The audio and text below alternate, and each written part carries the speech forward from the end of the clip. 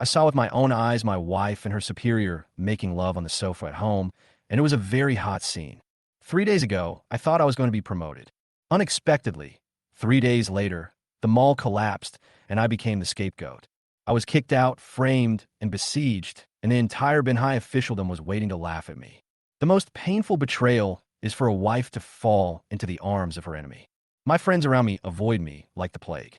But they forget that even if a tiger falls into a quagmire, the dog cannot step on it. From today on, I, Ding Yun Song, will tear off their hypocritical faces with my own hands. Chapter 1. Benhai City, night, rooftop of Shangri-La Hotel. I stood at the windward side, overlooking the city engulfed by lights, but my heart was cold. For the past 3 days, it was as if the sky had fallen. After the collapse of Hentang Shopping Mall, the Discipline Inspection Commission investigation team moved in overnight. Hu Feng had a stroke and fell unconscious. My original hope of promotion was completely dashed. That was the project I was in charge of. The secretary wanted to give me a hand before he retired, but now I have become a complete outcast. The entire Benhai officialdom treats me like a plague. And tonight, what made me completely break down was the surveillance video in my home. Lin Qingmei, my wife whom I loved with all my heart for 5 years, was making love with a man on the sofa in my house. The man in the video looks like Lee Kuan Min from behind, in terms of height and temperament, the deputy mayor, and possibly the next municipal party secretary. I stared at the screen and dared not make any conclusions. But my heart was broken. Unable to bear it any longer, I signed a divorce agreement, kicked her out of the house, and moved into the Shangri-La Hotel owned by a friend. At this moment, I was standing by the railing on the roof, lighting a cigarette, and the wind was almost blowing me down. Resign and leave? Or wait for death to turn the tide? Bang! The door behind me was suddenly pushed open. I turned around and saw a girl in school uniform rushing up. Her eyes were dull, and she ran straight to the guardrail, her movements so quick that I didn't have time to react. I rushed over and saw that she had already put one foot on the railing and her left leg had passed the edge of the railing. She opened her arms like a kite with a broken string, ready to leap down. I rushed over, grabbed her right hand, and pulled it back with all my might. I easily dragged back the body that was as thin as a bamboo pole, but due to inertia, I fell on my back to the ground. She fell directly into my arms, causing my ribs to numb. My first reaction was not to save her, but to frown. How dare you jump off a building when you're this skinny? Meichi, don't scare your mother. A woman's voice came from the corridor. The girl in my arms suddenly jumped up, struggling madly, screaming and cursing at me. You hooligan. I reacted quickly and pushed her aside. Bang! She fell to the ground and screamed in pain. The woman ran up hurriedly and helped her up. Get out of the way. The girl struggled again and tried to rush towards the guardrail. I couldn't stand it anymore and yelled, You want to die? Please go somewhere else. Don't hit the people downstairs. The girl paused, turned around, and glared at me. What the hell is it to you? I rushed over, picked her up by the waist, turned around, and walked towards the guardrail. I'll help you. She was so scared that her face turned pale and her legs kicked wildly in the air. The woman rushed over, pulled my arm, and screamed in panic. No, let my daughter go. I smiled coldly, turned my head, and pushed her away. Don't you want to die? I'm letting go now, you try it. I held her upside down, head downward. The street scene downstairs was infinitely magnified in her eyes, and the girl finally broke down. I won't jump anymore. I won't die. Put me down, woo woo woo. I then threw her back to the ground. The girl collapsed on the ground, crying like a kitten, tears falling down her face. I snorted coldly. You want to die without ever sleeping with a man? Are you worthy of yourself? What did you say? She glared at me with gritted teeth, the corners of her lips trembling. I continued, You want to commit suicide without even giving someone your first kiss? That's ridiculous. She rushed over angrily and kissed me hard on the mouth. The tip of his tongue was stiff and his movements were clumsy, like a stumbling little fish. I pushed her away. You can't even kiss. You deserve to be rejected. Her eyes were red. Just wait. I want you to kneel before me and beg for my forgiveness. Before she finished her words, she stamped her feet and ran away in anger. The woman, her mother, tried to hold her back, but she was so frightened that her eyes rolled back and she fell straight to the ground. I didn't have time to think about it. I just stretched out my arms and held her tightly. But he held it full. Her face flushed, she gently pushed me and said in a trembling voice, Thank you. I steadied her and took a step back. It's okay. She took a deep breath and tried to remain calm. Thank you for saving my daughter. I waved my hands. I was very ruthless just now. I don't think she will dare to jump again for a while. She nodded and looked at me with complicated eyes. What's your name, sir? Ding Yun Song. She was stunned for a moment, then quickly regained her composure. Goodbye. I said no more and turned and left. Behind her, she dialed the phone and said in a low voice, Old Wong, Meichi just jumped off the building and was rescued. There was a silence on the other end of the phone. Who saved him? Ding Yun Song. I see. The phone call was hung up. I returned to the room and had just closed the door when I heard the hotel manager, Zhao Cheng, staring at the screen in the monitoring room, muttering, Ding Yun Song has returned to his room. Outside the door, a woman in a short black silk skirt swayed her slender waist and walked towards my room. I just finished debugging the hidden camera, and I felt a little relieved. My support has fallen. My wife has betrayed me, and I am now living under someone else's roof. I have to be careful about everything. This hotel room must be defended like a trench. Suddenly, there was a knock on the door. The sound was fast and urgent, as if it came on time. Who? Hello, Secretary Ding. The female voice was soft and tender, revealing ill intentions. I approached the door warily, my brows furrowed. Except for Zhao Cheng, no one else in the hotel knew the room number. How'd you get here? What do you want from me? Can you open the door and talk? The woman's voice was full of smiles, sticky and sickening. I opened the door, but blocked it with my body to prevent her from getting closer. She smiled coquettishly, her eyes full of spring. Secretary Ding, did you just take a shower or just finish using the toilet? My eyes darkened, and I looked straight at her face. Who are you? She smiled delicately. I'm Zhao Cheng's girlfriend, Li Tian. He said you were upset, so he asked me to come and chat with you for a while. As she spoke, she raised her hand and pushed aside the hair on the side of her face, revealing an oval face with fair skin and red lips, quite pretty. I smiled coldly. Zhao Cheng really knows how to play. I'm fine, you can go back. It's so boring to be alone. How about I accompany you to relax? She said as she leaned towards me. I frowned and took a half step back. Sister-in-law, please respect yourself. She smiled like a cat, with her eyes raised slightly. Oh, I feel better when you call me sister-in-law. Don't try that. Zhao Cheng is my brother. Don't cross the line. But she chuckled and said softly, people often say that nothing tastes better than dumplings, and nothing is more fun than having a sister-in-law. Why don't you try it tonight? After saying that, she opened her arms and rushed towards me. I turned my body to avoid her movements. Stop messing around and get out of here, I said in a low voice with a cold tone. The smile on her face froze instantly.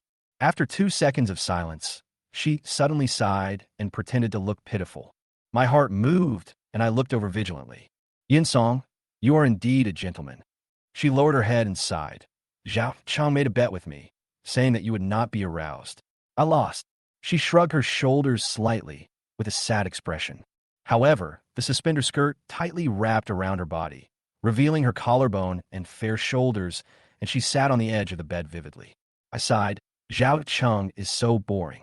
She tilted her head to look at me, and suddenly smiled and said, You're divorced. Have you thought about what kind of woman you're looking for? I shook my head. I didn't think about that. She came closer to me and said, Tell me about it, and your sister-in-law can help you keep an eye out. I stopped talking and stared at her movements, my nerves tense. Do you know what the bet is? She suddenly smiled. I frowned. What? It's this.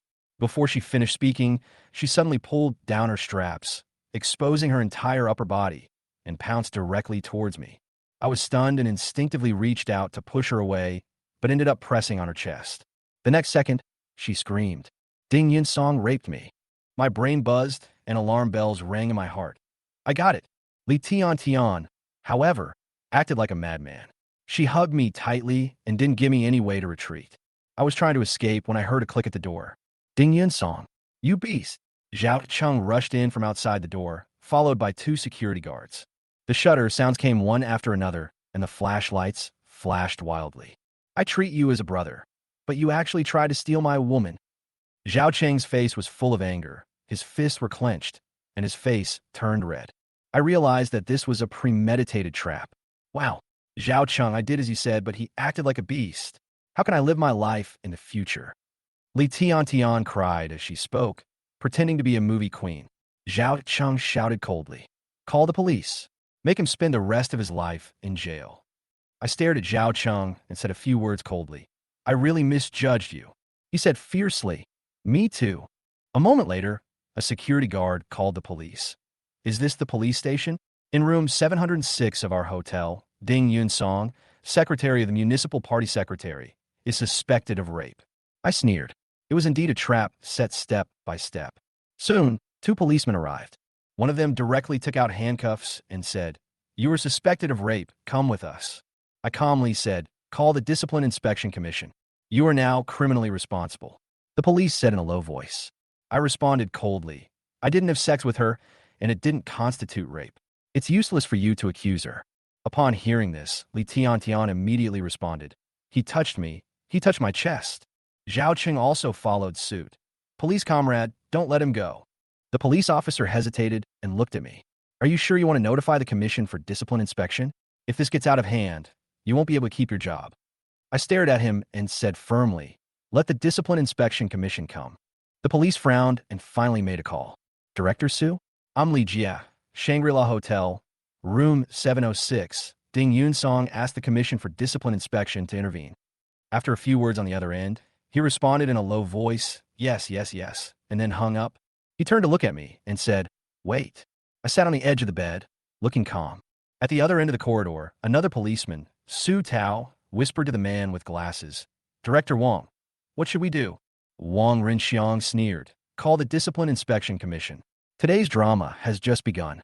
Su Tao nodded and immediately took out his phone to notify the Discipline Inspection Commission. Wang Rinxiang calmly sent a text message. The target has been arrested. The Discipline Inspection Commission will take action. 20 minutes later, the door opened again. When the four people walked in, a murderous aura hit them in the face. The man in the lead had a square face and a calm aura. With one glance, the whole place instantly fell silent. My eyes narrowed slightly.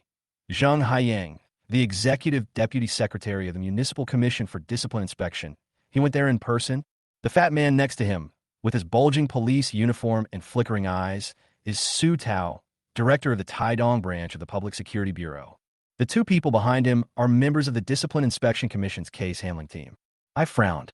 I didn't expect that my phone call to the Discipline Inspection Commission would cause Zhang Haiyang to come out.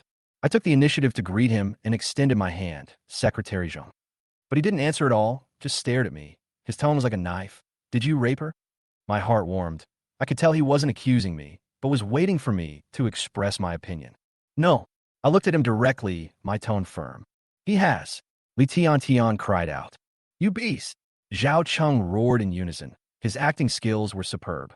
I sneered and turned to look at Su Tao. Director Su explained to them what rape is. Don't just treat it as a joke. Su Tao looked unhappy and said in a gloomy tone, maybe there was no rape, but you can't get away with indecent assault. Policeman Li Jia immediately followed up and asked, did he take off your clothes?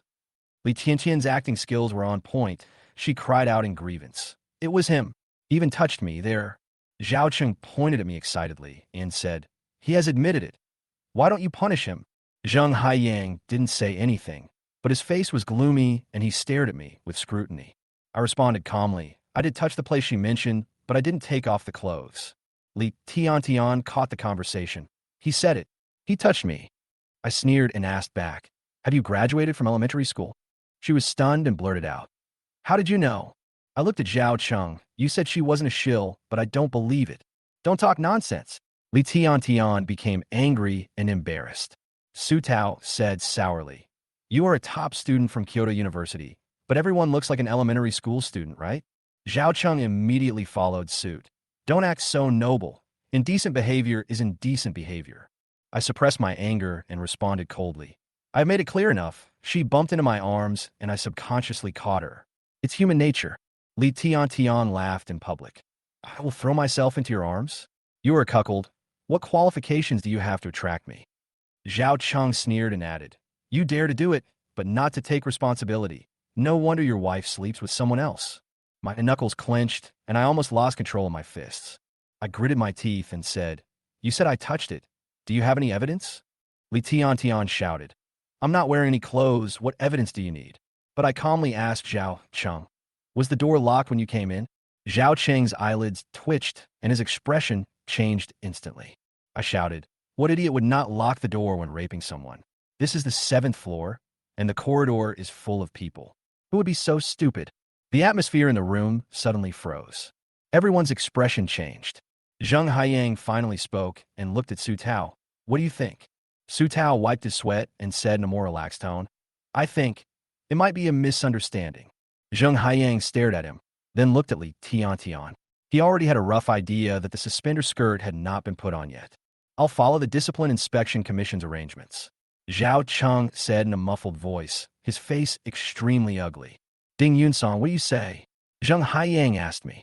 My eyes turned cold. I will not let this go. Zheng Haiyang was stunned, as if he didn't expect me to be so tough. Just as Zhao Cheng was about to interrupt, his cell phone vibrated.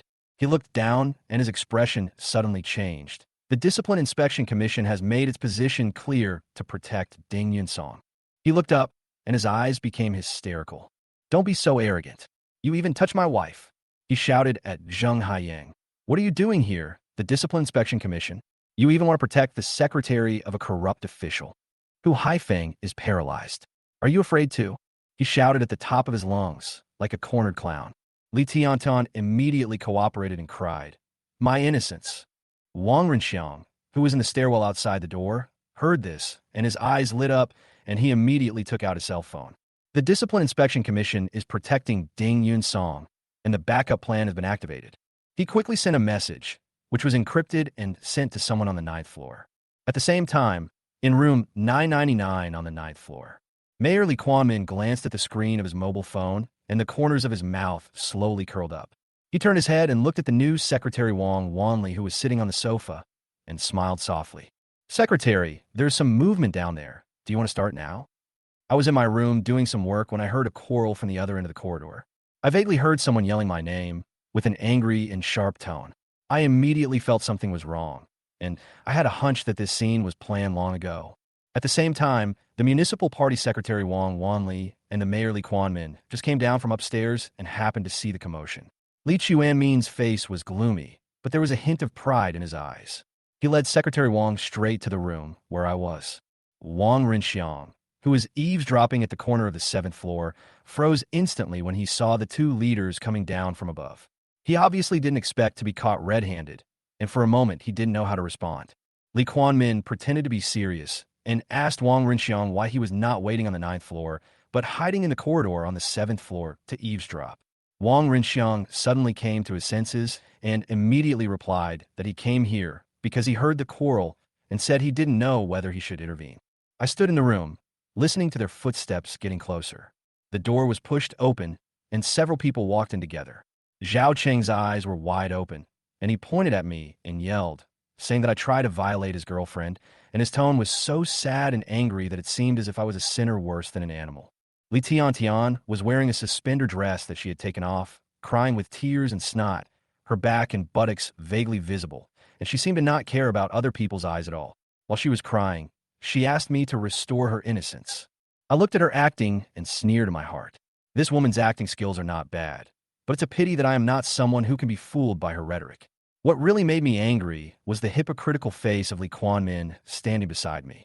Faced with the accusations, I did not rush to refute them, because I had already realized that they were setting up a trap to attack me and Secretary, who behind me. This was not a simple frame-up, but a premeditated political game. Just when everyone thought I would panic and deny it, I was surprisingly calm. On the contrary, Li Quanmin had a hint of disappointment in his eyes after seeing my calm attitude. He originally thought he would see me collapse, but I was already ready to fight. Yinsong, what's going on? Li Quanmin suddenly changed his tone and became much gentler. This change of expression made everyone present stunned, but I knew that he was just changing his way to continue his layout. He turned to explain to Secretary Wang that I had been whose secretary for 3 years and was a veteran, but the implication was that I was bullying others by taking advantage of my position. I had heard this kind of talk so many times that I was no longer surprised. Zhao Changchang jumped out as if he had stepped on a gas pedal and threw himself in front of Secretary Wang, accusing me of being addicted to bullying my sister-in-law with an extremely aggrieved look. He acted so well, and Li Tiantian also cried loudly in cooperation, and the whole self-torture trick was acted out vividly. I watched coldly, unmoved. After they finished their accusations, Li Quanmin decisively concluded, this is not a work-style issue, but a criminal offense. He seemed to be afraid that I would talk back and wanted to put an accusation on me immediately. I responded calmly, I didn't do that. My tone was not strong, but every word was powerful. Li Tian Tian started to tearfully accuse me of groping her, saying that I took off her clothes and touched her chest. Zhao Chung added, didn't you say that you are not as fun as your sister-in-law? As soon as I heard this, I immediately understood that they had even prepared the details to slander me. I sneered and said nothing, but Li Kuan-min started to act heartbroken and pretended to lament that I had insulted Secretary Hu's reputation. He also used the pretext of responsibility to ask Secretary Wang to conduct a joint investigation with the Commission for Discipline Inspection and the Public Security Bureau, and also wanted to use the power of the Provincial Commission for Discipline Inspection to thoroughly investigate me. This method was not only to get me, but also to go straight to Secretary Hu's reputation. I knew that he wanted to kill someone with a borrowed knife, but when the knife was on my neck, it was the right time for me to turn the tables. I loudly stated on the spot, I am willing to accept the investigation by the Provincial Commission for Discipline Inspection. As soon as I said this, the whole room suddenly became quiet. No one expected me to be so resolute. This was not an attitude of being frightened, but the confidence of an innocent person who dared to face the investigation. Even Secretary Wang raised his head, with a meaningful light flashing in his eyes. When Li Kuan-min heard that I took the initiative to request the Discipline Inspection Commission to investigate, he was secretly delighted and a hint of pride flashed in his eyes, but he quickly pretended to be decent and looked at Wang Wanli, pretending to ask for his opinion. Wang Wanli glanced at me with a steady look. After a few seconds of hesitation, he said, I just came to Manhwa, and I am not familiar with the situation. Mayor Li, you can make the arrangements. This sentence gave Li Kuan-min the power to operate. Li Kuan-min pretended to be responsible and immediately said, Secretary Wang has just arrived in Manhwa. As the mayor, I have an obligation to deal with this historical issue. His words sounded high-sounding, but his ambition was exposed. Wang Wanli did not express his opinion, but just nodded. Li Kuan-min took the opportunity to order Zheng Haiyang to contact Tan Yongfeng of the Municipal Commission for Discipline Inspection and mobilize the 6th Office of the Provincial Commission for Discipline Inspection to take me away and conduct an in-depth investigation. Zheng Haiyang did not dare to refute and nodded. Zhao Chung immediately rushed up and expressed his gratitude to Li Kuan-min, saying that he wanted to thank him for being fair, but I knew that they had colluded with each other and wanted to take this opportunity to bring me down completely. Li Kuan-min didn't say anything, but he felt very uncomfortable. He originally wanted to send me directly to the Public Security Bureau, but now it has been dragged into the investigation team of the Provincial Commission for Discipline Inspection, which is beyond his control. He didn't expect that I would take the initiative to cooperate with the investigation and change the rhythm. But he still didn't give up, thinking that as long as he could find out a little problem with me, it would be enough to ruin my reputation and drag Secretary Hu down with him. This game was an outburst of the hatred he had accumulated over the past 3 years, and it was also a means for him to take revenge by borrowing a knife. Soon after, Zheng Haiyang hung up the phone with Tan Yongfeng and said that Su Jigang, director of the 6th Office of the Provincial Commission for Discipline Inspection, was on his way to the hotel. Li Kuan-min proudly announced, Director Su will be here soon. His words were full of nervous excitement. I could tell that he was planning to use Su Jigang as a knife to finish me off in one fell swoop. Unfortunately, he never understood that I was not a chess piece that they could manipulate at will. 5 minutes later, the elevator door opened and a burly man walked into the corridor, followed by 2 of his men, with steady and powerful steps. Li Kuan-min came forward and whispered, Secretary Wang, Director Su is here. Wang Wanli finally responded, took 2 steps forward, smiled, and shook hands with Su Jigang. Su Jigang showed great respect, clasped his hands tightly, and bowed slightly, shouting, Hello, Secretary Wang. The atmosphere was solemn for a moment. We are sorry to have caused you trouble with our work in Manhwa City. Although Wang Wanli's words were polite, they also revealed a sense of propriety between officials. Su Jigang quickly returned the gift, saying that this was exactly what they should cooperate and support. When it was Li Chuanmin's turn, he also extended his hand to show his cooperation and said he would do his best to assist in the investigation. But although Su Jigang shook hands, he did not show that kind of respect, and his eyes were obviously much duller. Li Kuan-min noticed the gap and felt a little unhappy, thinking that his position was not as good as Secretary Wang's. He secretly vowed to find a way to transfer Wang Wanli so that he could take over the position of municipal party secretary. The atmosphere was a little tense, so he suppressed his thoughts and immediately got to the point, saying that I had been reported for rape which was a bad thing, and that the truth must be found out. He also added in a sarcastic tone, many of secretary whose affairs were handled by Ding Yun-song. I sneered in my heart. This was a typical leading speech. He wanted to use my position to track down Hu Haifeng. This Li Kuan-min was really a nest of snakes and rats. He was calculating and scheming, and he was willing to sacrifice everything for his own selfish desires. I turned to look at Su Jigang, not showing any fear, but secretly rejoicing. Now, I can finally use the power of the Discipline Inspection Commission to thoroughly investigate the truth of the collapse of Hentang Shopping Center. This is an opportunity, and I must seize it firmly. Zhao Cheng received a hint from Li Chuanmin's eyes and immediately jumped out to attack again, saying that I had just molested his girlfriend in the room, and even claimed that there were photos and videos to prove it. Li Tian also cried heartbreakingly and called me worse than a beast. Su Jigang didn't say much, just frowned and said coldly, "Take me back for investigation." The two cadres behind him immediately stepped forward, sandwiched me on both sides, and prepared to take me away. The atmosphere in the room was extremely tense, but I was not panicked. Instead, I looked calm, looked at Zhao Cheng and Li Tian, and said, "The right and wrong will eventually come to light." They were stunned. They didn't expect that I would be so confident before leaving. Zhao Cheng snorted coldly, mocking me for being arrogant because of Secretary Hu's support. Li Tian even cried and shouted, saying that I was a rapist and a corrupt official and must be severely punished. She acted hard, but I was not moved at all. I asked back, "Who can prove that I am corrupt? Who reported me? Is there any evidence?" This series of questions stunned everyone in the room. Wang Wanli raised his eyes with a serious expression, as if he didn't understand my performance today. Su Jigang's face darkened, and he waved his hand to signal me to be taken away. I turned around and cooperated, but couldn't help but look back at Li Kuan-min. "If you want to get me, you'd better prepare evidence." My words were not bluffing, but a warning.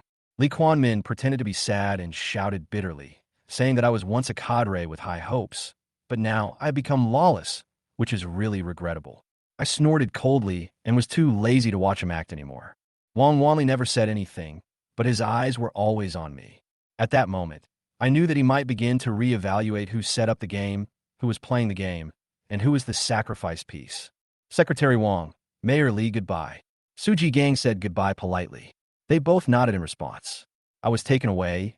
The light from the corridor shone on my face, but I didn't feel any fear. Li Kuan-min couldn't hide his smile, thinking he had a sure win. But he never expected that I was not afraid, but rather looking forward to it. Because this time, I finally had the chance to completely disrupt this deadlock. I got in the car and looked at Su Jigang beside me, his eyes full of determination and fighting spirit. After a long silence, I said, "Director Su, I'm very happy to meet you. Finally, the opportunity has come." The carriage was silent for a second, and those from the Provincial Commission for Discipline Inspection were all stunned. Su Jigang glanced at me expressionlessly and said coldly, "Are you mentally ill?" There was obvious disdain in his tone, as if he really regarded me as a mentally ill person. The two men in the front row were also suspicious of me, looking at me as if I were a madman out of control. But they had no idea that I was acting out a play, and Su Jigang was actually cooperating. I was secretly happy, knowing that he was pretending not to understand, so I laughed crazily. "Ha! My wife cheated on me. We just divorced, and now she's being slandered. I don't care anymore. You're going to end up in a mental hospital soon." Su Jigang snorted coldly, continuing to play the role of a cold-blooded Discipline Inspection Commission cadre. I went completely crazy and shouted, "Investigate me, imprison me, sentence me." To the two men, these words sounded like the nonsense of a mental breakdown, but in Su Jigang's heart, they had a different meaning. The colder his face became, the more I got into the show. Even if I had to pretend to be crazy, I had to pretend to the end. Soon, the car arrived at Qinglian Building. I looked at the familiar building outside the door, and my heart became more and more at ease. I was able to take this opportunity to talk to Su Jigang alone. My plan finally took the most critical step. Bring him down, I'll interrogate him myself. Su Jigang finally spoke, and his two men responded at the same time. I was still talking nonsense, but my body followed them obediently with a hint of joy in my eyes. I was pushed into the interrogation room, and, as expected, only Su Jigang was there. He casually sent away He Chi, who was supposed to accompany me, and then sat behind the table, staring at me without blinking, without saying a word. I bowed deeply to him and said, "I'm sorry, team leader Sue." As soon as I said that, the whole atmosphere changed instantly. He still didn't respond, but I knew he was listening and listening very seriously. I looked straight at him with a frank look in my eyes. "I want to assist you in investigating the collapse of Hentang Shopping Mall." When I said this, I officially made my position clear, and it was also the first step in the turning point of my destiny. His face was calm, but his eyes were full of emotion. He obviously did not believe it immediately, and asked, "It's a 7-story building. There was no explosion or external force. How can you say it was man-made?" I was speechless for a moment. Indeed, I have been hit one after another these days and have not had time to thoroughly investigate the cause. But with my years of accumulated professional knowledge and understanding of engineering structures, I can conclude that this is not an accident. He saw that I was silent and thought I was at a loss for words. So he changed the subject and asked me coldly, "Li Tiantian accused you of molestation. Do you have a corruption problem?" I raised my head and responded without hesitation. "The surveillance can prove everything. She took off her clothes by herself. I never touched her." He was obviously a little surprised, raised his eyebrows, and asked, "Is there a video?" I nodded and asked him to return my phone so that I could show the evidence. He hesitated for a moment and called He Chi to bring the phone. The phone was quickly delivered, and I quickly pulled up the video. The entire process was clearly recorded on the screen. Li Qianqian's active teasing and my avoidance throughout the process, all clearly visible. After watching the video together, Su Jigang and He Chi looked more serious, but their eyes had become complicated. They obviously didn't expect that I could have kept evidence in advance, and they were more wary of me, but also more accepting of me. "Is the matter of Li Tiantian now cleared up?" I asked softly. He did not answer immediately, but turned to He Chi and asked, "How are the other issues of him being investigated?" "I've checked my home and the accounts, and there's no problem." He Chi responded in a cautious tone. "Everyone go out. I want to talk to him alone."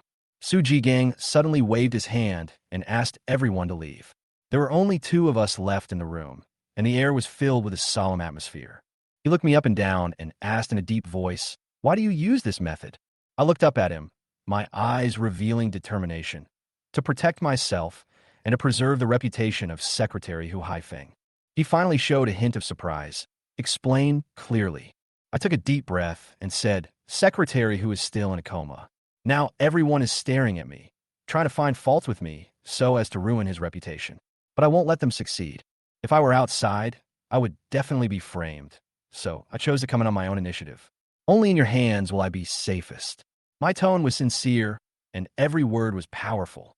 He nodded slightly and looked at me thoughtfully. "It is impossible for Tingyun Group to build a shoddy project, and Secretary Hu is even less likely to tolerate such a thing. The collapse of Hentang Shopping Mall could not have been a natural accident. It must have been man-made." I once again firmly stated my judgment. He tapped the table, lost in thought. I stopped talking and waited quietly for him to make a choice. At this time, Su Jigang's cell phone rang. It was a call from Huo Dongjun, secretary of the Provincial Commission for Discipline Inspection. He immediately walked out of the interrogation room and answered the call. "Hello, Secretary Hua. How is the investigation into Hentang Shopping Mall going?" Secretary Hua asked with impatience in his tone. "There are no substantial clues at the moment," Su Jigang replied. "Don't you have any clue at all?" Huo Dongjun was obviously dissatisfied. Su Jigang hesitated for a moment and said, "Ding Yunsong insisted that it was man-made, and his behavior was also very abnormal." Huo Dongjun said, "Oh, over there," and seemed to be interested. "Why is he abnormal?" Secretary Hua asked. Su Jigang then reported my actions and words in detail. There was silence on the other end of the phone for a few seconds, and then Huo Dongjun said in a low voice, "Let him go. Let him investigate secretly and fish. Let him go." Su Jigang was a little surprised. Yes, he was released. Secretary Hua said firmly, and then hung up the phone. Su Jigang held the phone, his eyes full of doubts. He instinctively felt that I was not simple, but he did not expect that even Secretary Hua recognized me. He turned his head and looked out the window, and remained silent for a long time. At this time, Huo Dongjun was sitting in the office of Provincial Party Secretary Tao Wapeng. He put down his phone and looked at Secretary Tao beside him with a serious expression. Tao Guopeng exhaled slowly, looked out the window, and sighed. Haifeng was right about the person. Ding Yunsong is probably the only one who can break the game. Do you think they will notice our layout? Huo Dongjun stood in the office, looking at Secretary Tao with a tense expression. They will, I heard him say firmly, but if I mess up my chess piece enough, I can divert their attention. Let me out, what Dong Jun asked tentatively, with hesitation in his eyes. Let him go. Secretary Tao slammed the table heavily, his eyes like knives. Just say that there's no problem with me, Ding Yun Song. When I was locked up in the interrogation room, I had a vague feeling that this situation was not just set up by Li Kuan-min. But what if something happens to him? Well, Dongjun obviously still had concerns. He is not an ordinary person. He was picked by Haifeng. Secretary Tao's tone did not waver in the slightest. The next second, I received a notice that I could leave. Su Jigang personally came to take me out of the interrogation room and said calmly, "You are fine, you can leave." I looked at him and knew that the real game had just begun. Go? So easy. I smiled tentatively, but received the phone he handed to me personally. I scanned his WeChat, added him as a friend, and gave him my number. He didn't say anything, just nodded. At that moment, I knew he was waiting for my next move. Walking out of the Qinglian building, I looked up at this depressing building and my heart was filled with turmoil. The wind rushed into my chest, but I didn't relax at all. The real storm had just begun. I stopped a car and drove straight to Benhai People's Hospital, where Secretary who was still unconscious. He was the first person who respected me after I entered politics. There was no one outside the ward. When I pushed the door open, I could only smell the strong smell of disinfectant and the sound of instruments ticking. He lay on the bed with a frown on his face, as if he had not let go of the burden on his mind, even in his dreams. When I first arrived in Benhai 3 years ago, love was the most important thing to me, and my mind was filled with only Lin Qingmei. But he has reminded me countless times, don't be controlled by emotions. I didn't listen until my marriage was broken and my reputation was damaged, and then I realized he had seen through it all. At that time, I didn't know that I had escaped several disasters in my life thanks to this man's guidance. I sat by his bed, held his hand, and whispered, "Secretary, don't worry, I will find out the truth." Just then, my cell phone rang. It was his wife, Wang Meifong. "Yin Song, something bad has happened. The house is on fire." Her voice almost sounded like crying. I was stunned and immediately jumped up. "I'll be right there. Hurry up. Otherwise, it will all burn." She almost choked on the other end of the phone. I rushed out of the ward and called the fire department as I ran. "Hello. This is 119. The operator's voice was mechanical and slow. "Villa number 1 in the Municipal Party Committee staff quarters is on fire." I shouted through gritted teeth. "Hello? What villa? The signal is bad. I can't hear clearly." I repeated it 3 times, but they all said they couldn't hear clearly.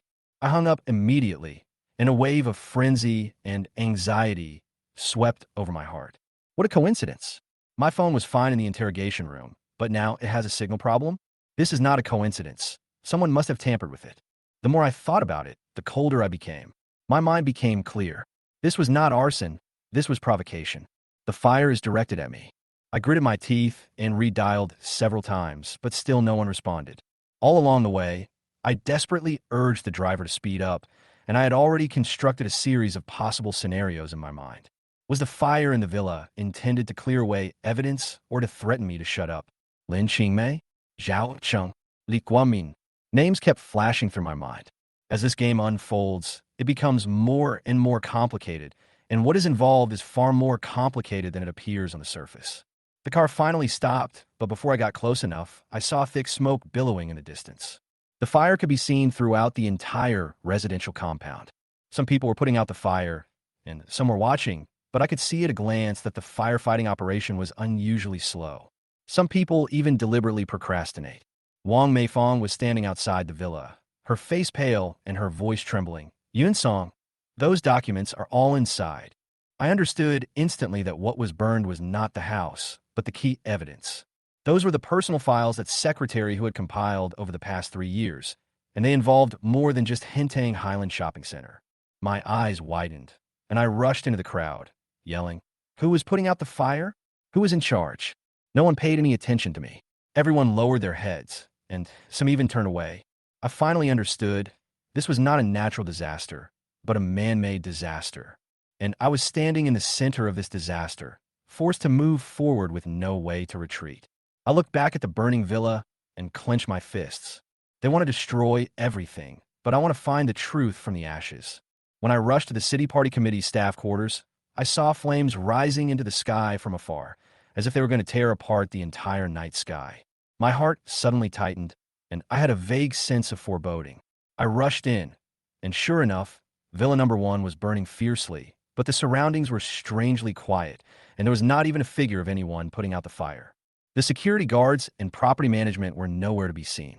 Only Wang Meifong was standing anxiously on the roadside, her face covered with tears, crying and stamping her feet. A thought immediately flashed through my mind. This fire was not an accident. It must have been intentional. What's more, this is the home of the former municipal party secretary, Hu Haifeng. Even if it was an ordinary house on fire, the fire truck would have come. This eerie silence is too abnormal. When she saw me coming, Wang Meifong immediately grabbed me and cried, saying that there was a fire in her house, and she didn't bring anything with her. I comforted her. Andy Fong, don't worry.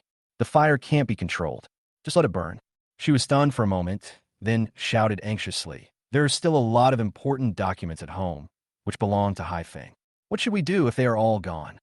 I looked up at the fire and said calmly, I just called the fire department, and they said the signal was bad and they couldn't hear clearly, so I knew something was wrong. Don't you think it's unusual that no one in the entire community was fighting the fire? She was stunned, and her eyes gradually became clear, as if she realized the conspiracy behind the fire. I continued, Aunt Fong, the most important thing during this period is to take good care of Secretary Hu. You must not have any more accidents now. She nodded, tears still falling, but her emotions had obviously calmed down. After going through so many ups and downs, she knew that the water here was too deep. I told her to go to the hospital quickly to look after Secretary Hu and leave the matters of the villa to me.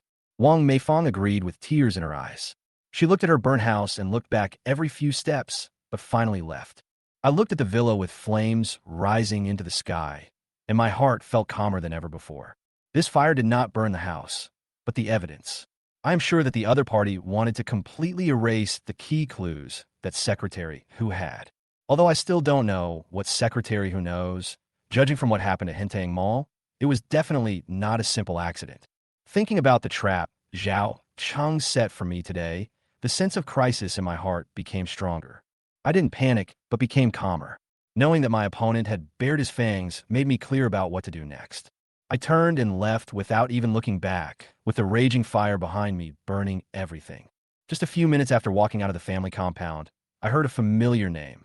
Wang Renxiang came out from the corner, looked around, and didn't see me, so he immediately dialed the phone. The building has burned down. He reported to the person on the other end of the phone in a low voice, as quiet as a thief. How did you do it? How could Hu Haifeng's house catch fire? Li Chuanmin's angry voice came from the other end of the phone, as cold as ice. Wang Renxiang was stunned for a moment, then realized that the other party was acting. He immediately changed his words and blamed himself, saying that he would contact the fire department immediately. Li Quanmin hung up the phone with a smile on his face, and he touched the waist of the woman next to him. The woman smiled tenderly and seemed to want to get closer to him, but was pushed away by him. I have to go over and take a look. He said it calmly, yet it was chilling. It would be better if they were all burned to death. The woman's tone was vicious, but there was a charming smile on her face. Li Quanmin laughed like a madman, touched her face, and said, if Ding Yunsong heard this, he would be very happy. I'm afraid he can't hear me. There was no warmth in the woman's cold reply. This woman is none other than my ex-wife, Lin Qingmei. Li Quanmin put on his clothes and left, but Lin Qingmei lay on the bed with a smile on her lips, muttering in a low voice, Ding Yunsong, you don't want to be a cuckold? Then go die. 10 minutes later, Li Quanmin arrived at the family compound. Under Wang Renxiang's arrangement, the fire truck had already arrived, and the security guards and property management were all on the scene, creating a lively scene of firefighting. Li Quanmin put on a serious expression and looked at Wang Renxiang coldly. How did you work? Secretary who just fell into a coma, and his house caught fire. Wang Renxiang lowered his head and cooperated with the acting, repeatedly admitting his mistakes and saying that he had contacted the fire department and was still investigating the cause. Li Quanmin pretended to be annoyed and continued to scold. We must call the police immediately. Don't let people misunderstand that this fire is related to Secretary Hu's illness. Yes. Wang Renxiang nodded and bowed, but he was very happy in his heart. Li Quanmin turned around and walked aside, calling Wang Wanli. There was a fire in Hu Haifeng's house. He sounded anxious, as if he was really worried. Wang Wanli pondered over there. How did the fire start? It's not clear yet. The fire started from the inside. It's very serious. Find out immediately. Wang Wanli responded coldly, hung up the phone, and frowned. After hanging up the phone, Li Kuan-min looked relaxed with a smile on his face. He continued to make phone calls, arranging investigations while reminding people to keep the news secret. The news of the villa fire spread quickly within the official circles, but there was no news outside. The officialdom in Binhai City was already in a state of panic, and now everyone is even more insecure. At this time, I'd already walked far away and found a hotel to stay in. Sitting on the edge of the bed, I looked at the night scene outside the window. I felt like a huge rock was pressing on my chest, making it difficult to breathe. The loneliness, grief, and powerlessness in my heart surged like a tide, as if the whole world was against me. But it is this feeling of oppression that makes me more sober. I gritted my teeth and clenched my fists, determined not to retreat. Just then, the cell phone rang. It was Huashimi, chairman of Tingyun Group. I picked up the phone and she said, "I'll give you 10 million if you quit your job and help me find out the truth behind the collapse of Hentang Highlands Mall." My heart was moved, but I responded calmly, "Mr. Hua, that matter has little to do with your construction. You say it's useless. I want evidence," she said in a firm tone, as if she would not tolerate any refusal. I shook my head. "I can't provide that right now. You are a genius in civil engineering at Kyoto University, and you can't even handle such a small thing?" I smiled bitterly and said nothing. She then said, "I'll give you 100 million. I still said calmly, "No." She paused and then made one final move. "Then I'll sleep with you for one night." The image that came to my mind was Hua Shimi's gorgeous face, her 1.75-meter tall figure, her graceful posture, and her charming temperament. Her beauty is the type that makes a man's heart beat faster at first sight. Even a man like me who has experienced a lot of ups and downs was moved when I met her for the first time. Even though I was still deeply in love with Lin Qingmei at that time and didn't dare to think too much about Hoshimi, I was still shocked by her beauty. This time she put forward such a condition, saying that she was willing to spend a night with me just to ask me to help her find out the truth about the collapse of the shopping mall. I was really shocked, but then the emotion in my heart changed. It was no longer surprise, but deep bitterness and anger. I thought of Lin Qingmei, the one who betrayed me, and I couldn't suppress the anger in my heart. Are you women so cheap? Do you think that your body is just a bargaining chip to be exchanged for benefits? I was completely disappointed with Hoshimi. At that moment, I hung up the phone. My face turned red, my fists were clenched tightly, and veins bulged on my forehead. Her beauty, which was sought after by men, should have been cherished, but she allowed herself to degenerate and traded herself in this way. Hoshimi on the other end of the phone, listening to the beeping and my angry scolding, was so angry that her face turned red, and she couldn't help scolding me. "Stinky man, what are you talking about?" But before she could finish her words, her mood dropped again, and she put her hands in her hair, looking irritable. She is not a casual woman and has always kept herself clean. However, this time, facing the dilemma of the group, if she can't hold on, she will be forced to return to the family for marriage, which is the fate she is most reluctant to face. She knew me, knew that I was loyal and righteous, and knew that I was willing to give up everything for Secretary Hu, so she had that idea. But she didn't expect that I would call her a slutty woman with just one sentence. She was really embarrassed. Finally, she drank a glass of red wine and suppressed her anger, but she had already made a note of this in her heart. Next time we meet, she must make me apologize in person. I lay on the bed, staring at the ceiling, my mind constantly spinning around the fire in Hu Haifeng's house, Huashimi's offer, and Zhao Cheng's frame-up. When these things are linked together, the smell of conspiracy becomes stronger and stronger. But the more times like this happen, the more I realize that I must find a way to break the impasse. But the problem is, I don't have anyone I can rely on now. The secretary is new, and Li Kuan-min treats me as an enemy. I don't know how I got through the night, but my mind was always racing. As soon as it was daybreak, I got up and rushed to the municipal party committee. From the moment I walked in, I felt something was wrong. The guards at the door and the officials coming in and out looked at me as if I were not a living person, with their eyes full of avoidance and strangeness. I forced myself to walk into the municipal party committee hall, but before I even entered the door, I heard Wang Rinxiang's voice scolding someone inside. He was talking seriously about how he would conduct a full investigation into the responsibility for the collapse of Hentang Highlands Mall. He also reminded everyone in a sarcastic tone that although Hu Haifeng was unconscious, The matter had to be investigated thoroughly, and anyone who knew any clues must report it. Secretary whose Secretary Ding Yun Song has been taken away by the Discipline Inspection Commission. He said it in a decisive tone, as if I was already finished. As I listened to those lectures, I could hardly suppress my anger.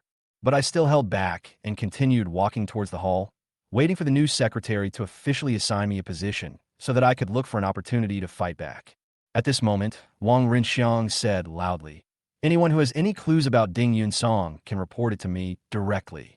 Before he could finish his words, he saw me and was instantly stunned, with his eyes almost popping out. Those who were originally listening to the lecture all turned around and saw me walk in, and they all looked as if they had seen a ghost. I smiled at them and said, "Reports are welcome." My tone was as calm as if I was talking about the weather. Then I walked straight to the elevator, my steps unhurried and my posture calm. But I know better than anyone that this municipal party committee is no longer a place I am familiar with. Thinking back to how I had spoken well of Wang Rinxiang in front of Secretary Hu many times, and how he now wishes to trample me to death, I just find it ridiculous. Wang Rinxiang ran away as if he had seen a ghost, not even daring to continue the lecture, and fled in panic.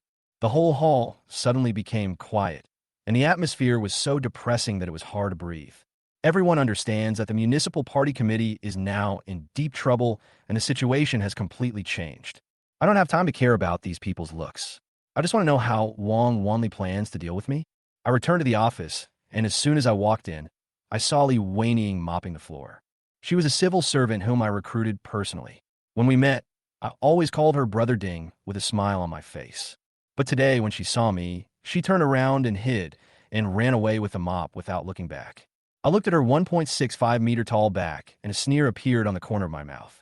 Thinking back to the times when she deliberately asked me out for dinner and created ambiguous situations, I ignored her. It's really disappointing that she's avoiding me now. I have always been loyal to my feelings. Even though Lin Qingmei betrayed me in the end, I did not mess around in the officialdom.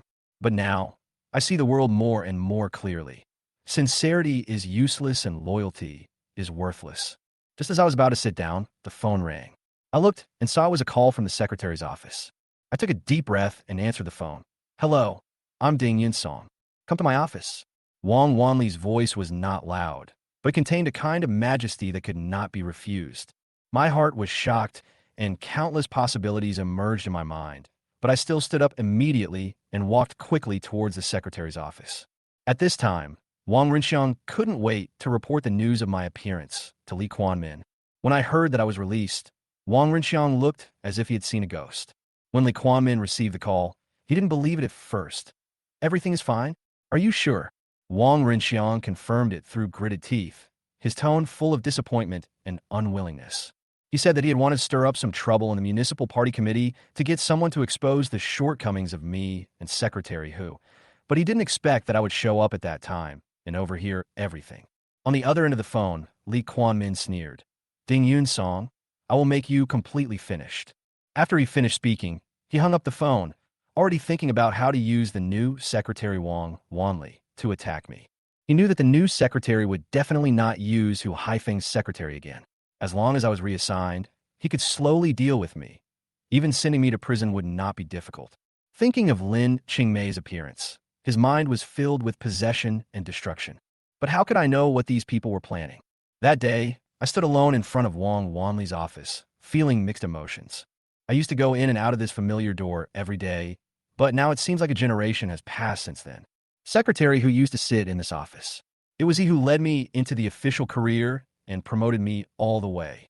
And now, he is lying unconscious in the hospital bed, and I am treated as an abandoned pawn. The past comes flooding back to my mind, and I feel so sad that I can't express it in words. I took 2 deep breaths, calmed myself down, and knocked on the door gently. "Come in."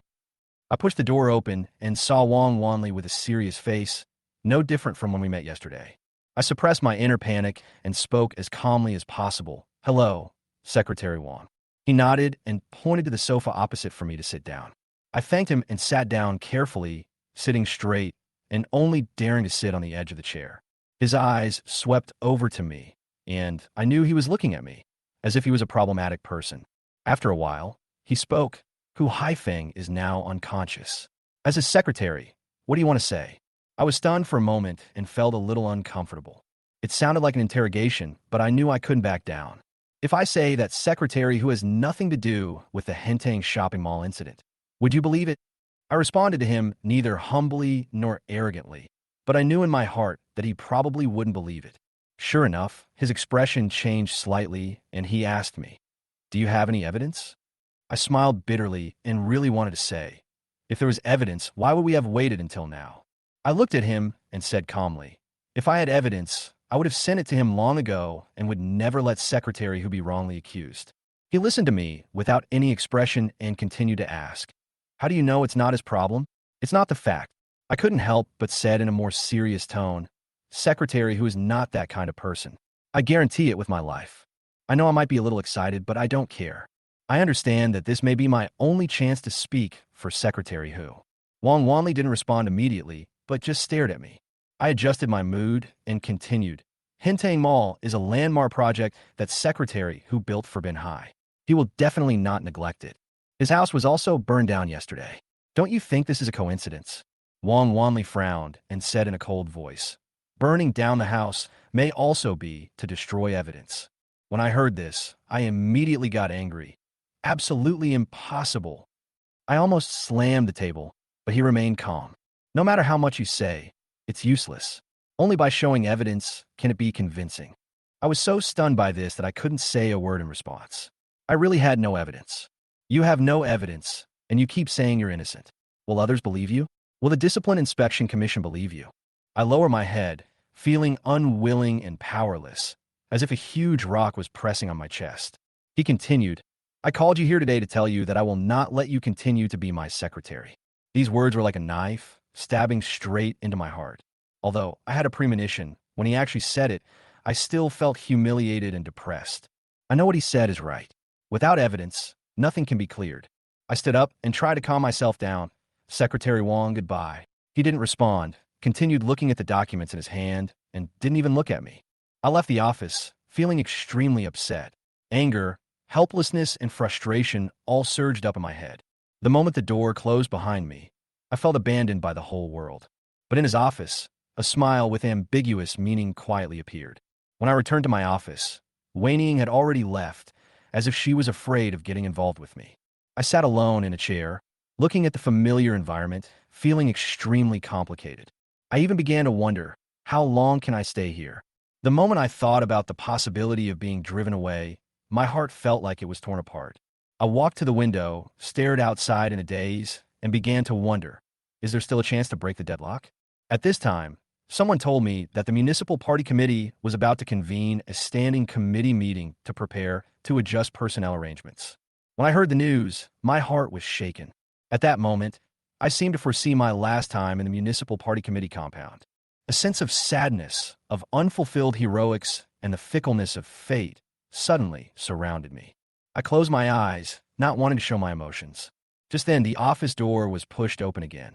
Wang Rinxiang walked in with a swagger, his arrogance undisguised. That day, Wang Rinxiang pushed the door open with a smug smile on his face and said that he wanted to convene a meeting of the Municipal Party Committee Standing Committee. He said, "Ding Yun Song, you take care of the venue layout. No one else is free today." When I heard this, I suddenly felt upset. In the past, I was secretary who's secretary, sitting at the conference table and speaking. Now I have become a handyman in the venue. It's really ironic. Wang Rinxiang just left without even an explanation. I sat in the chair, feeling as if a ball of wet cotton was stuffed into my chest, making it hard to breathe. Restraining my anger, I told myself, "Don't panic. You must stay calm. Only by staying calm can you find an opportunity to turn things around." So I went to the conference room and quietly began to set up the venue. The name tags on the table were arranged one by one. I had dealt with those names countless times before, but now I couldn't even find someone I could turn to for help. The only new secretary, Wang Wanli, doesn't seem to like me. Standing in the conference room, I suddenly thought that this might be the last time I stand here. When I first arrived at the Municipal Party Committee 3 years ago, it was Secretary who promoted me. But now, the situation has changed, and I have become the target of public criticism. As I was tidying up the venue, I recalled the past, feeling a deep sense of sadness in my heart. After a while, the standing committee members came in one after another. When they saw me, they all looked a little surprised. Some people nodded at me, while others simply walked past me and pretended not to know me. In the past, whenever they went to report their work to Secretary Who, they would always call me first. But now they treat me like air. I smiled bitterly. This is the officialdom. After seeing these faces clearly, I calmed down and became more determined to clear Secretary Who's grievances.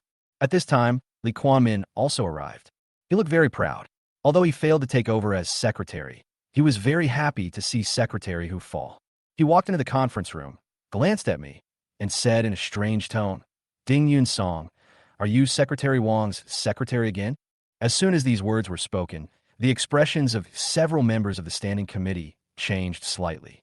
After all, Secretary Wong has not publicly announced whether I will stay or leave, and everyone is guessing. I responded calmly. Secretary Wong didn't let me continue to be his secretary. Lee Kuan Min smiled even more proudly. Seeing you busying around, I thought you were making a comeback. I knew he was mocking me, so I just ignored him. He went even further and said, "You have been with Secretary Who for 3 years, and you can be considered to have called the shots and been high." As soon as these words were uttered, it was like a stab in my back, causing dissatisfaction among those standing committee members present who were not on good terms with Secretary Who. Although I was furious, I managed to control myself. I know now is not the time to lose my temper. At this moment, Wong Wanli walked into the conference room with a meeting notebook and a water cup in his hand. I instinctively walked over to take it. After all, this is the secretary's duty. But he waved his hand slightly and refused. In front of everyone, I was blocked aside, and the atmosphere suddenly became solemn. Many people then realized that I might really have been abandoned. I silently retreated to my seat, feeling a surge of humiliation in my heart. After Wong Wanli sat down, he glanced around and said, "Today is the first time I have convened a municipal party committee standing committee meeting since I took office." Lee Kuan Min immediately stood up and led the applause, and others followed suit. Amid the applause, Secretary Wong raised his hand and signaled everyone to be quiet. He said seriously, "Today we will mainly discuss personnel adjustments." As soon as these words were spoken, the scene fell silent instantly. Everyone knows that the quick move must be for some specific people. My heart was in my throat, and I felt like I was being roasted on fire. Lee Kuan Min suddenly said, "Hentang Mall collapsed, and Secretary Who is in a coma. The people related to him should be adjusted the most." After he said that, he glanced at me. I knew he was handing a knife to Secretary Wong and getting me out. In fact, I really want to stay, if only to see how they arrange it. But just as I was about to get up and leave, Secretary Wong suddenly looked at me and asked, "Are you the only one doing the meeting support?" I nodded and replied. Director Wong said that everyone else in the office is busy, so he asked me to take charge. When I said this, my tone was a little depressed. Secretary Wong frowned and said, "In that case, you can stay here." I was stunned and couldn't believe my ears. Does this mean I won't be passive for the time being? In an instant, a glimmer of hope arose in my heart. Li Chuanmin's expression changed, and his eyes turned cold instantly. He must be cursing Wang Rinxiang in his heart for being so stupid. He arranged for me to attend the meeting, which was really just shooting himself in the foot. Many people at the scene also showed surprised expressions, obviously not expecting Secretary Wong to let me stay. I glanced at Secretary Wong and noticed a meaningful look in his eyes. He turned to look at Lee Kuan Min and asked, "Mayor Lee, what do you think we should focus on in our current adjustments?" Everyone looked at Lee Kuan Min, and the air seemed to freeze. Lee Kuan Min sat up straight, his eyes fell on me again, and he said slowly, "I think Ding Yun Song should be transferred first." The conference room suddenly fell into deathly silence, and even the air seemed to have been paused. I sat there, feeling like countless pairs of eyes were staring at me like nails. According to convention, relevant personnel should recuse themselves when personnel adjustments are involved. But today, no one told me to stay away, but I just sat here and became the most embarrassed person in the whole place. In fact, from a certain perspective, Wang Rinxiang's arrangement actually gave me an opportunity. But before I had the chance to figure out whether this opportunity was real or not, Lee Kuan Min took the initiative and directly asked to transfer me away. My heart tightened, and I kept looking at Wong Wanli, my eyes full of questions. But Secretary Wong never even looked at me, as if I didn't exist at all. I don't understand whether he's going to let me go or push me into the abyss completely. At this time, Wang Delong, Deputy Secretary of the Municipal Party Committee, spoke up. "I agree with Mayor Lee's suggestion."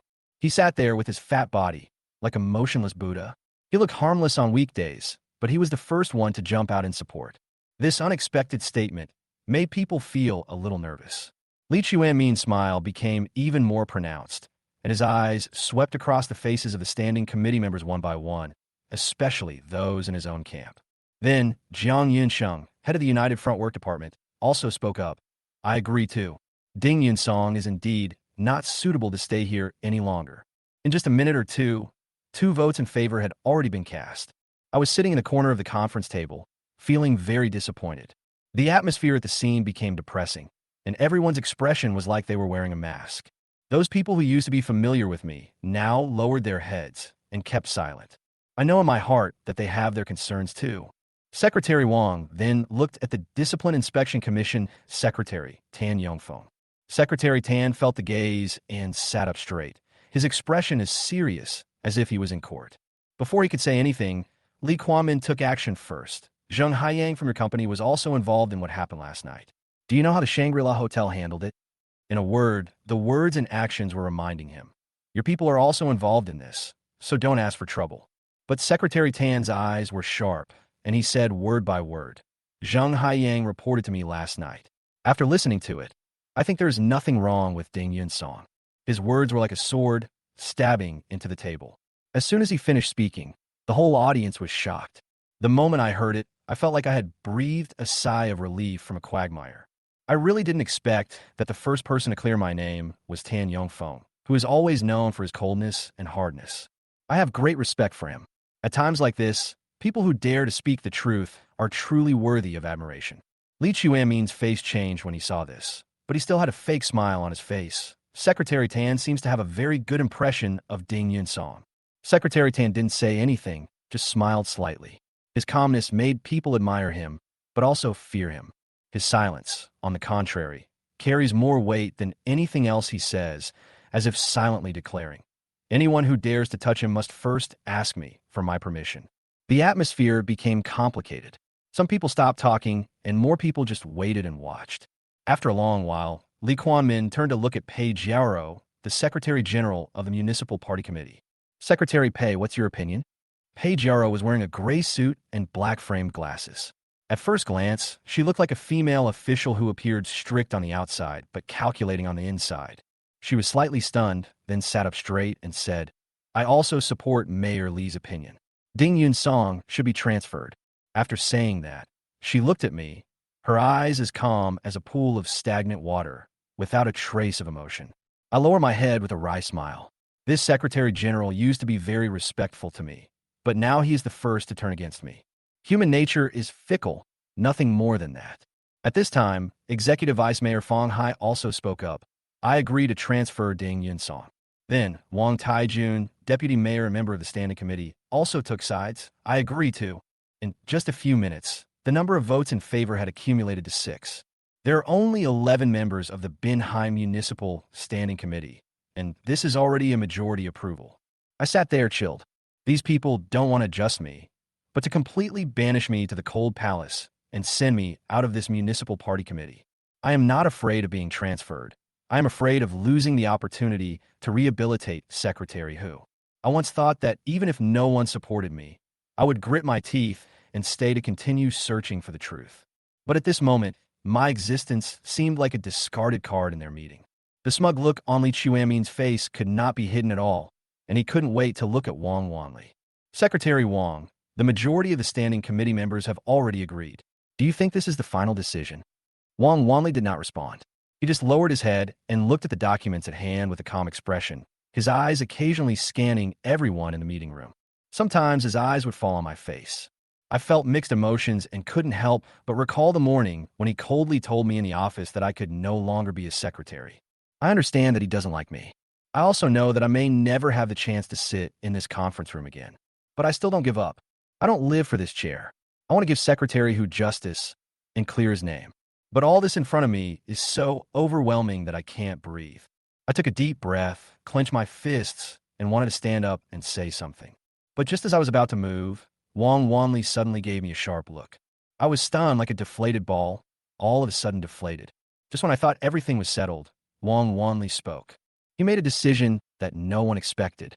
I suggest that Ding Yun-song be appointed as deputy leader of the first group of the Municipal Party Committee inspection team. As soon as Secretary Wang finished speaking, the conference room exploded and everyone gasped. No one expected that the meeting that originally said it wanted to transfer me would actually give me a real job with power. At that moment, I felt like I was dreaming and my brain was a little fuzzy. This was not a simple making other arrangements, but it actually pushed me to another hopeful path. I suppressed my emotions and looked at Secretary Wang. His expression was calm, and I couldn't tell what he was thinking. I really don't understand. What is his motive? Is he trying to protect me? Or is he planning something else? At this time, Secretary Tan was the first to stand up in support. I agree with this decision, he said. The position of deputy leader of the first inspection team of the Municipal Party Committee is vacant, and Ding Yun-song is the right person for it. Secretary Tan's voice was calm and confident, and he even looked at me with encouragement in his eyes. My heart warmed up, and I almost couldn't control my emotions. When you are in the most difficult times, you will always remember who treats you well. I have a heartfelt respect for Secretary Tan. At this moment, Li Chuanmin's face was extremely ugly, and he couldn't help but said coldly, "The situation in the city is so sensitive right now. Secretary who is still in the hospital and his home has been burned down. Is it really appropriate to arrange for his secretary to take over at this time?" I could tell that he was trying hard to suppress his emotions in every word he said. Secretary Wang asked him slowly, "What's inappropriate? Does Ding Yun-song have any problems with his work style?" He didn't say much, but every word was powerful and his attitude was clear. Li Kuan-min wanted to fight back, but the words suddenly got stuck and he couldn't say anything. Secretary Tan added, "Yesterday, Ding Yun-song was taken away by the Discipline Inspection Commission for investigation, but it has been confirmed that he is fine and has returned safely." Now, Li Kuan-min had no more reason to refute, and the other members of the standing committee fell silent. Secretary Wang then looked at the organization Minister Zhang Yunxiong and asked by name, "Minister Zhang, what do you think?" Minister Zhang paused and said, "I have known Ding Yun-song for the past few years. He is upright and capable. There is no problem for him to serve as deputy team leader. This is the endorsement from the organization department, which is quite important." Seeing this, the others also began to nod in agreement. No one was willing to openly confront Secretary Wang at the first standing committee meeting after he took office. A few minutes later, my appointment was approved. Although I was transferred from my original position, I was actually promoted to a higher level. I know very well that the inspection team is under the management of the Discipline Inspection Commission and belongs to Secretary Tan's system. Li Chuanmin's wishful thinking was completely thwarted. He wanted to throw me out of the Municipal Party Committee and then slowly deal with me. However, not only did I not leave, I also got sharp-sword. He must have been feeling very depressed, and his face was gloomy, but he could only force a smile on the surface. I know he won't give up. Sure enough, a bad idea had already entered his mind. The Municipal Party Committee inspection team is about to launch a special inspection of the education system, and he plans to take this opportunity to cause trouble. I could even guess that he might have deliberately arranged for Lin Qingmei to join the group to disgust me and disrupt my rhythm. This move is not only aimed at me, but also to destroy Secretary Hu's last reputation. But at this moment, he could only obey on the surface. There was very little content in the rest of the meeting, as if the entire standing committee was just for me. After the meeting, everyone left one after another, and I stayed to clean the meeting room. As I was packing up, I was trying to calm myself down. My heart felt like it was being blown by a strong wind, creating countless ripples. When I returned to the office, I found Wang Rinxiang sitting at my workstation, smiling smugly. He crossed his legs and stared at the door, as if waiting to laugh at me. When he saw me, he asked casually, "Director Ding, is the meeting over?"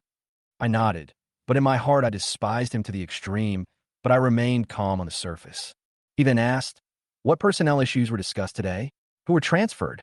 I smiled, looked at him and said, "I'm sorry, this matter is confidential. I can't disclose it."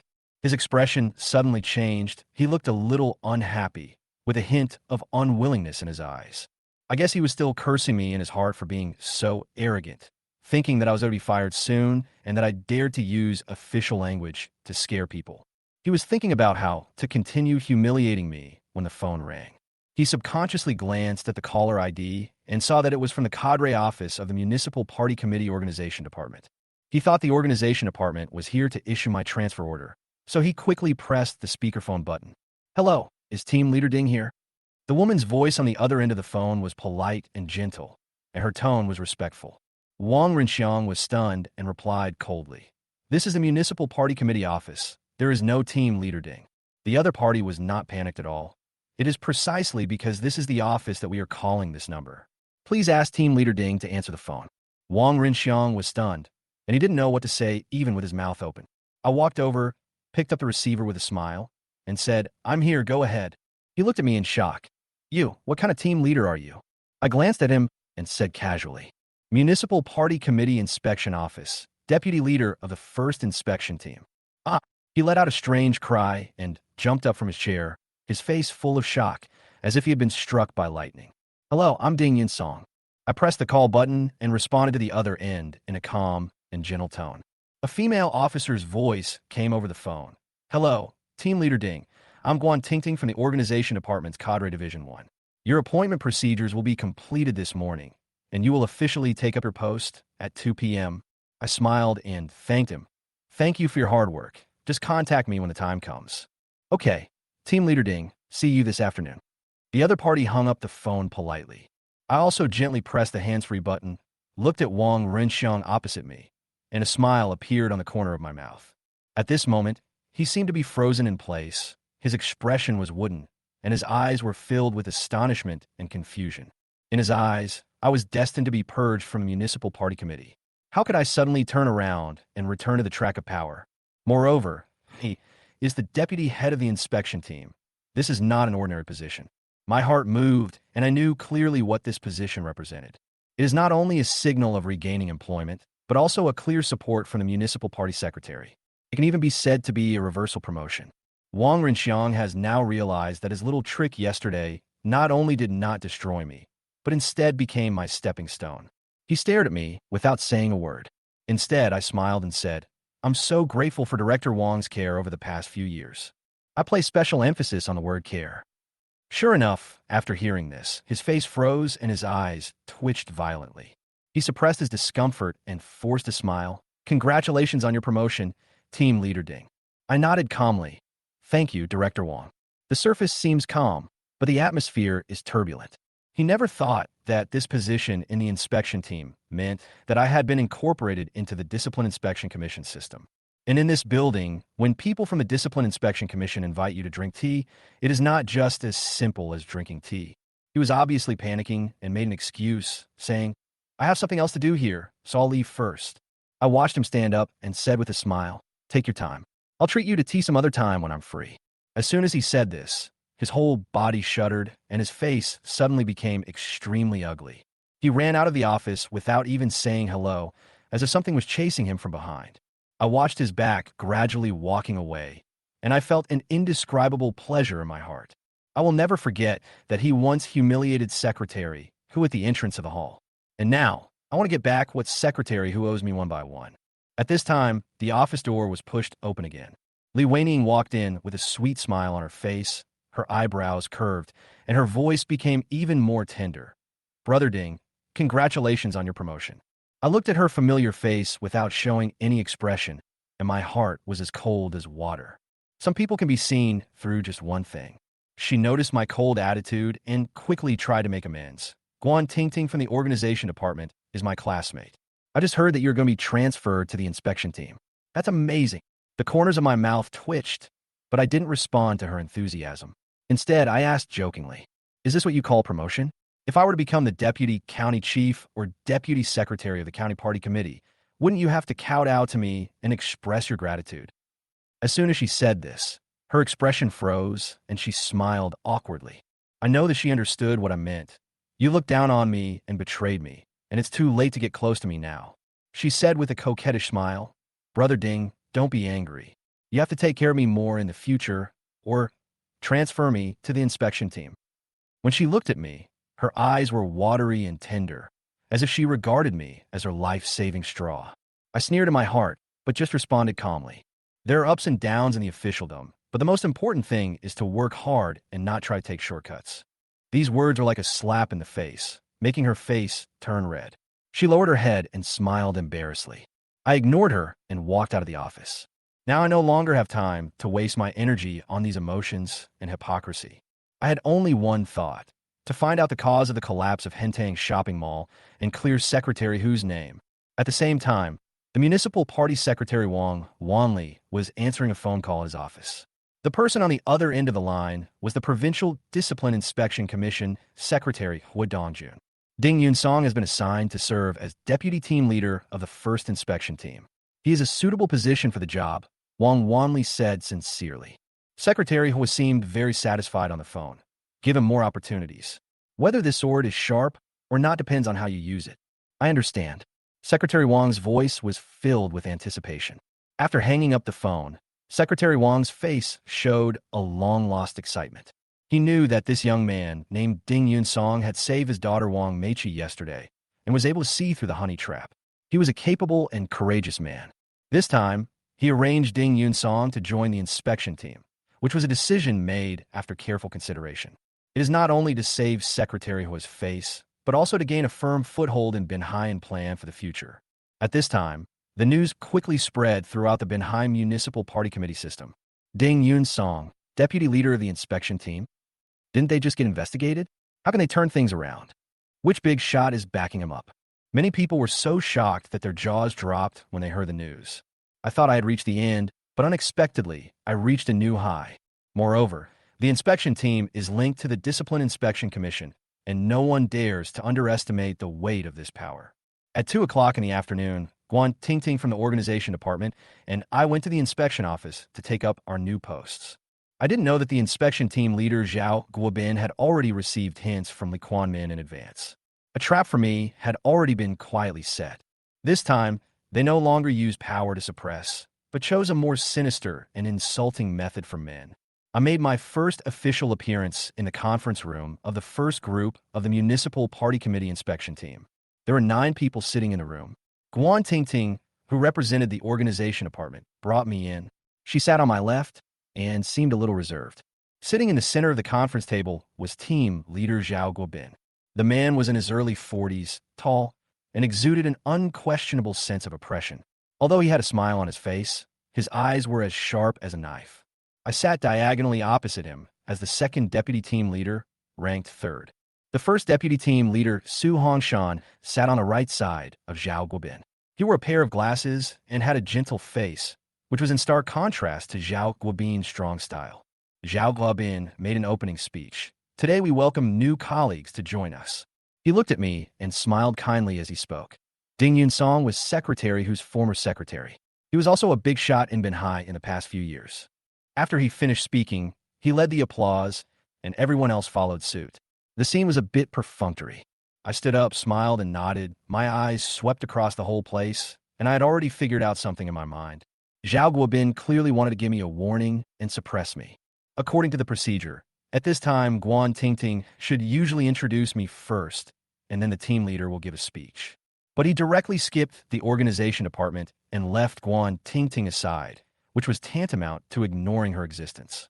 I know this is just the beginning. Zhao Guobin is a difficult character to get along with. I secretly glanced at Su Hongshan again. He had a faint smile on his face. He was taking notes and drinking tea like a good guy who stayed out of the matter. It seems that this first inspection team is far more complicated than I thought. After Zhao Guobin spoke for a long time, he suddenly turned around as if he remembered something and said, "Please let Guan say a few words as well." As he spoke, he led the applause, and the others followed suit, as if they had been automatically programmed to do so. As I watched this scene, I just found it funny. Zhao Guobin really treated this place as his own territory. Guan Tingting obviously also sensed this pressure. She sat up straight and spoke calmly. I was entrusted by Minister Zhang to bring comrade Ding Yunsong to take up his new post.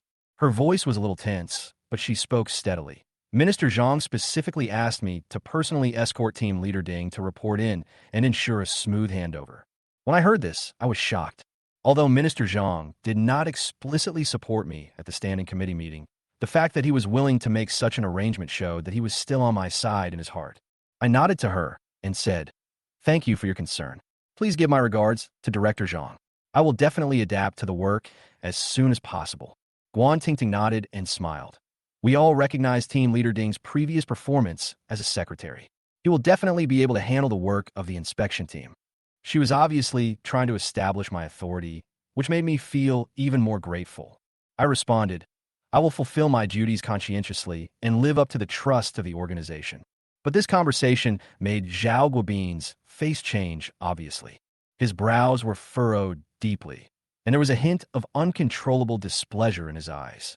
He could feel that Guan Tingting was supporting me. He had just taken a suppressive action, and the organization department praised me in front of him, so he was naturally unhappy. Su Hongshan still looked as if everything was going well. Most of the other team members lowered their heads and took notes, pretending not to hear. After Guan Tingting finished speaking, she exchanged a few polite words and finally nodded and sat down. Zhao Guobin smiled again and said to me, Yun Song, you are our new deputy team leader, so please say a few words. I stood up and nodded. Okay, team leader Zhao. He stared at me with a hint of gaze, as if reminding me not to cross the line. But I didn't back down. I looked at everyone with a steady tone. The inspection team is the sharp sword of the municipal party committee. We, the first team, must shoulder our responsibilities, make our own characteristics, be at the forefront of the city, and make achievements and find out practical results. As soon as I finished speaking, the atmosphere in the conference room changed immediately. I am aware that this sentence carries a lot of weight, and it has the meaning of directly declaring one's presence. Anyone with a discerning eye could tell that these words were not only intimidating, but also had a hint of usurping the primary interest. Zhao Guobin just suppressed me, and now I'm fighting back with just one word. His expression changed immediately, and he forced a smile. With team leader Ding here, the backbone force is complete. If we want to do it, we must be the real first inspection team. This statement seemed to be a compliment to me, but in fact it was an implicit criticism of Su Hongshan's inaction in an attempt to sow discord between us. But Su Hongshan seemed to understand nothing. He continued to drink tea and take notes with a smile. Of course I understood, but I responded without blushing or beating my heart. I am confident that under the leadership of team leader Zhao, our team will truly become the #1 team. What I said was flawless. It not only responded to Zhao Guobin's ridicule, but also gave him a thumbs up. But the air in the conference room was getting colder and colder, as if sparks could fly at any time. Zhao Guobin's eyes suddenly turned gloomy. The corners of his mouth twitched, and he said nothing more. Guan Tingting may have also sensed that the atmosphere in the meeting room was a bit tense, so she took the initiative to ease the tension. Team leader Zhao, team leader Ding, I have completed my mission here, and I have something else to do back at the department. As soon as she spoke, the oppressive feeling in the meeting room instantly eased a little, and everyone was able to breathe a sigh of relief. Although Zhao Guobin was furious inside, he had to pretend to be friendly on the surface and said to Guan Tingting, Please tell Minister Zhang when we get back that our first team will definitely reach a higher level with team leader Ding. This sounds like a polite remark, but it is actually full of sting. By mentioning my name, they're actually trying to accuse me of overstepping my authority. Guan Tingting understood, but could only nod. Don't worry, team leader Zhao. I will report truthfully. Thank you for your hard work, Secretary Guan. Zhao Guobin said with a wry smile. I didn't say anything, just smiled faintly and watched Guan Tingting stand up and say goodbye. Before she left, she looked at me deliberately with a complicated look in her eyes. Maybe she also couldn't understand how I, a secretary who had lost her backing, could still be so strong, but I remained calm, as if nothing had happened. After the meeting, Zhao Guobin didn't even say hello to me. He just rolled up his sleeves and left, obviously trying to show his displeasure to me. I knew he was unhappy. This is the officialdom, polite on the surface, but competitive in secret. I also know that this first inspection team will not have an easy time. At the same time, Guan Tingting had returned to the Municipal Party Committee Organization Department and went to Minister Zhang Yunxiong's office as soon as possible. She knocked on the door and went in, saying carefully, Minister Zhang, I've sent Ding Yunsong over. Minister Zhang looked up at her and asked directly, Is the process going smoothly? This question made her feel a little guilty, as if the minister had already anticipated that something was wrong. Minister Zhang saw her hesitation and said with a smile, Just tell the truth, it's okay. So she considered her words and said, It's basically fine, but Zhao Guobin was a little repulsive to Ding Yunsong and was not very friendly when he spoke. What's the result? Minister Zhang continued to ask. Ding Yunsong proposed at the meeting that the first group should become the real first. After listening to this, Zhang Yunxiong frowned, but without saying anything more, he just waved his hand and said, Okay, go back and get busy first. Guan Tingting felt even more confused and couldn't figure out what the minister was up to. When she walked out, she was confused. Isn't Ding Yunsong's trying to stand out a sign of low emotional intelligence? But she didn't know that after she left, Zhang Yunxiong smiled and directly called Tan Yongfeng. Has the person been sent over? Tan Yongfeng's voice came from the other end of the phone. Zhang Yunxiong chuckled. It was delivered. This kid is really brave. He said on the spot that he wanted to be the first. Oh, Tan Yongfeng's voice was a little surprised. This is interesting. Zhang Yunxiong smiled meaningfully. I just want to use Guan Tingting, an ordinary staff member, to test Zhao Guobin's reaction. It turns out that Zhao Guobin is indeed arrogant and looks down on others, Tan Yongfeng continued. It is precisely because of this that Ding Yunsong's performance stands out, commented Zhang Yunxiong. He paused, then continued. This kid, after 3 years of secretarial experience and the training of Secretary Haifeng, has indeed developed some backbone. Yes, he is not only smart, but also brave. Tan Yongfeng said sincerely. Zhang Yunxiong reminded again. But if you are too impatient, it will easily cause trouble. This kid will probably try his best to clear Secretary, whose grievances now. Let nature take its course, Tan Yongfeng said in a complicated tone. He has to take that step on his own. We can't support him forever. Zhang Yunxiong nodded, hung up the phone, and silence returned to the office. And just when they saw the situation clearly, some people were still immersed in their so-called victory. That is Li Quanmin. He still believed that I was marginalized and that being assigned to the inspection team was just a way to give Secretary, whose camp a little face. He even thought I was just holding on, trying to make my presence felt, try to retain the last bit of self-esteem. Because of this thought, he was in a good mood. He put down the documents in his hand and immediately made a phone call. The one who dialed was Lin Qingmei. Before the call was connected, Lin Qingmei's charming face and enchanting figure were already replaying in my mind. Li Quanmin felt elated when he thought that he had one Ding Yunsong's former woman. As soon as the call was connected, a sweet voice came from the other end. Mayor Li, I miss you so much. The voice was so soft and charming that it made Li Quanmin feel numb all over. He stood up and took 2 steps, then said in a low voice, Go to Jinghua Villa. I'll wait for you there. Lin Qingmei responded in a sweet voice. Mayor Li must treat me well tonight. While the woman on the other end of the phone was acting cute and coquettish, Li Quanmin on this side was already smiling like a flower. After hanging up the phone, he hummed a song and walked towards the villa with spring breeze steps. That night, when Li Quanmin stepped into building number 3 of Jinghua Villa, he was greeted by a beautiful spring scene. His heartbeat quickened, as if fire was burning in his chest, making him feel hot all over and his desires surge. Lin Qingmei came towards him, with a graceful figure, and every step was like a breeze. A glance from her affectionate big eyes made Li Quanmin almost unable to control himself. Mayor Li, you're so slow to come. Don't you miss me? She asked in a soft and charming voice. Li Quanmin was furious. He hugged her in his arms, laughed, and said, I wish I could grow wings and fly over here. Who made me have no wings? Without wings, do you have to transform into a bird today and fly closer? She said, deliberately teasing him with her eyes. I don't want to be a bird. I want to be a hunter today. Li Qiuanmin's eyes were almost spitting fire. Lin Qingmei laughed out loud at his words and even covered her mouth and patted him lightly. You are really good at talking, and you are likable. The two of them walked towards the sofa, hugging each other. Their movements were intimate, and the atmosphere was extremely ambiguous. Li Quanmin couldn't suppress his satisfaction. During all these years in politics, he has always been suppressed by Hu Haifeng, and this resentment has been accumulating for many years. Now that Hu Haifeng is bedridden and Ding Yunsong has been transferred, he finally feels that the day has dawned. At this moment, his relationship with Lin Qingmei seemed more like putting an invisible green hat on Ding Yunsong, and the more he thought about it, the happier he felt. After the two of them made love, Lin Qingmei lay in his arms with her cheeks still flushed. I heard that Ding Yunsong was assigned to the inspection team, she asked while fixing her hair. Yes, indeed. Li Quanmin smiled, as if he had been waiting for her to ask. I just happened to prepare a surprise for you. Surprise? Lin Qingmei looked at him puzzledly. The first inspection team will soon inspect the education system. I plan to transfer you in so that you and he can reminisce every day. Lin Qingmei frowned immediately. Then I have to see him every day? I am yours now. Li Quanmin smiled deliberately. Isn't this good? We are back to where you were before.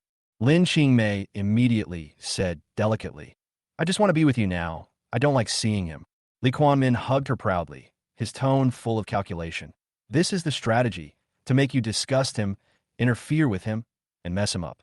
You want me to provoke him and make him make a mistake, right? Lin Qingmei's eyes lit up. Smart. Li Kuan-min laughed even more happily, his hand touching her back dishonestly. She leaned close to his chest and said in a sweet voice, I don't want to be called smart. I want to be a silly woman who only loves you. Li Kuan-min laughed so hard that he fell backwards.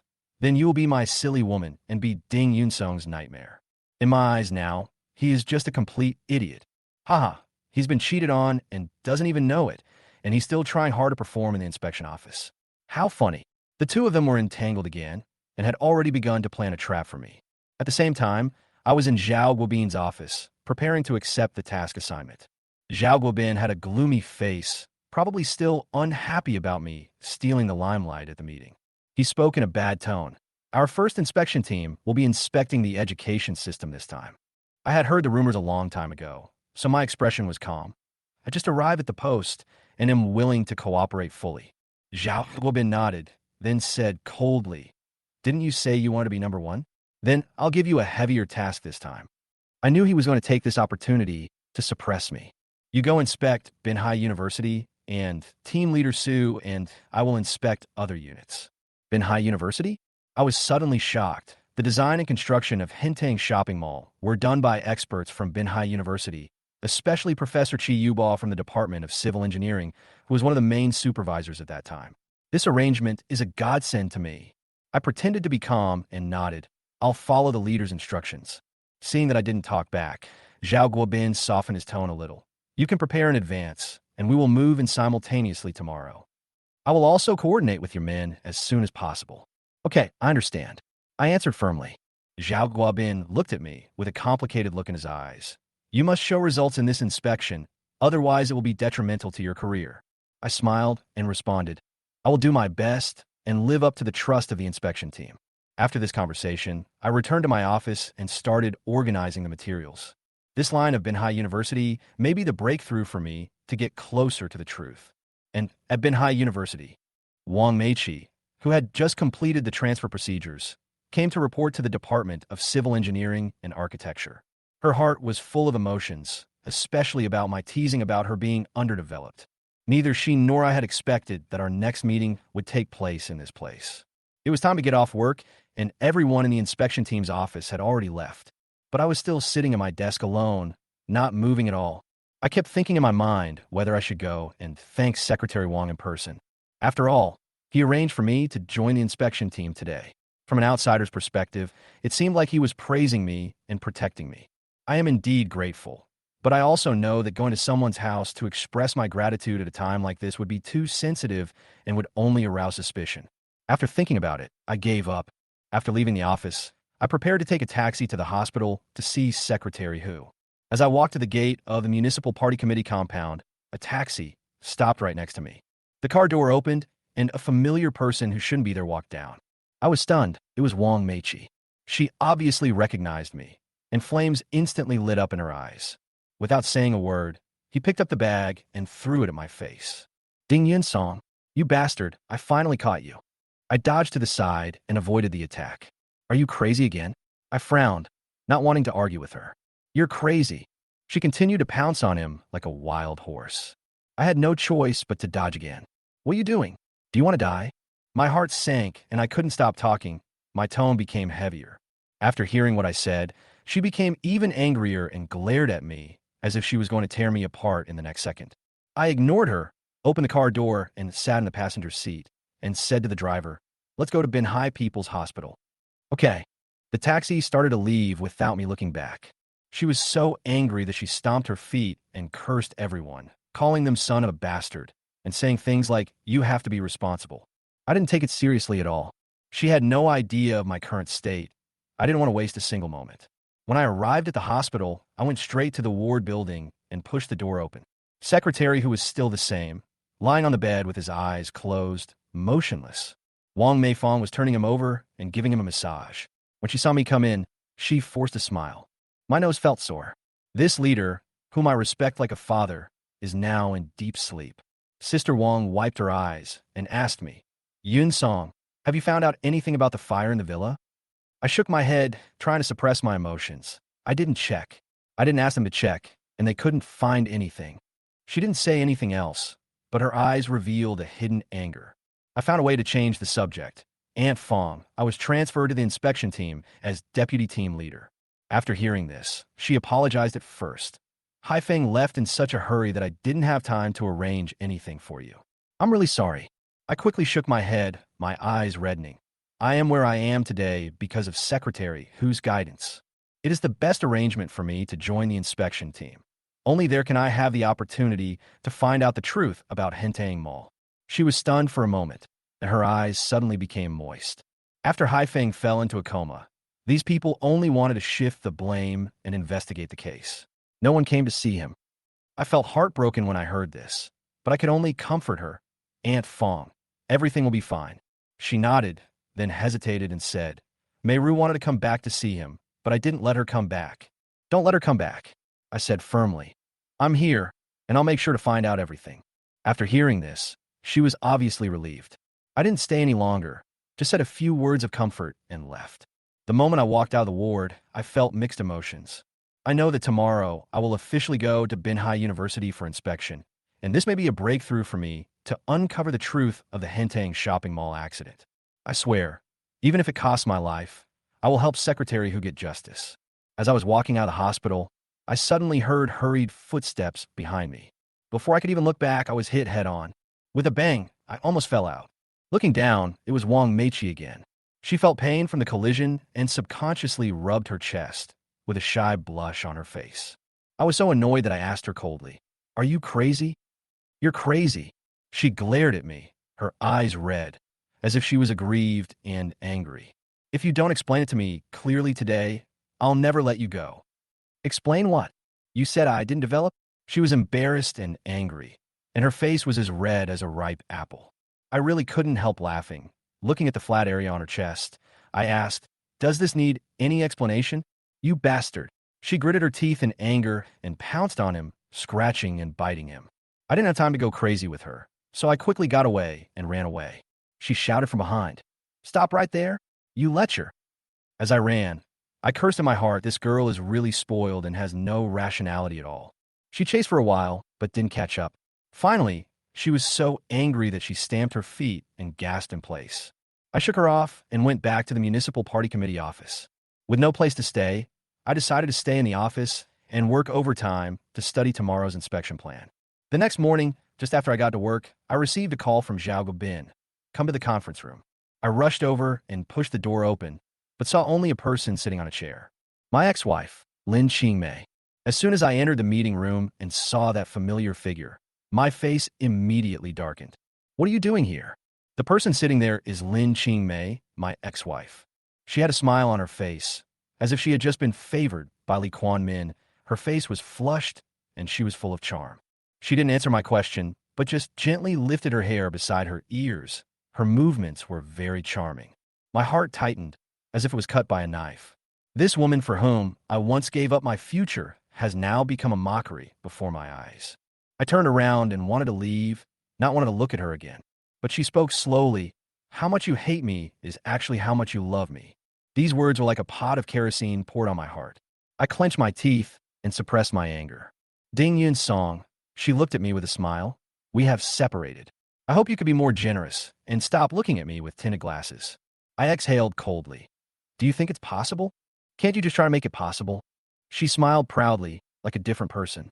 I didn't want to pay attention to her, so I just said, Don't even think about it. It doesn't matter whether you want it or not. We are no longer related anyway. Her tone was calm, but the smile on her face could not hide a hint of mockery. I felt a lump of air in my chest, as if it was blocked. She even came closer on purpose and asked, Why are your eye circles so dark? Have you not been sleeping well recently? My heart ached even more, and I was about to leave because I didn't want her to see me losing control of my emotions. At this time, Zhao Guobin pushed the door and walked in, holding the meeting minutes and a water cup in his hands, with a smile on his face.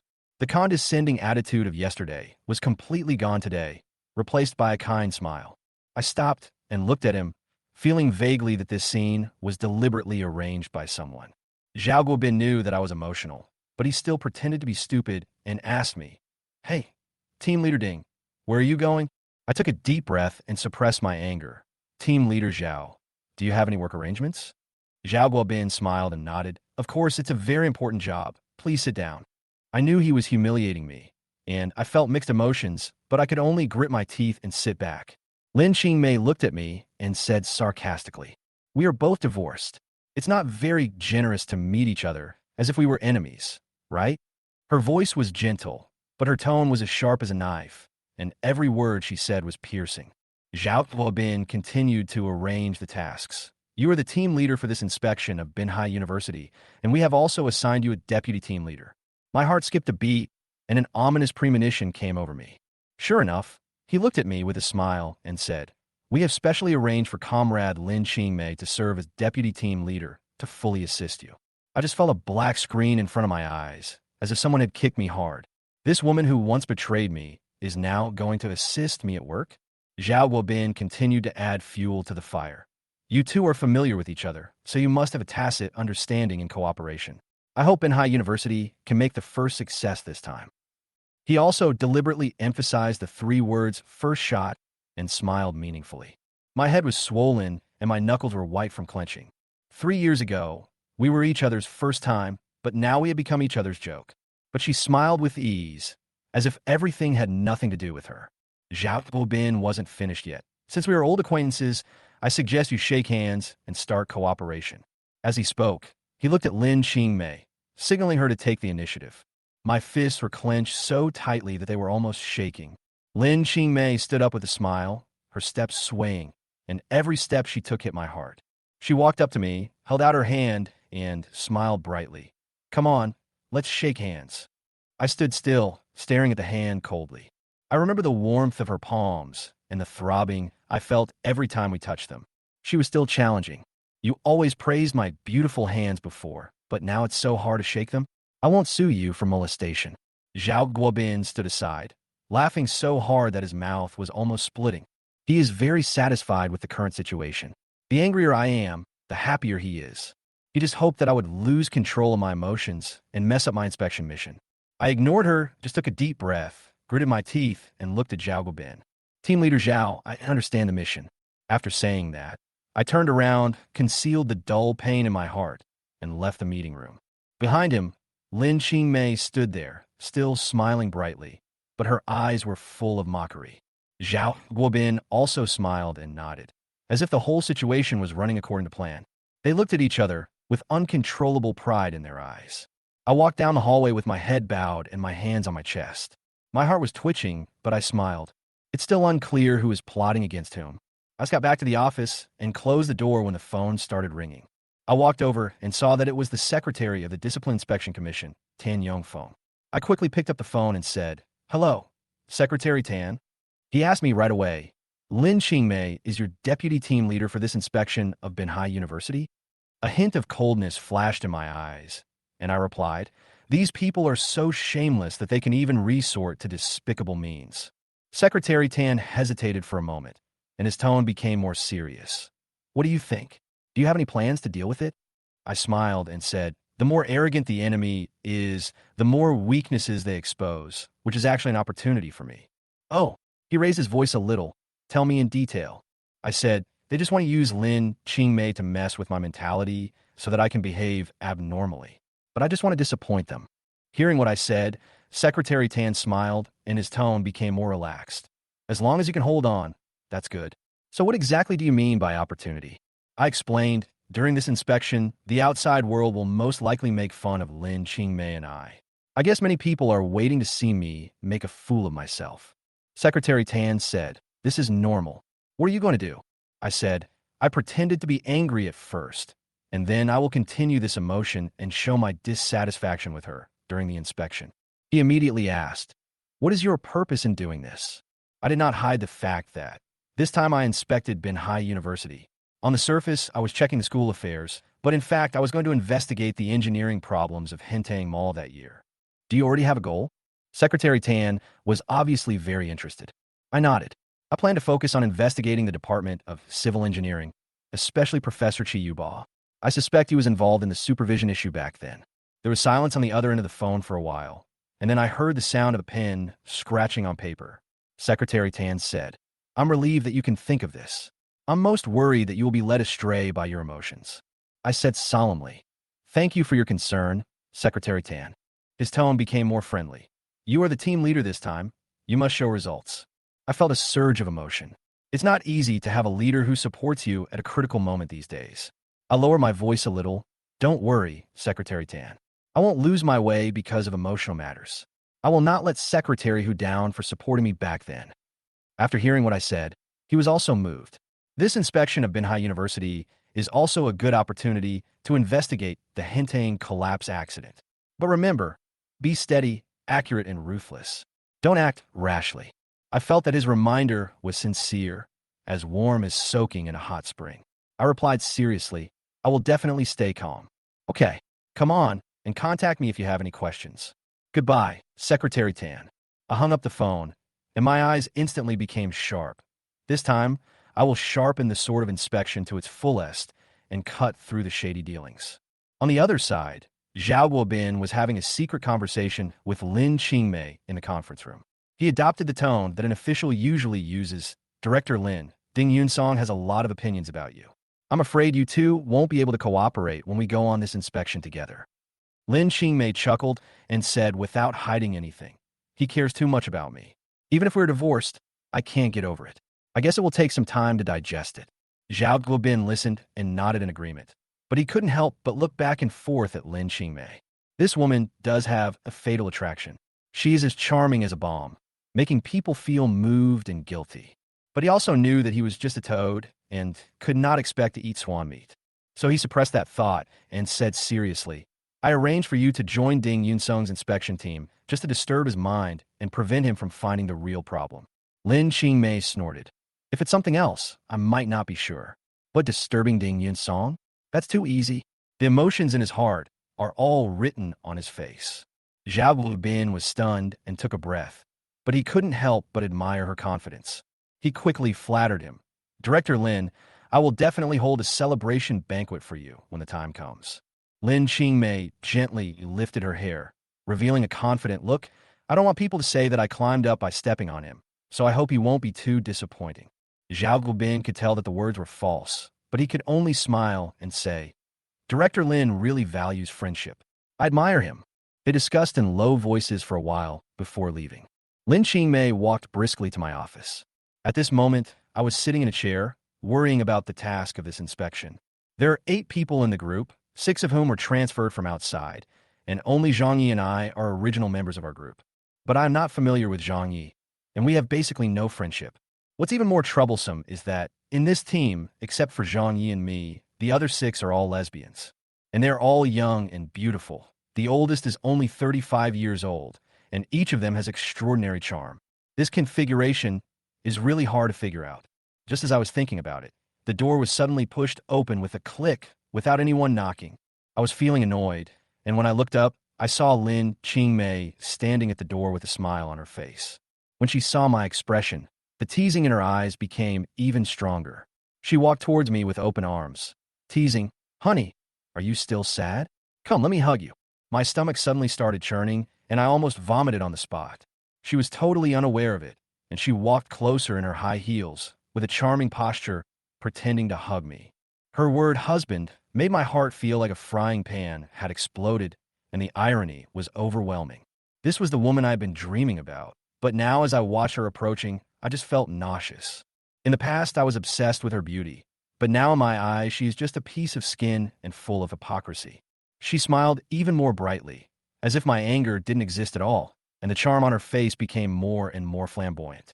Lin Qingmei is still so good at acting. Even a monk would be attracted by her appearance. But this time I was unusually calm, staring at her with a contemptuous smile, and said, "As long as you tell me who you cheated with, I'll let you hug me once." She stopped and actually laughed out loud. "You want to know? I used to be very familiar with her face, but now it hurts like a knife." I nodded, my tone calm but firm. "Yes, I want to know." She laughed softly, her eyes like water. "You were so impulsive to divorce. Doesn't it mean that you don't care at all?" I was too lazy to pay attention to her, and just stared at her, refusing to give in or compromise. She even blinked her eyes and said in a playful tone, "Aren't you afraid that I won't tell you and make you worry all the time?" I suppressed my anger and whispered, "This may be the only time I want to know. If you tell me later, I may not want to hear it." She gently lifted her hair with a look of pity in her eyes. "Even if you really want to know, it's useless. I know you. You are too sensitive." I pressed him. "I don't care who it is. I just want you to speak now." She dropped the joke and spoke in a lower tone. "We've been together for 3 years, and there was a time when I really liked you, so don't ask." I could feel the contempt behind her refusal, and I was disappointed, but didn't show it. She put on a seductive look again. "You could just pretend you don't know and continue to sleep with me and maintain our nominal marriage. How good is that?" I couldn't help it and yelled, "That's enough. Do you have any shame?" She pretended not to hear it and sneered, "Since you don't know what's good for you, don't blame me for being rude." After saying that, she turned around and walked away in her high heels. Every step of her back seemed to be rolling over my heart. I suppressed my anger and watched her leave, but I still felt a tightness in my chest, and my dignity seemed to be crushed underfoot. She walked to the door, stopped, and said coldly, "I'm afraid you will have to be single for the rest of your life." Those words cut into my heart like a knife. The gentle tone was so devastating. I almost roared in response, "I'll find a woman younger and prettier than you." She didn't even bother to turn around. She just laughed sarcastically, opened the door, and left. I clenched my fists until my knuckles turned white, and a mixture of anger and shame filled my chest, ready to explode. But I can't be disturbed by her. This inspection is of great importance, and I must keep calm. I took a few deep breaths, forced myself to calm down, picked up the phone, and called Zhang Yi. "Hello, Director Ding. May I have any instructions?" Zhang Yi's tone was still respectful and polite. I gave a brief order. In 1 hour, notify the entire group to gather in the conference room. Zhang Yi agreed readily, and I hung up the phone directly, with determination returning to my eyes. I know that time is running out, and I must get the inspection on the right track as soon as possible and must not be held back by emotions. On the other hand, Zhang Yi called the members of the inspection team one after another, and even Lin Qingmei received the notification. She wanted to drive away, but after receiving the news, she frowned slightly and said to herself, "Ding Yun Song is quite calm." After hesitating for a moment, she made a phone call. It was Li Quanmin. A sweet voice came from the other side. "Baby, do you miss me?" She changed her cold expression and said coquettishly to the phone, "Of course I did. My body still remembers how you bullied me last night." Li Quanmin felt itchy inside and laughed in a low voice. "If you want me, wait till I get off work and we'll continue." Lin Qingmei replied coquettishly, "I am yours. You are always welcome to come." Li Quanmin laughed uncontrollably, then asked seriously, "What do you want from me?" She casually mentioned, "I just tried to flirt with Ding Yin Song, but he didn't respond at all and even asked me who that man was." Li Chuanmin's tone turned cold. "He still doesn't want to be a cuckold." "Yeah." She snorted in a pitiful manner and continued, "He was about to have a team meeting just now, and I was thinking about how to continue to embarrass him." Li Quanmin said proudly, "I specially asked Zhao Hubin to pick 6 women, all with different styles. Divorced, widowed, young women. They took turns to fight. Let him be embarrassed among women, or even better, cheat on his wife." Lin Qingmei couldn't help but chuckle when she heard this. "Actually, I'm enough on my own. There's no need to arrange so much. You're my ex-wife. That's different." Li Quanmin laughed even more wantonly. "Don't worry. These women are not easy to deal with." After saying that, he hung up the phone. Lin Qingmei's eyes showed anticipation, as if she had already seen the scene of Ding Yun Song being surrounded by the women and in a miserable state. An hour later, I was sitting in the conference room, looking around. Zhang Yi sat next to me. Opposite me were 6 female team members. I sat in the conference room, looking at the 6 female team members, and my head started to hurt. If it weren't a meeting, this scene would really be a bit like a beauty pageant. Everyone has their own style and flavor. Some are charming, some are pure, some are enchanting, and some are gentle. They are really colorful, and each has its own style. But I'm not here to see the scenery. This is an inspection, not a marriage proposal. While I was adjusting my mood, I secretly cursed Zhao Guobin for making such an obvious and low-level arrangement. Looking at Zhang Yi next to him, this guy's eyes were glued to the female team members, and the corners of his mouth were almost grinning to his ears. How can this be a scene of inspection? It's just like a pig watching the Spring Festival Gala. Shameful. Seeing that I didn't say anything, Lin Qingmei deliberately spoke up. Team leader Ding, the meeting has started. You can speak first. The voice was soft and sweet, with an alluring flavor, and the air became sticky. Several other women also looked at me with smiles and mischievous eyes, and the conference room suddenly seemed to be blooming. Zhang Yu was so frightened that he sat up straight, picked up a pen, and pretended to be taking notes. I knew I couldn't let myself be carried away, so I suppressed my emotions and said in a deep voice, according to the arrangement of Team Leader Zhao Lebin, we are going to conduct an in-depth inspection of Binhai University this time. Unexpectedly, Lin Qingmei suddenly interrupted and said with a smile, is this the beginning of the story of 2 men and 6 women? Pucci, several female team members couldn't help but burst into laughter, and the meeting room became frivolous for a moment. I frowned and said sternly, Team Leader Lin, please be careful with your words and the occasion. But she didn't hold back at all and added, you're always so mean to me, I'm really fed up with it. The atmosphere in the meeting room became even more ambiguous, and several women looked at me as if I were laughing at a joke. I knew she wanted to humiliate me in public and affect my prestige. But this time I wasn't going to endure it. I changed my mind and decided that counterattack was the key. I smiled and looked at everyone. Lin Qingmei is too beautiful, so she has a very arrogant temper. After being with me for a few years, she has long been accustomed to being arrogant. Lin Qingmei looked smug and responded in a sweet voice. I knew you were still obsessed with me. You chased me to Binhai as soon as I graduated from university. She was trampling me to death. My heart was bleeding, but I gritted my teeth and didn't get angry.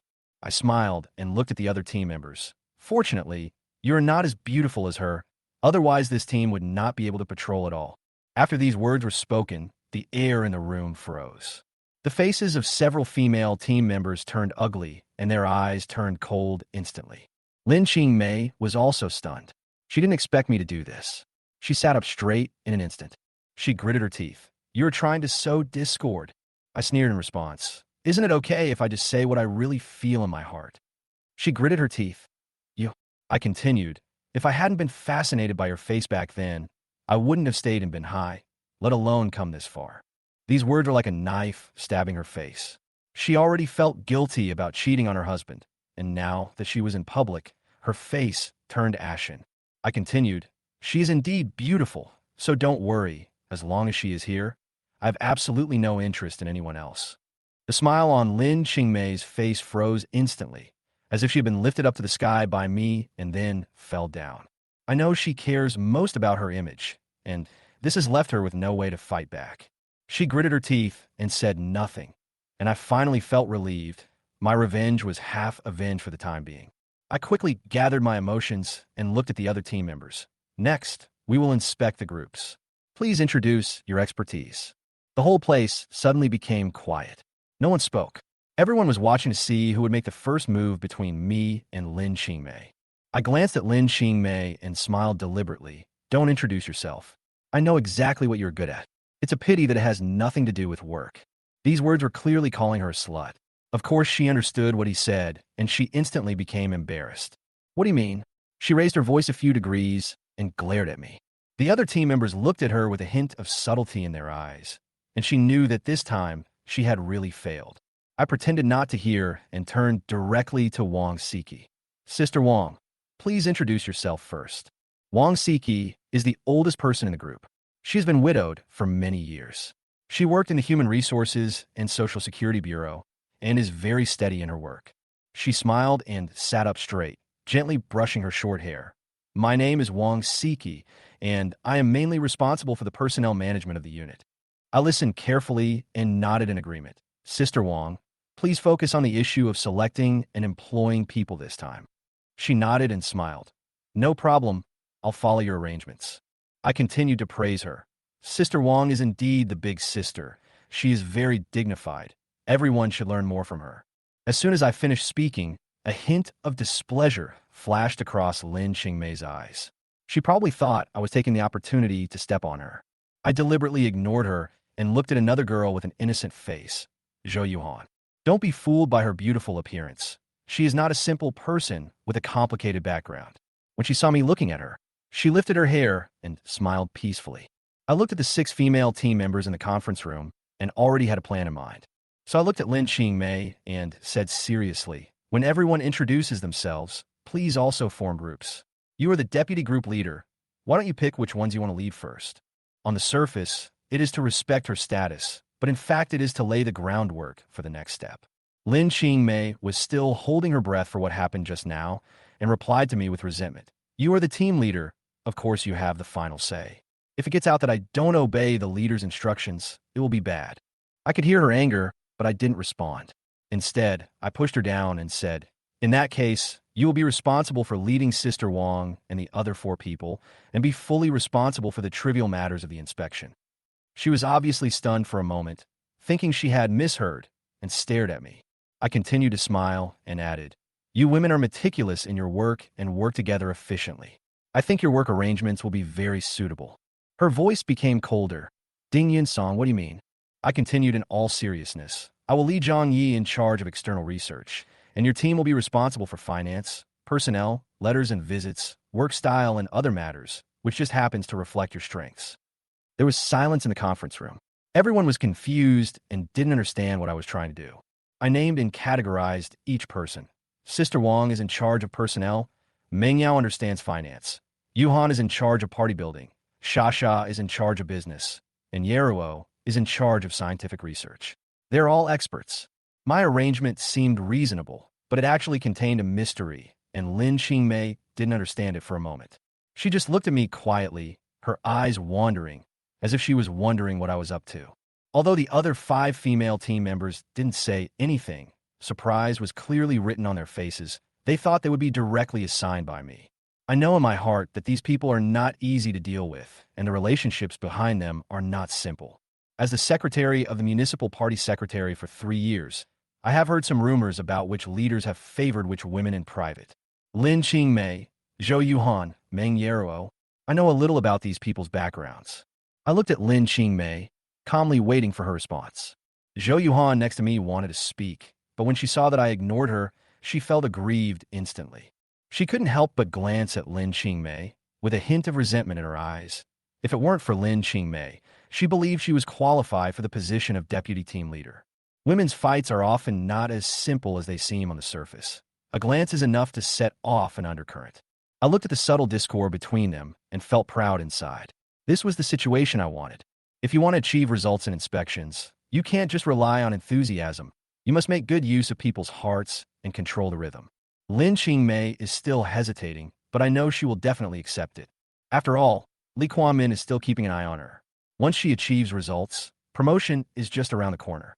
She finally spoke up and asked me tentatively, so according to your division, the final results are all due to us women? I smiled and nodded. Of course. You did the work, and the results are yours. Her eyes lit up, and it was obvious that my words hit her soft spot. She wanted credit. I continued, you know me. When we divorced, you cheated on me, but I didn't fight for anything. I left the house and the car to you. Although these words were spoken lightly, they stabbed her heart like a knife. She instinctively glanced at the other 5 team members and felt the growing disdain in their eyes. She gritted her teeth and said nothing. I continued to pretend to be magnanimous. I will just be listed as a figurehead for this inspection. You will be in charge of the details. She obviously didn't expect me to give up my seat like this. After hesitating for a moment, she said, then don't regret it. I smiled and said, I loved you so much back then, and even though you betrayed me, I didn't regret it. What's this? Her cheeks turned red and she glared at me. We are talking about work, not digging up old issues. I sneered in my heart. Who was the first to talk about feelings? Now he is pretending to be serious? I suppressed the sarcasm in my heart and replied calmly. Since you agree, you are responsible for arranging the work. She was about to agree, but I added, but we have to meet every day. I need to know the progress of the work. I have the final say on the macro level. Okay, no problem. She agreed readily, fantasizing about leading the team to achieve good results and Li Chuanmin's promotion in sight. In her eyes, I had become a fool who voluntarily gave up my power. But I knew in my heart that this was only the first step in the plan. I wanted to make these 6 women fall into chaos first. I stood up, picked up the water cup, and said to Lin Qingmei, you will be in charge of the next arrangements. She really acted like a team leader and immediately began to assign tasks to the 5 female team members with confidence. But she didn't notice that this command-like distribution method had made several female team members dissatisfied. After all, there could be a sense of harmony between opposite sexes, but there is only guardedness and hostility between the same sex. Especially since her past romantic affairs had long been discussed in private, and now she was sitting in front of a group of genuine strong women. It was natural that she would arouse people's disgust. Not to mention, she didn't even give people a chance to introduce themselves and just gave orders directly, which made the situation increasingly tense. I drank the water and laughed in my heart. I've already lit this barrel of explosives, and it will explode sooner or later. Lin Qingmei completed the division of labor with great interest, then turned to ask me, Ding Yunsong, when will we move into Binhai University? I ignored her and turned to ask Zhang Yi, how are the preparations going? Zhang Yi immediately stood up and replied, the school has made arrangements. A teachers' meeting will be held at 2 p.m. to mobilize the inspection team. I nodded, looked at the time, and said, it's 10 o'clock now. Let's go to the school cafeteria to eat and get a feel for the situation in advance. After saying that, I stood up with my notebook and walked out of the meeting room. Zhang Yi quickly followed me and looked at my back with a puzzled look on his face. This was my first time leading an inspection team. How could I give up my power to someone else? I just couldn't understand it. Seeing me leave, Lin Qingmei began to call on others. Let's go to school and have a meal in the cafeteria. Although the other 5 female team members were dissatisfied, they had no choice but to stand up and go together. In this way, our group came to Binhai University in a mighty manner. As soon as I stepped into the cafeteria, I looked up and saw a familiar figure. Right at the entrance of the cafeteria, I saw Wang Meiqi at a glance. At that moment, my heart sank suddenly. She was actually a student of Binhai University? I really didn't expect this. I immediately became alert and couldn't help worrying that she would pester me again like she did before, and that something might really go wrong. I stood at the door of the cafeteria, hesitated for a long time, and was reluctant to take a step forward. It's not that I'm afraid to face it, but I'm afraid that this woman will become hysterical right away and attract everyone's attention. Lin Qingmei didn't know how nervous I was, and she pretended to walk over to me with a proud look on her face. When you see this cafeteria, do you miss the days when we ate together in college? These words were like a knife stabbing my heart. At that time, I spent almost all my living expenses on her, and I couldn't even afford to eat good food myself. I let her choose her favorite dishes first at every meal and pamper her like a princess. But now, this woman is no longer the same as she used to be, and all that remains is betrayal and irony. But she was still smug over there. What a pity. You can never go back to the way you were before. I felt a sharp stab in my heart, but I said nothing. She became more and more proud, as if she had become an empress just after gaining power, and said arrogantly, I think if I sit down in the cafeteria now, a bunch of boys will come around. I didn't want to hear any more of this bullshit, so I frowned and said, you're the only one who's so boring. But she didn't care at all and turned to look at the other 5 female team members. Since team leader Ding doesn't believe it, why don't we compete to see who is the most attractive? After saying that, she walked into the cafeteria in her high heels, swaying gracefully as if she was walking on a catwalk. The crisp sound of high heels immediately attracted the attention of many students, and they all turned to look at her. I stood there, feeling a little emotional. This woman, Lin Qingmei, her appearance is really amazing. But no matter how beautiful she is, she cannot cover up the hypocrisy and filthiness in her bones. I wasn't in the mood to engage in such drama, so I simply sat down by the window and planned to calm down by myself. What I'm most concerned about now is how to find out Shi Yuba's background through the students and teachers of the civil engineering department and bypass the direct resistance. I have only met Shi Yuba once. He looks like an old-school scholar with gray hair and a bookish look. But I know that this kind of people are most likely to harbor filth and dirt, and I have to find another way to pry open a gap. I was distracted while thinking, and when I came to my senses again, I found that the female team members in the meeting room were all sitting separately. Everyone seemed to be competing with each other for their charm, occupying a table by themselves, and even scrambling to sit at the big table. As expected, not long after they sat down, several boys came over and chatted with them, and some even sat next to them with their food trays. Isn't this a scene of attracting bees and butterflies? Lin Qingmei even sat at a table for 6, and the few empty seats were quickly filled. Some boys who didn't get the tickets were staring with reluctance, as if they had missed the chance to reach the sky. The smile on Lin Qingmei's face was so bright, and she would joke and greet the boy from time to time. This scene looks like the queen descending to earth, no matter how you look at it, and the imperial aura is natural and natural. But I felt a different feeling in my heart. When I was in college, there was a saying, one genius and two beauties. The genius was me, and one of the two beauties was Lin Qingmei. The other one, whenever I think of her, my heart aches. Her name is Xiao Mengchen. She is both talented and beautiful. She took the initiative to pursue me back then, but I was dazzled by Lin Qingmei and chose the latter without hesitation. Xiao Mengchen finally left in disappointment, went overseas early and lost contact. Thinking about it now, I feel really guilty. One decision in my life changed the trajectory of my life. I sighed, forced myself to suppress these emotions, and told myself that Lin Qingmei was no longer worth my concern. Team Leader Ding, I don't know what you like to eat, so I just packed you a random portion. Zhang Yi sat opposite me with a plate in hand. I glanced at him, chuckled, and said, "It doesn't matter as long as you are full." Zhang Yi breathed a sigh of relief and joked with a smile. Team Leader Ding is very approachable, but you can't be too easygoing during the inspection. I heard the reminder and concern in his tone, so I nodded. Tell me more about the work in the group later, so I can get started as soon as possible. Seeing that I was willing to listen, his eyes lit up. As long as you ask, I will tell you everything. I increasingly feel that Zhang Yi is a useful person. He has no background, is not good at flattering, and dares to speak the truth. I also took the opportunity to win him over, saying, there are some details I don't understand yet, so I'll rely on you to remind me and check them later. He was stunned for a moment. Then his eyes became more enthusiastic. After hesitating for a moment, Zhang Yi whispered, Team Leader Ding, to be honest, this is your first time leading an inspection tour, and you really shouldn't give up your authority to Lin Qingmei. I knew he had doubts in his heart, and thought that Lin Qingmei and I were still in love. I didn't respond directly, but just turned my head to look at the 6 female team members in the distance. They were all smiling and chatting animatedly with the male students. How could they look like they were patrolling around at all? Zhang Yi also saw it, frowned, and said, if this gets out, it will have a huge impact on the image of the inspection team. I smiled and said, I've said before that I won't interfere with Lin Qingmei bringing those people. We just need to do our own thing well. Zhang Yi still didn't give up. But can the two of you find out what the problem is? I looked at him calmly. You are responsible for recording their work status and compiling the information, and I will make other arrangements. Zhang Yi was confused, but did not ask any more questions. Seeing his puzzled expression, I whispered, don't you realize that this entire group is a trap? Government. Zhang Yi's expression changed drastically, his eyes full of surprise.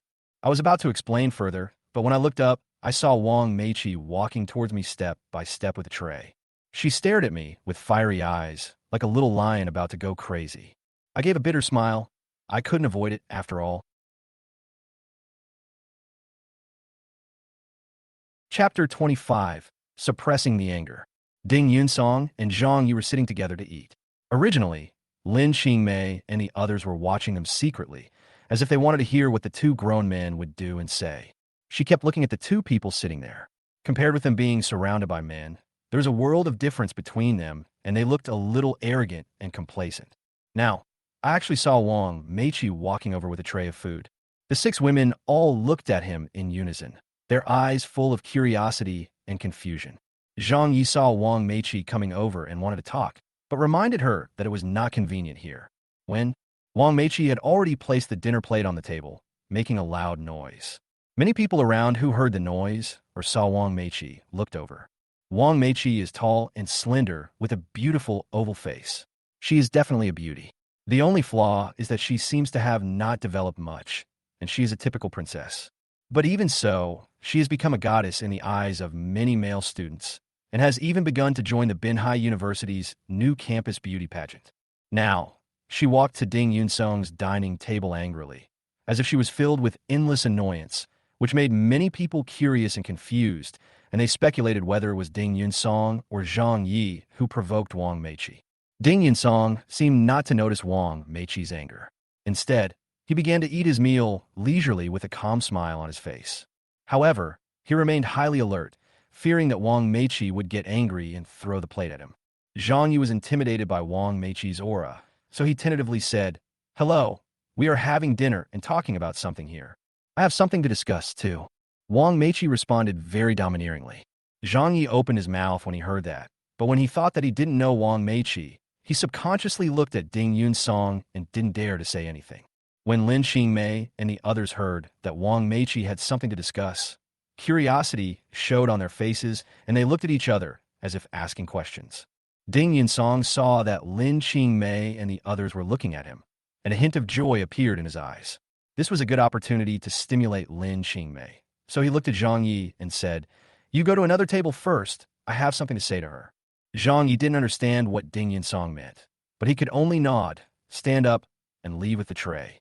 Only Ding Yunsong and Wang Meiqi are left. Wang Meiqi thought of the several times she had met Ding Yunsong, and her eyes were filled with indifference as she stared at Ding Yunsong. Instead, Ding Yunsong started eating and seemed to ignore Wang Meiqi. Wang Meiqi was a little unhappy now. She also sat down, picked up the chopsticks, picked up the rice on the plate, and put it into her mouth grain by grain, but her eyes were on Ding Yunsong. Ding Yunsong ate with big mouthfuls, and the food tasted delicious. Wang Meiqi couldn't help but asked coldly, "Which department are you from?" When Ding Yunsong heard Wang Meiqi's voice begin to change, he knew that Wang Meiqi thought he was also a student. He didn't want to make a big fuss and become a joke, so he looked at Wang Meiqi and said with a smile, "I am studying civil engineering." Wang Meiqi frowned instantly and looked at Ding Yunsong with curiosity in her eyes. Ding Yunsong felt Wang Meiqi's gaze and was a little confused, so he pretended to be curious and asked Wang Meiqi, "What's wrong? What grade are you in?" Wang Meiqi asked, "I'm in the first grade." Ding Yunsong said casually to Wang Meiqi. Wang Meiqi frowned again and stared at Ding Yunsong. "You are lying." Ding Yunsong was stunned for a moment. How did Wang Meiqi know that he was lying? What made him even more surprised was that even though Wang Meiqi had exposed his lie, this woman was not that angry. "Snort." Wang Meiqi snorted coldly, stared at Ding Yunsong, and said, "You are a big liar." Ding Yunsong was stunned by the scolding, his face full of confusion. "Just wait." After saying that, Wang Meiqi picked up her chopsticks and started eating seriously. Ding Yunsong was completely confused and had no idea what this little beauty meant. He just continued eating, wanting to finish and leave quickly, fearing that he would be entangled. Ding Yunsong finished eating quickly, stood up, and was about to leave. It was as if there were springs under Wang Meiqi's, but she stood up suddenly, walked forward quickly, and stopped Ding Yunsong. Ding Yunsong looked at Wang Meiqi in confusion and asked, "What's the matter?" "I'll go to your class to take a look," Wang Meiqi said with her beautiful eyes wide open. Ding Yunsong thought to himself, "Where do I have any classes? I'm just fooling you." So he shook his head and said to Wang Meiqi, "I have something else to do. Don't try to lie to me." Wang Meiqi said as she reached into Ding Yunsong's trouser pocket and took out Ding Yunsong's cell phone. Ding Yunsong was caught off guard. Without waiting for Ding Yunsong to speak, Wang Meiqi turned on the screen of her mobile phone, then scanned Ding Yunsong's face. After the mobile phone recognized the face, it entered the control interface. Wang Meiqi didn't say anything either. She used Ding Yunsong's phone to call her own phone, then opened Ding Yunsong's WeChat and added herself as a friend. Ding Yunsong watched Ding Meiqi's series of actions, but did not try to get the phone back. Wang Meiqi quickly finished the operation, handed Ding Yunsong's phone back, took a step forward, lowered her voice, and said to Ding Yunsong, "Today, in front of everyone, I won't settle accounts with you, but you can't escape now." After she finished speaking, she shook her cell phone, as if to tell Ding Yunsong, "I already have her contact information." Ding Yunsong raised his hand and touched his nose, laughing in his heart. This little beauty is quite naive. Isn't she afraid that she's a bad guy or a pervert? The reason why he didn't stop Wang Meiqi from taking his phone just now was actually to let Lin Qingmei, who was far away, see it on purpose. After all, Lin Qingmei had humiliated him in every way today, and this was the best way to fight back. A beautiful girl was pursuing an old man like him. Ding Yunsong didn't say anything, took the phone, turned around, and left calmly. Although Wang Meiqi also felt that others were looking at her and blushed slightly, she remained calm and walked away calmly. There was no conflict when the two met, but rather the whole thing went on peacefully. Only Wang Meiqi herself knew that she was holding back her anger. It was about to explode. Ding Yunsong didn't care about these things. As soon as he came out, Zhang Yi followed him. Ding Yunsong, "Zhang Yi, I'll go around by myself. I'll go to the meeting at 2 p.m. by myself." "Okay, Team Leader Ding." Zhang Yi readily agreed, and at the same time looked at Ding Yunsong and said, "According to the inspection regulations, During the inspection, the 8 of us have to stay in one hotel. Which hotel do you think we should stay in? Team leader Ding. When Ding Yunsong heard about staying in a hotel, he frowned. Lin Qingmei and 6 other women just came out at this moment and heard these words. Lin Qingmei smiled and looked at Ding Yunsong and said, "Why don't we stay at the Shangri-La Hotel? Isn't manager Zhao Cheng your good friend?" When Ding Yunsong heard the name Zhao Cheng, his heart felt like it was bleeding. The last betrayal was still vivid in his mind. Zhang Yi didn't say anything, but waited for Ding Yunsong to make the decision. Ding Yunsong took a deep breath and decided to live there. He also checked Zhao Cheng's affairs. He looked at Lin Qingmei and said, "Okay." Lin Qingmei didn't know what Ding Yunsong was thinking. She thought she could make Ding Yunsong depressed. The corners of her mouth curved up, her eyes were full of disdain, and she said, "We can't wait here until the afternoon. Let's just find a place to rest." Ding Yunsong didn't want to be with these women, so he said, "You guys go and have a rest. I have something to do now." He looked at Zhang Yi again and said, "You are responsible for checking in at the Shangri-La Hotel." "Okay, team leader Ding. We must ensure that the accommodation standards exceed the standards." Ding Yunsong didn't want to get into trouble over trivial matters. Zhang Yi nodded. "Don't worry, team leader Ding." Ding Yunsong didn't say anything else, but turned and walked into the school. Lin Qingmei curled the corners of her mouth, and her beautiful face was full of arrogant disdain. The other women couldn't figure out the true situation of Lin Qingmei and Ding Yunsong after their divorce, so no one spoke, and they all pretended not to see it. Zhang Yi quickly brought these women to the Shangri-La Hotel. Zhao Cheng very enthusiastically arranged a room for them, and even gave them a discount, so that the room that originally exceeded their normal consumption standards was now available to them at a price lower than the normal price. Zhang Yi originally wanted to move to another place, but was stopped by Lin Qingmei, so he stayed there. Although Ding Yunsong was just strolling around alone, he was familiar with Manhwa University because he had been there before. He unknowingly walked to the Department of Civil Engineering. Although it was noon, there were many students who had just returned from lunch. Many people saw Ding Yunsong and recognized him as the man sitting opposite Wang Meiqi. Many women even pointed at Ding Yunsong, but he did not pay attention to them. He was just thinking about how to make a breakthrough from Qi Yuba as soon as possible. Wang Meiqi just came back from buying fruit. When she saw Ding Yunsong, her eyes seemed to be shining, and she rushed towards Ding Yunsong quickly. Chapter 26, All Curious. Ding Yunsong heard footsteps, turned his head, and saw that it was Wang Meiqi, holding a papaya in her hand. He couldn't help but frowning, and naturally thought of Wang Meiqi's underdevelopment. Wang Meiqi felt Ding Yunsong's gaze, and thought of how Ding Yunsong had previously mocked her for being underdeveloped. Anger rose in her heart, and there was even a hint of annoyance in her eyes. Ding Yunsong acted as if he didn't see it and wanted to quicken his pace and leave. "Tell me your name," Wang Meiqi said to Ding Yunsong with a cold snort. Ding Yunsong frowned slightly and said to Wang Meiqi, "Why do you want to know my name?" "No reason. I'm happy. You can also try not to tell me your name. What's the harm in trying? You can't beat me." Ding Yunsong teased with a smile. "Are you still a man?" Wang Meiqi was irritated, like a kitten whose tail was stepped on, her fur standing on end. Ding Yunsong was extremely calm and natural. He looked at Wang Meiqi and said, "I am telling the truth." "Damn man." Wang Meiqi cursed in a low voice, then glared at Ding Yunsong and said, "If you don't tell me, I will call you every day, and if people harass you to death every day. Whatever." Ding Yunsong didn't take Ding Meiqi's threat seriously and walked away. Wang Meiqi was anxious and stamped her feet in anger, but she couldn't make things too awkward with Ding Yunsong now, lest her classmates would know about her affairs. The most important thing is that she doesn't know whether Ding Yunsong is a student or not. She doesn't think so, but what if? Ding Yunsong was a little shocked in his heart. He didn't expect that Wang Meiqi was a student of this school and in the Department of Civil Engineering. Fortunately, Wang Meiqi did not entangle Ding Yunsong and finally went back alone. Ding Yunsong then used his lunchtime to spend a long time in the Department of Civil Engineering and Architectural Engineering, and even walked around the teaching building. He saw a lot of publicity about Qi Yuba inside. Qi Yuba is now one of the top experts in the field of civil engineering and architectural engineering. Ding Yunsong felt an indescribable complexity in his heart. He hoped that this was the respected expert professor, but he also hoped to find out the cause of the collapse of Hentang shopping mall and restore secretary Hu Haifeng's reputation. Ding Yunsong, with a complicated mind, spent the whole afternoon touring the Department of Civil Engineering and Architecture. When he finally left, it was almost 2 o'clock. He walked towards the auditorium where the meeting was to be held according to the address given by Zhang Yi. When Ding Yunsong walked towards the main building, he saw many teachers and staff walking towards the main building.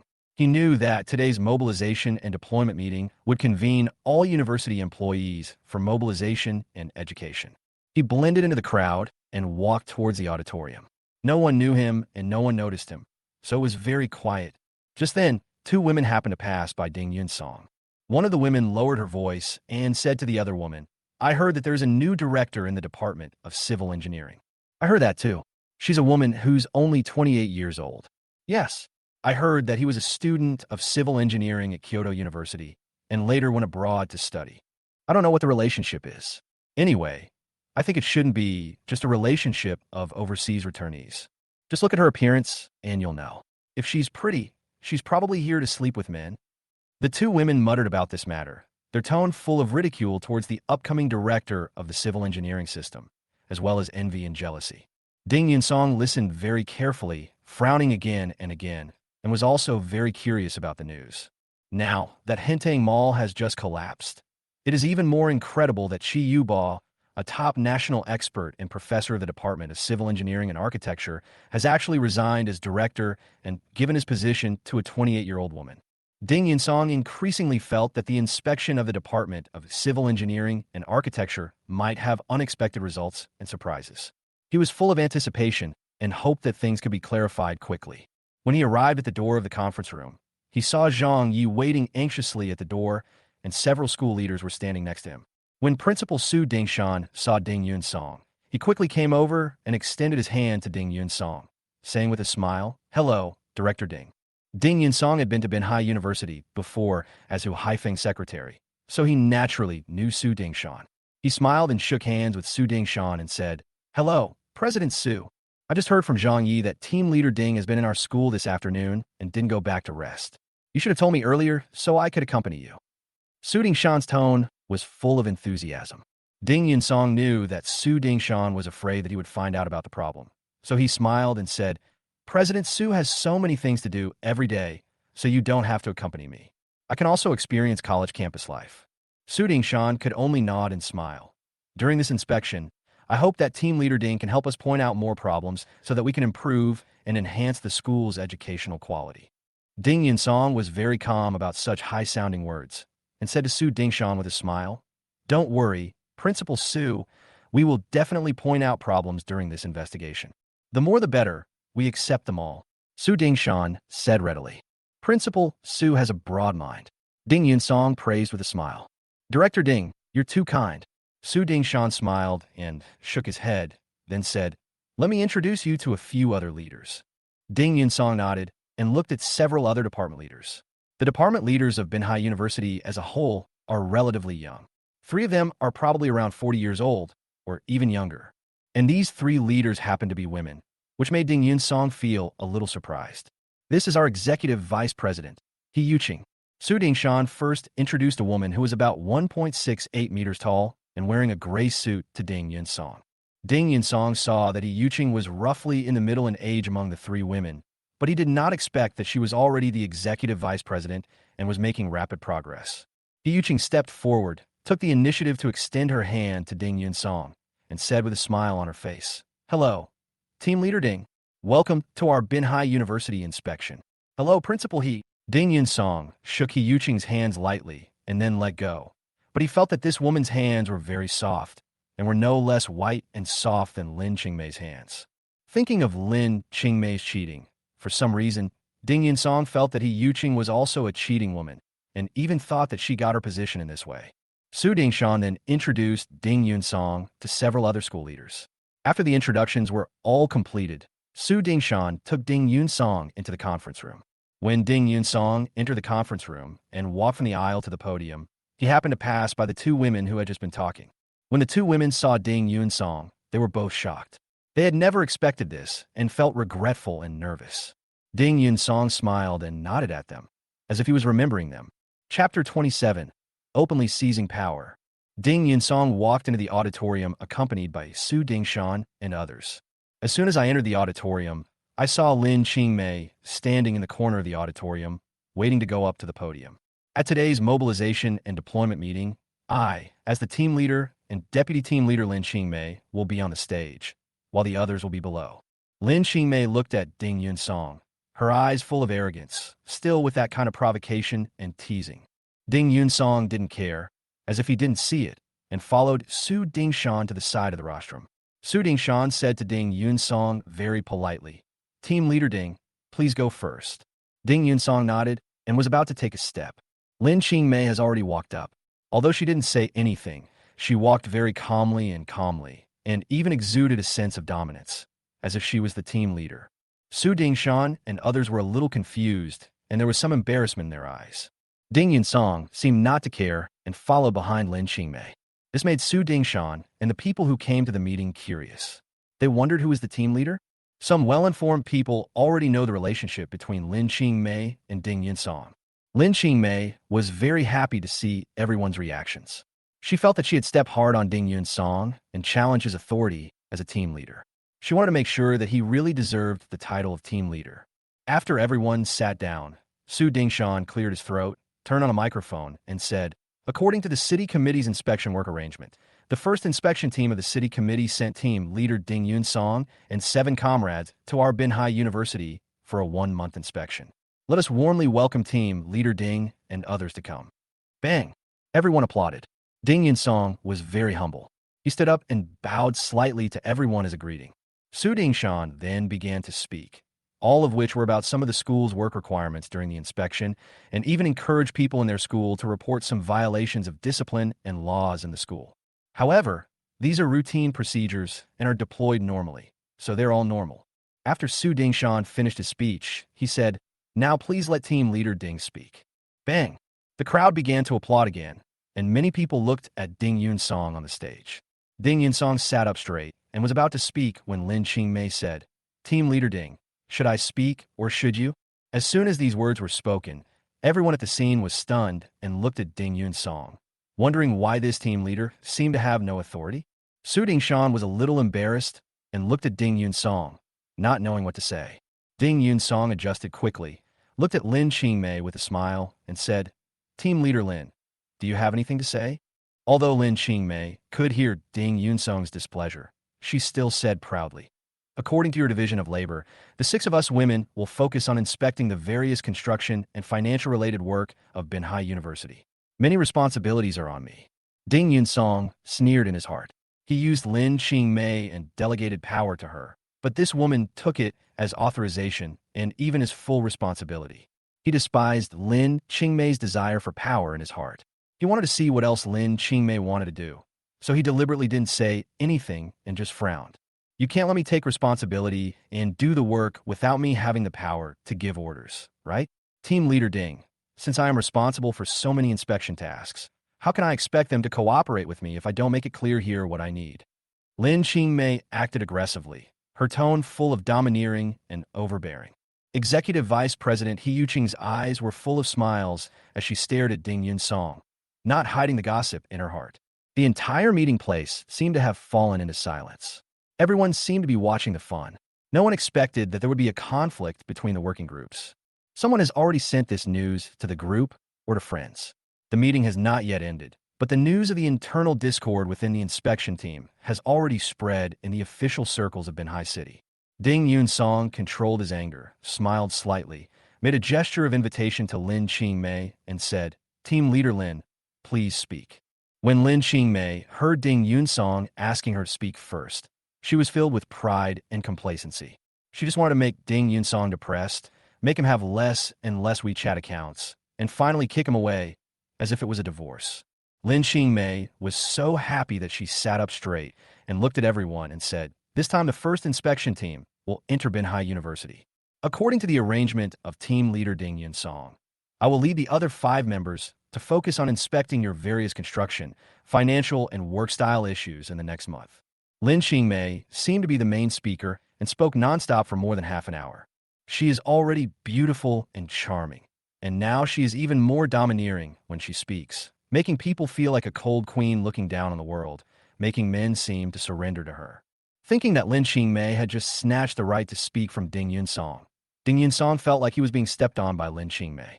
Some people who are well-informed and know that Ding Yun-song and Lin Qingmei were once husband and wife look down on Ding Yun-song even more. They not only think that Ding Yun-song is dominated by his wife, but more importantly, they think that Ding Yun-song is a cuckold. Invisibly, Ding Yun-song, the leader of the inspection team, became the object of contempt and ridicule. Ding Yun-song didn't seem to care about all this at all. He just waited quietly for Lin Qingmei to finish speaking. After Lin Qingmei finished her speech, she gently shook her hair with her fair hands. Lin Qingmei, who was already stunningly beautiful, became even more beautiful and attractive just by gently touching her hair. She was truly a beauty that could topple a country. This not only surprised and stunned some people on the stage, but also fascinated many people in the audience.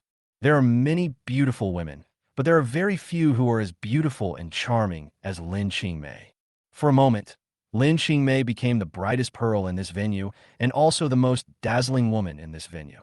At this moment, Su Dingshan looked at Ding Yun-song and asked with a smile, "Team leader Ding, do you want to speak now?" Everyone at the scene turned their eyes to Ding Yun-song again, actually waiting for Ding Yun-song's response. Ding Yun-song sat up straight and said to Su Dingshan, "Principal Su, I just want to say a few words." "Okay, team leader Ding." Su Dingshan led the applause. Everyone followed suit and applauded, and the scene seemed to be filled with enthusiasm. However, everyone knew in their hearts that Ding Yun-song, the team leader, had lost all his prestige and authority and had lost all face. Lin Qingmei looked at Ding Yun-song with arrogance and strong disdain on her face. Ding Yun-song didn't seem to care about all this at all. He sat up straight, looked around at everyone, and said, "Lin Qingmei, the deputy leader of our inspection team, has already told everyone a lot." Ding Yun-song's first sentence pointed out Lin Qingmei's identity, deputy team leader. Lin Qingmei's expression changed slightly. "I support everything team leader Lin just said." Ding Yun-song's next sentence came out. Lin Qingmei's rising anger disappeared in an instant, and a smug smile appeared on her face. Some people looked at Ding Yun-song as if they saw a man who was timid in front of his wife, a low-key, henpecked husband. Ding Yun-song didn't seem to care about their feelings at all and continued, "Based on what team leader Lin just said, I would like to add one sentence dash." Everyone at the scene focused their attention on Ding Yun-song. Chapter 28, Follow the Research. I support all decisions made by team leader Lin that comply with procedures and regulations. After Ding Yun-song finished speaking, he looked at Lin Qingmei beside him with a smile, giving her encouragement and affirmation. Lin Qingmei frowned tightly, obviously not understanding the deep meaning of Ding Yun-song's words. Not only him, but many people at the scene also showed curiosity in their eyes and did not understand Ding Yun-song's intention.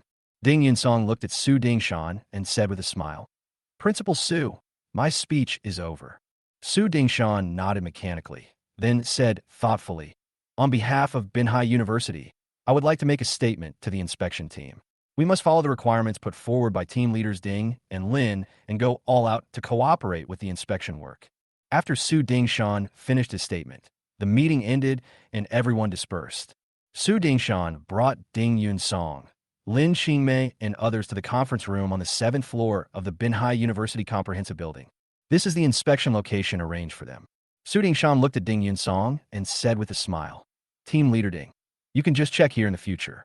We will provide any materials you need us to provide as soon as possible. As for the arrangement of meals, our school has already made arrangements."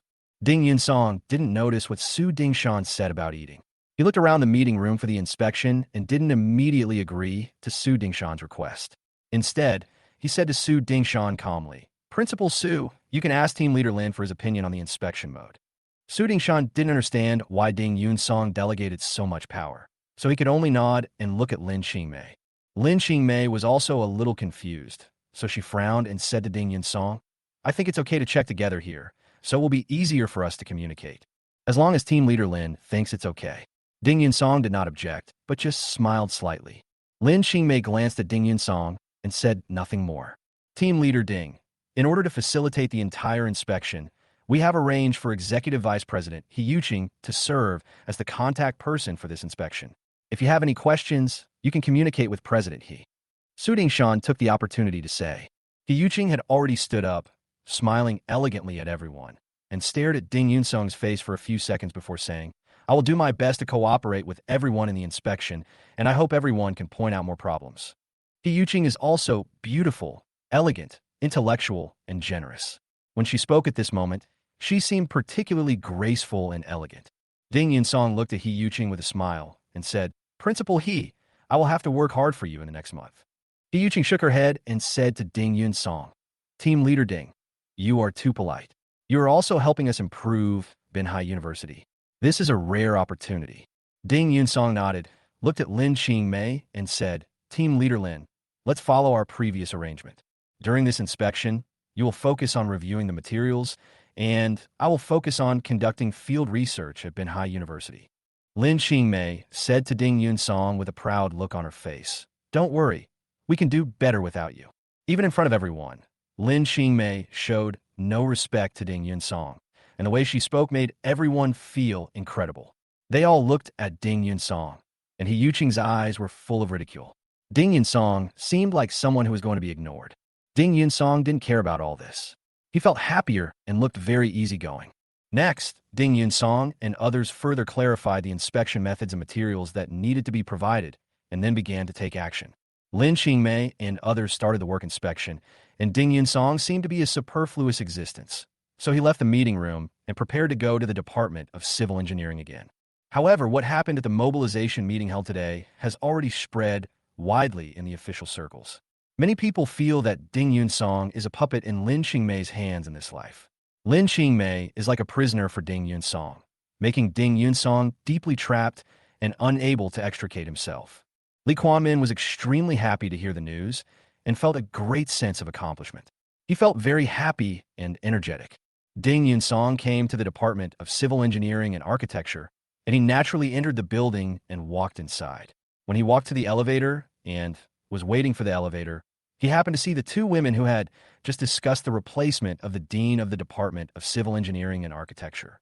When the two women saw Ding Yunsong again and learned of his identity, they looked a little surprised and even a little nervous and flustered. Ding Yunsong just smiled at the two women. The two women looked at each other and realized it was not good to pretend not to know each other. So they shouted in unison, Hello, Team Leader Ding. Ding Yunsong smiled and said to the two women, Would it be convenient for me to sit in your office for a while? The two women were stunned again. They didn't expect Ding Yunsong to go to their office. If it's inconvenient, forget it. Ding Yunsong took the initiative to give the two women a way out. One of them was a woman who was about 36 or 37 years old. She looked mature and beautiful. She looked at Ding Yunsong and said, Team Leader Ding, of course you can go, but there are only 4 people in our office. This clever sentence seemed to be telling Ding Yunsong that if he had any unreasonable thoughts, he should just forget about them. Ding Yunsong could naturally hear her reminder, so he smiled and said, I just want to sit in your office for a while and learn about the situation of the Department of Civil Engineering. Team Leader Ding, please. The woman nodded in agreement. The other one nodded in agreement. However, neither woman said her name and still kept her distance from Ding Yunsong. Ding Yunsong quickly followed the two women and took the elevator to the 9th floor. When they came out of the elevator, the two women walked in front and led Ding Yunsong. Ding Yunsong only looked at the two sides of the corridor and other offices, and did not look at the backs of the two beautiful, enchanting, sexy, and generous women walking in front of him. The two women noticed from the corner of their eyes that Ding Yunsong had no obscene intentions, and they were relieved. However, they were even more confused as to why Ding Yunsong went to their office. The two women took Ding Yunsong into their office with all kinds of speculations. There were 2 other women in the office. When they saw the 2 women come in, they stood up and shouted, Hello, Director Shui and Director Qi. The 2 women nodded, looked at Ding Yunsong, who was standing at the door, and said to the people in the office, Hurry up and prepare some tea. This is Ding Yunsong, the leader of the inspection team that inspected our Binhai University. Leader Ding is in our office. When the 2 women heard that they were from the inspection team, they were filled with fear and trepidation and subconsciously looked towards the door. Ding Yunsong had already walked in. His eyes met with the 2 women's. He just smiled gently. Hello. Sorry to bother you. The 2 women did not attend the meeting and did not know about Lin Qingmei's power grab. They were full of fear and respect, so they shouted to Ding Yunsong, Hello, Director Ding. Sorry to bother you. Ding Yunsong responded with a smile. The 2 women hurried out to prepare tea for Ding Yunsong. Director Shui first turned to look at Ding Yunsong, pointed at the sofa, and said, Director Ding, please take a seat. After Director Shui finished speaking, she smiled and introduced herself to Ding Yunsong.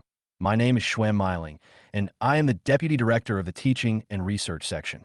She raised her hand and pointed to another woman who was 3 or 5 years younger than him and had a beautiful oval face. She introduced her.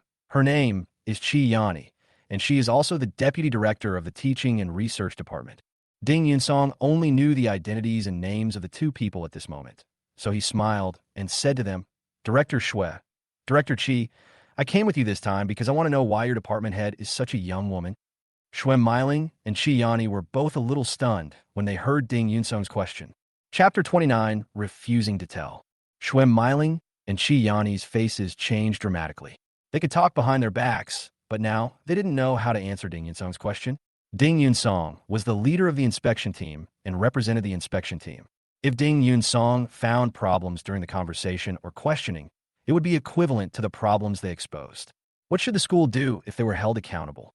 Thinking of this possibility, the two looked at each other and chose to remain silent.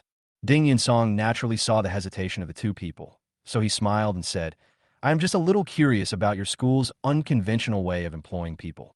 I want to know, and I don't have any other intentions.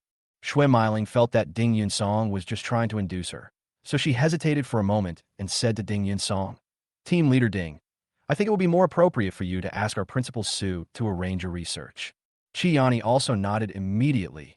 Team Leader Ding, we will follow Principal Sue's arrangements. Everything is in accordance with the school's arrangements. Ding Yunsong understood what the two women were thinking, but he didn't expect that they would be so unanimous in their reluctance to speak. When Shui Miling and Chi Yani saw Ding Yunsong looking at them, they became even more determined. They smiled back and were polite and natural, but still looked like they were unwilling to say anything. Ding Yunsong was ready to make breakthroughs, so he looked at Shui Miling and said, Director Shui, you should be the veteran director of the department, and you are very familiar with the work of the department.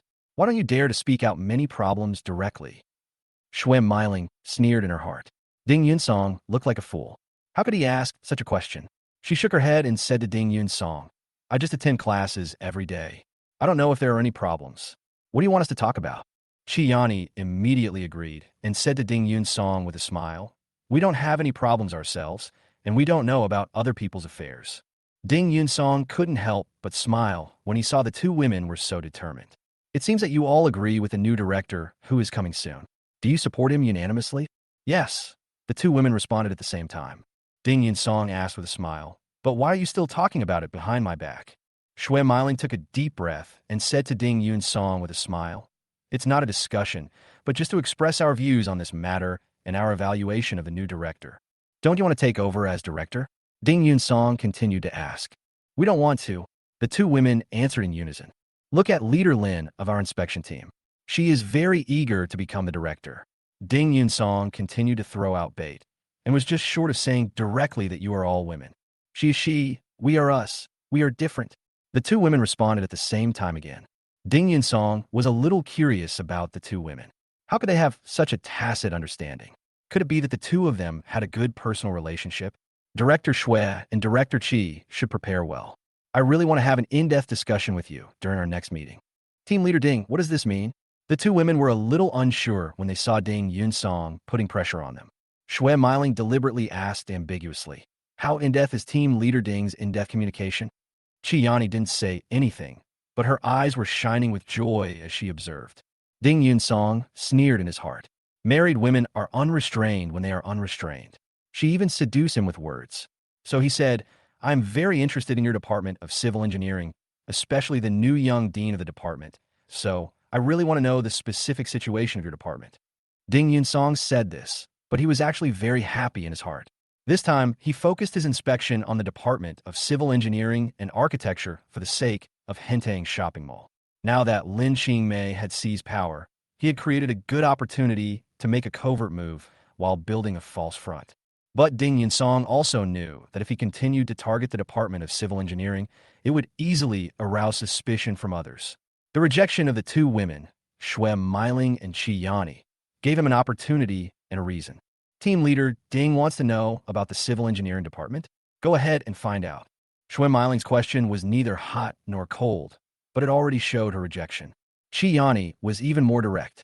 She turned on the computer and started to get busy, as if she didn't want to pay any attention to Ding Yunsong. Ding Yunsong was quite tactful. He stood up, looked at the two women, and said with a smile, "I won't bother you anymore. Goodbye, team leader Ding." The two women were so impatient, as if they were sending away the god of plague. Ding Yunsong was not angry. She still had a gentle smile on her face. She walked out of their office, thought for a moment, and went straight to the office of Principal Su Dingshan. The two women left couldn't help but gossip. Shuem Miling frowned and said, "Ding Yunsong lost his secretary position and got divorced. Is he a bit mentally abnormal now?" Chi Yani looked disdainful and said, "I think he is a bit mentally abnormal." Shuem Miling said with a very determined look, "We must not let him get any information from us. If he gets any information, will we become the sinners of the school?" Chi Yani curled her lips and said, "Ding Yunsong, stop daydreaming. I definitely won't do that. I think we should report this situation to Principal Su so that he can be alert in advance." Shuem Miling suggested thoughtfully. Chi Yani nodded vigorously in agreement. "I agree. If we go find Principal Su now, we may have a chance to make a contribution." Shuem Miling stood up impatiently. Chi Yani also stood up. The two women rushed to Su Dingshan's office quickly and soon arrived at the door of Su Dingshan's office. They were very knowledgeable about the rules and knocked on the secretary's office door first. Secretary Wang Haibin saw the two women and asked, "Director Shui, Director Qi, what's the matter?" "We have some matters concerning the inspection team and would like to report to Principal Su. Is he free now?" Shui Miling responded to Secretary Wang Haibin. When Wang Haibin heard that it was the inspection team's business, he attached great importance to it. The work of the inspection team was the focus of all their work, so he immediately said, "I will report to Principal Su now." The two women nodded, their hearts filled with joy, feeling as if they were about to make a contribution. Wang Haibin knocked on the door and went in, looking at Su Dingshan and said, "President Su, Director Shui, and Director Qi from the Department of Civil Engineering are here to report to you about the inspection team." When Su Dingshan heard about this, his expression suddenly changed, and there were even a few flashes in his eyes.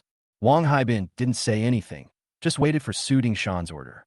Su Dingshan pondered for a moment and then said, "Let them in." "Okay, Principal Su." After Wang Haibin agreed, he turned and walked out. Su Dingshan's expression became more serious, wondering what the purpose of the inspection team's visit to the Department of Civil Engineering was. Wang Haibin came out, looked at Shuem Miling and Chi Yani, and said with a smile, "Directors, please come in." Shuem Miling and Chi Yani breathed a sigh of relief and smiled gratefully at Wang Haibin. "Thank you, Secretary Wang." Wang Haibin shook his head and was about to speak when he saw Ding Yunsong walking over. When Shuem Miling and Chi Yani saw Ding Yunsong, they were embarrassed as if their conspiracy had been exposed. Their faces turned red and their eyes were flustered. Ding Yunsong saw the two women and guessed their purpose. He looked at them with a smile in his eyes. Chapter 30, I want to meet the director. Shuem Miling and Chi Yani didn't expect to meet Ding Yunsong here. They stood there, unable to go in, let alone leave. Secretary Wang Haibin had already walked quickly to Ding Yunsong and shouted with a flattering smile, "Hello, Team Leader Ding." Ding Yunsong nodded slightly, looked at Shuem Miling and Chi Yani and said, "Director Shui and Director Qi, are you here to report to Principal Su?" This simple question made the two women even more at a loss. Su Dingshan had heard Ding Yunsong's voice inside and hurriedly came out with a smile on his face, looked at Ding Yunsong and said, "Team Leader Ding, come in quickly." Ding Yunsong smiled and said to Su Dingshan, "Principal Su, first come first served, let Director Shui and Director Qi go in first to report. I'm not in a hurry." Shuem Miling and Chi Yani became even more flustered and kept looking at Ding Yunsong, but couldn't see anything, so they could only look at Su Dingshan with questioning eyes. Su Dingshan thought that the two women came to report about the inspection team, and Ding Yunsong was the team leader. It felt like they were suing Ding Yunsong, and he felt a little embarrassed. So he smiled and said to Ding Yunsong, "Team Leader Ding's matter is important, and we must implement it first." Ding Yunsong's smile became even more intense, and he said to Su Dingshan, "I am very satisfied with Principal Su's attitude, but I'm a little skeptical about whether your school will really implement it first." Su Dingshan's heart skipped a beat. Ding Yunsong was not satisfied. Thinking of Shuem Miling and Chi Yani coming to see him, he smiled and asked Ding Yunsong, "Team Leader Ding, is there anything wrong?" Ding Yunsong noticed that Su Dingshan was nervous, glanced at Schwem Meiling and Chi Yani and said, I just went to the Department of Civil Engineering to talk to Director Xue and Director Chi, but the two directors were not cooperative. Su Dingshan's head buzzed, and he guessed that the two women came to him to report about Ding Yunsong's research. Although he secretly blamed Ding Yunsong for being so sudden, there was nothing he could do. He didn't know how to deal with it for a while. Schwem Meiling and Chi Yani were even more nervous. They were afraid that Su Dingshan would misunderstand them, so they all looked at Su Dingshan, as if waiting for Su Dingshan to help them seek justice. Su Dingshan was quite shrewd. He smiled and said to Ding Yunsong, Team Leader Ding, maybe Director Xue and Director Chi don't understand the current inspection work. If there is anything that is not done well, just tell me, and we will make every effort to rectify and cooperate in the next step. Schwem Meiling and Chi Yani looked at each other, feeling uneasy. Su Dingshan also winked at the two women, indicating that they should speak. Schwem Meiling looked at Ding Yunsong and said with a charming smile, Team Leader Ding, it's not that we don't want to cooperate with your research and conversation, but we have never met the new department head and don't know him. We really don't know what to say. When Su Dingshan heard that it was about the new department head, he breathed a sigh of relief and looked at Ding Yunsong and said, Team Leader Ding, are you interested in the new department head? Ding Yunsong knew there was a trap in his words, but he nodded slightly and said to Su Dingshan, I heard from Schwem Meiling and Chi Yani that the new department head is young and very talented, so I really want to know who he is.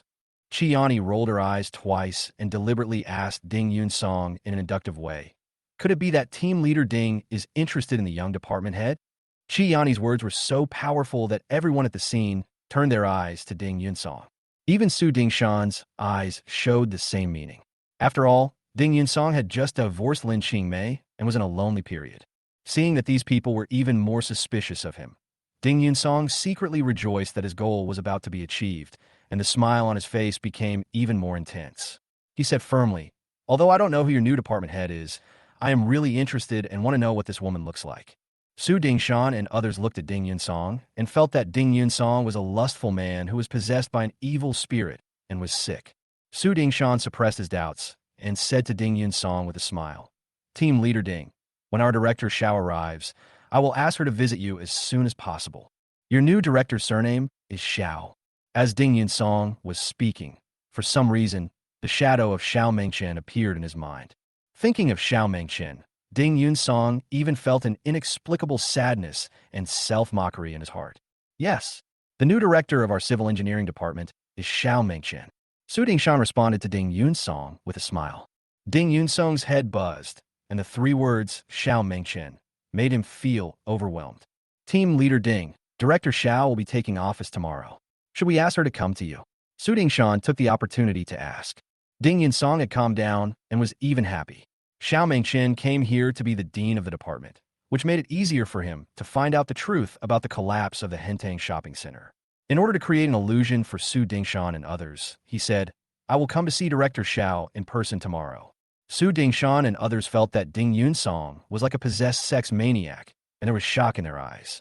There was even a flash of pride in Su Dingshan's eyes as he thought about how to arrange people to attack Ding Yunsong and make sure that his inspection would yield nothing. Gubi, Principal Su. Ding Yunsong waved his hand and turned to leave without waiting for Su Dingshan's response. Su Dingshan and others looked at Ding Yunsong's back with surprise in their eyes, thinking that Ding Yunsong was like a lovelorn maniac. Thinking about how Ding Yunsong pushed a lot of work to the deputy team leader Lin Qingmei at the meeting today, many people had another idea in their minds. Ding Yunsong is not only a flower maniac, but also listens to women. Even though he is divorced, he is still particularly in love with Lin Qingmei. After they came to this conclusion, they all despised Ding Yunsong, and the news spread quickly. Su Dingshan left the office in a hurry and rushed to Li Chuanmin's office, wanting to plan with him how to plot against Ding Yunsong. Ding Yunsong had no time to guess their thoughts. He quickly left Benhai University and headed straight for Qinglian Building. When he arrived at Qinglian Building, he found Su Jigang, director of the 6th Office of the Provincial Commission for Discipline Inspection, and called him. Su Jigang was chatting with Huashimi in the house.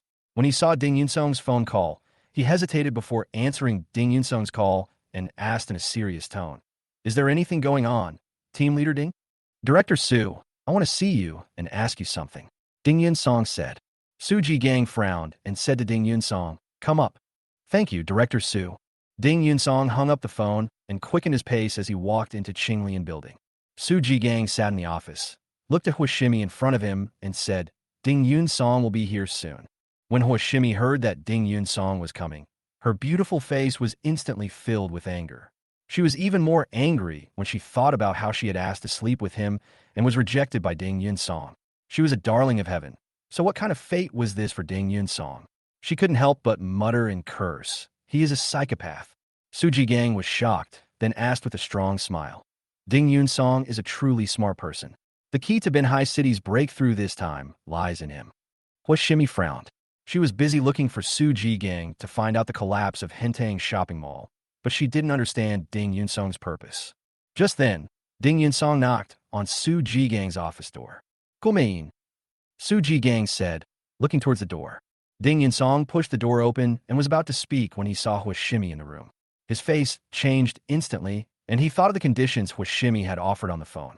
Huashimi's face also turned red, but he became even more angry, so he sneered at Ding Yunsong and said, Team leader Ding has a good reputation, right? When Ding Yunsong heard Huashimi's sarcasm, he didn't say anything but looked at Su Jigang. Su Jigang stood up with a smile. Ding Yunsong, let me introduce you to Huashimi's identity. Chapter 31, The Suspicion. No need to introduce her. I know she is the chairman of Tangyun Group. Ding Yunsong's tone was filled with strong contempt and disdain. Huashimi's face flushed. She judged that this was because Ding Yunsong looked down on her and mocked her last time when she offered the conditions for sleeping with him. Her inner pride was aroused, so she said in a cold voice, I didn't want you to know my identity. Su Jigang was a little embarrassed. He originally wanted to introduce Huashimi's identity to Ding Yunsong and explain the relationship between Huashimi and the secretary of the Provincial Commission for Discipline Inspection Huadongjun, but he didn't expect that the two would have a conflict instead. Ding Yunsong, do you really know Huashimi's identity? Su Jigang was unwilling and deliberately reminded Ding Yunsong. Ding Yunsong looked at the beautiful Huashimi and thought of his cheating ex-wife Lin Qingmei. He looked down on this beautiful woman and felt that she was extremely shameless, so he said in a cold voice, I know her identity, and there is no need to introduce her. I didn't want to introduce you either. Huashimi stood up, tried her best to smile at Su Jigang, and said, Director Su, I have something else to do, so I'll leave first. Su Jigang looked at the two men and women in conflict, nodded helplessly, and said, Go slowly. Huashimi didn't say anything. She picked up her bag, turned around, and walked away in her high heels. Ding Yunsong listened to Huashimi's footsteps and glanced at her beautiful and enchanting figure, but he was full of contempt in his heart. He even had an idea. Could it be that Huashimi came here to seduce Su Jigang and wanted Su Jigang to help find out the reason for the Hentang Shopping Mall? The more Ding Yunsong thought about it, the more determined he became. He despised Huashimi more and more in his heart. She even wondered whether she should tell Ding Yunsong. There seemed to be an invisible force between Ding Yunsong and Huashimi that was causing the conflict between the two to escalate. Huashimi left, leaving Ding Yunsong and Su Jigang. Su Jigang raised his hand and pointed to the sofa and said to Ding Yunsong, Sit down and talk. Ding Yunsong nodded, sat on the sofa, looked at Su Jigang and said, Director Su, can you help me provide some clues about Binhai University? Su Jigang didn't expect that Ding Yunsong was looking for him for clues. Isn't this trying to take a shortcut in the inspection? Thinking about the first time Ding Yunsong was the leader of the inspection team, it was reported that he had just handed over the power to the deputy leader Lin Qingmei. Now he came to him again. He had a bad impression and frowned a few times. I don't have any clues about Binhai University that could be transferred. Ding Yunsong showed disappointment on his face. He really wanted to find a blockbuster. Su Jigang felt a little reluctant again and added, As for whether there is any in the committee, I don't know. Ding Yunsong's heart suddenly rekindled hope, and Su Jigang said, Director Su, can you help me contact him? I can only say give it a try. I can't guarantee it. I understand. Wait for my call, and I'll reply to you later. Su Jigang looked at Ding Yunsong and said. Ding Yunsong already understood that he was asked to leave, so he stood up and said respectfully to Su Jigang, I'll wait for Director Su's call. Su Jigang nodded seriously. Ding Yunsong came out of Su Jigang's office and went downstairs directly. When he came downstairs, Ding Yunsong saw Huashimi standing next to the red Ferrari sports car and talking on the phone. When he looked over, he heard Huashimi's voice on the phone. That bastard deserves to die. After Huashimi finished speaking, she happened to see Ding Yunsong, so she hung up the phone in a hurry, as if she was guilty of a crime. Ding Yunsong frowned, but did not ask any further questions. Of course, he could not just go and get scolded, so he ignored Huashimi and turned to walk towards the door. When Huashimi saw Ding Yunsong leaving, she felt that Ding Yunsong was arrogant and rude. She got into the car quickly, started the car, and followed Ding Yunsong. When Ding Yunsong walked to the door, he heard the roar of a sports car engine coming from behind. He knew it was Huashimi's sports car. His brows frowned even tighter, and he felt contempt in his heart. In his eyes, these businessmen were simply profit-driven and would give up anything for the sake of profit, especially these women, who would even give away their bodies for the purpose of making money. The more he thought about it, the more he despised and annoyed he became. So Ding Yunsong ignored her and deliberately slowed down his pace, blocking Huashimi's car in an attempt to annoy her. However, he soon discovered to his dismay that Huashimi's car did not seem to be in a hurry and was just following behind him. Ding Yunsong was a little embarrassed and turned to look at Huashimi. Huashimi was sitting in the car at the moment, wearing large brown glasses that covered most of her beautiful oval face. The corners of her mouth were curved, revealing a proud and complacent look. Ding Yunsong looked at Huashimi and felt an inexplicable anger in his heart, as if he had seen the lowly Lin Qingmei opening her legs to another man. The two of them were like this. Neither of them spoke. One walked in front, and the other drove slowly behind, as if they were sulking, but it actually became a beautiful scenery. At this moment, Su Jigang called Hua Dongjun. "Jigang, what's the matter?" While Hua Dongjun was asking, the tone of voice his niece Huashimi used when she called just now emerged in his mind. It seemed that she hated Ding Yunsong to death. However, he had a smile on his face, and even when his niece Huashimi angrily cursed Ding Yunsong as a bastard and a damned one, he felt a sense of anticipation in his heart. He hoped that his niece and Ding Yunsong would have more interactions. "Secretary Hua, Ding Yunsong just came to me and wanted us to help provide some clues about Binhai University. What do you think?" Su Jigang asked tentatively. The smile on Hua Dongjun's face disappeared, as if he was lost in thought. Su Jigang did not dare to ask any more questions and just waited quietly for Hua Dongjun's response. Hua Dongjun pondered for about half a minute before saying to Su Jigang, "No need to provide Ding Yunsong with any clues. Let him figure it out on his own." Su Jigang was secretly delighted, as he shared the same opinion as himself, and he continued, "Ding Yunsong is now inspecting Binhai University, and I can't figure out what his purpose is.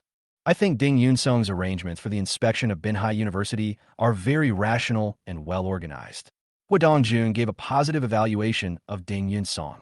Su Jigang was a little surprised and couldn't help but ask Hua Dongjun curiously, "Secretary Hua, are you sure?"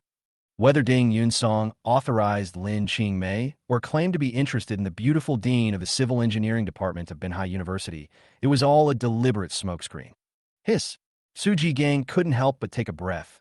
Obviously, he hadn't expected this. Ding Yunsong is very smart. You don't need to worry too much about him. As for his clues, they're nothing more than smoke screens. Don't help him now, train him well.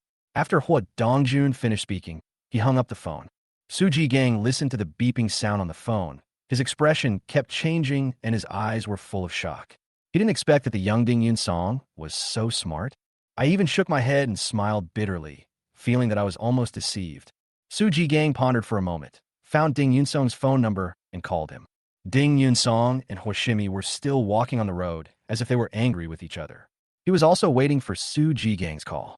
After answering Su Jigang's call, he was about to speak. Su Jigang had already said on the other side, "Ding Yunsong, our committee has no clues about Binhai University. I'm afraid there is nothing we can do."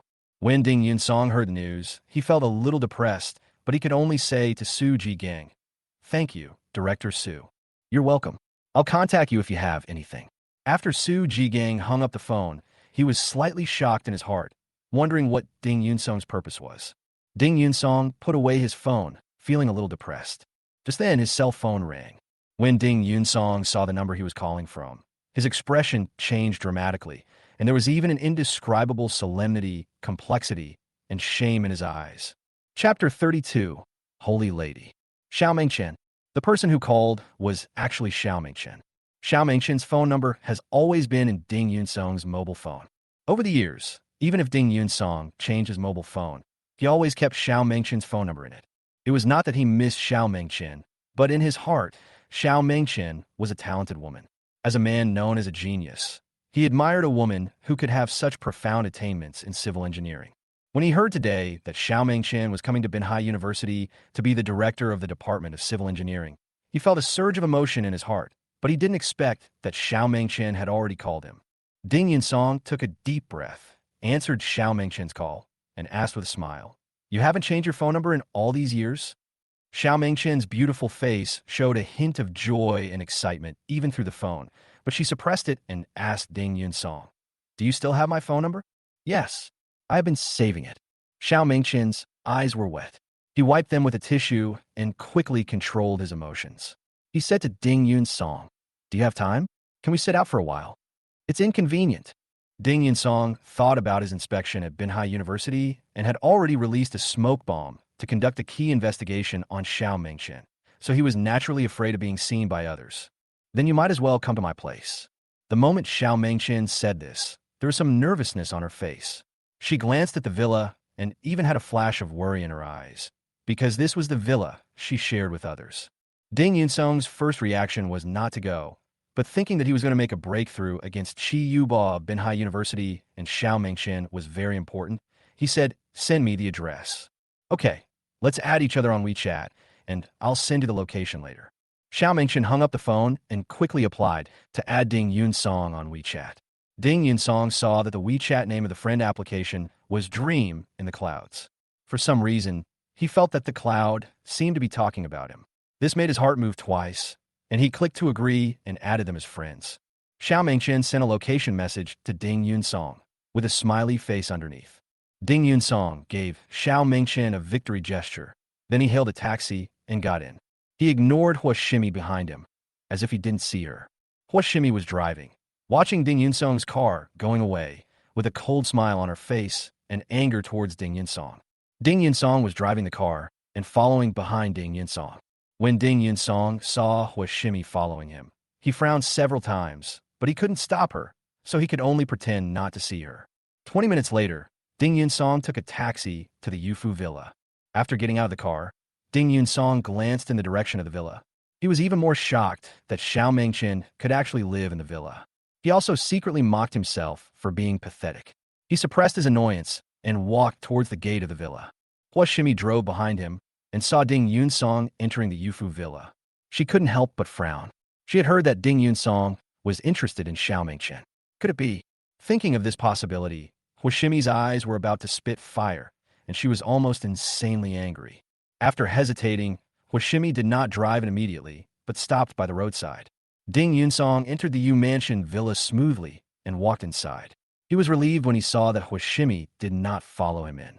Ding Yunsong quickly arrived at villa number 7 according to the location given by Xiao Mengqian, pressed the doorbell of the villa, and soon the door of the villa opened automatically. Ding Yunsong walked into the villa. The door of the villa opened at this moment, and a woman walked out. It was Xiao Mengqian. Ding Yunsong stopped and looked at Xiao Mengqian in front of him. She was about 1.75 meters tall, wearing a white gauze skirt and a pair of white thick-heeled high heels. Her hand were placed in front of her very elegantly and naturally. The black hair falls naturally behind her head, and the smooth hair forms a perfect match with the beautiful oval face. Her watery eyes were filled with tenderness, and her long eyelashes flickered as if telling of memories, or more like telling of longing. The glowing red lips kept trembling, as if they were jelly, or as if she had thousands of words to say but didn't know where to start. The beautiful Xiao Mengqian stood there, as white as a snow lotus and as holy as a lotus emerging from the water. Ding Yunsong looked at Xiao Mengqian, his heart in turmoil. His college days emerged in his mind, and Lin Qingmei also emerged unnaturally. For some reason, he felt like a fool for choosing the worst outcome.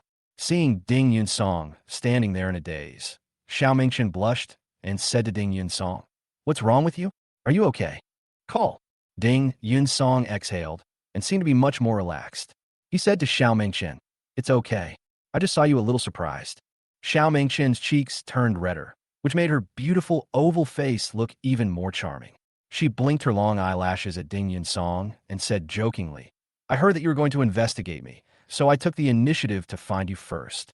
Ding Yunsong blushed and said to Xiao Mengqian, "I didn't know it was you at the time. It's not too late to know now, right?" You can investigate me, anything. Xiao Mingqian made way with a blushing face, like a happy little girl. Ding Yunsong had mixed feelings. She was once beautiful and still charming, but his heart was in turmoil. He walked towards the villa. The distance between the two people was getting closer and closer, but Ding Yunsong felt more and more irritated, even agitated. Xiao Mingqian's watery eyes were filled with tenderness and deep affection, and even her hands were trembling slightly. When Ding Yunsong passed by Xiao Mingqian, he smelled the faint fragrance of Xiao Mingqian, which was very familiar yet very distant. The last time he met Xiao Mingqian emerged in his mind. Xiao Mingqian hugged him. Thinking of that moment, Ding Yunsong's heart felt like it was filled with cotton. He even had difficulty breathing and felt suffocated. Xiao Mingqian seemed to sense Ding Yunsong's emotional changes, so he looked at Ding Yunsong and asked tentatively, "Shouldn't you do something?" Ding Yunsong was stunned and looked at Xiao Mingqian. What should he do? Xiao Mingqian glared at Ding Yunsong coquettishly. 6 years ago, I gave you a hug and left. 6 years later, we met, shouldn't you? Ding Yunsong stopped and looked at Xiao Mingqian's charming figure. He was hesitant and even thinking about whether he should really hug Xiao Mingqian. Chapter 33, Love, Must Give Up. The past is like the wind, still vivid in my mind. The beauty is in front of me, and I am full of love. Ding Yunsong looked at Xiao Mingqian in front of him, his heart surging with all kinds of excitement and complexity. The unspeakable longing gushed out like a gushing flood. However, this is all friendship between classmates. The only thing that is more is the emotion towards women, the disappointment and deep pain towards Lin Qingmei. Ding Yunsong quickly recovered from his emotions and became calmer. He just wanted to find out the cause of the collapse of the Yunjing shopping mall and help Secretary Hu Haifeng restore his reputation for life. He then smiled at Xiao Mingqian and said, "We were both young then, and our relationship was pure as classmates, but now I—" He didn't say the rest. He just shook his head and smiled bitterly, showing helplessness, as if telling Xiao Mingqian that he was divorced now. A hint of disappointment flashed across Xiao Mingqian's eyes. She really wanted to show care for Ding Yunsong, and even more so, she wanted to feel Ding Yunsong's broad mind. Her eyes were soon filled with joy and smiles again. Knowing that Ding Yunsong was an excellent man, she made a gesture of invitation with her hand and said to Ding Yunsong in an elegant manner, "Please come in." Ding Yunsong looked at Xiao Mingqian's elegant figure, feeling a little confused. He smiled and nodded as a response, then walked inside. As he entered the villa, he was hit by the smell of the women's perfume in the villa, which made Ding Yunsong couldn't help but take 2 deep breaths. The perfume smelled fresh, natural, and comfortable, just like the pure fragrance of flowers blooming in a valley, charming and endless aftertaste, which made him even more confused when facing Xiao Mingqian. Xiao Mingqian felt Ding Yunsong's small movement, and the smile on his face was natural, but also more intense.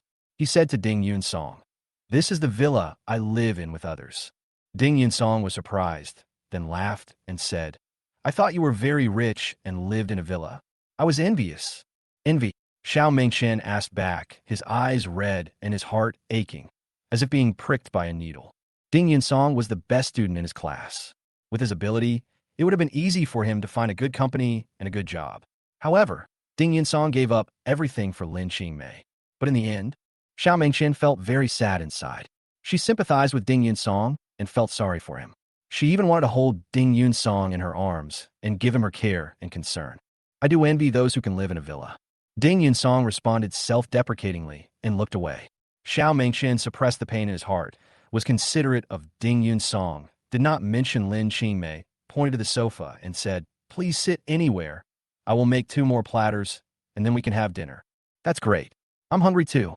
I didn't expect that I could still taste your cooking after so many years." Ding Yunsong also relaxed. "The cooking skills are not very good, but it is no problem to fill my stomach." Xiao Mingqian deliberately spoke in a light-hearted and humorous manner, and even raised his hand to touch his lower abdomen, as if to say that he supported himself. "I see that you are in better and better shape. I guess you're very good at cooking." Ding Yunsong praised with a smile. "How do you know I have a good figure?" Xiao Mingqian looked at Ding Yunsong coquettishly and asked. Ding Yunsong felt that his words were a bit ambiguous, as if he was saying that he was just paying attention to the woman's body. So he quickly smiled apologetically, turned his head to look to the side, and did not respond. Xiao Mingqian felt even happier, knowing that Ding Yunsong was also very considerate to her. Looking at Ding Yunsong in front of her, she actually felt confused. She came back 6 years later just for Ding Yun-song. If she hadn't heard that Ding Yun-song was divorced, she would not have agreed to Huashimi's request to come to Banhai, let alone come to Banhai University. Xiao Mingqian secretly told herself that she must try hard to love Ding Yun-song. She lost Ding Yun-song 6 years ago, and she must not lose him again this time. To love someone means to be bold and to have no regrets. The beautiful legend of a genius and two beautiful girls. She wants to become a perfect match with Ding Yun-song and stay with Ding Yun-song forever in this life, never to be separated. Xiao Mingqian, who had figured all this out, seemed full of motivation. She walked into the kitchen and started to get busy. Her mood also became exceptionally good, and the food she made seemed to taste even more delicious. Ding Yun-song stood by the window of the villa, looking outside. His expression was extremely solemn. The current situation in Banhai City was not easy to break, and the other party must have a deeper layout. He was just a small fish and shrimp, and it was important whether he could stir up the overall situation. Wang Wanli gave himself a chance. The Provincial Commission for Discipline Inspection released him and arranged a provincial inspection team. He had already realized his role as a pawn, and the pressure became even greater. 10 minutes later, Xiao Mingqian came out of the kitchen, looked at Ding Yun-song and shouted, "Dinner is ready." Ding Yun-song withdrew his thoughts, turned around, and walked towards the dining table. He saw that the table was already set with Western food and red wine, and 2 candles were lit, which was full of romance. This made his heart ache. Xiao Mingqian was perfect. He knew her feelings, but he was not worthy of her. Xiao Mingqian stood opposite the table, like a fairy in white, beautiful and charming, as pure and beautiful as she was 6 years ago. Ding Yun-song felt even more sad. He knew that if he had chosen Xiao Mingqian, the latter would never have cheated on him like Lin Qingmei did. Thinking back to the past 3 years with Lin Qingmei, in order to make Lin Qingmei happier, he often cooked for her personally, not wanting her to be exposed to worldly affairs. But in the end, what he got was Lin Qingmei's cheating and betrayal. Things have changed, and people have changed. Looking at Xiao Mingqian in front of him, Ding Yun-song's heart was in turmoil. He secretly made up his mind to stir up the Banhai officialdom and make those people receive the punishment they deserve. Thinking of all this, Ding Yun-song seemed to have returned to the past. He became high-spirited and full of passion, and his masculine charm flowed naturally. Xiao Mingqian sensed Ding Yun-song's psychological fluctuations, and her eyes were filled with joy and even admiration. However, she smiled sweetly and deliberately asked Ding Yun-song, "Are you dissatisfied with my craftsmanship?" Ding Yun-song admired Xiao Mingqian in front of him even more. She knew what he was thinking, but was so gentle and considerate. This made him feel that he owed Xiao Mingqian even more, and he felt that he should not ruin Xiao Mingqian's happiness. Ding Yun-song, who had figured it all out, wanted to keep his distance from Xiao Mingqian. So he smiled and said, "It's not that I'm dissatisfied. I just feel that a coarse and vulgar person like me is probably not worthy of the candlelight dinner in front of you." "Chuff, lady?" Xiao Mingqian felt heartbroken when he heard Ding Yun-song mock himself. He didn't expect Ding Yun-song to belittle himself, so he glared at Ding Yun-song and said, "You are really good at talking nonsense." Ding Yun-song spread his hands to Xiao Mingqian and said with a smile, "I am telling the truth, believe it or not." As he spoke, he had already sat down. He directly picked up the fork, stabbed the whole steak, and started eating. He did not give way to Xiao Mingqian, nor did he use a knife to cut the steak. He behaved very rudely. Xiao Mingqian's heart felt like it was being cooked in oil. She never dreamed that Ding Yun-song would eat so poorly in front of such an exquisite dinner, soft candlelight, and her beauty. It was a complete mismatch, which made her feel extremely painful inside and an indescribable complexity. Ding Yun-song's heart was also bleeding. He had to make himself appear vulgar and crude so that Xiao Mingqian would completely give up on him. The past 3 years he had been with Lin Qingmei had made him completely lose faith in love and women. At this moment, he did not want Xiao Mingqian to be deeply emotionally involved, nor did he want Xiao Mingqian to be burdened by his emotions. Xiao Mingqian didn't know that Ding Yun-song had good intentions and wanted her to stay away. With all kinds of guesses in her mind, she sat opposite Ding Yun-song, gently picked up the fork and knife, and cut the steak, as if telling Ding Yun-song that steak should be tasted so elegantly. But Ding Yun-song's eating became less and less orderly, and he just wolfed down the food. Xiao Mingqian looked at Ding Yun-song in front of her. She felt a sense of distance and a pain in her heart. She even wanted to cry. She hoped to use her love to get back the true love this man once had. The originally romantic candlelight dinner has now lost its mood. At this moment, the door of the villa opened and Hoshimi walked in. Her eyes were like two burning flames, fixed on Ding Yunsong.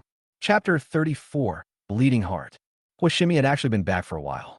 She deliberately didn't come in because she wanted Ding Yunsong and Xiao Mengqian to get along for a while and see what would happen between them.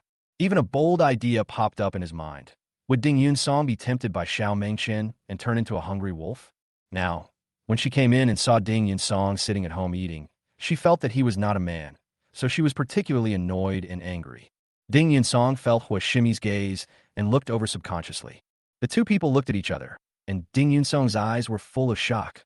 Why was Huashimi here? The next moment, he thought of what Xiao Mengqian said about living together. So he subconsciously looked at Xiao Mengqian and asked, "Are you living together with Huashimi?"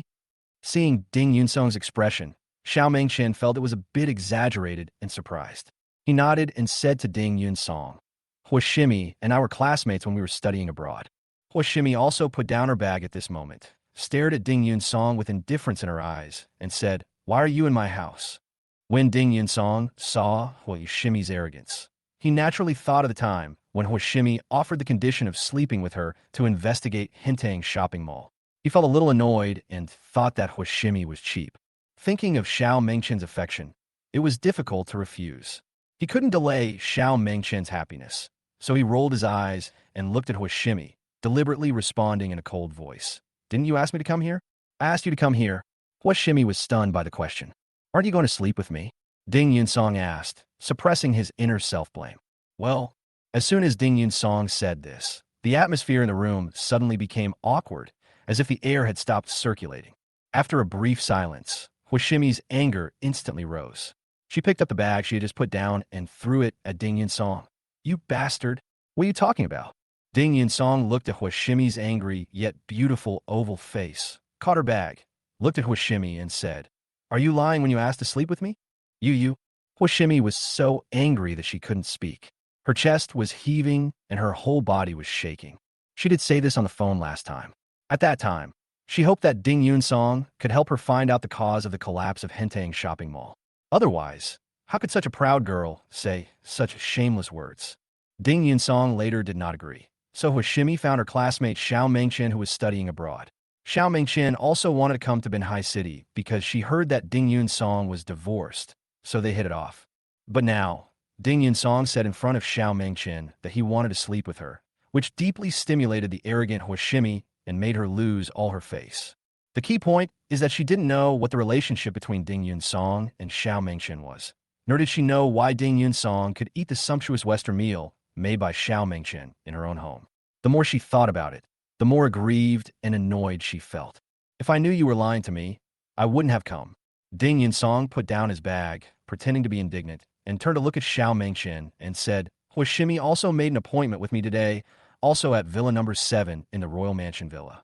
I saw that the location was the same, so I came."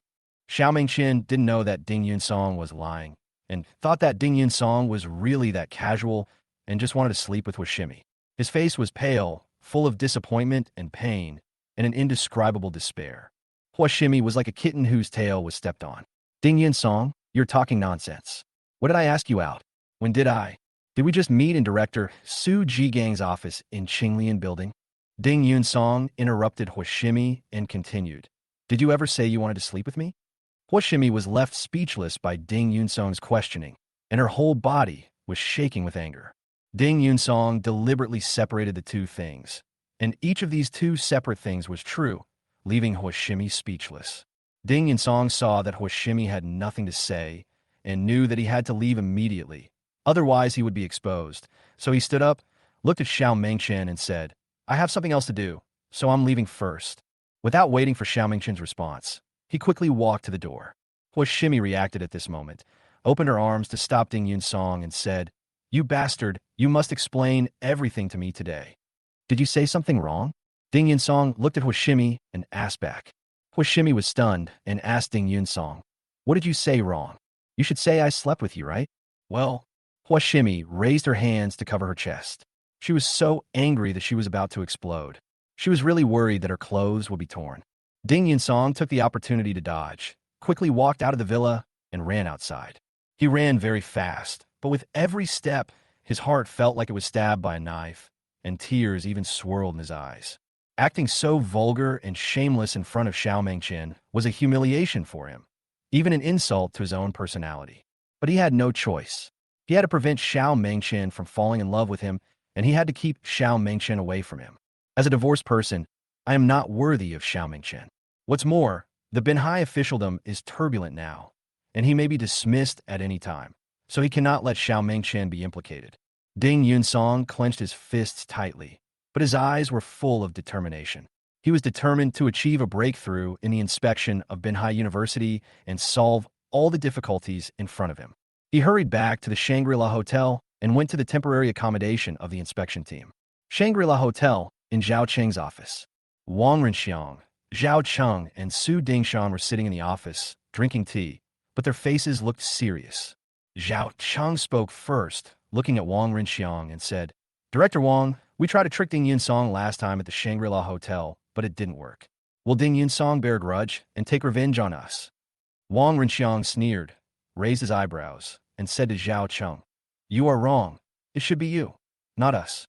Zhao Cheng's body twitched, thinking that Wang Renxiang was going to abandon him. So he quickly sat up straight and looked at Wang Renxiang with pleading eyes. Today, Ding Yunsong has not been dismissed, but has become the deputy leader of the first inspection team of the Discipline Inspection Commission. If he is taken action against in the future, or if his public accommodation in the Shangri-La Hotel is investigated, he will be finished, so he wants to drag Wang Renxiang into it. But he never expected that Wang Renxiang seemed to keep a distance from him and did not want to get involved in this matter. Wang Renxiang ignored Zhao Cheng's reaction and looked at Su Dingshan. Su Dingshan's expression was also very serious.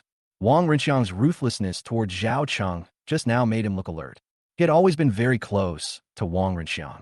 Although he seemed to cooperate very well on the surface when the Discipline Inspection Commission inspected Binhai University this time, he had secretly received a notice to do his best to obstruct it. But what if he angered Ding Yunsong? Su Dingshan then looked at Wang Renxiang with a smile on his face without saying a word. Wang Renxiang was very happy to see that Su Dingshan was also afraid. He took a sip of tea from the cup, looked at Zhao Cheng, and said, "I just told you that not to say that I don't care about you, but to remind you that if something goes wrong, it's your own business. You can't drag us down with you. You have to have basic responsibilities."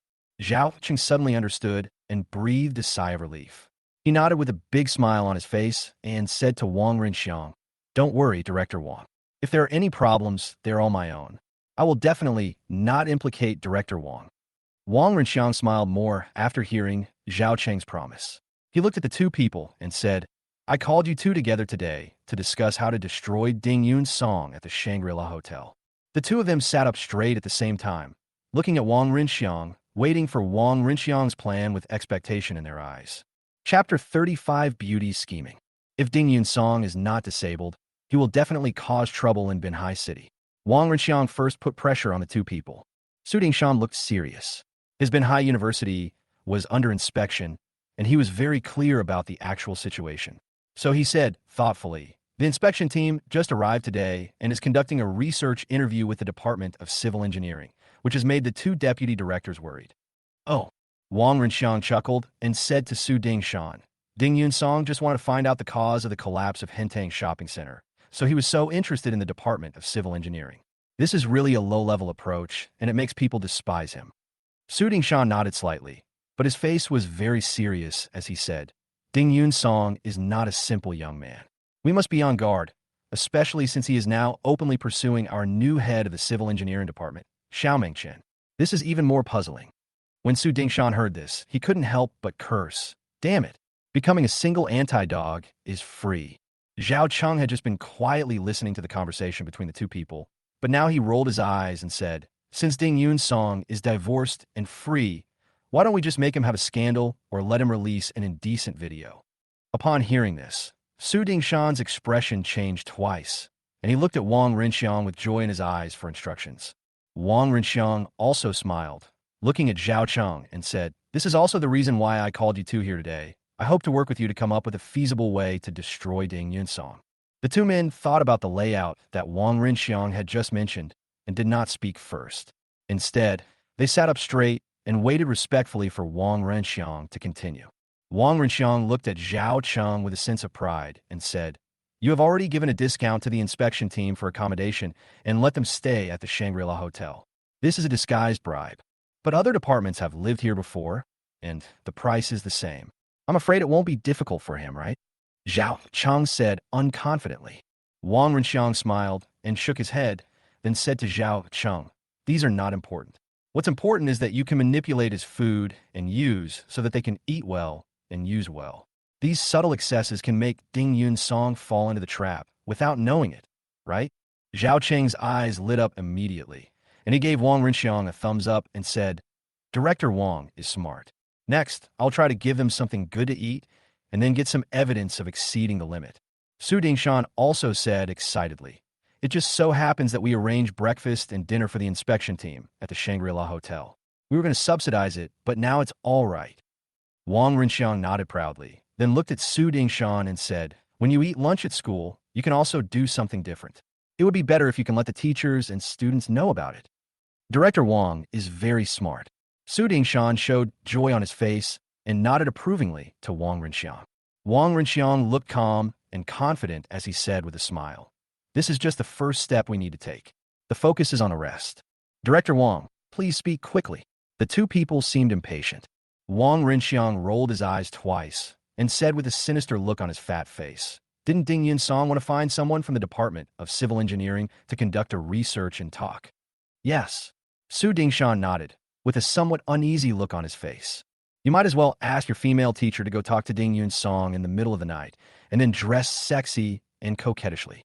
When Wang Renxiang said this, he raised his eyebrows and smiled at Su Dingshan. Su Dingshan opened his mouth, then burst into laughter, gave Wang Renxiang a thumbs up, and said, "Director Wang is so smart, extremely smart." Wang Renxiang thought he was very smart, and even imagined that if Ding Yun Song met these women, if he had any impulse at that time, wouldn't it be? Zhao Cheng's face was also full of surprise, but he looked at Wang Renxiang and said in a thoughtful tone, "Director Wang, I have a concern about this matter." Wang Renxiang seemed confident of winning, and smiled at Zhao Cheng and said, "What are your concerns? Tell us, and we can analyze it together. Last time I asked Li Tian to seduce Ding Yun Song, but failed. Fortunately, Ding Yun Song was taken away by the Provincial Commission for Discipline Inspection at that time. This incident has passed.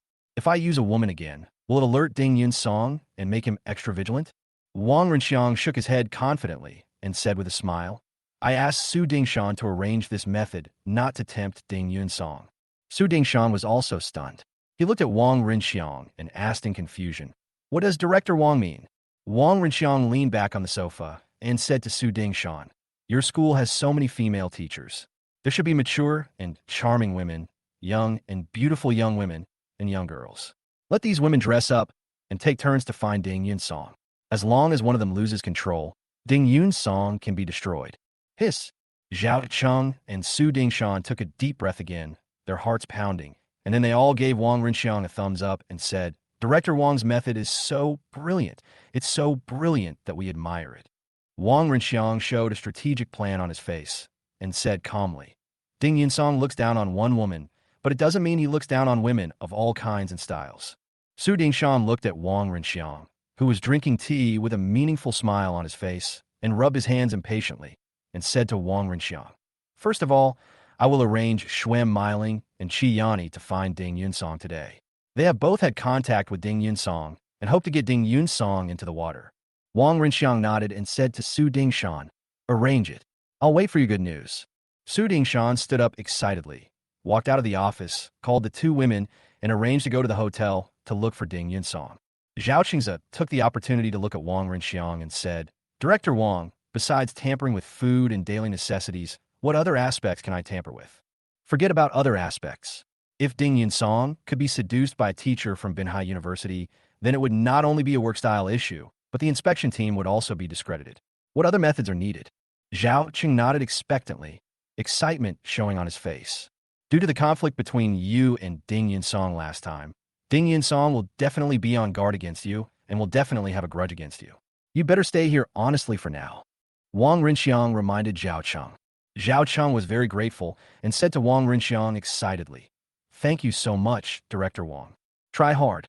Ding Yun Song has come here this time and is trapped in a jar. We must destroy Ding Yunsong here. After Wang Rinxiang said this, he clenched his fists, his eyes full of anticipation. The same goes for Zhao Cheng. Now he must get rid of Ding Yunsong, otherwise he is worried that Ding Yunsong will retaliate against him. After the two men conspired for a while, they separated, and Wang Rinxiang went back to report to Li Quanmin. Ding Yunsong didn't know at this moment that a new conspiracy had been set up for him, so he returned to his hotel residence. I don't know if it was intentional by Zhao Cheng, but what a coincidence that the room he lived in was the room where the last time someone set him up. Looking at this room, Ding Yunsong sneered in his heart. Zhao Cheng was looking for death. He looked around and found that the surveillance camera he installed was still there. He was even more delighted. He sat down in the room. Just as he was about to recall what happened when he met Xiao Mengchen today, there was a knock on the office door. Ding Yunsong looked up at the door, not knowing that the person standing at the door was Xuan Meiling, who was dressed maturely and charmingly. Chapter 36, Bombing. Ding Yunsong saw that the door was not completely closed, so he looked towards the door and shouted, "Come in," with a squeak. The door of the room opened, and Xue Meiling walked in wearing black high heels. Ding Yunsong was sitting on a chair, looking towards the door.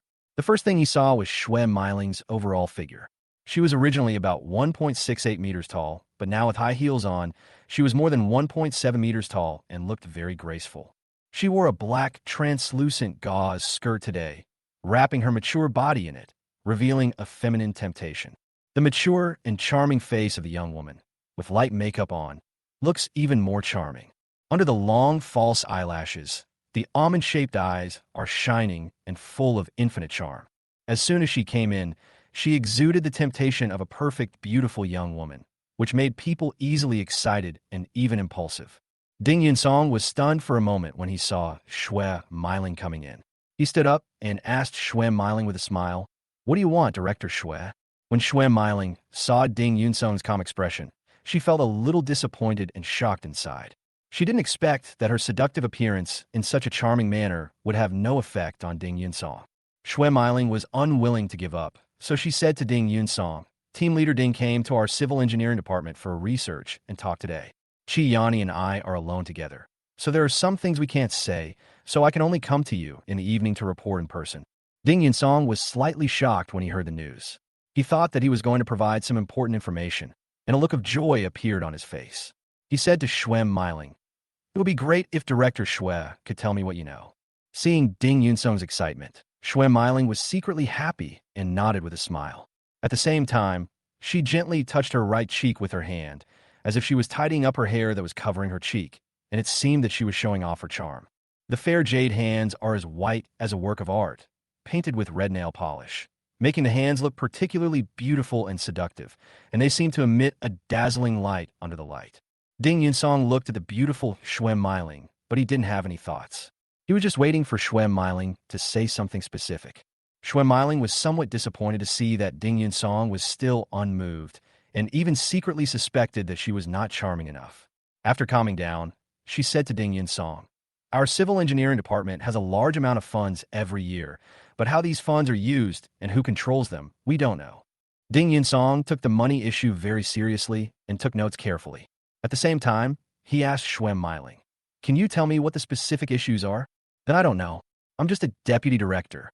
In response to Ding Yunsong's question, Xue Meiling shook her head. Ding Yunsong looked at Xue Meiling, whose hair was gently flying and whose red lips made her face even more charming. The aura of a mature woman was overwhelming, which made his heart surge. However, the matter he came to discuss was as trivial as a feather. He could not help but frown. These contents were of no use to the inspection, so he forced himself to control his emotions and tried to speak in an inspiring way. "For example, have you spent public funds, traveled with public funds, or purchased items in violation of regulations?" Xue Meiling was pleased to see the type of tempting questions Ding Yunsong asked. She knew Ding Yunsong was anxious, so she snorted in her heart, "If you're not interested in me, I won't tell you." So she smiled bitterly and said to Ding Yunsong, "Our unit is going to be poor. There is no money, and we don't even have any benefits for a year." Ding Yunsong was so angry that he almost vomited blood. This woman was obviously trying to make fun of him. Xue Meiling could see that Ding Yunsong was unhappy and not interested in her, so she stood up and said to Ding Yunsong, "Team Leader Ding, that's all I have to say. I'll go back and think about it. If there is anything else, I will report to you in time.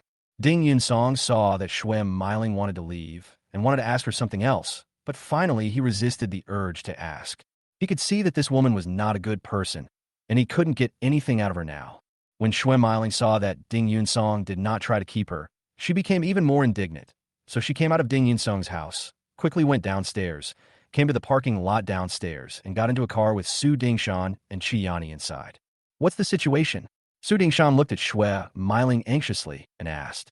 Ding Yun-song is like a blockhead, Shwem Miling muttered, but she did not say that Ding Yun-song had no interest in her and felt ashamed. Su Dingshan's expression was extremely solemn. Shwem Miling in front of him was dressed maturely and beautifully, and even he was a little moved. However, Ding Yun-song had no reaction. Su Dingshan felt that the Ding Yun-song in front of him was under a lot of pressure. Chi Yani knew that her chance to perform had come, so she looked at Su Dingshan and Shwem Miling and said, I'll try too. Both of them nodded at the same time. There was hope and desire in Su Dingshan's eyes. Shwem Miling cursed silently. She was afraid that if Chi Yani succeeded, it would mean that she would be old, ugly, and unattractive. Chi Yani opened the car door, jumped out, and walked towards the Shangri-La Hotel. Su Dingshan looked at Chi Yani's back, and he felt a little moved. Chi Yani was wearing a black mini dress, and her two beautiful legs were exposed in the air. Without stockings, they were still slender and straight. She was wearing a pair of white high heels on her feet, and she looked beautiful and charming. As she walked, she moved her two straight legs, and her round buttocks swayed from side to side, as if she was waving and calling someone. At this moment, Su Dingshan wanted to jump out of the car, chase after her, and hug Chi Yani from behind. As for Shwem Miling, everyone felt a little envious. Being a few years younger is good, and she maintains a particularly good figure. Chi Yani didn't know that she had such charm. She quickly went upstairs and came to the door of Ding Yun-song's room. Seeing that the door was closed, she raised her hand and knocked gently 3 times. When Ding Yun-song heard the rhythmic knock on the door, he was stunned for a moment, then walked to the door and opened it. When he saw that it was Chi Yani standing at the door, he was slightly shocked. He didn't expect that Chi Yani would come again just after Shwem Miling left. Chi Yani looked at Ding Yun-song and said with a smile, Team Leader Ding, I am sorry for seeing you in the teaching and research office today. A simple sentence, yet with a hint of coquettishness and charm. Ding Yun-song glanced at Chi Yani's oval face. Her eyebrows were drawn very dark, and she had false eyelashes on her eyes that curled upwards. Her big watery eyes were full of charm. In Ding Yun-song's opinion, if Shwem Miling, who just left, was like a ripe peach, then Chi Yani at this moment was like a blooming flower, fragrant and gorgeous, and the two women each had their own charm and style. However, this was just a natural contrast in Ding Yun-song's heart, which soon disappeared because he didn't care. He smiled and said, Director Chi, you can tell me if you have anything to say. Chi Yani thought to herself, I want to go to bed with you. Would you agree? Chi Yani naturally couldn't be so explicit, so she straightened her soft body, looked at Ding Yun-song, and said, Team Leader Ding, our civil engineering department has both research funds and a lot of extra money earned from outside every year, and I don't know where a lot of this extra money goes. Ding Yun-song didn't know that this was all arranged by Su Dingshan. He was very curious. Shwem Miling just mentioned the research funding. Now Chi Yani has another extra income. It seems that there is a new problem. He is more interested and asked quickly, Can you tell me specifically what the extra income is? Can we sit down and talk? Chi Yani looked at Ding Yun-song with a loving smile and asked, Sure. Ding Yun-song thought that he was really going to provide a clue, so he moved aside and walked towards the house. Chi Yani also walked towards the house in high heels, but just after she took 2 steps, her eyes rolled, her right foot became unstable, and she uttered an ouch sound. Ding Yun-song heard the exclamation and turned around quickly, and saw Chi Yani had opened her arms and rushed towards him. Chapter 37, Repeated Temptation.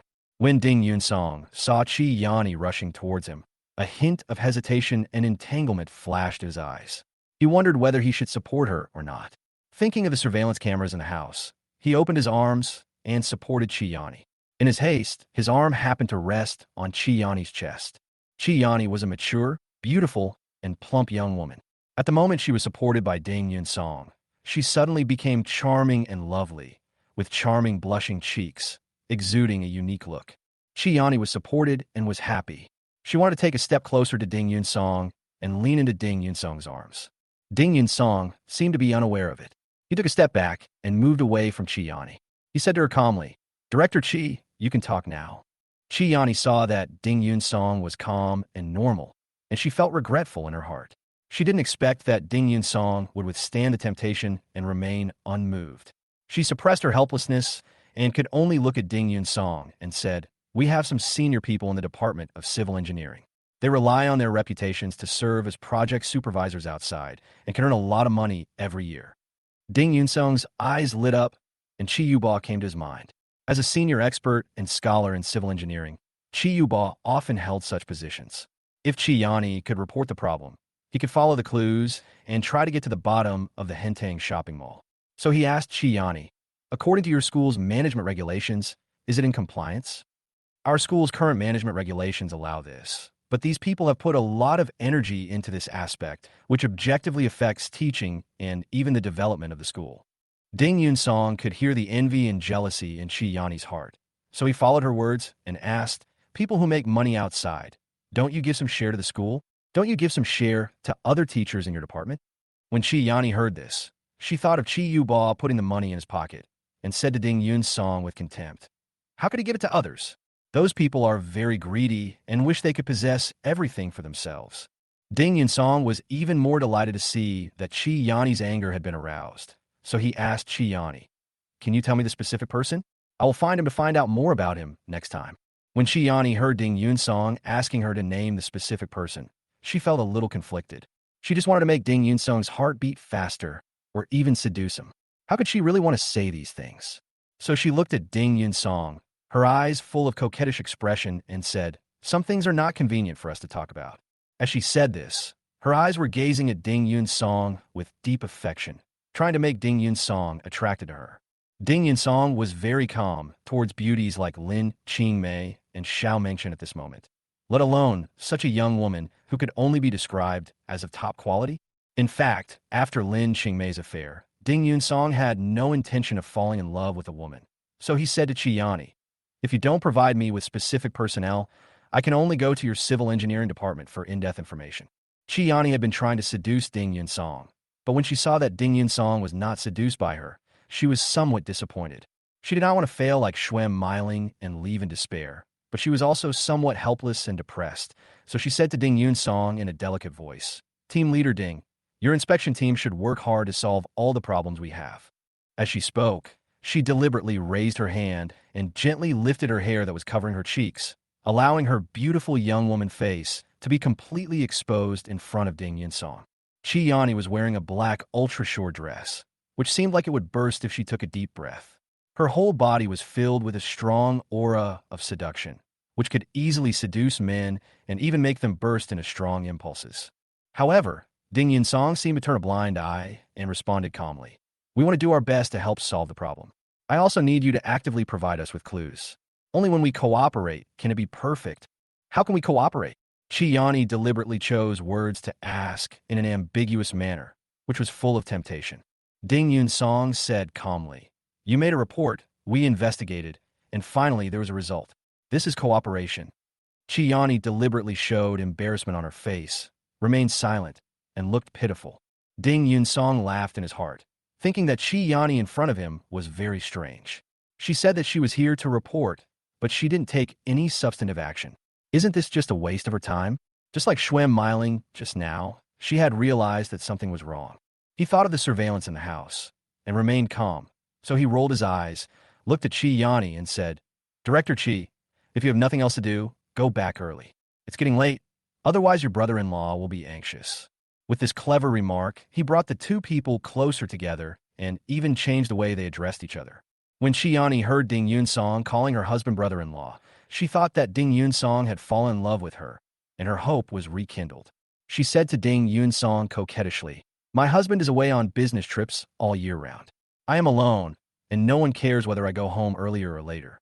After she finished speaking, she moved her two slender legs. Her legs wrapped in black stockings moved gently, as if she was waving to Ding Yunsong. But Ding Yunsong had no evil thoughts. On the contrary, she felt a little uneasy. Her husband was away from home all year round. Would such a charming and seductive woman stay alone in an empty house?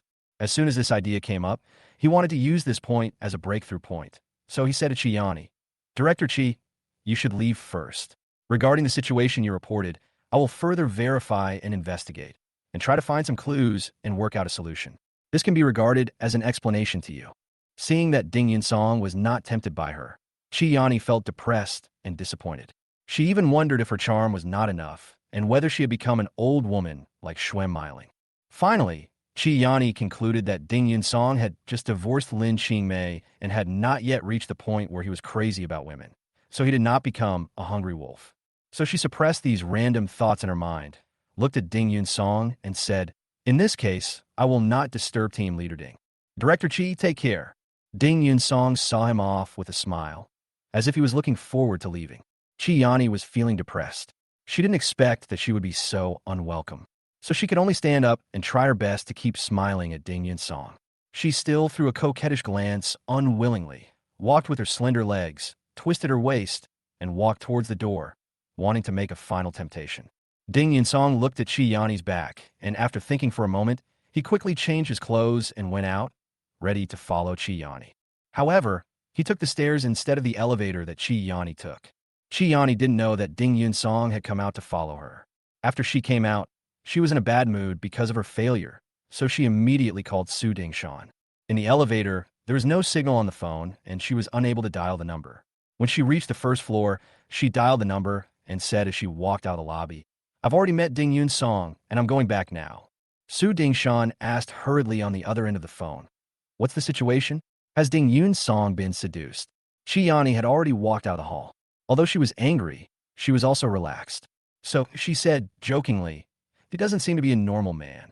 Ding Yunsong happened to be walking down the stairs to the hall and heard this sentence clearly with a sneer in his eyes. Chapter 38, Who Can Help You? Ding Yunsong is really not a human being? Su Dingshan muttered to Chi Yani on the other end of the phone. "You go back first. I have some things to arrange here. I'm afraid I don't have time for the time being."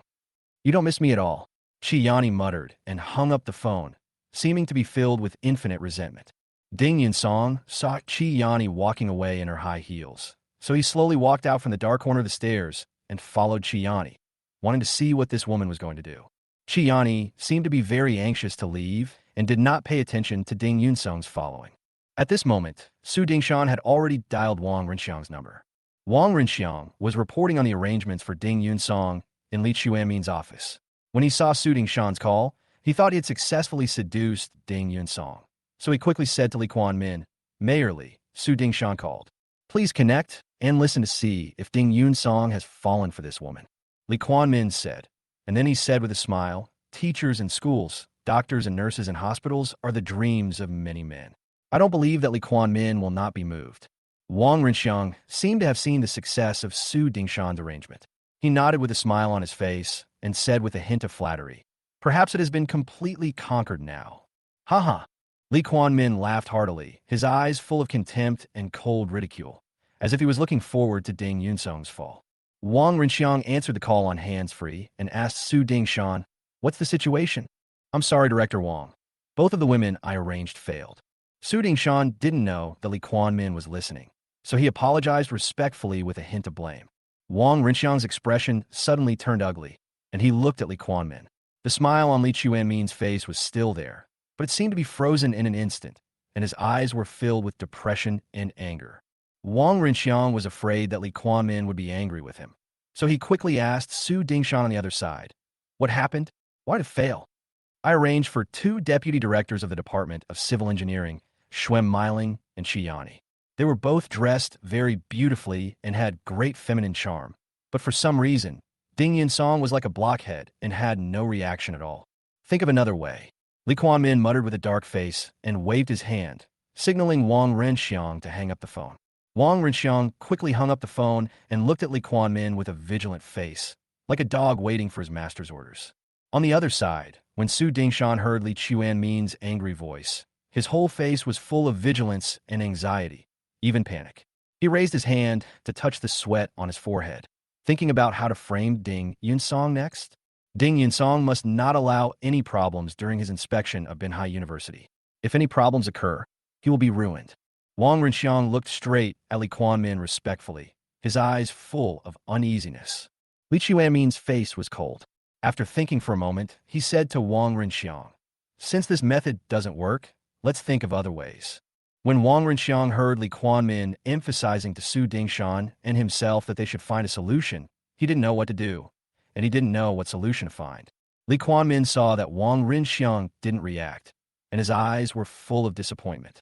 He said to Wang Renxiang in a cold voice, "Teacher, women of this type are useless. You can find another type." Wang Renxiang's eyes suddenly lit up, and he quickly said to Li Quanmin with a respectful face, "Mayor Li, please rest assured, I will arrange it now." Li Quanmin said nothing. Wang Renxiang came out of Li Chuanmin's office with a nod and a bow, and left quickly. As the director of the Municipal Party Committee office, he is just like the director of the Municipal Government office, and is very busy. Normally, the director of a municipal government office is not as respected as the director of a Municipal Party Committee office, but a reason why he wants to be the director of this municipal government office is, on the one hand, because it manages a lot of finances and there are many places to make profits, but more importantly, he wants to take a step forward here and become the Secretary General of the Municipal Government Office. That is why he was running around Mayor Li Quanmin like a dog. Now, he wanted to find every possible way to help Li Quanmin deal with Ding Yunsong, making Ding Yunsong both cheated and ruined. Wang Renxiang came out and immediately went to find Su Dingshan to discuss new methods. Ding Yunsong took a taxi and followed Qi Yani, and finally arrived at the Bauhinia Hotel. After getting off the car, Qi Yani went straight into the Bauhinia Hotel. Ding Yunsong did not go in, but stayed in the parking lot, looking towards the hotel entrance, wondering whether to go in. Just then, he saw Su Tao, director of the Taidong branch of the Public Security Bureau, coming. When Ding Yunsong saw Su Tao, he thought of the day when he was wrongly accused at the Shangri-La Hotel. The policeman Li Jie, arranged by Su Tao, was like a detective. He arrived very quickly and had foresight. Later, Su Tao even brought the Deputy Secretary of the Discipline Inspection Commission, Zheng Haiyang, to come in person. It was obvious at the time that he hoped to use the Discipline Inspection Commission to get rid of him. Later, he was taken away by the Provincial Commission for Discipline Inspection. When he came back, he did not bother to deal with Su Tao, Li Tiantian, and others. Unexpectedly, these people were still so unrestrained. Looking at Su Tao in front of him, a trace of indifference flashed in Ding Yunsong's eyes. Are these jumping clowns going to jump out and do something to him now? The idea of getting rid of Su Tao had already arisen in his mind. Su Tao didn't know that Ding Yunsong was in the parking lot. He had seen him clearly and was ready to deal with him.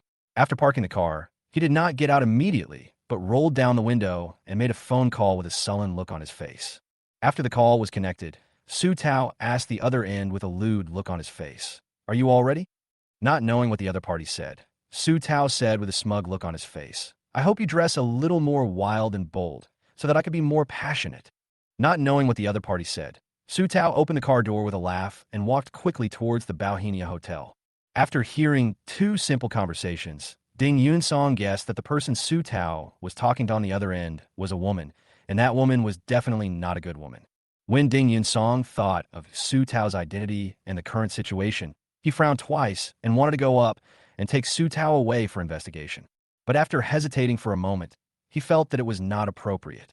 He did not have such power, and he was afraid that it would anger his immediate boss, Zhao Guobin. After walking back and forth in the parking lot for a few steps, Ding Yunsong found the phone number of Tan Yongfeng, director of the Commission for Discipline Inspection and Supervision, and called him.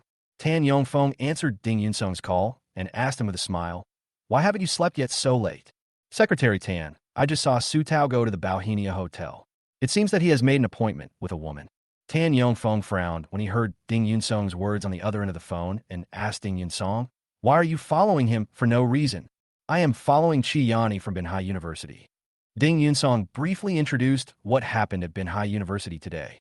Tan Yongfeng already knew about some of these things, but this was the first time he heard about what happened tonight. He was keenly aware that Banhai University wanted to arrange people to hunt down Ding Yunsong and seduce him. Thinking of Ding Yunsong's current reaction, he admired Ding Yunsong's calmness and wisdom in his heart. "Do you want me to help you investigate Su Tao?" Tan Yongfeng asked Ding Yunsong. "Yes, Secretary Tan, can you help me?" Ding Yunsong asked with a pleading tone. "There is no necessary connection between Su Tao and your investigation of Banhai University, and you only saw Qi Yani arrive at the Bauhinia Hotel, so you cannot be sure that Qi Yani was with Su Tao." Tan Yongfeng helped Ding Yunsong analyze. "I took Su Tao away because I wanted to alert the enemy." "Alerting the enemy?" Tan Yongfeng asked. Su Tao and Zhao Cheng are definitely in the same group. I am now staying at the Shangri-La Hotel. If Su Tao is taken away, Zhao Cheng will become a frightened bird, and I can find more clues through Zhao Cheng. Tan Yongfeng was silent on the other end of the phone. Ding Yunsong did not ask any further questions, but just waited quietly. After half a minute, Tan Yongfeng said to Ding Yunsong, I can't help you. Ding Yunsong showed disappointment on his face. But I know who can help you, Tan Yongfeng continued. Chapter 39 Stuck in Bed. Who? Ding Yunsong asked Tan Yongfeng with surprise in his tone. You can talk to Zhang Mingqiang, Deputy Director of the Public Security Bureau. Zhang Mingqiang, the image of a man with a burly appearance, a capable and rough style, and extremely principled in his work, emerged in Ding Yunsong's mind. This is a Deputy Director of the Public Security Bureau who was transferred from the military. Secretary Hu Haifeng arranged for him to serve as the Deputy Director of the Public Security Bureau because he admired Zhang Mingqiang's character and style. However, Zhang Mingqiang had not had much interaction with either himself or Secretary Hu Haifeng in the past, so he had not thought of this person. Tan Yongfeng heard that Ding Yunsong didn't seem to expect this, so he said to Ding Yunsong, Zhang Mingqiang has always been grateful to Secretary Hu Haifeng. Now Secretary Hu Haifeng is in a coma and Hintang Shopping Center has collapsed. He is very anxious. Ding Yunsong was even more surprised when he heard the news and even felt a little excited. He finally found someone who shared the same ideals as him in Binhai City. If he comes to investigate Su Tao, will it affect him? Ding Yunsong was worried that it would affect Zhang Mingqiang, so he asked Secretary Tan Yongfeng for advice. Tan Yongfeng said in a positive tone, Zhang Mingqiang's investigation of Su Tao will definitely make the people behind Su Tao very angry. It may even affect Zhang Mingqiang. Wouldn't that be unfair to Zhang Mingqiang? Ding Yunsong's tone was full of hesitation and entanglement. Without destruction, there is no construction. Zhang Mingqiang has now become an outsider in the Public Security Bureau. He is facing exclusion and may even be expelled. If he can stir up the situation through this method, it may be an opportunity for him. Tan Yongfeng's tone was full of contemplation and solemnity. Ding Yunsong's mind brightened up. He knew that Dongfeng, the director of the Public Security Bureau and deputy mayor, was Li Chuanmin's man, while Zhang Mingqiang was arranged by Secretary Hu Haifeng. Naturally, Dongfeng would be particularly repulsive to him. In addition, Zhang Mingqiang is a straightforward person who doesn't beat around the bush, which makes it even easier for Dongfeng to dislike him. Ding Yunsong, who had figured it all out, instantly realized that Zhang Mingqiang was not afraid of the worst-case scenario. So he said to Tan Yongfeng, Thank you, Secretary Tan, for your guidance. Hurry up. Try to get something out of it. Tan Yongfeng hung up the phone. After a moment of contemplation, Ding Yunsong found Zhang Mingqiang's phone number and called him. The call was connected quickly, and Zhang Mingqiang's slightly excited voice came from the other end. Ding Yunsong? What's the matter? Ding Yunsong could feel the friendship in Zhang Mingqiang's heart even through the phone. He was also excited and even felt the joy of finding a like-minded comrade in arms. He said, Director Zhang, I saw Su Tao came to the Bauhinia Hotel and seemed to be looking for a room with someone else. Zhang Mingqiang frowned slightly on the other end of the phone. He already knew that Ding Yunsong wanted him to go over and investigate Su Tao, or even catch him in the act. Ding Yunsong did not hear Zhang Mingqiang's response, nor did he speak. He just waited for Zhang Mingqiang to make a decision. Wait for my call. Zhang Mingqiang hung up the phone. Ding Yunsong held his cell phone tightly and looked in the direction of Bauhinia Hotel, his eyes full of anticipation.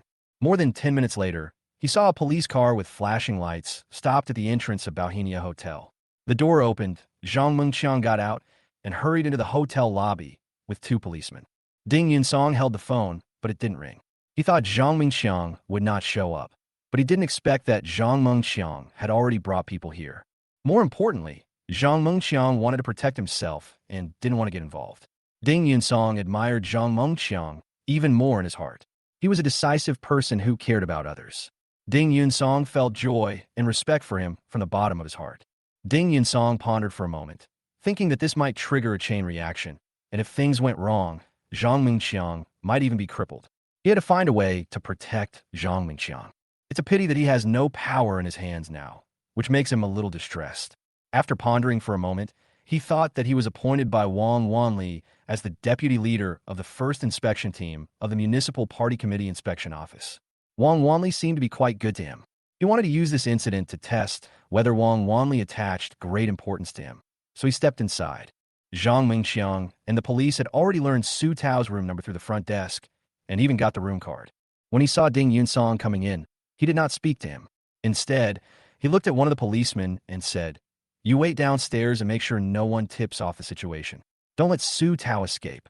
"Yes," the policeman agreed, stood up straight, and looked at the front desk with a serious expression. The receptionist's face was pale, obviously frightened. Zhang Mengxiang was already walking towards the elevator, with another policeman following behind him. Ding Yunsong did not follow them into the elevator.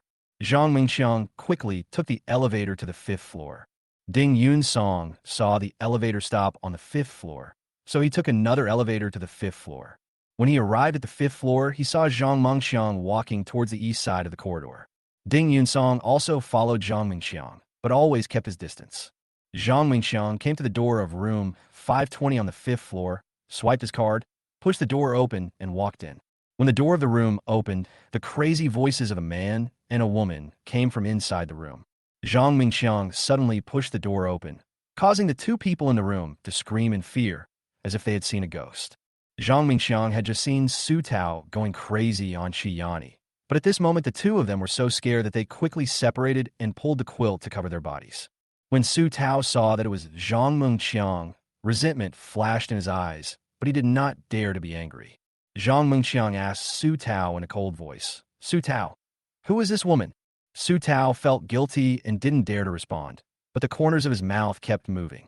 Zhang Mengxiang looked at Qi Yani sharply and asked, "Who are you?" Qi Yani is not a police officer. When she saw the police, she was like a frightened bird. She trembled with fear and said, I am a teacher at Binhai University." Ding Yunsong was standing outside the door at this moment. When he heard Qi Yani's voice, he clenched his fists with excitement and almost shouted out loud. He thought his bet was right. However, he didn't know why Su Tao was hanging out with Qi Yani. Zhang Mengxiang didn't expect Qi Yani to be a teacher at Binhai University. He thought this was a clue for Ding Yunsong, and he was overjoyed. So he said seriously, "I heard that the first inspection team of the Municipal Party Committee Inspection Office is inspecting Binhai University. I want to provide them with this clue." When Qi Yani heard the news, she was so scared that she burst into tears and grabbed Su Tao beside her and begged, "You must not let them tell Ding Yunsong." Su Tao's face turned black at this moment, and a feeling of despair surged in his heart, filled with infinite hatred. Ding Yunsong walked in calmly, his eyes fixed on Su Tao's face with a sneer, as if to say, it's not that he doesn't want to take revenge, but that the time has not come yet. Su Tao didn't expect Ding Yunsong to appear. He felt like a deflated ball and felt angry and aggrieved. Chapter 40, The Discipline Inspection Commission, took him away. Zhang Mengxiang was surprised to see Ding Yunsong following in. He guessed that Ding Yunsong's intention was to protect him, and he also felt a sense of sympathy for him. So he pretended to be very curious and asked Ding Yunsong, "Ding Yunsong, why are you here?" When Ding Yunsong heard Zhang Mengxiang's question, he was silently moved. Zhang Mengxiang really wanted to help him and protect him. He also felt a sense of sympathy for him. So he said to Zhang Mengxiang, "I'm here to find Qi Yani." Qi Yani was lying under the quilt. She became nervous when she heard Ding Yunsong's name. Then when she heard that he was looking for her, she was so scared that she was shaking with fear. She lifted the quilt, revealing a face full of lust, and looked at Ding Yunsong curiously. When Su Tao saw Ding Yunsong coming, he felt like he was much closer to death. His eyes were filled with frustrated anger. He could not explain why he was caught by Zhang Mengxiang. Ding Yunsong, as the deputy head of the inspection team, came to find Qi Yani, so he must be implicated, which almost announced the end of his fate. Zhang Mengxiang was relieved to see that Ding Yunsong acted very realistically, and he also pretended to be puzzled and asked, "What do you want to see Qi Yani for?" Qi Yani just came to my hotel room to report that some people in the Department of Civil Engineering of Binhai University were not doing their jobs properly and were only interested in making money. She refused to say who they were, and I became curious, so I wanted to find her to ask. After Ding Yunsong finished speaking, he looked at Qi Yani with a smile, as if he was talking about a coincidence. Qi Yani's naked body, covered with a quilt, felt like it was blown by a strong wind. She felt hot, shy, and helpless all over. She really wanted to find a crack in the ground to crawl into. Ding Yunsong noticed Qi Yani's nervousness and panic, and deliberately looked at Qi Yani in confusion and said, As a married woman and a teacher at Manhwa University, you actually checked into a room with Su Tao here. There is definitely something wrong with your behavior. As the leader of the inspection team, I want to learn more about your situation. When Su Tao heard Ding Yunsong's words, he felt like he was struck by lightning and knew that he was completely doomed. As a member of the inspection office, Ding Yunsong could have reported his work style problems to the Commission for Discipline Inspection, but he always took chances. But now, Ding Yunsong has linked Chi Yani to the work of the inspection office, and he will inevitably become a subject of investigation. Zhang Mingxiang saw Ding Yunsong constantly defining the nature of the incident and knew that the show was almost over, so he looked at the policeman next to him and said, "Take photos and videos to collect evidence. After that, take the person away and cooperate with Ding Yunsong in the patrol interrogation." Yes, the policeman agreed and immediately started taking pictures of Su Tao and Chi Yani. The two people were already trembling with fear, and now being photographed, it was like their ugly behavior was exposed under the spotlight. They were extremely shy and kept trying to hide, but no matter how hard they tried, they couldn't. Fortunately, it didn't lift the quilt. The police quickly finished taking photos and videos to collect evidence and stood aside. There was joy in the eyes of Zhang Mingxiang and Ding Yunsong. However, Su Tao's eyes were filled with sadness and helplessness. Ding Yunsong looked at the two people at this moment and said in a cold voice, "Hurry up and put on your clothes. Take them away for interrogation." Su Tao was desperate, but he also wanted to make a final effort, so he looked at Ding Yunsong with cold eyes. "Ding Yunsong, you have no power." "I don't have the power, do I?" "Right. Then I'll find someone with power." Seeing that Su Tao still wanted to make a final effort, Ding Yunsong took out his mobile phone, found Zheng Haiyang's number, and called him. When the call was connected, Ding Yunsong deliberately put the call on speakerphone and said to Zheng Haiyang on the other end, "Hello, Secretary Zheng."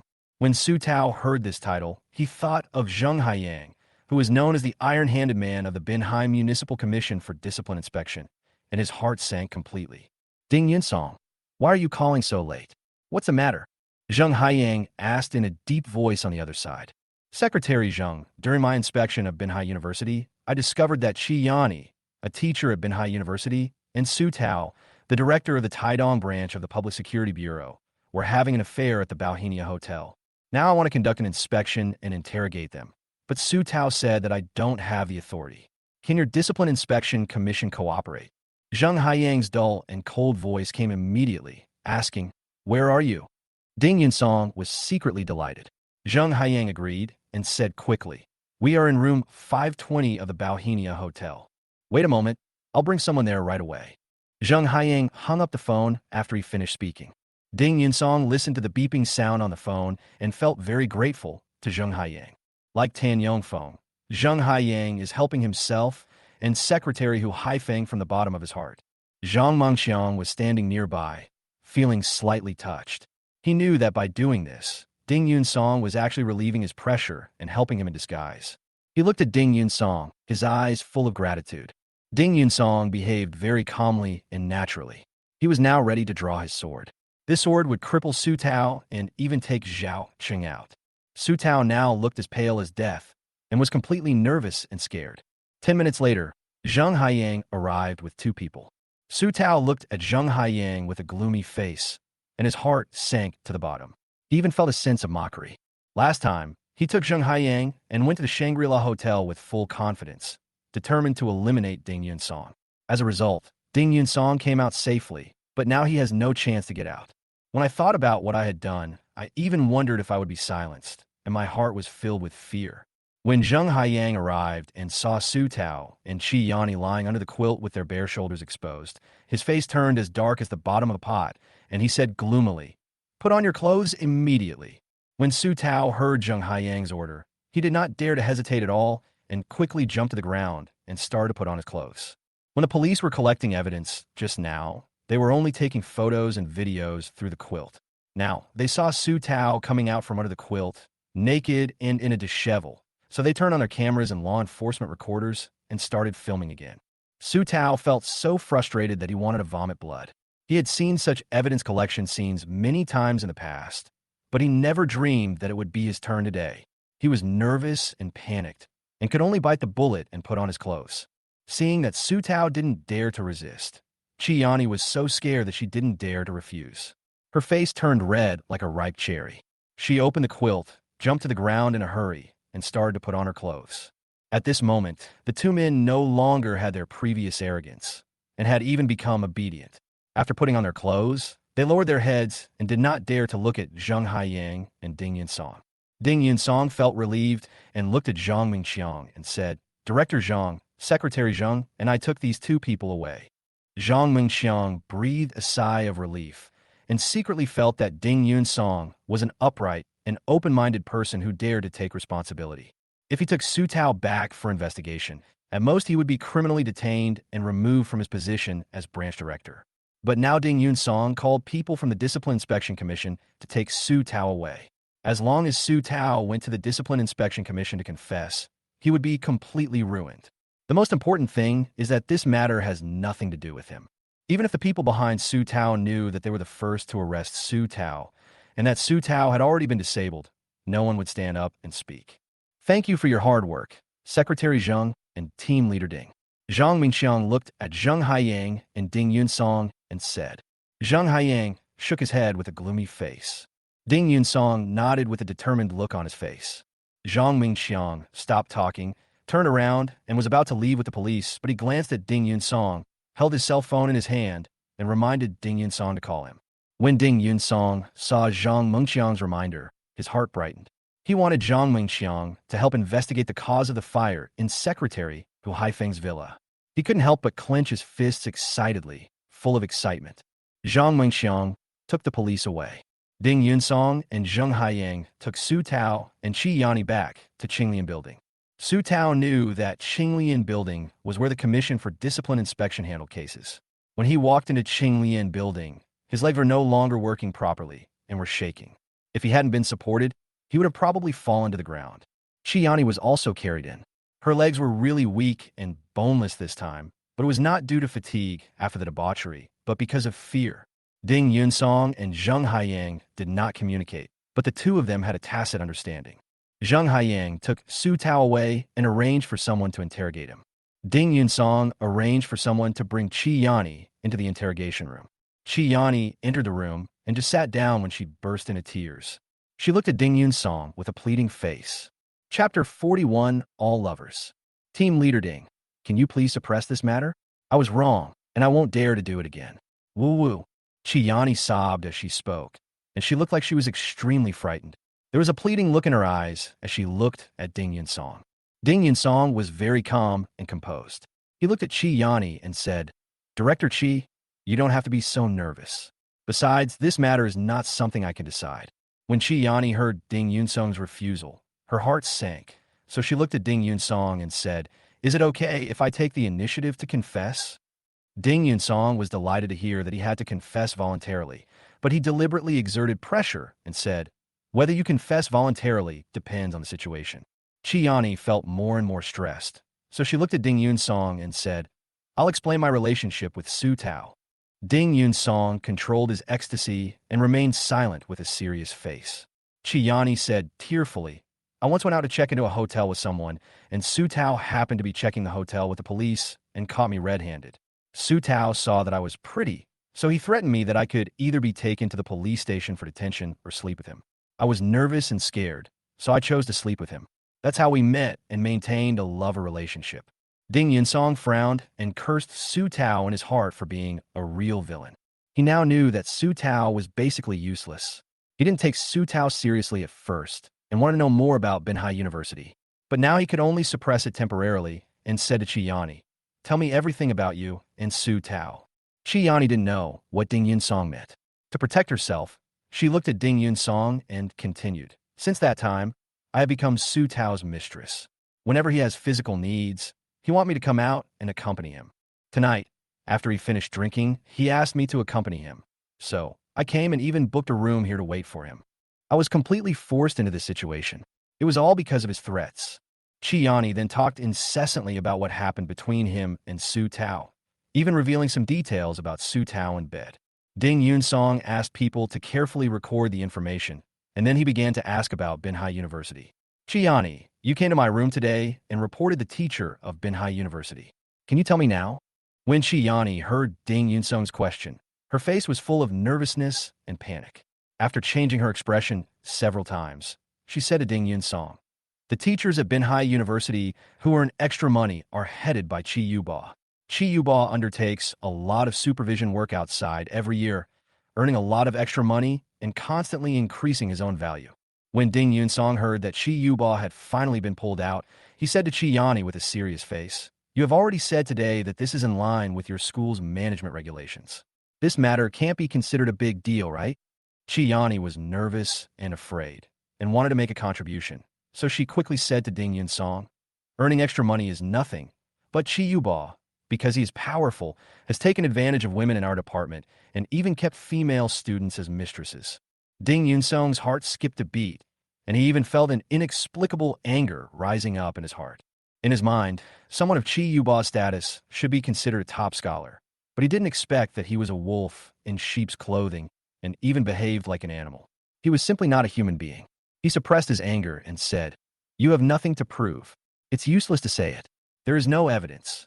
"I have evidence," Chi Yani said quickly. Ding Yun-song did not respond, but just looked at Chi Yani, waiting for Chi Yani to continue. After Chi Yani pondered for a moment, she said to Ding Yun-song, "Chi Yuba and Schwem Meiling are lovers." Schwem Meiling was promoted to deputy director of the department because she relied on Chi Yuba. Are Schwem Meiling and Chi Yuba lovers? Ding Yun-song verified. "Yes. I saw two people check into the Bauhinia Hotel. If you check the room records, you will definitely be able to find it." Ding Yun-song was excited and nodded indifferently. Anything else? In fact, he didn't care about all this. What he cared about most was whether Chi Yuba had fulfilled his duties during the supervision process and whether he had anything to do with the collapse of Hentang Mall. I also know that Chi Yuba and his female graduate student Su Fei are also lovers. I have photos of the two of them on my phone. Ding Yun-song threw Chi Yani's phone to her and said, "Find the photos." Chi Yani nodded quickly, immediately looked through her phone, quickly found the photo, and handed the phone to Ding Yun-song. Ding Yun-song saw that in the photo, Chi Yuba had a head full of hair, but was hugging a young and beautiful female graduate student with a lewd look on his face, while Su Fei had an ambiguous expression, and the two of them pouted their lips as if they were about to kiss. He looked at Su Fei in the photo. She could be called a beautiful woman, but he didn't expect her to be so despicable. This made Ding Yun-song naturally think of Lin Qingmei. He had a strong contempt for such women in his heart. "Send me the photos." Ding Yun-song took out his mobile phone and added Chi Yani as a friend. Chi Yani quickly sent the photos to Ding Yun-song's mobile phone. After Ding Yun-song saved the evidence, he looked at Chi Yani and said, "What else do you know?" Chi Yani then talked about some insignificant school gossips, but these things seemed much smaller than what she had just talked about. After Chi Yani finished speaking, she looked at Ding Yun-song with pity in her eyes, as if she hoped that Ding Yun-song would let her go. Ding Yun-song looked at Chi Yani with a peaceful smile on his face, as if he was waiting for Chi Yani to continue speaking. Chi Yani didn't expect Ding Yun-song to still not let her go. She suddenly felt a little embarrassed and nervous. She looked at Ding Yun-song and said hesitantly, "This is all I know." Ding Yun-song just nodded slightly, but his expression was extremely serious. Chi Yani was a little flustered and lowered her head without saying a word. Ding Yun-song asked coldly, "Are you sure that's all you know?" Chi Yani quickly looked up at Ding Yun-song and said, "Yes, that's all I know." "Oh." Ding Yun-song chuckled and looked at Chi Yani, his eyes gradually becoming sharp and cold. Chi Yani's heart began to falter, and she seemed uneasy. Schwem Meiling became the deputy director of the department with the help of Chi Yuba. "Then who did you rely on to become the deputy director of the department?" Ding Yun-song asked directly, staring at Chi Yani with sharp and cold eyes. Chi Yani's face was as pale as paper, her eyes were panicked, and she subconsciously turned her head to look to the side. "I know who you rely on." Ding Yun-song's mouth curved into an arc, his tone full of confidence. Chi Yani was so frightened that her red lips slightly parted, and she stared at Ding Yun-song in surprise. Chapter 42. Bold Speculation. "You rely on Su Dingshan." Ding Yun-song looked at Chi Yani sharply and said, "Ah." Chi Yani screamed in fear and quickly covered her mouth. The beautiful young woman's face was full of surprise and shock, as if her lie had been exposed, and her eyes were wide open. Ding Yun-song looked at Chi Yani firmly and said with a smile, "You can deny it, but you know the facts very well." After he finished speaking, he sighed deliberately and said, "During this inspection of Binhai University, I will stir up a huge wave here, and all those who have problems will not have a good ending. Chi felt as if a sharp sword was pressed against her throat, filling her heart with fear and an inexplicable dread. She just mentioned Xuan Miling, Chi Yuba, and even Su Fei, but didn't mention herself. She thought Ding Yunsong's attention would be distracted, but she didn't expect Ding Yunsong to be so clear-headed. More importantly, she couldn't understand how Ding Yunsong knew that her lover was Su Dingshan. Seeing Chi didn't say anything, Ding Yunsong continued, "Tonight, Xuan Miling and you took turns to come in my room for a talk and report. I guess it was also arranged by Su Dingshan." "You, how did you know?" Chi asked in fear, her eyes filled with panic and nervousness. Ding Yunsong's face was full of a peaceful smile. He looked at Chi and said, "Just say yes or no, right?" Chi fell silent for a moment. He didn't know whether he should admit it or not. But she soon saw that Ding Yunsong didn't care at all, thinking that she had just betrayed Xuan Miling.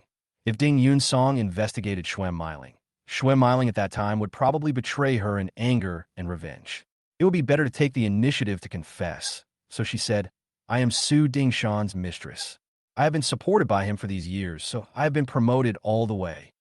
Ding Yunsong secretly rejoiced that he had guessed correctly. So he looked at Chi and asked, "You just said that Su Tao caught you cheating for the first time. Could it be that he caught you in Su Dingshan?"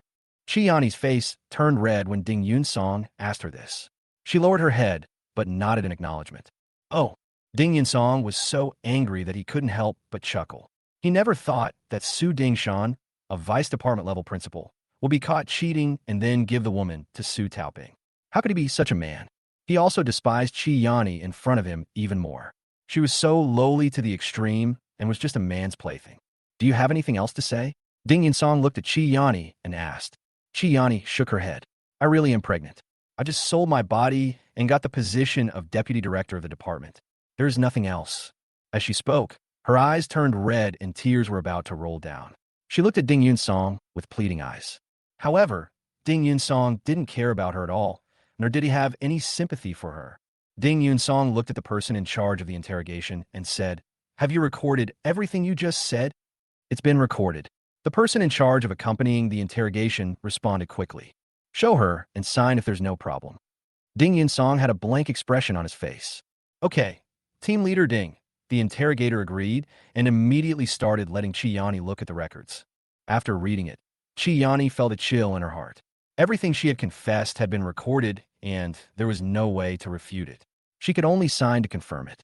Ding Yunsong collected all the evidence, came out of the interrogation room with the conversation records, and went to the room where Zheng Haiyang interrogated Su Tao.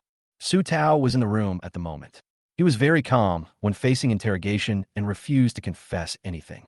He even had strong anti-reconnaissance capabilities. Ding Yunsong knocked on the door and came in. He looked at Zheng Haiyang and found that Zheng Haiyang's face was as gloomy as water. He was obviously a little angry about the lack of breakthrough in the interrogation. When Su Tao saw Ding Yunsong coming in, anger surged in his eyes, and he coldly rebuked Ding Yunsong. Ding Yunsong was very calm and asked Zheng Haiyang, "Secretary Zheng, has Su Tao confessed?" Zheng Haiyang shook his head. Su Tao sneered, as if they couldn't do anything to him. "Su Tao, you have to confess yourself, or confess voluntarily. Otherwise, I will take out Chi confession, and you will be finished." Ding Yunsong looked at Su Tao coldly and reminded him. "Ding Yunsong, don't deceive me. I have nothing to explain. Why don't you tell me about your relationship with Chi? She is here to sell herself, and I am here to buy," Su Tao said coldly. Ding Yunsong almost laughed when he heard this. He shook the materials Chi had given him and said to Su Tao, "What is your relationship with Su Dingshan?" When Su Tao heard about Su Dingshan, his expression suddenly changed. He looked at Ding Yunsong and asked coldly, "I have nothing to do with Su Dingshan. Would there be no problem if we sleep with the same woman, Chi?" Ding Yunsong asked with a sneer. Su Tao's expression changed again, but he said firmly, "It doesn't matter. You can deny it, but I think Su Dingshan will be very angry about your conspiracy." Ding Yunsong asked confidently, "What did you say?" Su Tao's face changed. "You designed the conspiracy to catch Su Dingshan committing adultery, right?" Ding Yunsong shook Chi confession materials in his hand. Although Chi didn't explain just now, seeing that Su Tao was stubborn and refused to explain, Ding Yunsong calmly deduced it. If they hadn't plotted against Su Dingshan, how could Su Dingshan, a high-ranking official, sleep with a woman and be caught? How could he have given Chi Yani to Su Tao?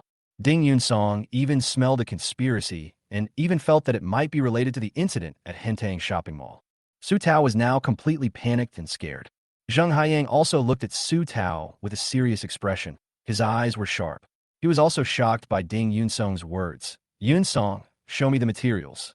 Ding Yunsong handed the materials to Zheng Haiyang with both hands and continued to stare at Su Tao coldly. You should be the one who runs errands for the offline business, right? Anger flashed in Su Tao's eyes, and he looked extremely humiliated. You don't have to confess, but you have to know that once this matter ferments, you will be the first one to die. Ding Yunsong's tone was extremely serious. What nonsense are you talking about? Su Tao glared and scolded. You must have all been involved in the conspiracy behind the collapse of Hentang shopping mall. Ding Yunsong said decisively. Su Tao cried out in surprise and looked around in panic. Zheng Haiyang also stood up in shock. Ding Yunsong was overjoyed, as if he saw hope. He was ready to start exerting his strength and break through Su Tao. Chapter 43, Major Breakthrough. Su Tao, Su Dingshan was caught cheating. You arranged it on purpose. I'm afraid it's similar to the last time you caught me cheating in the Shangri-La Hotel. Ding Yunsong stared at Su Tao coldly and asked. Su Tao's expression changed drastically, and he was filled with intense fear. He looked at Ding Yunsong as if he was seeing an alien. Zheng Haiyang had already finished reading Chi Yanni's confession. Then, as he listened to Ding Yunsong's questioning and watched Su Tao's reaction, he couldn't help but secretly marvel at Ding Yunsong's cleverness, as he was able to deduce so many possibilities just by looking at these details. What's more important is that this possibility seems to be the fact, and my heart is full of expectations. Su Tao, if you don't tell us, we can't protect you. If the other party kills you to silence you, I'm afraid you will die unclearly too. Ding Yunsong continued to try to break through Su Tao's psychological defenses. Cold sweat broke out on Su Tao's forehead, and he began to become panic-stricken and nervous. Since you don't want to say it, I will announce the fact that Chi Yani and you checked into a hotel room today at Binhai University tomorrow. Ding Yunsong smiled. When Su Tao heard Ding Yunsong's words, he felt like the god of death had come. If he made it public, someone would definitely rush to shut him up. Since you don't want to say it, forget it. I will investigate Su Dingshan. I don't believe that Su Dingshan would be willing to be caught cheating by you. Ding Yunsong seemed to be giving up. Su Tao's throat moved twice, and he looked at Ding Yunsong and said in a thoughtful tone, I was arranged by Wang Rinxiang. When Ding Yunsong heard the name Wang Rinxiang, hatred surged in his heart, and he looked at Su Tao coldly. The information about catching Su Dingshan cheating was all provided by Wang Rinxiang. I just followed his instructions. Su Tao quickly added, even the last time you were framed by Li Tian, it was also arranged by Wang Rinxiang. Why did Wang Rinxiang do this? Ding Yunsong asked coldly. Su Tao shook his head. I don't know either. Do you know who is behind him? Although Ding Yunsong thought it was Li Kuan-min, he still wanted to verify it. Su Tao still shook his head. I don't know, I just do whatever he tells me to do. What is the relationship between Wang Rinxiang and Su Dingshan? Ding Yunsong asked again. Su Tao shook his head. I only know that Wang Rinxiang and Zhao Cheng have a good relationship. When Ding Yunsong heard Zhao Cheng, anger surged in his eyes. What leverage do you have on Zhao Cheng? Su Tao's expression changed several times, and he said, Zhao Cheng seems to have helped some wealthy people launder money and transferred some of the money out. I don't know the details. Ding Yunsong's face looked solemn. Zheng Haiyang was a little shocked. He didn't expect that Ding Yunsong could actually make such a big news. Think carefully about what you want to confess, otherwise it will be too late. Ding Yunsong warned Su Tao. Su Tao nodded, his face full of nervousness and panic. Ding Yunsong glanced at Zheng Haiyang and gestured. Zheng Haiyang took the lead to go out. The two men came outside. Ding Yunsong looked at Zheng Haiyang and said seriously, Secretary Zheng, the situation is very urgent now. I suggest you report to Secretary Tan and let him make the decision. How about that? Zheng Haiyang thought for a moment and nodded. Okay. I'm going to see Director Su Jigang. Ding Yunsong said this and went straight to Su Jigang's room without any explanation. Zheng Haiyang looked at Ding Yunsong's back with appreciation and admiration in his eyes and hurriedly called Tan Yongfeng to report. The inspection team of the Provincial Commission for Discipline Inspection, led by Su Jigang, had heard about Ding Yunsong and his team bringing people to interrogate and were curious about why Ding Yunsong took this step. Just then, Ding Yunsong knocked on his door. "Come in." Su Jigang's voice was serious. Ding Yunsong pushed the door open and looked at Su Jigang. "Hello, Director Su." Su Jigang saw that it was Ding Yunsong, nodded slightly, and asked Ding Yunsong, "What's the matter so late?" Binhai University President Su Dingshan and the Deputy Director of the Department of Civil Engineering Qi Yani had an improper relationship, and there is a record of Qi Yani's confession. I handed the interrogation record I had just received to Su Jigang. Su Jigang took the interrogation record and started looking through it. The more he read, the gloomier his face became, and the more indifferent he became. Binhai University is a university affiliated to the Provincial Department of Education. The university leaders are appointed by the province. Normally, a university should also be inspected by the province. However, this time, the province was too busy, so it was handed over to Binhai City to help with the inspection. When Su Jigang heard that Su Dingshan had an improper relationship between a woman and a woman, he took it very seriously. He put down the interrogation records in his hand and looked at Ding Yunsong. He noticed that Ding Yunsong had a firm gaze and exuded a domineering aura, and he felt a little admiration for him. Although Hua Dongjun did not allow him to provide some clues about Binhai University to Ding Yunsong today, Su Jigang also sorted them out roughly and knew some problems with Su Dingshan's work style and some financial problems. Once these clues are verified, Su Dingshan will be completely ruined. But he never expected that on this day, Ding Yunsong was rumored to have delegated power to Lin Qingmei and actively pursued the beautiful dean of the Civil Engineering and Architecture Department. There are all kinds of scandals, and people even thought that he was inactive.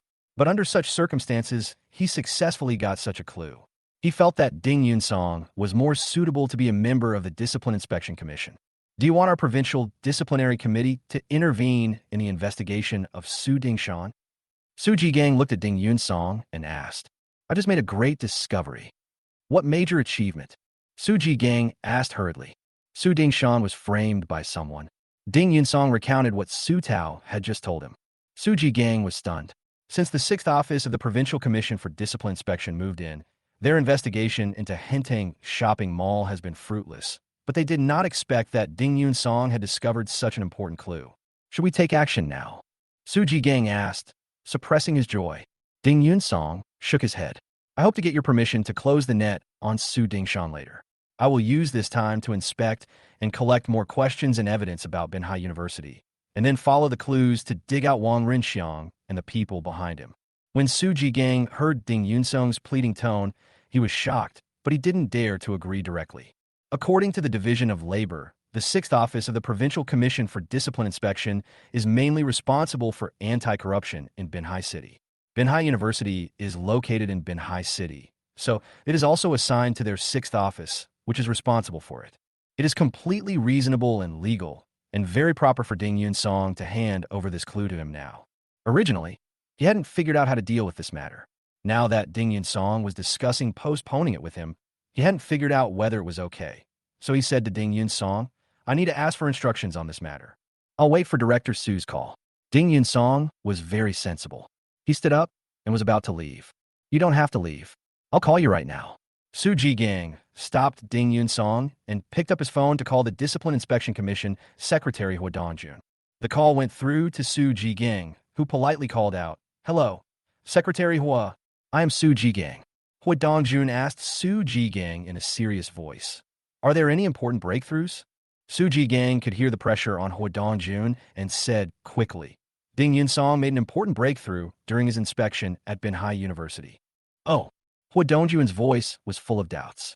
"Ding Yunsong is in my office. Can I put my phone on speaker now?" Su Jigang asked Hua Dongjun for instructions. Ding Yunsong's eyes were full of expectations. If Song could get in touch with the secretary of the Provincial Commission for Discipline Inspection, Hua Dongjun, he wanted to say a few good words for Secretary Hu Haifeng, and even plead for him to set the right direction for the investigation of Secretary Hu Haifeng. On the other side, Hua Dongjun pondered for a long time before he slowly spoke. Chapter 44. Encirclement but not destruction. "Let Ding Yunsong go," Hua Dongjun said to Su Jigang. Su Jigang was stunned. He didn't expect that not only would Ding Yunsong not be given any arrangements, but he would be asked to leave. He looked at Ding Yunsong and felt a little unfair. After all, Ding Yunsong's discovery was a major one, and it could even help to find out the cause of the collapse of Hentang shopping mall. Su Jigang did not dare to make any suggestions to Hua Dongjun, so he could only respond respectfully. Okay, Secretary Hua. Hua Dongjun has hung up the phone. Su Jigang listened to the beeping sound on his phone, his face full of helplessness. So he looked at Ding Yunsong and said with a bit of apology in his eyes, Secretary Hua asked you to leave first. Ding Yunsong originally thought that he would be given a chance, and even say a few words to help Secretary Hu Haifeng, but in the end, he got no chance at all. He could only suppress his depression, but he was a little afraid to ask Su Jigang, does Secretary Hua agree to take Su Dingshan away later? Su Jigang saw Ding Yunsong's anxiety and said to him helplessly, I don't know now. Ding Yunsong was so anxious that his eyes were about to turn red, but he couldn't say anything to Hua Dongjun, so he could only nod reluctantly. However, he became more determined in his heart to follow the information Su Tao told him and find a way to catch Wang Rinxiang and others in one fell swoop.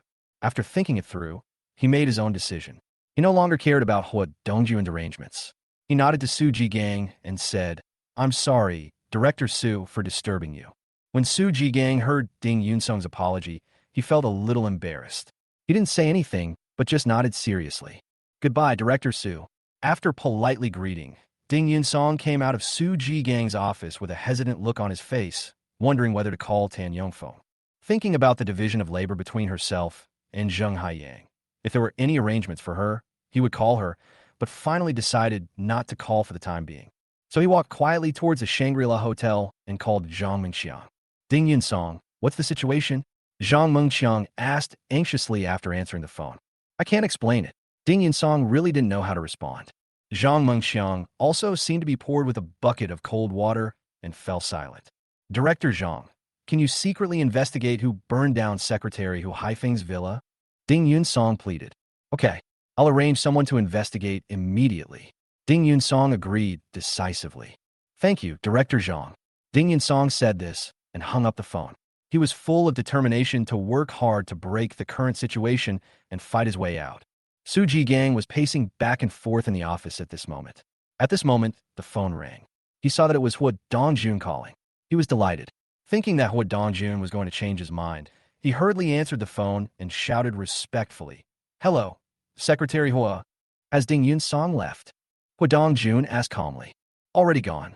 I will arrange for the Benhai Municipal Commission for Discipline Inspection to work with you to take away those related to Su Dingshan for investigation and try to clear the periphery to make Su Dingshan nervous. Su Jigang was delighted when he heard Hua Dongjun's arrangement. He knew that he had agreed to Ding Yunsong's request, and a look of joy appeared on his face. Secretary Hua, do you hope to use this method to make Su Dingshan mess up on his own and then give Ding Yunsong more opportunities? Yes, this way, on the one hand, it can train Ding Yunsong, and, on the other hand, it can also make these people completely nervous and reveal more clues, which may allow Ding Yunsong to find more clues. When Hua Dongjun said this, a faint smile appeared in his eyes, and he had a kind of calmness, as if he was in control of a strategy. Secretary Hua's arrangement is brilliant. Su Jigang was extremely happy. I just saw Ding Yunsong leave in disappointment, and I felt sorry for him. Hua Dongjun heard Su Jigang sigh and couldn't help but say, it's mainly because Ding Yunsong has this ability. If he doesn't have this ability, I can't arrange it. Ding Yunsong is a man of courage and ability. If he develops in our discipline inspection system, he may become a sharp sword in the future. Su Jigang took the opportunity to recommend Ding Yunsong, hoping that Hua Dongjun could transfer him to the Provincial Discipline Inspection Commission. Hua Dongjun seemed not to have heard it, and emphasized to Su Jigang, wait for Tan Yongfeng's call. I'll call him to make the arrangements. Okay, Secretary Hua. Su Jigang felt a little regretful. After Hua Dongjun hung up the phone, he thought of Ding Yunsong. His eyes were filled with complexity and even a kind of pride, the kind of pride that an elder has when he admires the younger generation. Su Jigang listened to the beeping sound on the phone, and his eyes lit up with admiration. Their investigation team had been here for several days and had not made any progress.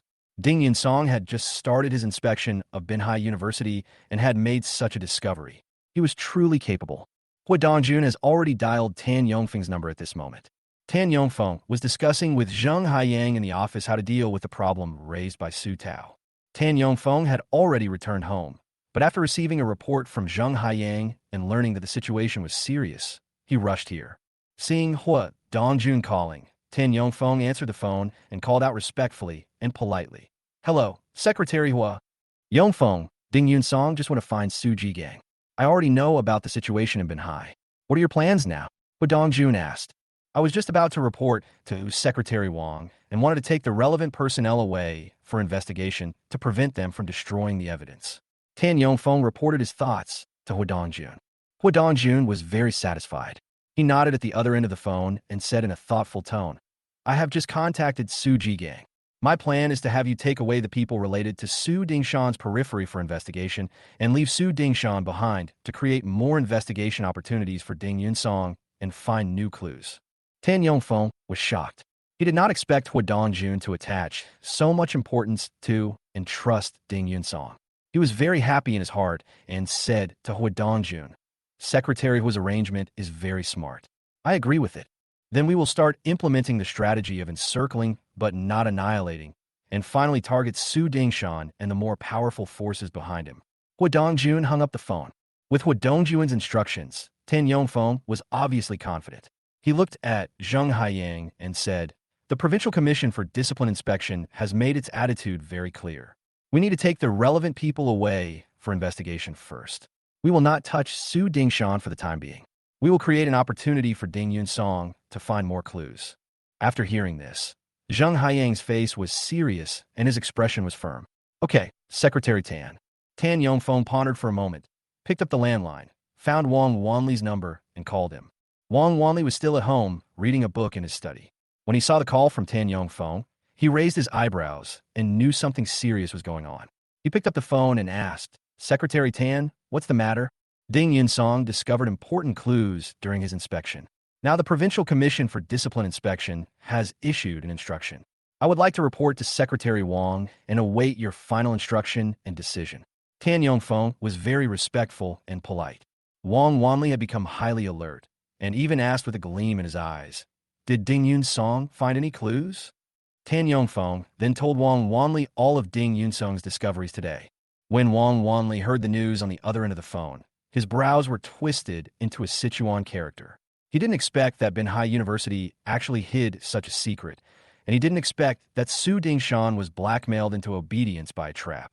He had a strong bad premonition and couldn't help but snorted and said, It seems that the Binhai officialdom needs to be purified, and the sword should be sharpened. When Tan Yongfeng knew that Wang Wanli had agreed, it was as if he had obtained an imperial sword, and his heart was filled with infinite joy and anticipation. I have no objection to the arrangement of the Provincial Commission for Discipline Inspection. You should implement it immediately and don't tell Mayor Li for the time being. Wang Wanli stated his decision, but also specifically reminded Tan Yongfeng. Tan Yongfeng was even happier. He didn't want to tell Li Kuan-min. Don't worry, Secretary Wang. I will contact Director Su of the 6th Office of the Provincial Commission for Discipline Inspection and prepare for action. Report to me anytime if there is any situation. Wang Wanli hung up the phone. Tan Yongfeng put down the phone, looked at Zheng Haiyang and said, Bring your men immediately and get ready. I will contact Director Su to take action now. Yes. Zheng Haiyang agreed, turned around, and went out, gathering people to start deployment. Tan Yongfeng has already called Su Jigang and is preparing to join forces in Binhai. Chapter 45. The Sword is Unsheathed. Hello, Secretary Tan. Su Jigang answered Tan Yongfeng's call and behaved very calmly. Tan Yongfeng suppressed his excitement and said to Su Jigang, Director Su, I just received a call from Secretary Hua and reported to Secretary Wang. Our Binhai Municipal Commission for Discipline Inspection is preparing to work with the 6th Office of your Provincial Commission for Discipline Inspection to carry out actions on the periphery. Please help us with guidance.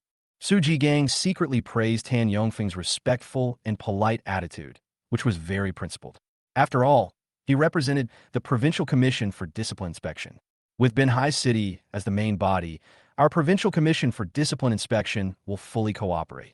Tan Yongfeng also admired Su Jigang's attitude. Okay, let's act now. I'll come find you. Tan Yongfeng hung up the phone, went downstairs immediately, and took a car to Qinglian Building. Half an hour later, the people from the 6th Office of the Provincial Commission for Discipline Inspection and the Binhai Municipal Commission for Discipline Inspection reunited and divided into 3 groups. Some rushed to the Shangri-La Hotel, some rushed to the Taidong District Branch, and some rushed to the Education Bureau. Although it was dark, the sword of the Discipline Inspection Commission was like a sword of light that pierced the darkness. It had been unsheathed and aimed at 3 areas of Binhai City. When Tan Yongfeng and Su Jigang personally led their people to the Shangri-La Hotel, Ding Yunsong happened to be walking back from outside. Seeing the two of them working together, a look of curiosity appeared on his face, and he wanted to walk over quickly to say hello. However, the two of them ignored Ding Yunsong and hurried upstairs. Ding Yunsong didn't know who they were going to catch, but he felt a little uneasy. He was afraid that Su Dingshan would be taken away now. If Su Dingshan was taken away, many clues would be cut off. Just as Ding Yunsong was thinking, he saw Zhao Cheng and Li Tiantian had been taken away by Tan Yongfeng and others. Zhao Cheng's face was pale, and he was shaking with fear.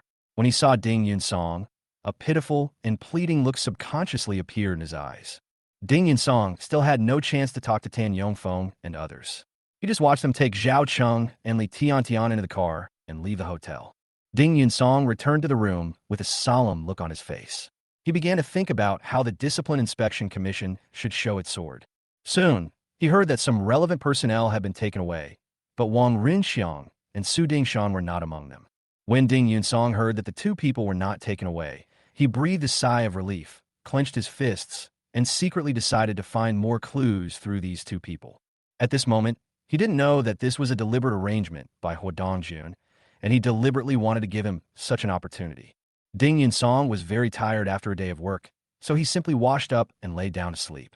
The night was over for him, and he slept soundly. But that night, many people could not sleep well, including Li Quanmin, Su Dingshan, and Wang Rinxiang. They were all awakened by their mobile phones in the middle of the night and even lost all desire to sleep. Fortunately, they were all safe, and the others who were taken away had nothing to do with them. So these people relaxed their vigilance. When Ding Yunsong got up the next day, he had already heard that Zhao Cheng was taken away because the Education Bureau had held a meeting at the Shangri-La Hotel and issued some extra invoices. As for Li Tiantian, the last false accusation against her needs to be investigated in depth. Ding Yunsong knew that these were all a cover-up, but he gradually felt relieved. In his heart, he even secretly admired Tan Yongfeng and others for their cleverness in using such a covert method that would not arouse suspicion. Ding Yunsong became more expectant and hopeful about the next breakthrough, so he started to wash up and prepare to go to Binhai University to inspect and break through Schwemmiling. Li Quanmin has arrived at the office and is sitting there with bloodshot eyes. He did not get a good rest last night. Although these things have nothing to do with him, he is still worried. The most important thing is that he was unaware of the Discipline Inspection Commission's action in this matter, which is a neglect of him. What made him most unhappy was that Wang Wanli had just arrived in Binhai to take office and was already preparing to take action. After he took a sip of strong tea, he looked out the window and naturally thought of Ding Yunsong. A surge of annoyance and anger surged in his heart. After pondering for a moment, he decided to find the problem from Ding Yunsong and fight with Wang Wanli in the air to test Wang Wanli's intentions. So he called Wang Wanli. Because of the operation last night, Wang Wanli had little sleep, so he came to the office early. When he saw Li Quanmin calling, Wang Wanli answered the call. Li Quanmin had already spoken first. "Hello, Secretary Wang. Why did Mayor Li call so early?" Wang Wanli asked calmly. Li Quanmin pondered for a moment, organized his words, and said, "Secretary Wang, I heard that after the inspection team entered Binhai University yesterday, Ding Yunsong, as the team leader, actually gave up his power and publicly expressed his interest in the beautiful department head of Binhai University. I'm a little worried about Ding Yunsong's inspection attitude." When Wang Wanli heard Li Quanmin talking about this, he knew that he was going to wrestle with him. He was dissatisfied with the actions of the Commission for Discipline Inspection last night and wanted to use Ding Yunsong as a scapegoat. After all, Ding Yunsong pushed himself to the position of deputy leader of the first inspection team of the Municipal Party Committee Inspection Office. So he pretended to think about it and asked Li Quanmin, "What do you think, Mayor Li? I think you should organize a secretary's office meeting with me and Secretary Yongfeng to learn about Ding Yunsong's inspection situation, so as to avoid failure in this inspection and failure to complete the provincial arrangements, which would make us lose face." Wang Wanli became even more certain that Li Quanmin wanted to neutralize Ding Yunsong's counterattack. He couldn't help but shake his head secretly and even said in his heart, "Ding Yunsong has gained a lot. Now he has gained a huge amount." Thinking of the overall layout arranged by Huo Dongjun, he said to Li Quanmin, "I have no objection. Let's just call Ding Yunsong as well." We can ask Ding Yun-song on the spot. This way it will be clearer. What do you think, Mayor Lee? I have no objection, but I suggest that Deputy Team Leader Lin Qingmei also come to the meeting so that we can understand some things more deeply. Lee Kuan-min took the opportunity to say, "Okay, I'll ask my secretary to notify Secretary Tan and others. The meeting will be held in my small conference room in half an hour." Wang Wanli hung up the phone and called his secretary, asking him to notify Tan Yongfeng, Ding Yun-song, and Lin Qingmei to attend the meeting. Lee Kuan-min had already found Lin Qingmei's phone number and called her first. Lin Qingmei was still lying in bed and hadn't gotten up yet. She didn't stay with Lee Kuan-min last night and slept soundly by herself, but she also missed the man very much. Seeing Lee Kuan-min calling, she said to him in a delicate voice, "You don't care about me at all. You left me alone in an empty room last night." Lee Kuan-min was very anxious last night and was in a bad mood. But when he heard Lin Qingmei's voice, he couldn't help but feel his heart beating violently.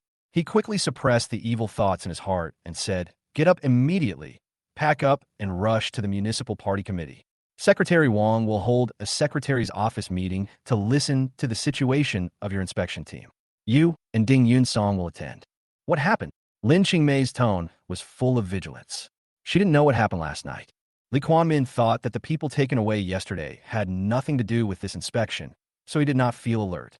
Instead, he said casually, "I hope to make your inspection more clear. If Ding Yun-song really wants to shirk power and responsibility, you could just take it over. It will be a good opportunity to achieve results." Lin Qingmei was overjoyed when she heard this, and said to Lee Kuan-min coquettishly, "How about letting me thank you properly tonight?" When Lee Kuan-min heard the word "thank you," he thought of Lin Qingmei's wildness and craziness in bed every time, and a look of joy flashed in his eyes, but he still suppressed his impulse and said to Lin Qingmei, "Come over to the meeting first." Lin Qingmei knew that Lee Kuan-min had accepted it, and that the two of them would be together at night. Thinking of being loved, she felt extremely happy and hurriedly got up to pack. Ding Yun-song also received the notice at this moment and rushed to the municipal party committee. 20 minutes later, Ding Yun-song, Wang Wanli, and others arrived at the small conference room of Wang Wanli, the municipal party secretary, in advance, ready to hold a meeting. Chapter 46: Pressuring and Questioning. When Ding Yun-song saw Wang Wanli, Lee Kuan-min, and Tan Yongfeng in the conference room, he knew it was about the inspection, so he remained very calm. Lin Qingmei was still dressed gorgeously. Although she was wearing a white shirt, black trousers, and her hair was tied up, she was still charming and attractive. She is sitting next to Ding Yun-song at the moment. Even though the two of them are divorced, in the eyes of outsiders, they still look like a perfect match. If people were allowed to choose, they would definitely think that they are the best couple and lovers. However, everyone knows that this is already in the past, and the two people can never go back to the way they were before. They could even see the disdain and disgust towards Lin Qingmei on Ding Yun-song's face. Li Qiuanmin's eyes were filled with joy. He felt that he had cheated on Ding Yun-song and felt very accomplished. For a woman like Lin Qingmei, any man would be willing to give everything without regrets. She was so beautiful and charming. Wang Wanli looked at everyone with a serious expression and said, "Today's secretary's office meeting is mainly to briefly understand the inspection work of Ding Yun-song and others." Wang Wanli looked at Ding Yun-song, as if waiting for Ding Yun-song to report. Lee Kuan-min rolled his eyes, raised his eyebrows twice, looked at Ding Yun-song with a serious face, and said, "Ding Yun-song, I heard that you gave the power of inspection of Binhai University to Lin Qingmei this time. Will you report on this work, or will Lin Qingmei report on it?" When Lin Qingmei heard herself being mentioned, she sat up straight with her beautiful body. She looked even more charming and beautiful, and extremely attractive. Her glowing red lips tried to open several times, as if she wanted to speak and couldn't wait. When Ding Yun-song saw Lee Kuan-min speak for Lin Qingmei, he knew that the two had already discussed it. Naturally, it was impossible for Lee Kuan-min to be happy, so he smiled and said, "I have divided the work with Lin Qingmei. The work is divided very finely. If Mayor Lee wants to hear the specific division of work, then we will report separately. If you want to hear the overall work report, I will report." Li Qiuanmin's face looked somewhat unhappy. Ding Yun-song seemed not to see it. He looked at Lee Kuan-min and said with a calm smile, "After all, I am the leader of the inspection team. I am responsible for the inspection work." The joy that Lee Kuan-min had just felt for cheating on Ding Yun-song had completely disappeared. Even the look he gave Ding Yun-song was filled with resentment and depression, as if Ding Yun-song had stolen his gift. Lin Qingmei was also unhappy. She originally wanted to kick Ding Yun-song hard, but she didn't expect Ding Yun-song to be so calm. Tan Yongfeng was afraid that Ding Yun-song and Lee Kuan-min would clash and affect the subsequent layout, so he said to Ding Yun-song with a serious face, "You are the team leader. Of course you will report the work, and you must report the work in detail." Wang Wanli picked up the teacup and took a sip of water, which was tantamount to his agreement. Lee Kuan-min was still unwilling to give up. This was a chance for his mistress Lin Qingmei to shine. If Ding Yun-song shined, wouldn't it be that all his efforts were in vain? So he said, "I think we should report separately, and let Ding Yun-song report later, which can be regarded as a summary. Then let Deputy Team Leader Lin Qingmei report first." Ding Yun-song did not refuse. He agreed and looked at Lin Qingmei. Seeing Ding Yun-song's calmness, Lin Qingmei felt very uncomfortable and unhappy. So she said, "According to Ding Yun-song's arrangement, after entering Binhai University, I will be mainly responsible for inspecting Binhai University's party building, finance, and personnel appointments." Lin Qingmei is also a very smart woman. When it comes to work, her reports are clear and organized, and she describes the work she is responsible for in great detail. She almost said that she was the one who did the entire inspection work. Lin Qingmei reported for nearly 20 minutes in one breath. When she finished, Li Chuanmin's face was full of joy. He felt that Lin Qingmei's performance was excellent and brilliant. He deliberately looked at Ding Yun-song with a serious expression and said, "Ding Yun-song, as the leader of the inspection team, you gave all the work to Lin Qingmei. What are you responsible for?" Wang Wanli and Tan Yongfeng also looked at Ding Yun-song. Even though they knew that Ding Yun-song had achieved results, they also wanted to see how Ding Yun-song would respond. Ding Yun-song said calmly, "I will mainly investigate some personnel clues of Binhai University." "Investigate the people and clues?" Lee Kuan-min asked with a sneer, and said with obvious disbelief, "How come I heard that you are going to pursue the new dean of the Civil Engineering Department of Binhai University?" After he finished speaking, he glanced at Lin Qingmei next to him, as if to say, "Is she as beautiful as your ex-wife Lin Qingmei?" Wang Wanli and Tan Yongfeng both looked at Ding Yun-song. They were also curious about what Ding Yun-song had done and felt that Ding Yun-song should not do things like this. Ding Yun-song was very calm. He did not explain, but looked at Lin Qingmei with a smile. Lin Qingmei was upset when she saw Ding Yun-song looking at her with a smile. So she asked Ding Yun-song, "Why are you looking at me?" She asked in a mumbling voice, like a wife scolding her husband, and she still displayed the same superior attitude she had in her marriage. Ding Yun-song ignored her and said to Lin Qingmei, "Do you know who the new dean of the Department of Civil Engineering of Binhai University is?" Lin Qingmei shook her head and said unhappily, "How would I know who it is?" Lee Kuan-min saw that Ding Yun-song was talking to Lin Qingmei and didn't answer his questions. He felt a little unhappy, as if Lin Qingmei was taken away from him. So he said to Ding Yun-song in a cold voice, "Ding Yun-song, I'm asking you a question." Ding Yun-song retracted his gaze at this moment, looked at Lee Kuan-min, and said with a smile, "The new dean of the Civil Engineering Department of Binhai University is Xiao Mengchen." After he finished speaking, he fell silent again, but looked at Lin Qingmei with a smile. Lee Kuan-min frowned and asked instinctively, "Who is Xiao Mengchen?" As he spoke, his peripheral vision happened to look at Lin Qingmei, and he noticed that Lin Qingmei's expression had changed, and it was obviously unnatural. Ding Yun-song smiled and looked at Lin Qingmei and asked, "Are you going to explain it? Or, am I going to explain it?" Ding Yun-song's question made Wang Wanli and Tan Yongfeng curious. They did not ask Ding Yun-song any more questions, but looked at the two people. Lin Qingmei looked very unhappy, and even a hint of resentment flashed across her beautiful face. After taking a deep breath, she said coldly to Ding Yun-song, "No wonder you want to divorce me. It turns out you are tired of the old and love the new. You knew Xiao Mengchen was here." When Ding Yun-song heard these words, he felt as if his heart was stabbed by a knife. It was extremely painful. He loved Lin Qingmei so deeply, but Lin Qingmei cheated on him, and yet the bad guy was the first to complain. Lee Kuan-min couldn't wait any longer and even started to urge her with a bit of jealousy. Chapter 47, Secretary sets the tone. "Who is Xiao Mengchen?" Lee Kuan-min asked with a frown. Lin Qingmei's expression changed several times, and even annoyance flashed in her eyes. Finally, she glanced at Ding Yun-song coldly and said without hiding her anger, "Ding Yun-song and I were college classmates." When Lee Kuan-min heard that it was his classmate Ding Yun-song, his brows were twisted into a shape of Chan.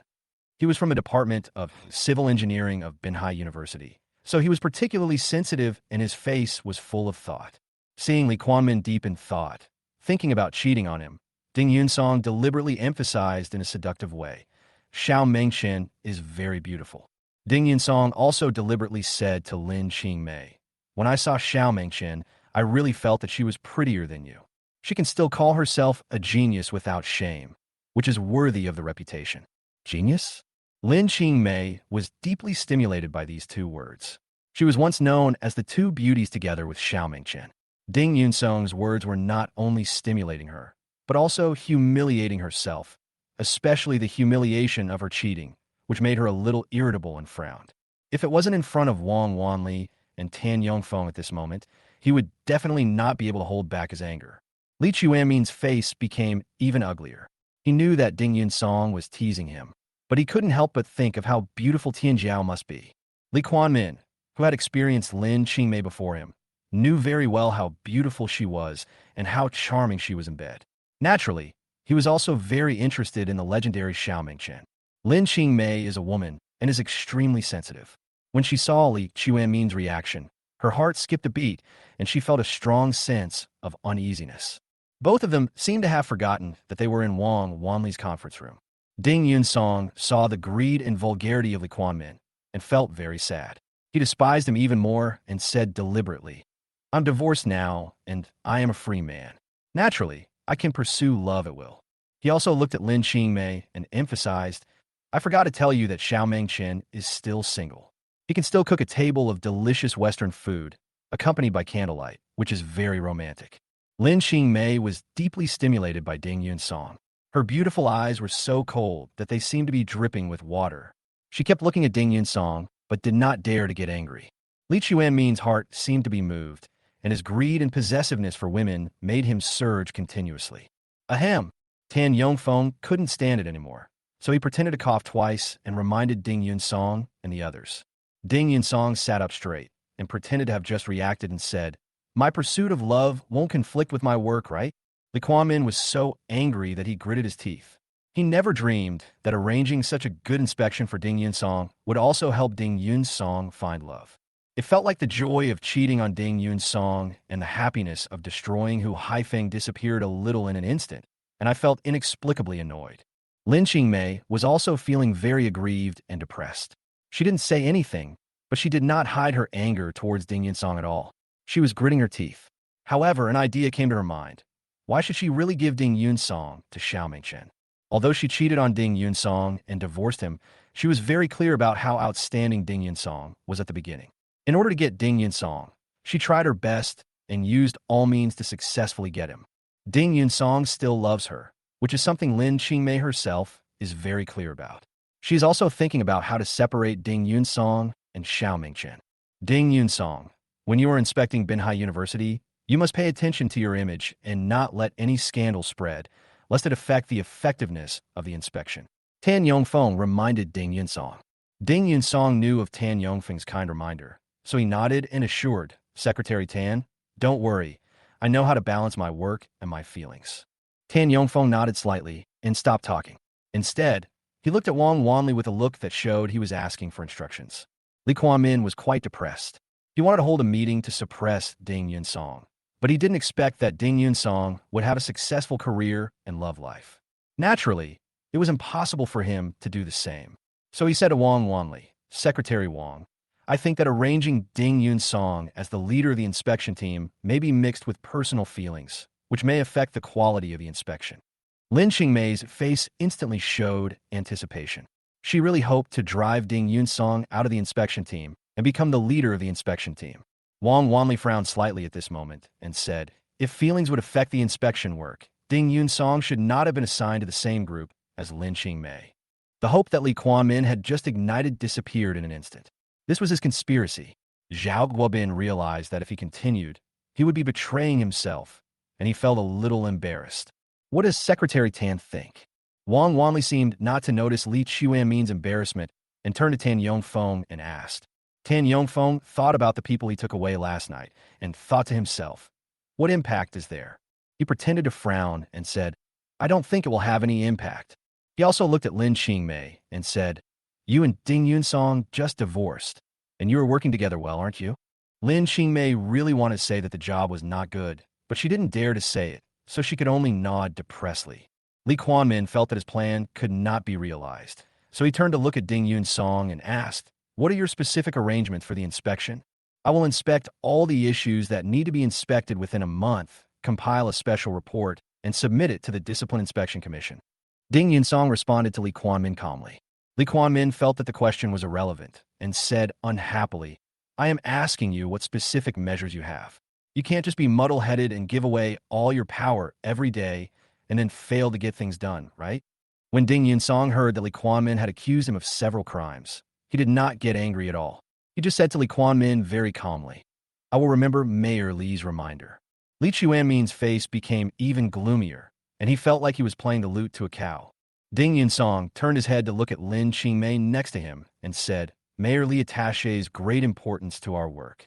Please report the work situation since you moved in yesterday." Lin Qingmei didn't expect Ding Yun Song to suddenly ask her to report on her work, and she felt a little embarrassed. After arriving yesterday, she was very happy because she stole the limelight from Ding Yun Song at the meeting. After the meeting, she sat with Su Dingshan and others and boasted, and did nothing at all. Now, Ding Yun Song asked him to report in front of the municipal party secretary Wang Wanli, which gave him the opportunity, but he couldn't seize it, which was very embarrassing. Lin Qingmei then kept rolling her beautiful almond-shaped eyes, making her brain work rapidly, trying to find a topic for her report. Li Quanmin wanted to help her resolve the current embarrassment, so he said to Ding Yun Song, "What did you do after you moved in yesterday?" Ding Yun Song felt very sad. The more Li Quanmin protected Lin Qingmei, the more he felt that the two of them were cheating on him. He took 2 deep breaths, suppressed the anger in his heart, and said to Li Quanmin, "I had a private conversation with Xuem Meiling and Qi Meini, the deputy directors of the Department of Civil Engineering, yesterday. I know some clues about their affairs." "So what? What's the point?" Li Quanmin deliberately asked questions and put pressure on Ding Yun Song, also wanting to get some information. Ding Yun Song felt very aggrieved by Li Chuanmin's attitude, and suddenly he had an idea, thinking that this was a good opportunity to confuse Li Quanmin. So he said, "I already have an important clue, and I will go to the Department of Civil Engineering to make a breakthrough today." Tan Yongfeng frowned, worried that Ding Yun Song might let the cat out of the bag. Li Quanmin became very alert, looked at Ding Yun Song and asked, "What clues did you find?" "I'm sorry, I can't tell you." Ding Yun Song smiled and refused Li Quanmin. Li Quanmin felt as if he had been slapped twice in the face by Ding Yun Song and felt that he had lost all face. He turned his head and looked at Wang Wanli and said, "Secretary Wang, isn't a cadre like Ding Yun Song a little too arrogant?" "I think Ding Yun Song did a good job of keeping it secret." Wang Wanli's tone was very calm. When Li Quanmin heard the secret, he was speechless. He swept his eyes across Ding Yun Song's face with hatred and anger in his eyes. "Mayor Li, I have understood your conversation just now. What Ding Yun Song called decentralization is actually division of labor, and what Ding Yun Song called pursuing the beautiful dean of the Civil Engineering Department is actually a college classmate." After a brief pause, Wang Wanli looked at Li Quanmin next to him and said, "Mayor Li, do you think there is anything wrong with this relationship?" Li Quanmin knew that there was no problem, so he gritted his teeth and shook his head, saying no problem. "If there is no problem, let's adjourn the meeting first. We only look at the results of Ding Yun Song's inspection work, not the process." Wang Wanli's simple words were equivalent to giving Ding Yun Song a protective umbrella, and it was more like putting on armor. Ding Yun Song breathed a sigh of relief and was full of gratitude to Wang Wanli. He couldn't understand why this new secretary was so helpful and caring towards him. Li Quanmin felt as if his chest was filled with cotton and felt extremely uncomfortable. He stood up and left without saying a word. Lin Qingmei also stood up hurriedly, looked at Wang Wanli and said, "Goodbye, Secretary Wang." Wang Wanli nodded slightly without saying anything. He looked at Li Quanmin with a sneer in his eyes. Lin Qingmei followed Li Quanmin out anxiously. Wang Wanli turned his head and looked at Ding Yun Song and said, "Stay here. I have something to talk to you about." Ding Yun Song was stunned, but nodded immediately. "Secretary Wang, I'm leaving first." After Tan Yongfeng finished speaking, he glanced at Ding Yun Song and walked away. Ding Yun Song and Wang Wanli were the only ones left in the conference room. Ding Yun Song was confused and didn't know what Wang Wanli wanted to do. Chapter 48 Shi Maish Anger. Ding Yun Song, you need to pay more attention to yourself during this Binhai University inspection. Wang Wanli said to Ding Yunsong expressionlessly. Ding Yunsong's expression suddenly changed. He didn't understand what Wang Wanli meant. Don't really create a scandal in school, otherwise it will reflect badly on you. Ding Yunsong almost laughed when he heard the gossip. He said to Wang Wanli, "Don't worry, Secretary Wang. After experiencing Lin Qingmei, my heart is dead. I met Xiao Mengchen last night and rejected him." Thinking about how he used Huashimi to reject Xiao Mengchen, Ding Yunsong felt a little cruel in his heart, and even more ashamed and self-blamed. But he had no regrets. Wang Wanli didn't expect this and looked at Ding Yunsong. Ding Yunsong took a deep breath, stood up, bowed to Wang Wanli, and said, "Secretary Wang arranged for me to serve as the deputy leader of the first inspection team. I really wanted to come and thank you, but I have always felt that it is not appropriate to come to see you. Today I would like to take this opportunity to thank you." Wang Wanli was secretly surprised that Ding Yunsong was sober, but he still didn't say anything and just watched.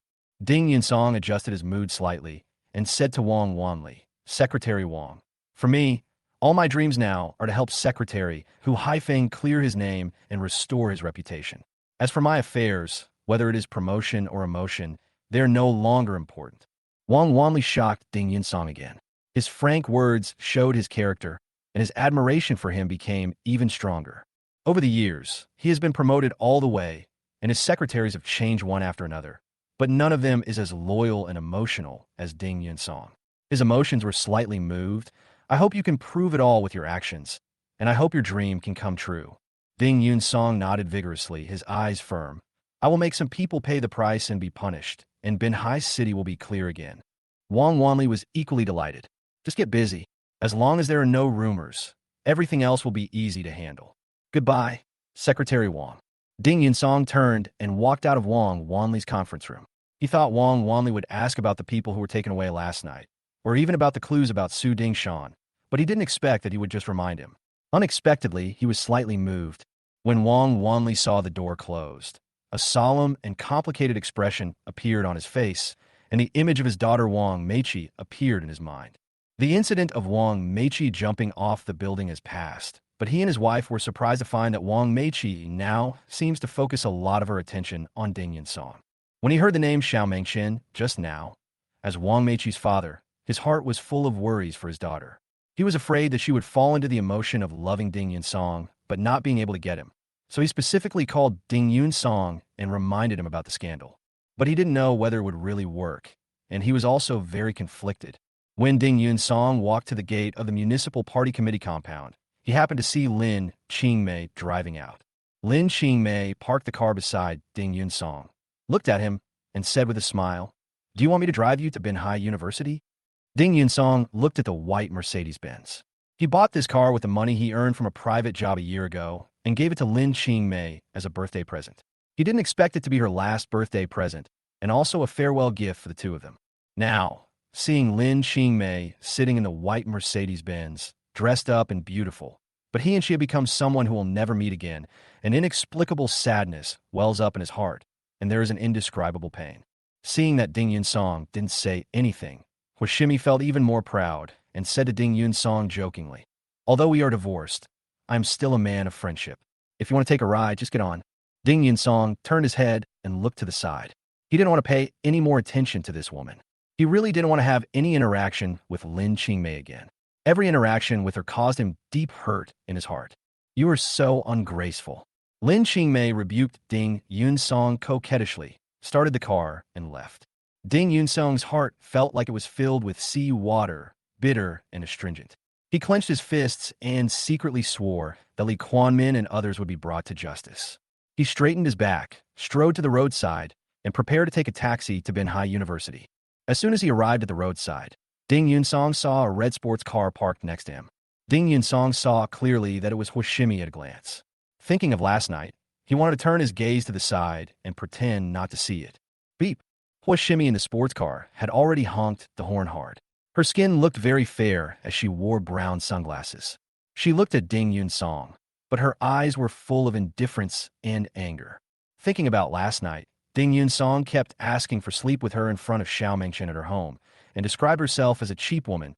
Huashimi was so angry that she gnashed her teeth. So she looked for Ding Yunsong everywhere today. "But I didn't expect to meet Ding Yunsong here." It was like meeting an enemy, and they were extremely jealous of each other. However, she sat in the car proudly and did not move, waiting for Ding Yun-song to get in. In her eyes, Ding Yun-song could not run away now. After pondering for a moment, Ding Yun-song realized the situation and knew that Hoshimi was going to have a never-ending feud with him today.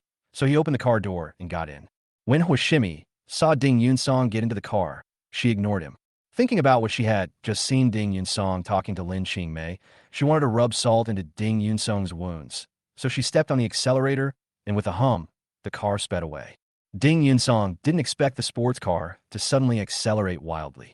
He was not mentally prepared, and his body crashed into the backseat of the car. "Why don't I run you over to death?" Hoshimi said through gritted teeth with a mixture of joy and hatred upon seeing this. Ding Yun-song took 2 deep breaths, turned his head, and said to Hoshimi, "Women should not be so resentful, or they will become vicious women. If I were a vicious woman, I would poison you to death." Hoshimi was so angry that her eyebrows raised. "I didn't realize you had the potential to be Pan Jinlian," Ding Yun-song teased deliberately. "I'm a little confused that your wife didn't become Pan Jinlian. I really didn't expect it." When Ding Yun-song heard Hoshimi's sarcasm, his scars seemed to be uncovered and bleeding. He loved Lin Qingmei too much and was hurt too deeply, so he fell silent. Hoshimi also felt that what she said seemed too harsh, and her heart was slightly filled with regret, but she was too proud to apologize. She said nothing, stepped on the accelerator, and sped up towards Lin Qingmei's car. Ding Yun-song sat in the car, looking at the rear of Lin Qingmei's car, feeling even more conflicted, and his emotions seemed filled with bitterness. More than 10 minutes later, Lin Qingmei's car stopped in the parking space of Manhwa University, and Hoshimi's car also stopped. Lin Qingmei was originally depressed, but Ding Yun-song was in a good mood and was about to get out of the car. However, when she saw Ding Yun-song sitting in the sports car, a hint of anger suddenly appeared in her eyes, especially when she saw Hoshimi's youth and beauty. Anger and resentment surged in her heart. She opened the car door and walked towards the 2 people with an angry face. Ding Yun-song looked at the beautiful and sexy Lin Qingmei, her twisting, graceful body. Although she was still familiar and still the most beautiful in his eyes, his heart ached. Falling in love with this woman was the happiest thing in his life, but also the most painful thing. "Your beloved wife is here," Hoshimi teased Ding Yun-song with a smile. Beloved wife. Ding Yun-song's heart felt like it was being boiled in oil, and he was filled with anger. Without saying a word, he leaned towards Hoshimi and even reached out his hand to hug her. Chapter 49, Meichi blocks the way. Hug. Hold on tight. Hoshimi, who was wearing a standard OL uniform, felt as if her body was acupunctured in an instant, and she had no reaction at all. Ding Yun-song did not give him time to react and directly sealed Hoshimi's bright red lips with his big mouth. The beauty of the bright red lips and the sweetness of the cherry mouth seemed to make Ding Yun-song like a bee that had found the source of nectar, extremely happy and eager, unable to control himself. Hoshimi's body was stiff, and her eyes were widened to twice their size. Her beautiful almond-shaped eyes were filled with panic, shock, and disbelief. This was his first kiss.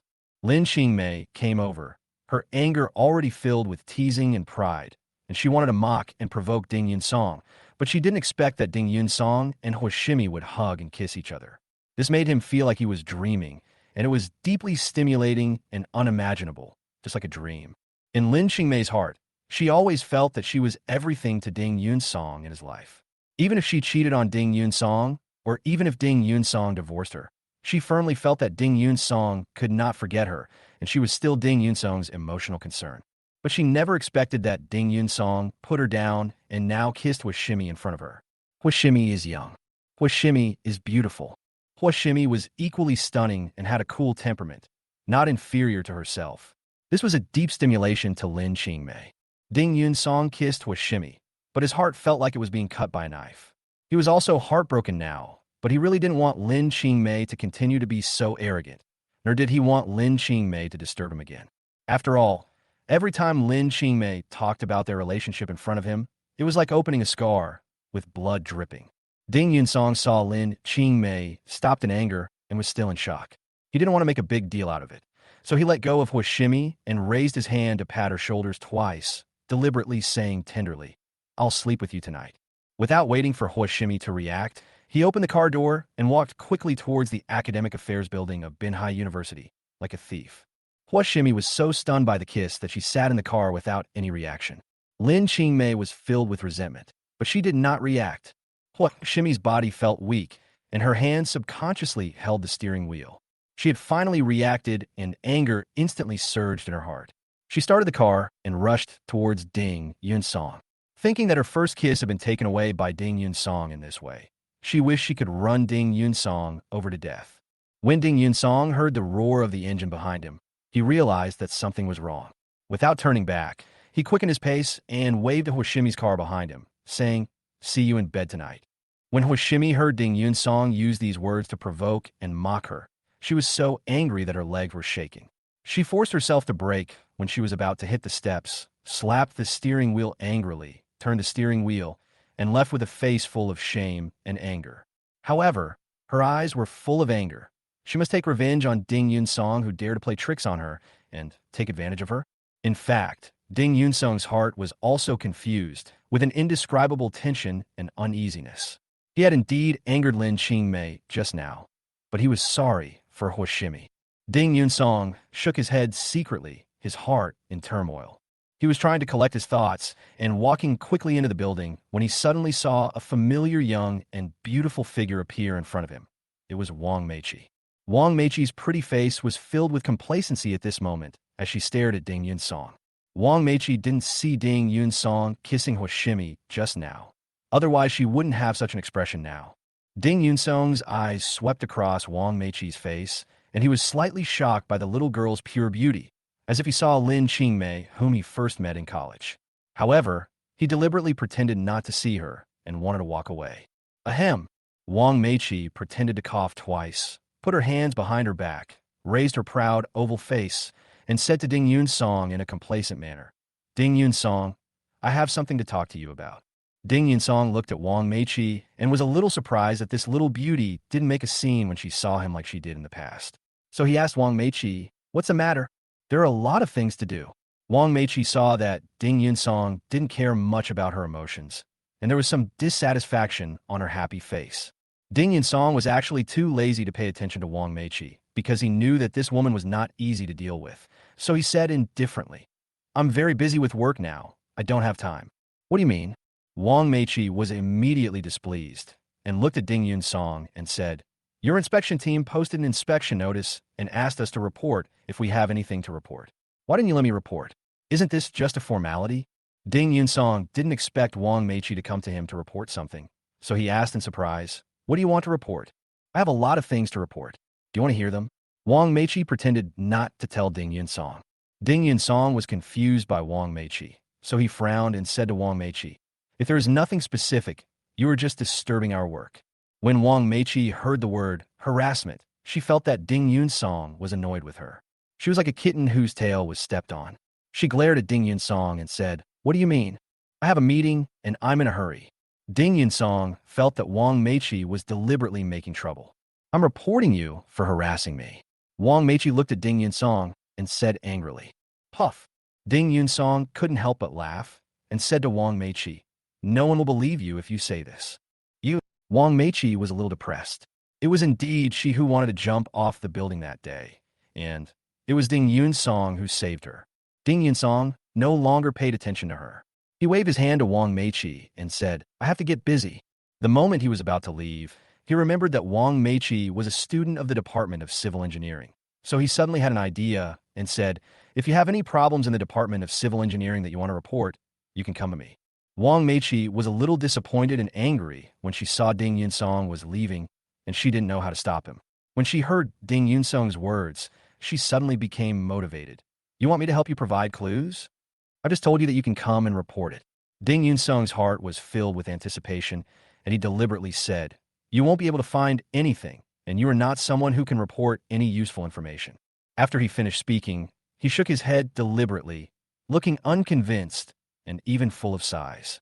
Wang Meiqi was deeply stimulated by Ding Yunsong's expression, and even her anger kept flickering.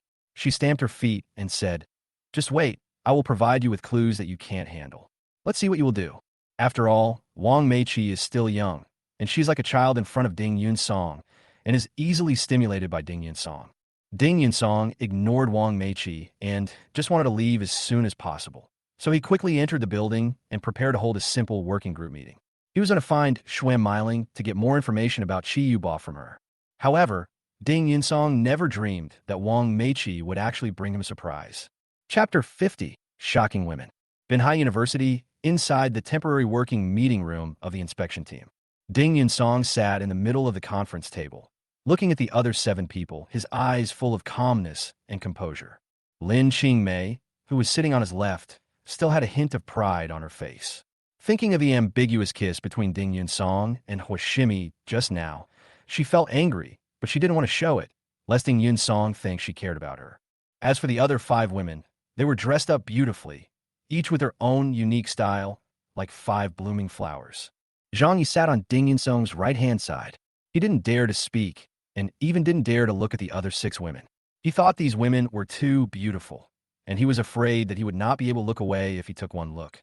Ding Yunsong sat up straight, looked at everyone, and said, "Today's meeting is mainly to convey the work arrangements for me and team leader Lin made at the municipal party secretary's office meeting just now."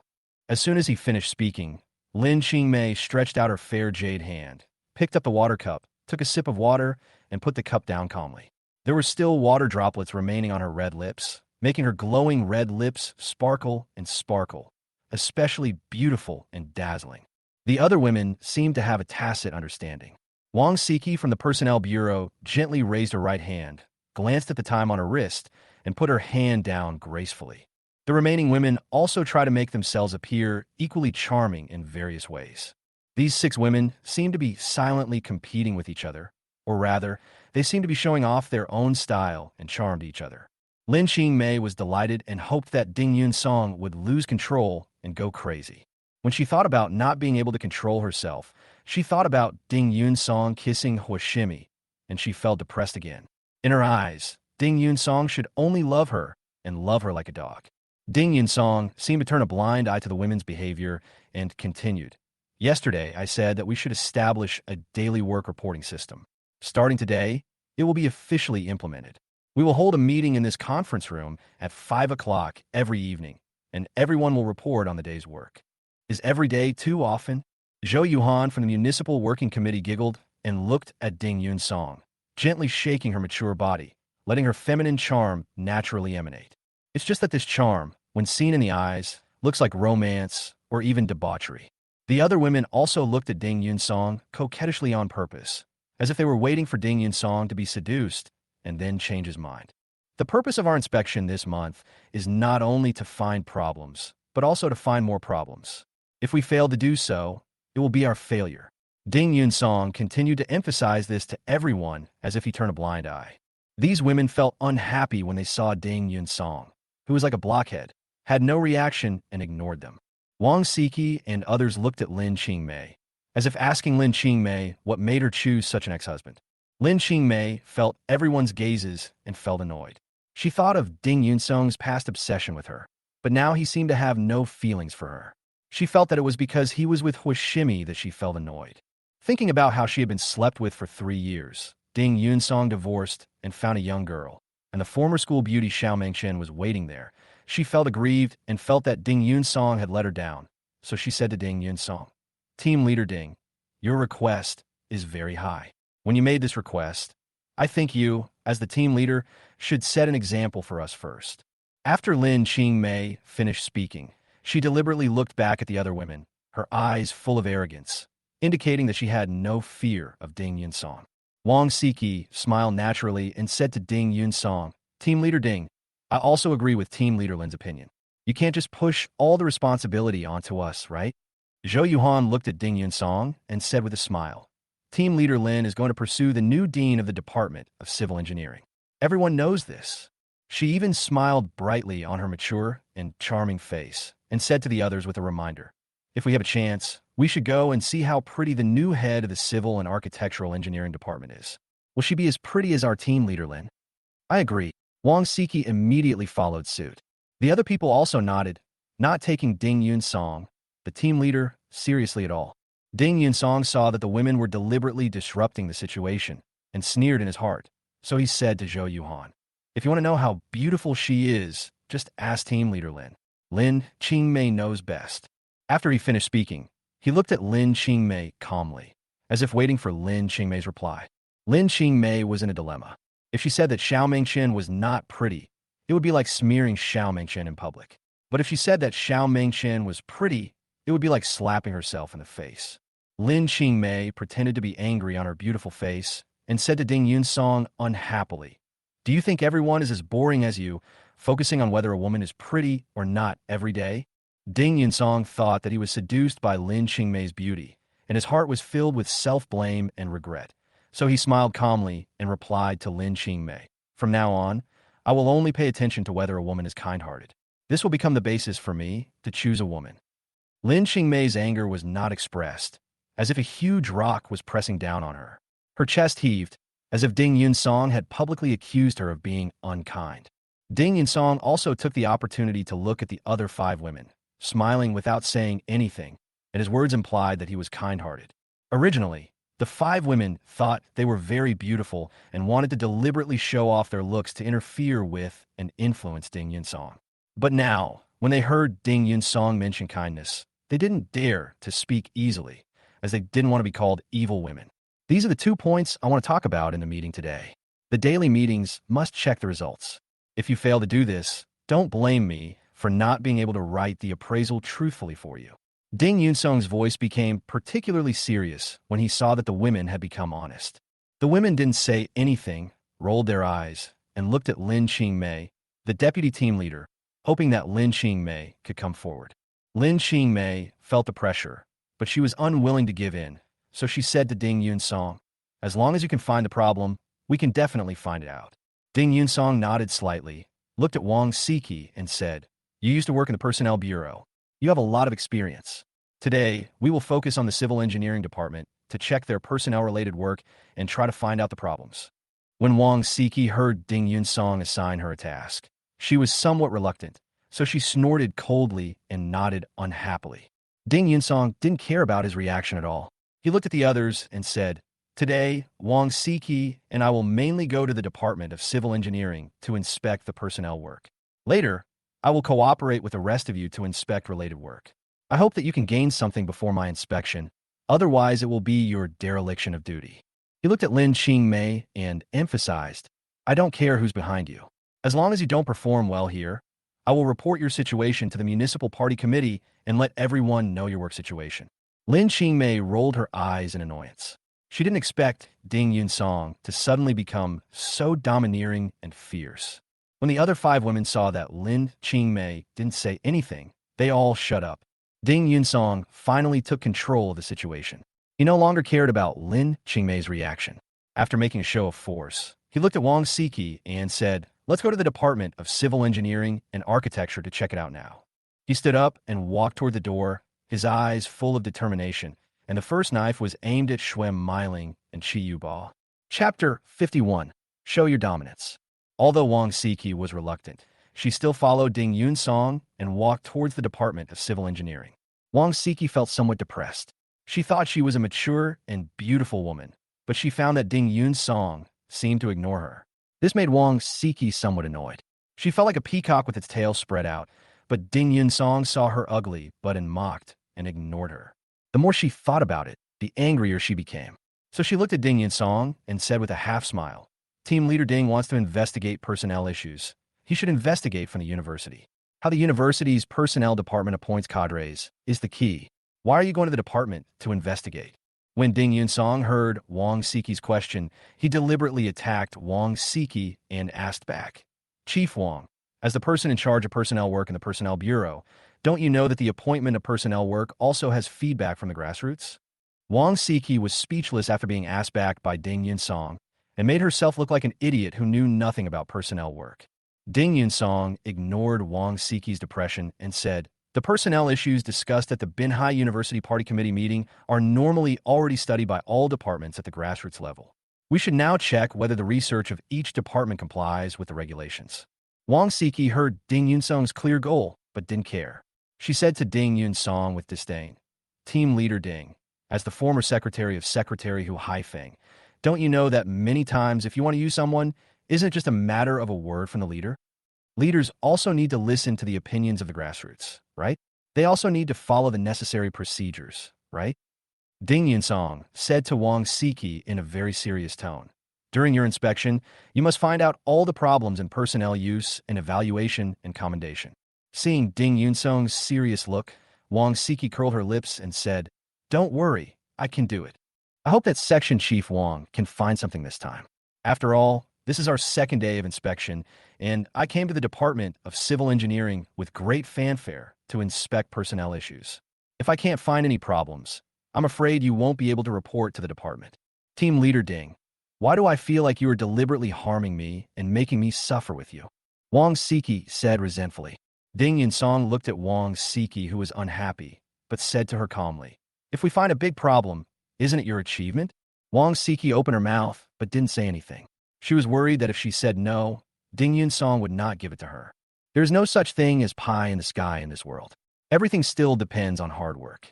After Ding Yunsong finished speaking, he no longer paid attention to Wang Siki and continued to quicken his pace towards the Department of Civil Engineering and Architecture. Wang Siki followed behind Ding Yunsong, her eyes moving constantly, thinking about what to do about this matter. Ding Yunsong's words just now gave her an opportunity, but also gave her pressure, making her particularly entangled. Lin Qingmei is currently on the phone with He Yuqing. What instructions do you have, Team Leader Lin? I'll go to your office now and wait for your arrangements. Is that convenient? As the executive vice president of Binhai University, He Yuqing served as the liaison between Binhai University and the inspection team and was humble and positive. As a beautiful woman, and like Lin Qingmei, they got along very well yesterday. You don't have to come over. I want to tell you that Ding Yunsong and Wang Siki have gone to the Department of Civil Engineering. They want to focus on checking the personnel issues of the Department of Civil Engineering. He Yuqing didn't expect Ding Yunsong to be so focused on the meet. She couldn't help but frown, but a smile appeared on her face, and she said, "Thank you, Team Leader Lin, for providing this important news." Lin Qingmei rolled her eyes twice and continued to discredit Ding Yunsong to He Yuqing, saying, "Ding Yunsong has already said that this inspection must find serious problems." He Yuqing's brows were twisted into a shape of a Chuan character. This tone was very bad and made people feel uneasy. Ding Yunsong has now set his sights on the personnel issues in the Department of Civil and Architectural Engineering. You'd better be careful, Lin Qingmei reminded with a sneer. Thank you, Director Lin, for the reminder. I will call you tonight. Principal He, you're too polite.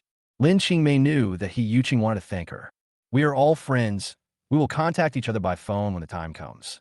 He Yuqing hung up the phone and hurried to the Department of Civil Engineering and Architecture. When Ding Yunsong and Wang Siki arrived at the Department of Civil Engineering and Architecture, the new department head Xiao Mengchen had not yet taken office, and Shi Yani had not come to work yet because she was caught in bed with Su Tao yesterday. Now, the only one left in charge of the work was Xue Meiling. When Xue Meiling saw Ding Yunsong and Wang Siki coming together, she looked a little flustered and nervous. If any problems were found during the examination, she would be to blame. When Ding Yunsong saw Xue Meiling, he thought of how she dressed up to seduce him in his room yesterday. He sneered in his heart and asked Xue Meiling, "Chief Wang and I are mainly looking into the personnel issues of your Department of Civil Engineering today. Now you need to prepare the person in charge of the relevant personnel issues and the relevant materials for us." Xue Meiling's head was buzzing when she heard this, but she didn't dare to refuse. She smiled charmingly and said to Ding Yunsong, "Team Leader Ding, you came a little too suddenly. I'm not well prepared. It seems that Binhai University did not pay enough attention to our inspection work and did not make any arrangements in advance." Ding Yunsong had already shown the fierce and domineering attitude of the inspection team leader and interrupted Xue Meiling's words. Xue Meiling suddenly felt an overwhelming pressure coming at him, which made him look very uneasy. He quickly smiled and said, "Team Leader Ding misunderstood. We are fully prepared, but sometimes you're not prepared, and sometimes you're well prepared. What do you want to do? Do you want to obstruct our inspection work?" Ding Yunsong put a big hat on him. Xue Meiling was frightened. Her face turned pale. She knew very well the importance of the inspection work, but she couldn't afford to offend him, so she immediately restrained the charm and seduction she had last night. Even her mature face blushed, and her eyes were full of water as she looked at Ding Yunsong. "If you don't cooperate, I will contact your principal Su directly to report this matter. If you cooperate, bring the materials immediately. After Ding Yunsong finished speaking, he looked around and ignored Schwem Meiling's expression. Wang Siki stood next to Ding Yunsong and felt Ding Yunsong's domineering aura and felt an inexplicable pressure. When Schwem Meiling was worried and at a loss, Yuqing walked in with a charming smile on her face. As she walked, she raised her hand to touch the hair that was covering her right cheek, which made her look even more charming. She said in a charming manner, "What made Team Leader Ding so angry? We need to reflect on ourselves. We will fully cooperate with any request from Team Leader Ding." After Yuqing added, she deliberately twisted her graceful body and said, "Unconditional cooperation." 2 consecutive cooperations were full of ambiguity, changing the atmosphere in the office. Ding Yunsong smiled in his heart. Chapter 52, Trying to Obstruct. I am very satisfied with Principal He's attitude, which reflects the support of your first-level party organization for our work. I would like to express my gratitude here. Ding Yunsong seemed really satisfied with Yuqing and expressed his gratitude sincerely. Yuqing was a little confused by Ding Yunsong's praise, so she smiled and said to Ding Yunsong, "As long as Team Leader Ding is satisfied, it's fine.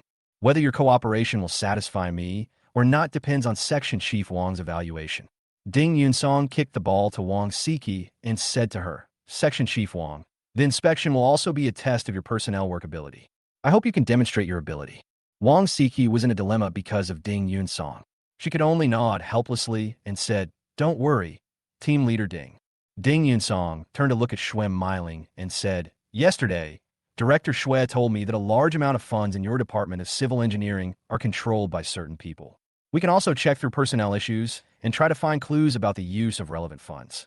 Schwem Meiling's expression changed suddenly. She had deliberately brought up this topic when she was trying to seduce Ding Yunsong yesterday. She didn't expect that Ding Yunsong would treat it as a real matter and come to investigate today. Ding Yunsong ignored Schwem Meiling's expression and said to Wang Siki, "Yesterday, their other deputy team leader Chiani also reported a lot of problems about Chi Yuba. During the inspection, we also focused on whether the former department head Chi Yuba had abused his power for personal gain, embezzled public funds, or appointed people based on personal connections." Wang Siki felt a chill down her spine when she heard what Ding Yunsong said. Ding Yunsong wanted to investigate the Department of Civil Engineering thoroughly. She looked at Schwem Meiling in front of her, her eyes full of questions. How could she report herself? Schwem Meiling was so depressed that she wanted to vomit blood. Ding Yunsong had seized on the problem from last night's beauty trap and wouldn't let go. This was going to cause chaos. So, she looked at Yuqing, her eyes full of help, hoping that Yuqing could speak up and help her out. Yuqing frowned a few times. She had also heard about the beauty trap last night, but she didn't expect Ding Yunsong to strike back today. It was so sharp that it seemed like he was going to shoot himself in the foot. Yuqing was very smart. She rolled her beautiful almond eyes and said to Ding Yunsong, "It seems that Team Leader Ding came prepared today and has already aimed at the target." Ding Yunsong knew that Yuqing was testing him, so he smiled and said to Yuqing, "I haven't read the report that your Banhai University provided to our inspection team. I hope you can report the problems truthfully in the report. I want to see people and things, such as the Department of Civil Engineering." Yuqing felt like Ding Yunsong was sending out endless tricks that she couldn't cope with. On the contrary, the pressure on her was increasing, and she felt nervous. So she quickly responded to Ding Yunsong with a sweet smile. "The materials were written by someone arranged by our Principal Sue. I don't know the details. Aren't you a liaison officer? Shouldn't I tell you this request?" Ding Yunsong was merciless, leaving Yuqing unable to refuse. Yuqing's expression changed several times in an instant, and finally she smiled awkwardly and said, "Of course you can tell me. I will report it to Principal Sue when I go back." Ding Yunsong seemed satisfied. He glanced at the 3 women and said, "Principal, he must organize and contact well. Director, Schwem must cooperate with Section Chief Wang's inspection. I also hope that Section Chief Wang can gain something from the Department of Civil Engineering today and demonstrate your Personnel Bureau's ability to manage personnel work." The 3 women looked at Ding Yunsong's smile and the gentleness on his face, feeling depressed and annoyed. They felt that Ding Yunsong was like shooting out 3 sharp swords at the same time, making the 3 women unable to control themselves. Ding Yunsong felt a sense of relief in his heart. After his divorce from Lin Qingmei, and after what happened to Lin Qingmei, he got used to her beauty. When he looked at women again, his eyes were different, and his feelings towards women were also different. So at this moment, facing three beautiful women, when he was arranging work, he was not dragging his feet and was at ease. He even teased himself in his heart that he should be grateful for Lin Qingmei's betrayal. Team leader Ding, what are you going to do here? Wang Siki was a little unconvinced, so she looked at Ding Yunsong and asked, I will conduct on-site research. If time permits, I will select some teachers and have heart-to-heart talks with them on the spot, hoping to find some clues. After Ding Yunsong finished speaking, he looked at Schwem Miling in front of him and said, Our conversation yesterday was not in-depth enough, and the issues you raised in my room last night were not specific enough. I hope that our third conversation today will not disappoint me again. Schwem Miling felt Ding Yunsong's calmness and half-smile, and suddenly felt a surge of pressure in her heart. She subconsciously looked at He Yuqing, looking for help again. He Yuqing's eyes flashed with anger and contempt. She felt that Ding Yunsong was too ruthless and attached too much importance to power, but she could only respond with polite words. Don't worry, Team Leader Ding. We will do our best to cooperate. Let's proceed according to our division of labor. Ding Yunsong turned to Schwem Miling and said, I'll go to your Department of Civil Engineering and Architecture first to do a site survey. When you're ready for Chief Wang, call me. I'll talk to you for the third time. When Schwem Miling heard Ding Yunsong deliberately emphasize it for the third time, her expression changed again, and an invisible pressure came over her. Ding Yunsong ignored him and walked out of the office. He Yuqing's eyes flashed with anger, and she said to Schwem Miling, Prepare it for Section Chief Wang as soon as possible. Okay, Director, Seeing that He Yuqing had no choice, Schwem Miling could only agree. After He Yuqing came out, she entered another office, closed and locked the door, found Wang Rinxiang's phone number, and called him. The call was connected, and Wang Rinxiang's chuckle came from the other end, and he asked in a lewd way, Were you not satisfied last night? Are you missing me again? He Yuqing's mature and delicate body couldn't help but tremble slightly. The scene of the two of them together last night was still in her mind. She felt that her knees seemed to be a little sore, but she was not in the mood to think about it now. She suppressed the impulse in her heart and said to Wang Rinxiang coquettishly, I am so scared that I can't think about you anymore. Wang Rinxiang immediately asked in a deep voice, Who made you unhappy? Who else could it be other than that bastard Ding Yunsong? He Yuqing started cursing, full of contempt. Wang Rinxiang said coldly from the other side, Ding Yunsong is an indestructible cockroach. I must kill him. It's better to say less harsh words and take more practical actions. He has already started investigating the personnel issues of the Department of Civil Engineering and has shown an attitude of being determined to find out the problems. What do you think we should do? When Wang Rinxiang heard that action was going to be taken against the Department of Civil Engineering, his expression suddenly changed. Ding Yunsong seems to have come prepared.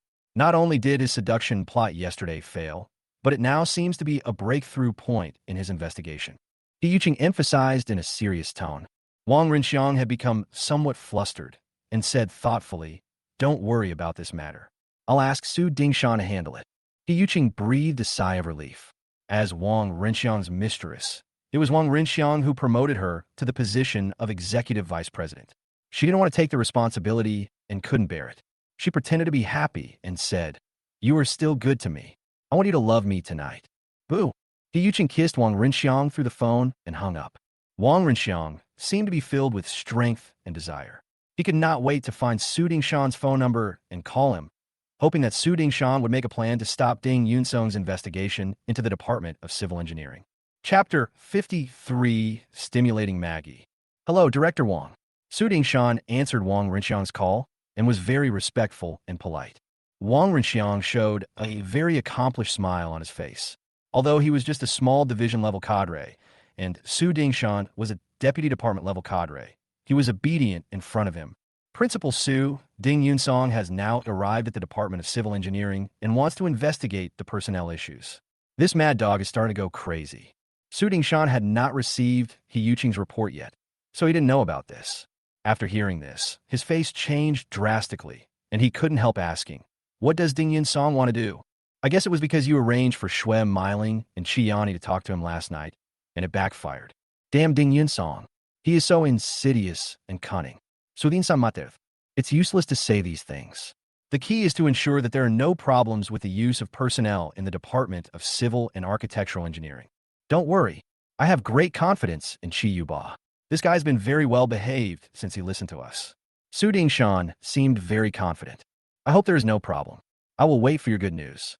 Wang Rinxiang hung up the phone with joy on his face, waiting for He Yuqing to accompany him in the evening. Thinking of He Yuqing kneeling on the bed, he felt full of strength. Listening to the beeping sound on the phone, Su Dingshan did not dare to delay at all and immediately found Qi Yuba's number and called him. Qi Yuba answered the phone with a very serious tone, sounding like the voice of an old scholar, and asked in a deep voice, "Is there anything wrong with Principal Su? Has Professor Qi arrived at school?" Su Dingshan tried to be polite in his tone. However, his eyes were full of contempt. This professor, who was once very arrogant and domineering, was now completely under his control because of a woman. Qi Yuba frowned on the other end of the phone and said to Su Dingshan, "How can I not come? The inspection team is inspecting now, and the issues they are inspecting are all about our Department of Civil Engineering. I also want to remind you about this matter. You must grasp the right scale and ensure safety."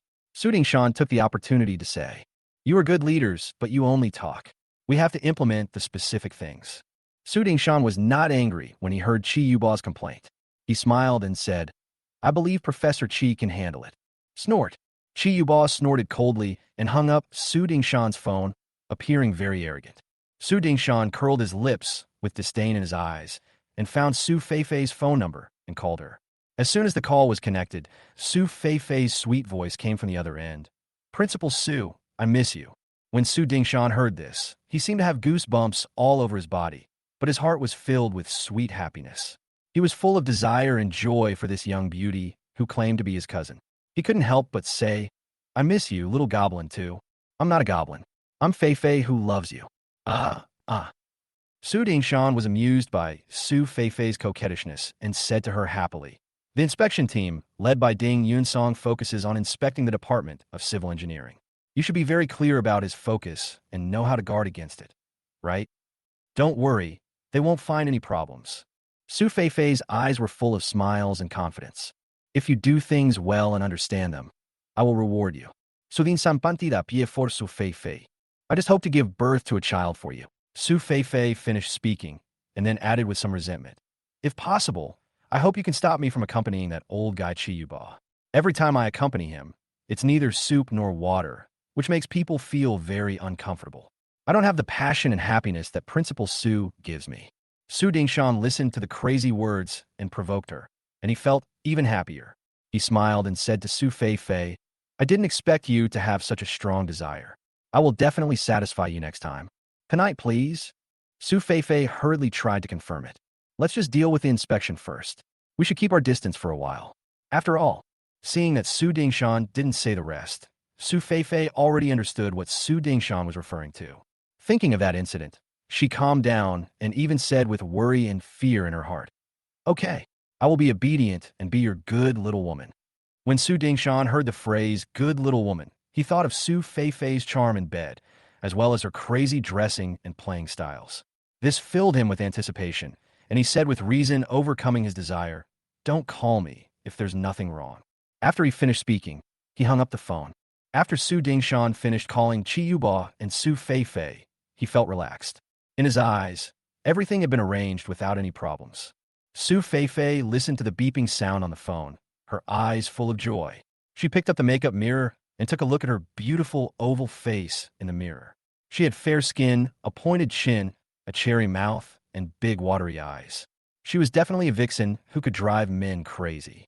He felt a sense of accomplishment when he thought that even an old guy like Qi Yuba couldn't help but fall crazy about him. However, he soon thought of the 5 million he received in his card last time, which made her even happier. Su Feifei is like a happy woman, enjoying this beauty. Ding Yunsong was wandering around the Department of Civil Engineering at this moment. He did not immediately look for anyone to talk to, and even deliberately dragged out the conversation with Xue Meiling to make Xue Meiling feel unsure. Before I knew it, I had arrived at the door of the first-year undergraduate classroom. When I passed the door, I casually glanced inside the classroom and was surprised to find Wang Meiqi was inside. At the moment, they're studying inside. Wang Meiqi is holding a pen, seemingly in a daze, staring ahead alone. I wonder what she is thinking. Wang Meiqi sensed Ding Yunsong's gaze and subconsciously looked at Ding Yunsong.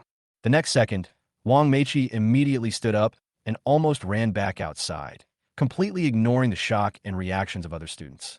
When Ding Yunsong saw Wang Meiqi running out, he felt uneasy for a moment, worried that this woman would make trouble with him again if she saw him.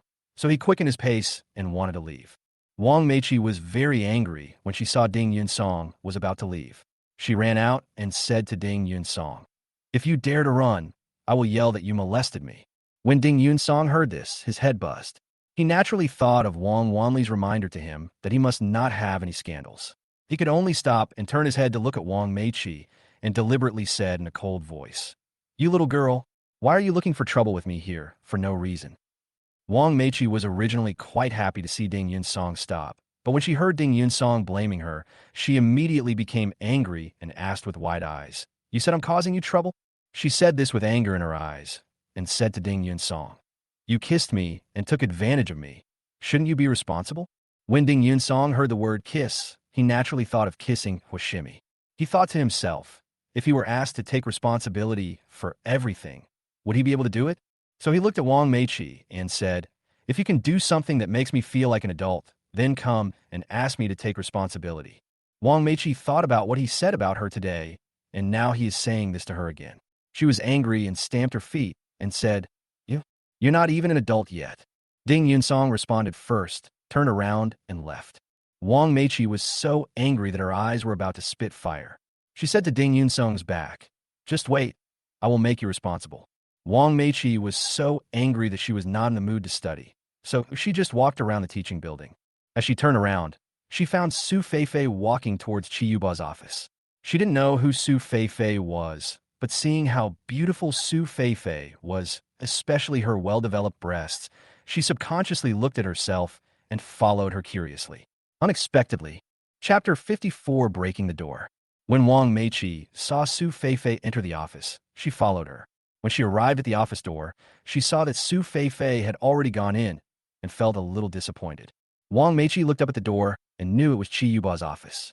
She knew very well that Professor Qi Yuba was the most outstanding professor in the Department of Civil and Architectural Engineering of Manhwa University and was even somewhat famous throughout the country. However, what Wang Meiqi is most gossiping about at the moment is Su Feifei.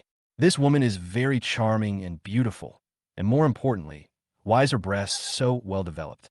She transferred to this school because she was ridiculed for her poorly developed breasts. The last time she wanted to jump off the building, it was because of this stimulation. The girl was a little shy, but she was also very eager to know the answer. So he walked back and forth at the door, wanting to see how beautiful Su Feifei would be when she came out.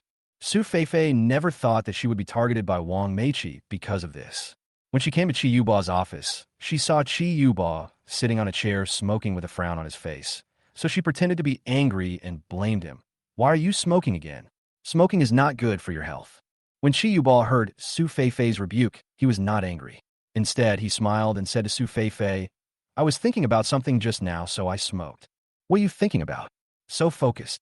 As Su Feifei spoke, she walked over and leaned coquettishly into Qi Yuba's arms, behaving very tenderly and intimately. Qi Yuba himself had a special fascination with Su Feifei. Seeing Su Feifei leaning in his arms, his hands naturally hugged Su Feifei and even touched Su Feifei's chest. Su Feifei did not resist, but deliberately rubbed her buttocks on Qi Yuba's legs twice, which immediately made Qi Yuba extremely excited and excited. Su Feifei felt Qi Yuba's joy and felt a sense of accomplishment. In her eyes, no matter what kind of man he was, as long as she wanted to seduce him, she would definitely succeed.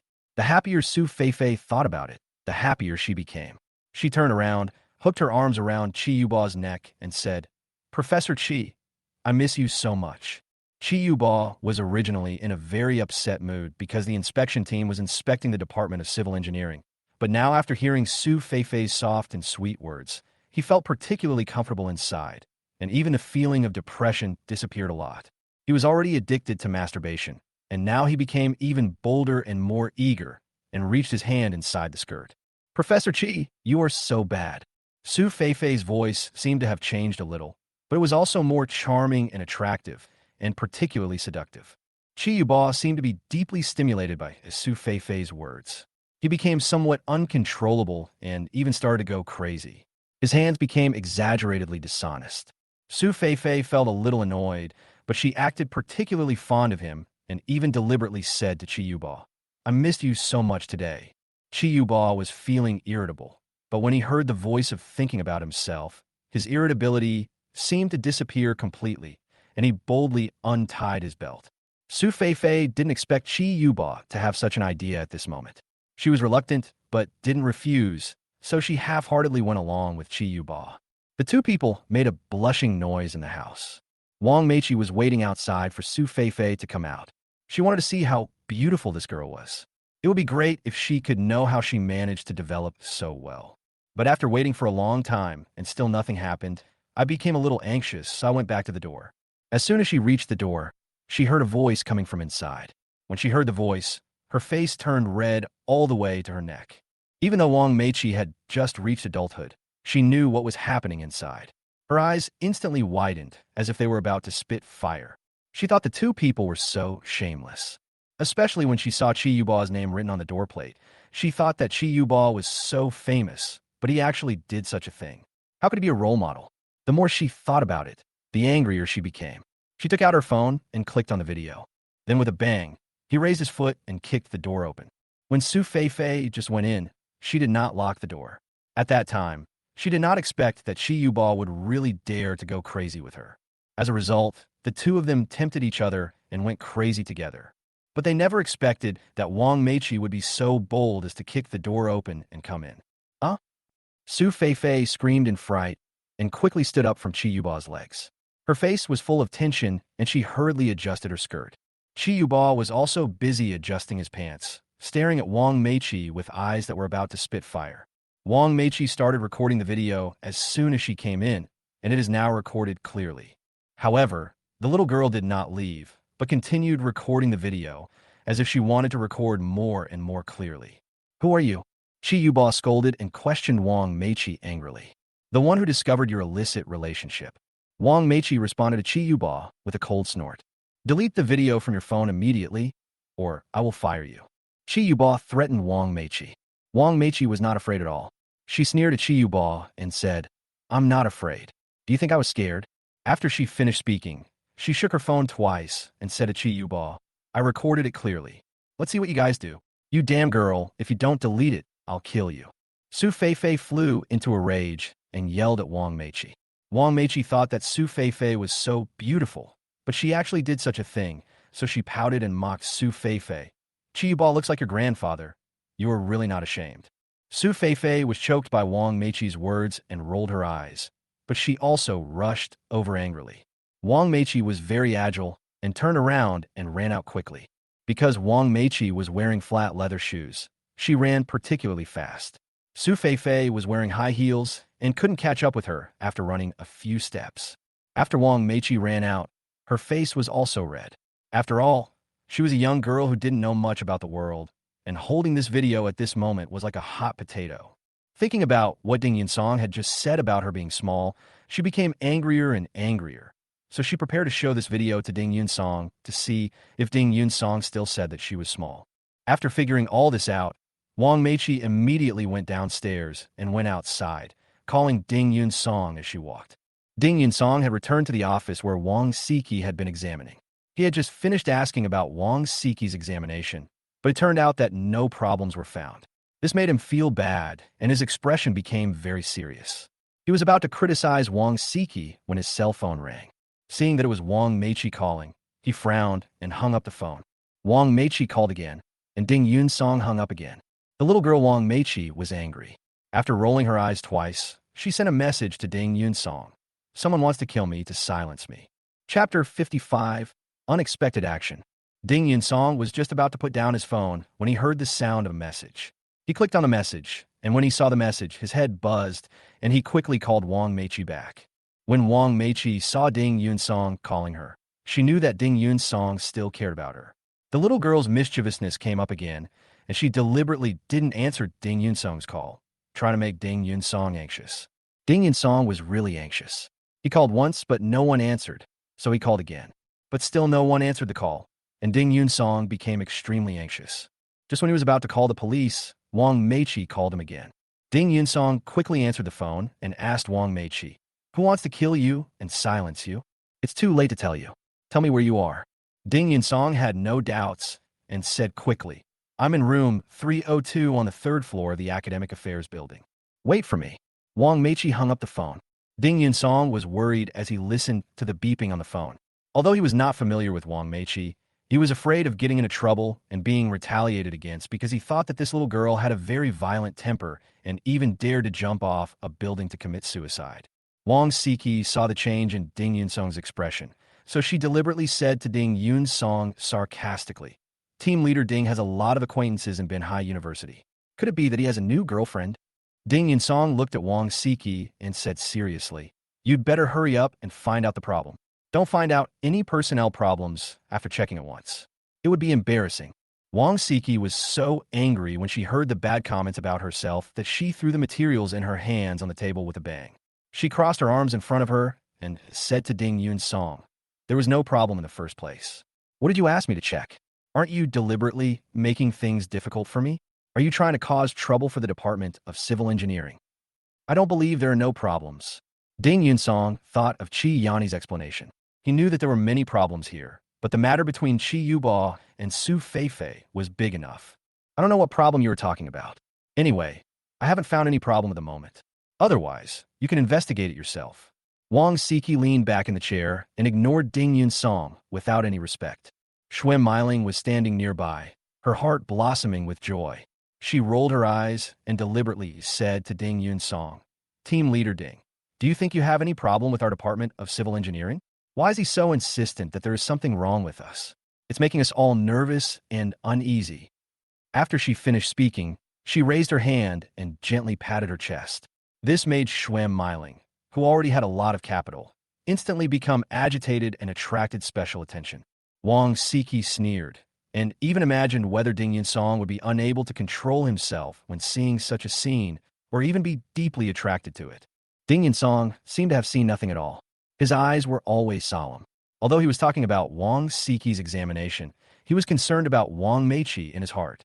He wanted to find out what danger Wang Meiqi was in. At this moment, He Yuqing walked in, looked at Xuan Meiling and Wang Siki with a smile on her face, and asked, Did the inspection find any problems? Xuan Meiling showed a relaxed smile on her face and shook her head, her eyes full of playfulness and complacency. He Yuqing also wanted to relax immediately, and the smile on her face became even stronger. She looked at Ding Yunsong and said, Team leader Ding, it seems that the management of our civil engineering department is still very formal, right? Ding Yunsong looked at the beautiful and mature He Yuqing in front of him. He felt that this woman had problems with her conduct. She was definitely not an ordinary woman. However, he had no evidence. He said solemnly, The inspection is not over yet. Everything will be checked out. He then turned his gaze to Xuan Meiling and said, The third conversation I just arranged with you has not taken place yet. I will talk to you alone later. When Xuan Meiling heard Ding Yunsong bring up the conversation again, she frowned. A hint of displeasure and a hint of nervousness appeared on her face. She knew that Ding Yunsong was not as easy to deal with as Wang Siki. It seems that team leader Ding came to our Manhwa University for an inspection with tinted glasses, and he targeted our Department of Civil Engineering and Architecture to deliberately find problems. He Yuqing did not hide her anger at Ding Yunsong and said it very bluntly. Ding Yunsong ignored He Yuqing's words. He was just waiting for Wang Meiqi to arrive quickly to see what difficulties and dangers Wang Meiqi was facing.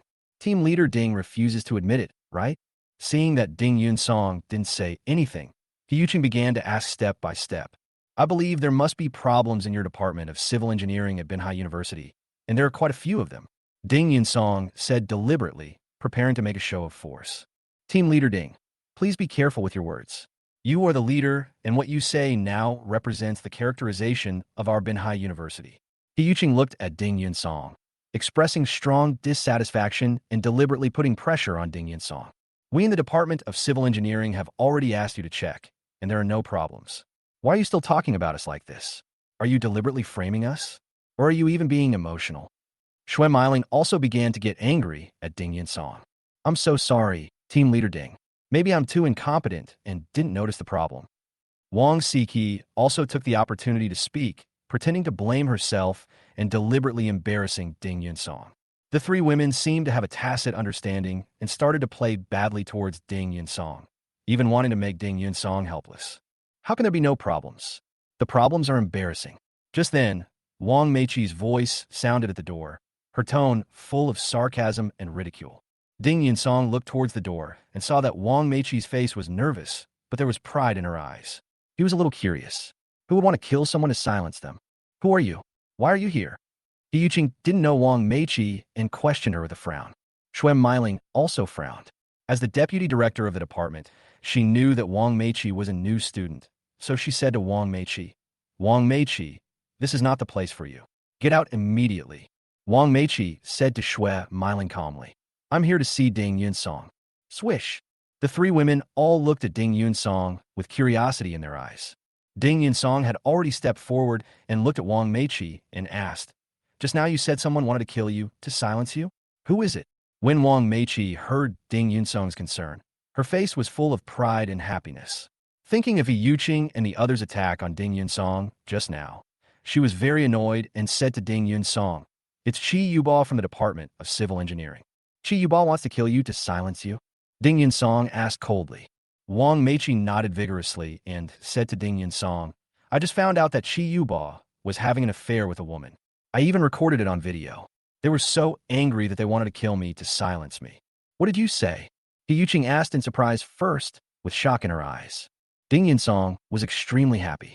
This was a huge surprise. He quickly looked at Wang Meiqi and said, give me the phone quickly. Wang Meiqi's eyes rolled, and she thought of what Ding Yunsong said about being responsible. So she asked Ding Yunsong, are you responsible? Ding Yunsong didn't even think about it and blurted out, of course I'm responsible. Wang Meiqi's face was a little red with shame.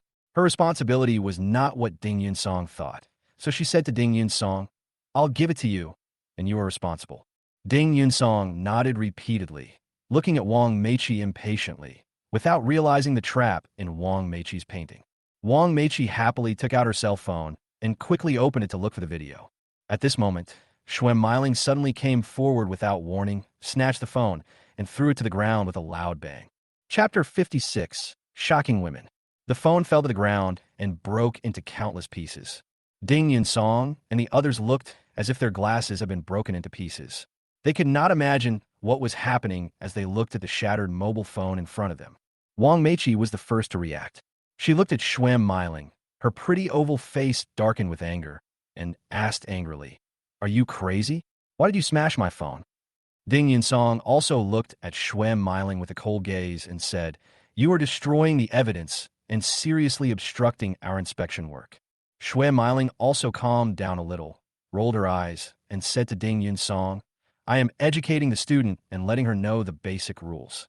She stood up straight and fearlessly, looked at Wang Meiqi with cold eyes and said, you are a student of Binhai University, so you should abide by the rules of Binhai University. What are your rules? Why did you smash my phone? The little girl Wang Meiqi's eyes were spitting fire, and she refused to give in. You came here without permission to make trouble, and even wrongly accused people everywhere. This is a serious violation of school management regulations, Xuan Meiling said, and then turned to look at Yi Yuqing next to her, and said, Principal He, I strongly suggest that Wang Meiqi be expelled. Yi Yuqing was worried when she heard about Chi Yuba's evidence, but now she was delighted when she saw Xue Meiling throw her phone away so domineeringly. She looked at Xuan Meiling with a sharp and cold gaze and said, Wang Meiqi, you have been fired. When Wang Meiqi heard two people announce her expulsion, she thought it was a joke and looked at Ding Yunsong and said, how will your inspection team deal with it now? What if my phone was stolen and broken? She pointed at the broken phone and emphasized to Ding Yunsong. This phone originally had a video of Chi Yuba and another woman fooling around in the office. It was irrefutable evidence, but now it's gone. Ding Yunsong, I have obtained the evidence for you. It depends on how you deal with the current situation. Don't let me down. Ding Yunsong looked at Wang Meiqi's red eyes and felt touched. This woman was really trying hard to help him collect evidence, which was a bit unexpected. Ding Yunsong calmed down at this moment, looked at Xuan Meiling and said, Xuan Meiling, do you want to confess and take responsibility on your own initiative, or do you want me to take you for a talk? He deliberately emphasized the word conversation, clearly telling Xuan Meiling that this was not the conversation they had originally agreed on.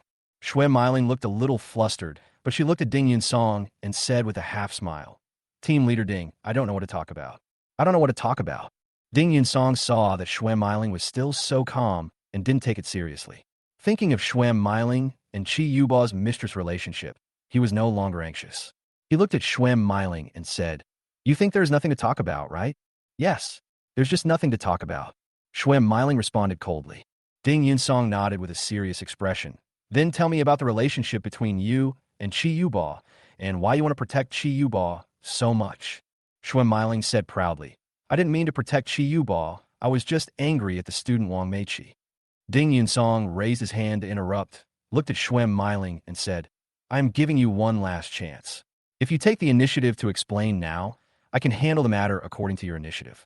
Otherwise, I didn't do anything. Why should I confess?" Schwem Meiling asked with a sneer. "Oh." Ding Yunsong chuckled, looked at Schwem Meiling, and said, "It seems that you have made a decision. I hope you don't regret it." "What do I have to regret?" Schwem Meiling was very determined.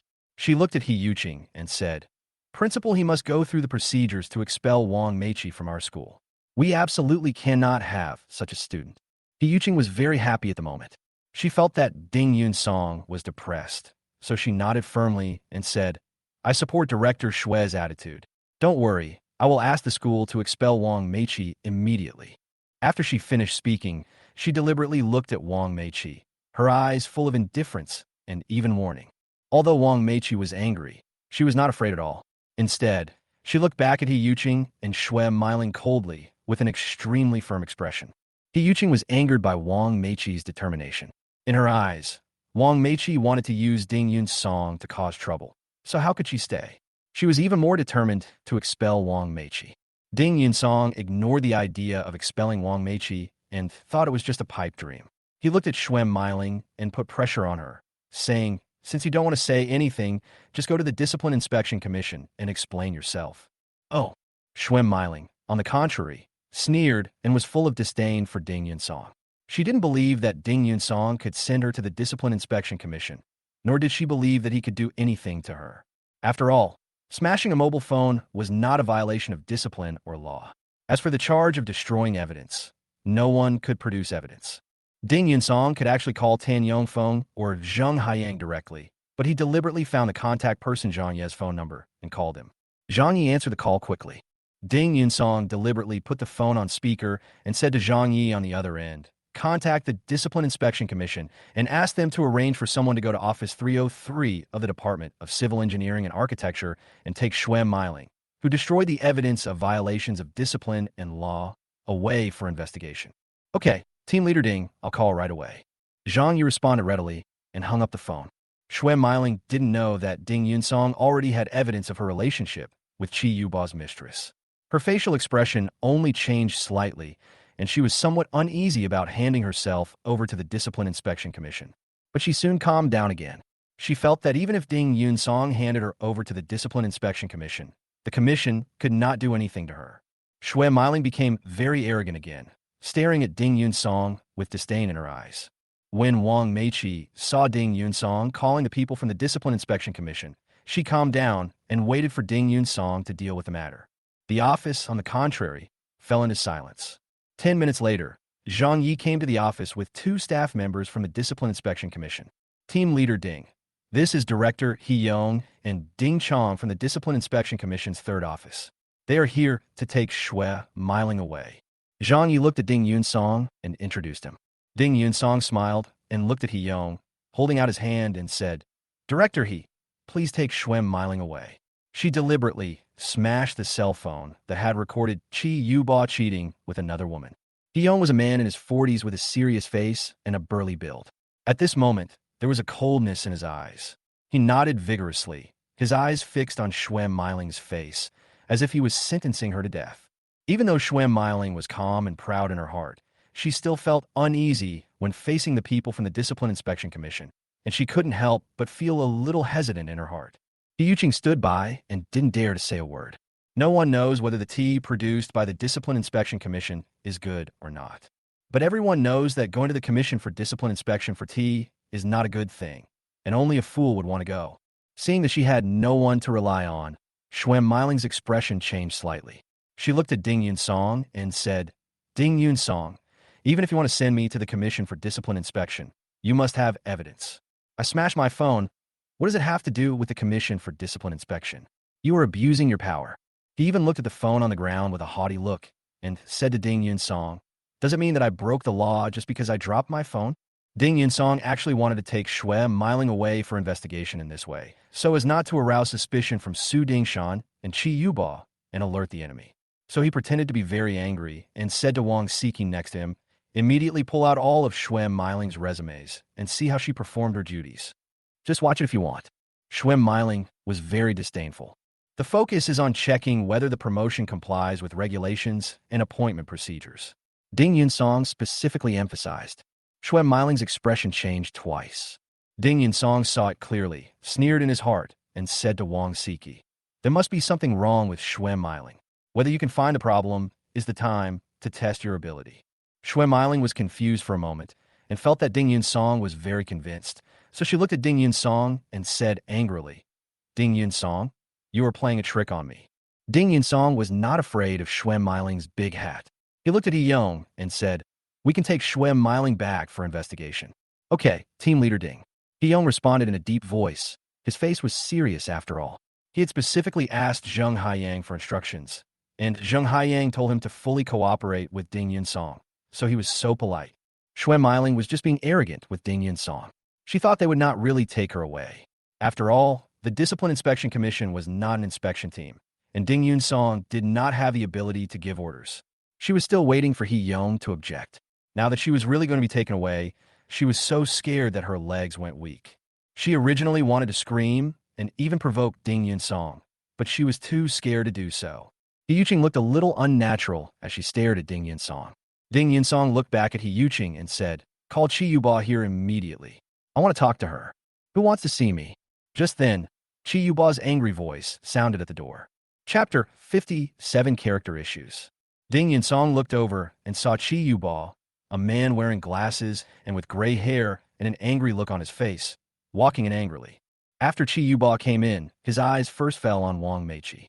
Thinking of Wang Meiqi breaking into the room to take pictures, anger surged in his heart, as if he had seen an enemy from several lifetimes. Wang Meiqi saw Chi Yuba coming in and looked at her angrily. She was not afraid at all and even pouted her lips. She said to Chi Yuba, "How shameless.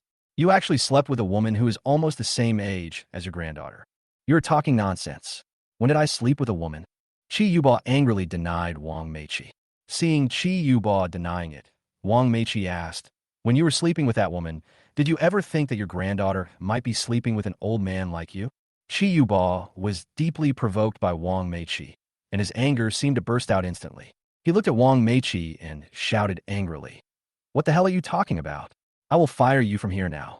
Professor Chi, please pay attention to your image when you speak." Ding Yun-song took over with a gloomy face and mockery in his eyes. Before this inspection, Ding Yun-song was full of respect for Chi Yuba. In his eyes, Chi Yuba was an expert in the field of civil engineering. As a student who graduated from civil engineering, Ding Yun-song was very fond of this field and had special respect for experts in this field. But now, he has no respect at all. What should I pay attention to? Do I need you to teach me? Chi Yuba asked Ding Yun-song in a cold voice. "Excuse me, Professor Chi, do you have any improper relationships between men and women?" Ding Yun-song asked seemingly casually. "Oh." Chi Yuba chuckled and said to Ding Yun-song with disdain, "I think you are an idiot for asking such a question. It's better not to ask." Ding Yun-song was not angry. He looked at Chi Yuba and said, "This is not an idiotic question. I am having a formal conversation with you. Do you have an improper relationship between a man and a woman? You just fooled around with a woman in the office, and that woman was sitting on your lap. You're like an old pervert." Wang Meiqi spoke first, full of contempt. Chi Yuba's expression changed slightly, and the arrogance on his face subsided, but he soon noticed that He-Yuching shook her head and looked at the phone on the ground. Although Chi Yuba didn't know that it was the phone that recorded the video of himself and Su Feifei, he became confident and looked at Wang Meiqi with a smile and said, "I don't know what you're talking about. If I call that woman here now, I will definitely be able to recognize her." Wang Meiqi's tone was firm. "You go find it." Chi Yuba's eyes were full of disdain. He had already arranged for Su Feifei to leave. Professor Chi doesn't want to talk about it anymore. Ding Yun-song looked at Chi Yuba and asked calmly, "What do you want me to say? I don't know what you are investigating here." Chi Yuba pretended to be a rogue. Ding Yun-song was very calm. He nodded slightly, looked at Chi Yuba, and said, "It seems that Professor Chi is still very confident in himself. A man of integrity has nothing to fear from his own shadow. Chi Yuba thought Ding Yunsong had no chance and replied with great pride. Ding Yunsong smiled indifferently. I believe in Professor Chi's ability, but I don't believe in Professor Chi's character. What do you mean? Are you looking down on me? Chi Yuba asked in fake anger. Ding Yunsong said to Chi Yuba without comment. Because I know you must have an improper relationship between a man and a woman. You are talking nonsense. Chi Yuba was angered by Ding Yunsong's affirmative reply. He turned to look at He Yuqing and said, Principal Ding Yunsong is humiliating my personality. I strongly protest this matter. The school must come forward to help me coordinate and regain my dignity. After he finished speaking, he looked at Ding Yunsong with an arrogant look. As the leader of the inspection team, you have severely insulted my personality by defining me like this. I will make you bear the punishment. Ding Yunsong did not respond, but just looked at He Yuqing with a smile. He Yuqing realized that she had already dropped her phone on the ground, so there must be no evidence. She said to Ding Yunsong confidently, Team Leader Ding, you insist that our Professor Chi has a problem with his character, but you haven't investigated the evidence. You are humiliating Professor Chi in Binhai University. Principal, he seems to be very angry too. Ding Yunsong was very calm and composed. He Yuqing nodded vigorously. As the liaison officer for your inspection of Binhai University this time, I now express my strong dissatisfaction and protest against your attitude towards the inspection. Now Wang Meiqi is here to prove that Chi Yuba had an affair with another woman in the office, and Xuan Meiling smashed her phone to destroy the evidence. Is this the attitude of your school? Ding Yunsong pretended to be a little angry. Chi Yuba was relieved when he heard that the phone was broken and the evidence was destroyed, and said to Ding Yunsong coldly, I didn't say anything. Why do you insist that there is something wrong with my character? He Yuqing also looked at Ding Yunsong and said to him domineeringly, Team Leader Ding, I hope you can be careful with your words and show us hard evidence instead of your speculation. Facing the two people's aggressiveness, Ding Yunsong smiled and asked He Yuqing, you should have an assessment and appraisal of Chi Yuba every year and an assessment and appraisal for each appointment of Chi Yuba, right? He Yuqing didn't understand Ding Yunsong's intention and couldn't deny these procedures, so she nodded and said, yes, there is.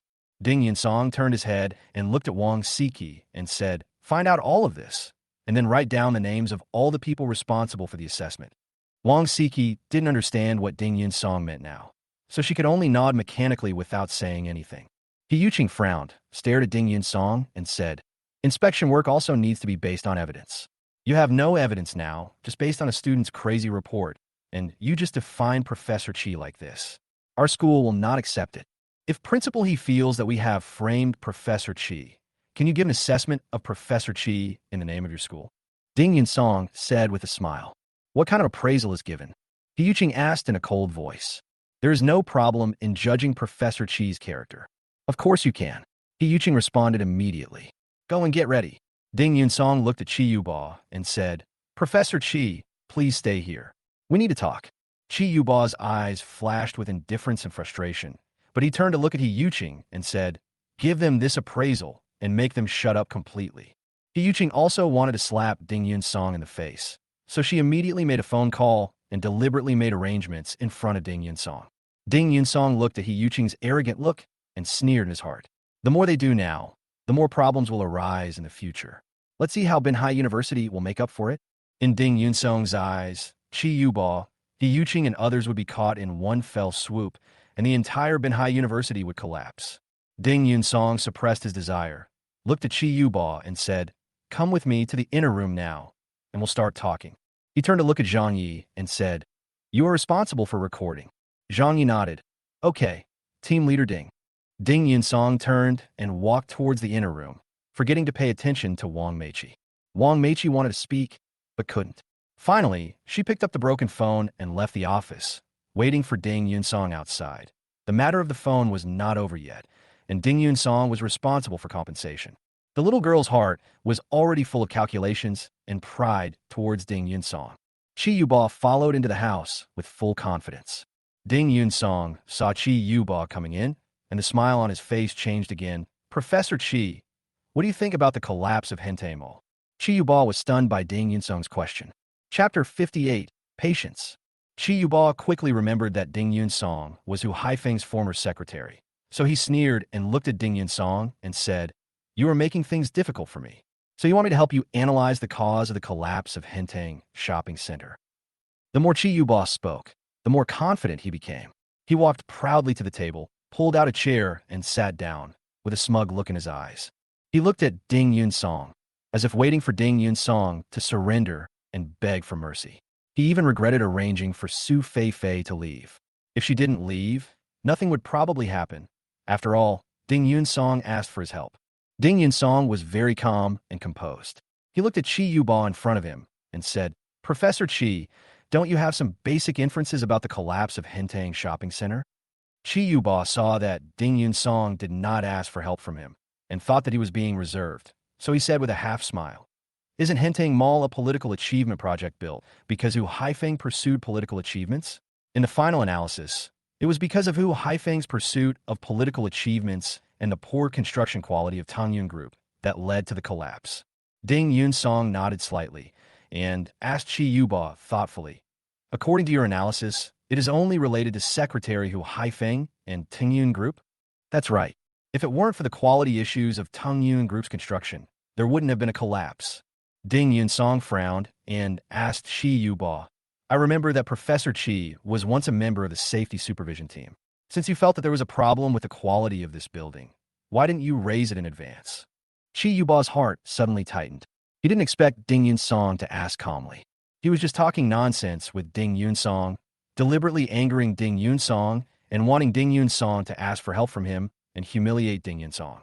Unexpectedly, Ding Yun-song was very smart and asked him in return, leaving him speechless for a moment. Professor Chi knew the truth, but didn't say anything. This is indeed a dereliction of duty. It seems that my assessment of Professor Chi's character is questionable, and I am not wrong.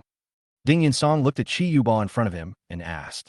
Chi Yu-ba felt like a stone was pressing on his heart, making it difficult for him to breathe. Unexpectedly, he was not as depressed as Ding Yun-song, but was depressed by Ding Yun-song instead. He immediately sneered at Ding Yun-song and said, "You don't have to deliberately smear me here. Let me tell you, regarding the supervision, we performed our duties properly at the time. As for how it collapsed, how was it built? That was because of Tangyun Group and Hu Haifeng. It had nothing to do with our supervision. It seems that Professor Chi is just busy collecting money and doesn't want to take any responsibility at all, right?" Ding Yun-song also shook his head and said to Chi Yu-ba, "Professor Chi's character is really hard for me to describe." "Oh." Ding Yun-song once again mentioned Chi Yu-ba's character, which was like a slap in the face again and again. Chi Yu-ba frowned again and again, anger rising in his eyes. Ding Yun-song seemed to ignore Chi Yu-ba's anger and continued to say to Chi Yu-ba with a smile, "Professor Chi, I think as a top expert in civil engineering, you should have your own opinions on the collapse of Hentang Shopping Mall, and you should stand up. This can reflect your talent and ability. I think the collapse was the right thing to do. For a corrupt official like Hu Haifeng, only the collapse of Hentang Mall can expose how corrupt he is and how terrible the shoddy construction of Tungyun Group is." Chi Yu-ba pretended to be indignant and wanted to fight for justice. Ding Yun-song looked at Chi Yu-ba like this, but his face showed no anger. He said calmly, "Professor Chi, you should think about it carefully. I think there must be many problems that we haven't discovered. I think the fundamental problem is Hu Haifeng's problem. If he hadn't pursued political achievements, the Hentang Shopping Mall wouldn't have collapsed today." Chi Yu-ba deliberately drew a conclusion to make Ding Yun-song feel pressured. After hearing Chi Yu-ba's final words, Ding Yun-song calmly turned his head to look at Zhang Yi beside him and said, "Did you write down everything Chi Yu-ba just said?" Zhang Yi nodded vigorously. "I have recorded it." Ding Yun-song smiled and looked at Chi Yu-ba and said, "I already know Professor Chi's judgment on the collapse of Hentang Shopping Mall.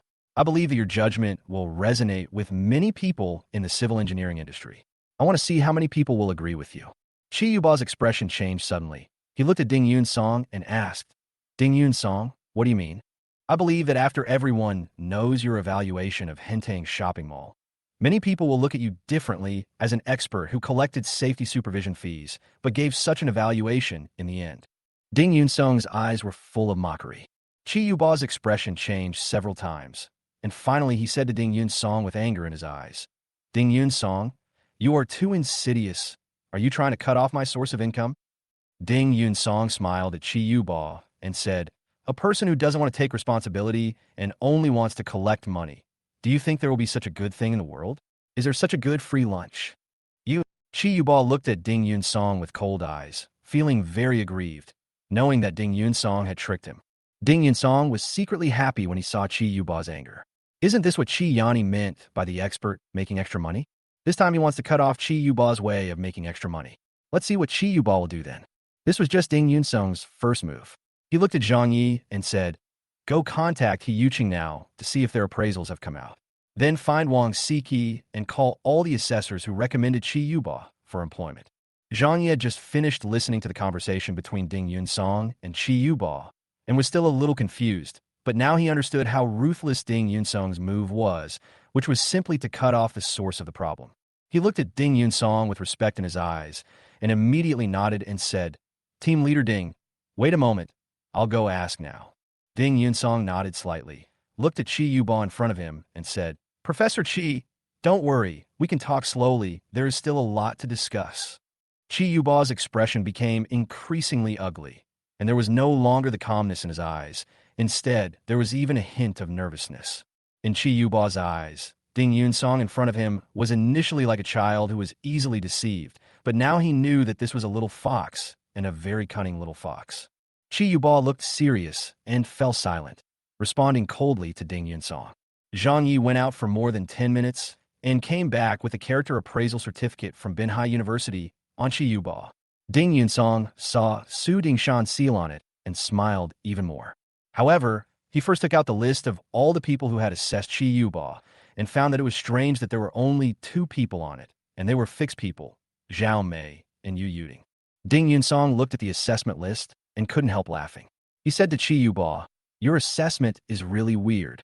When Chi Yubal saw the list that Ding Yun Song had, he felt a little confused.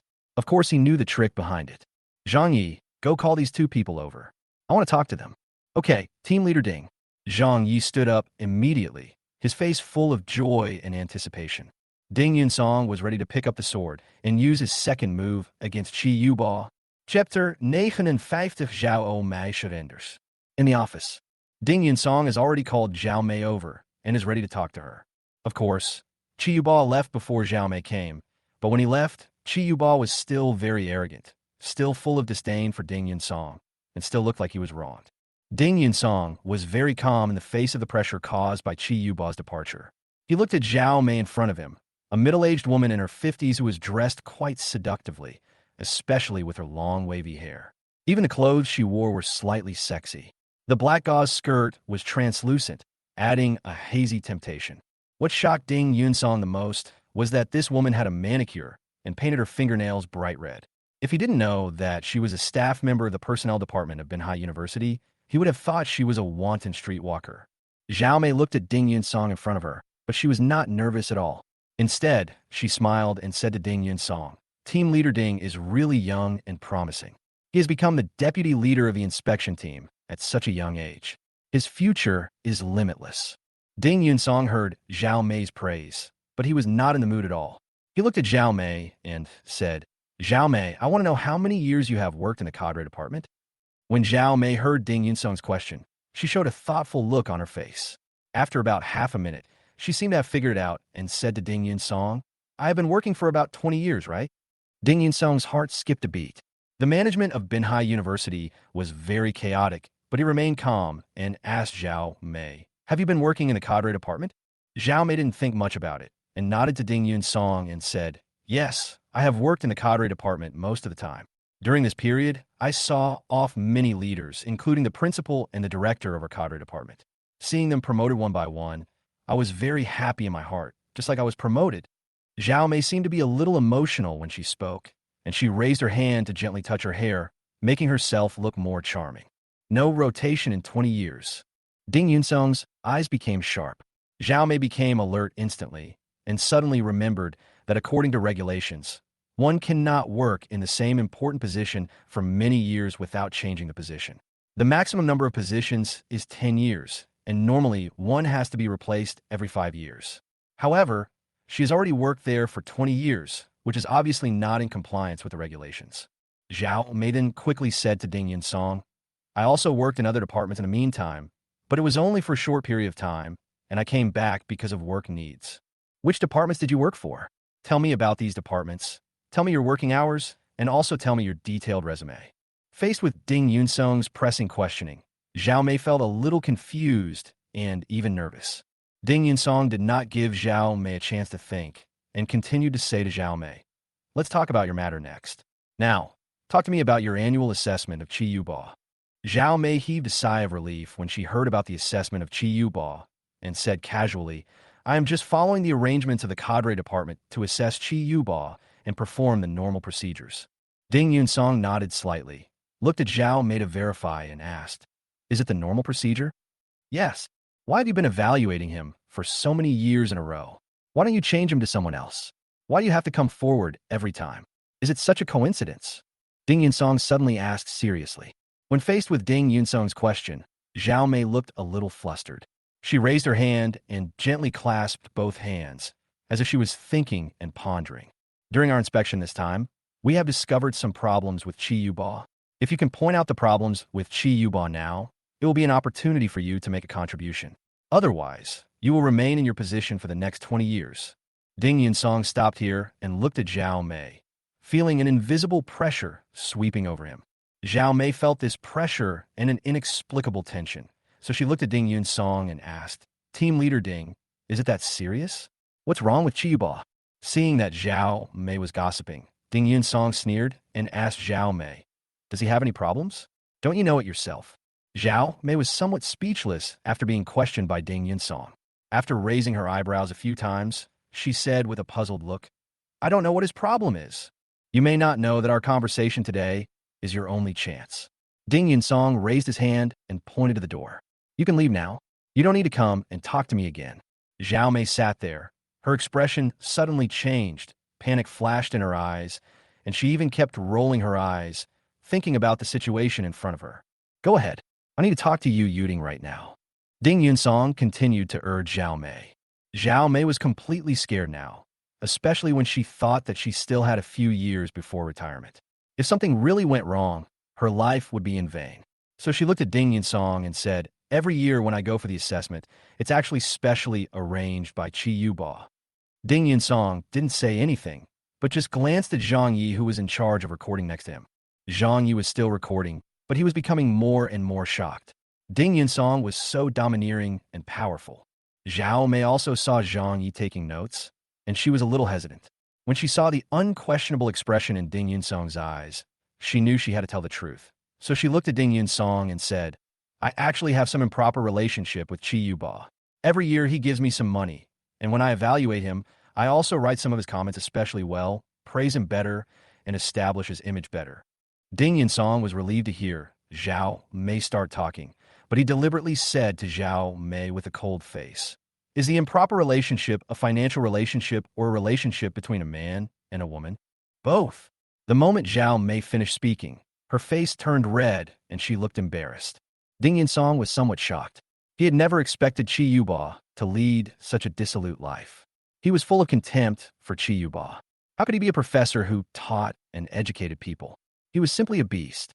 Zhao Mei saw Ding Yunsong looking at her with cold eyes, and she became even more nervous. She looked at Ding Yunsong and said, "We actually had a relationship about 10 years ago." Ding Yunsong nodded with a gloomy expression, waiting for Zhao Mei to continue. At that time, Qi Yuba seemed to have a bad relationship with his wife. He was often in a bad mood and got angry. Sometimes when I came to assess him, he would get upset, which made the assessment unhappy. So I was sent to assess him. During the assessment, I knew his status and position, so I had a heart-to-heart talk with him. I didn't expect that I would touch his heart. He started to cry in front of me. "Qi Yuba cried in front of you?" Ding Yunsong was a little surprised. Zhao Mei's face turned slightly red, but she nodded and said to Ding Yunsong, so I comforted him a few words, and the person I was talking to happened to go out to answer a phone call, and Qi Yuba suddenly hugged me and kissed me. "You didn't resist?" Ding Yunsong asked. Chapter 60 responsible for me. I wanted to resist, but I wasn't as strong as him, so I failed. Zhao Mei responded with an evasive look. Ding Yunsong could tell from her eyes that she was lying, so he sneered and said to Zhao Mei, "You are lying. You didn't refuse at all. You were even trying to please her." When Zhao Mei was exposed by Ding Yunsong, her expression changed suddenly and she looked very embarrassed, but she did not refute and looked around evasively. "Go on." Ding Yunsong looked at Zhao Mei and spoke in a commanding tone. Zhao Mei's face turned even redder, but she still continued. At that time, I was a little lonely because I lived apart from my husband. In addition, Chi Yuba's status and position made me look up to him, so we were reluctant to get together. Have you been his mistress since then? Ding Yin-song looked sharp. I wasn't really his mistress at the time. Chi Yuba hoped that I would divorce him and be with him forever. It was my own hesitation that led me to not divorce him. Otherwise, we would have really been together. Ding Yin-song was a little surprised. He didn't expect Chi Yuba to be so in love with Zhao Mei and even want to get married. So he asked Zhao Mei with his eyes rolling, "What's the situation with you, Yuding?" When Zhao Mei heard about you, Yuding, she looked somewhat indignant and said, "After I got together with Chi Yuba, I didn't divorce him. I just accepted some money and things he gave me. Chi Yuba seemed to have tasted the sweetness of sleeping with me. So he hooked up with you, Yuding again." Ding Yin-sung's eyebrows stood up. He didn't expect Chi Yuba to be so shameless. How could he be qualified to be a teacher? Thinking back to today, when Wang Meiqi saw Chi Yuba having passionate sex with a woman in the office, he felt like an old pervert and a beast. Yu Yuding is a dozen years younger than me. She was still a young girl at that time. So Chi Yuba naturally liked her very much. So after the two of us got together, she gradually ignored me. I was unwilling to accept this, so I threatened Chi Yuba. In the end, Yu Yuding and I entangled Chi Yuba together. That's why Yu Yuding and I have been testing him together for many years. Ding Yin-song felt sick and wanted to vomit after listening to this. He suddenly felt that some women in this world seemed to be so despicable, just like Lin Qingmei and Zhao Mei in front of him. He suppressed his anger and asked, "Do you have anything else to explain?" Chi Yuba wasn't really interested in us in recent years, and we started to grow apart. Zhao Mei finished speaking, with a hint of envy and jealousy in her eyes. Later, he became obsessed with Schwem Meiling, and it seemed that Schwem Meiling could make his heart beat faster, so he even promoted her to deputy director. Ding Yin-song felt better when he saw Zhao Mei was going to report Schwem Meiling. He happened to have not investigated Schwem Meiling deeply, so he asked Zhao Mei, "What do you know about Schwem Meiling and Chi Yuba?" Schwem Meiling was originally a newly married woman. She was considered a beauty in the department at the time and was favored by Chi Yuba. Chi Yuba took Schwem Meiling with him on a business trip and slept with her. Later, in order to appease Schwem Meiling, he gave her money and promised her a promotion. In this way, Schwem Meiling became his woman. Zhao Mei now seemed to be trying to clear herself of responsibility and continued. In order to get a quick promotion, Chi Yuba even gave all his research projects to Schwem Meiling so that Schwem Meiling could have achievements and be promoted quickly. "What research topic?" Ding Yin-song asked. "I only know that it is a topic in the field of instant glue, but I don't know what it is specifically." Zhao Mei's tone was full of contemplation. "The field of instant glue," Ding Yin-song muttered, and there seemed to be a hint of shock and association in his eyes. Could it be related to the collapse of Hentang shopping mall? I just heard him say that it's very advanced, and it seems to be able to make buildings melt and shatter quickly, or even collapse. But I don't know how to use it specifically. He also said that it is an absolute secret and will not be used easily. Zhao Mei looked at the puzzled Ding Yin-song and said specifically. Ding Yin-song felt as if a window had opened in his heart. He quickly suppressed his joy, fearing that Zhao Mei would see it, and asked Zhao Mei, "Anything else?" Zhao Mei shook her head and said, "I don't know about the other things. Anyway, I only had sex with him once or twice, and our relationship was not close." At this point, she blushed as well. Ding Yin-song guessed that it was Zhao Mei's age that made her not so strong-willed. So he said to Zhao Mei, "If you think of anything else, feel free to give me feedback." Zhao Mei nodded and looked at Ding Yin-song pitifully, obviously unsure. In order to reassure Zhao Mei, Ding Yin-song said, "I will suggest reducing your punishment." "Thank you, Team Leader Ding." Zhao Mei's eyes were filled with joy, and she quickly thanked Ding Yin-song. "You go first." Ding Yin-song waved to Zhao Mei. "Goodbye, Team Leader Ding." Zhao Mei felt relieved, stood up, and left. Ding Yin-song looked at Zhang Yi.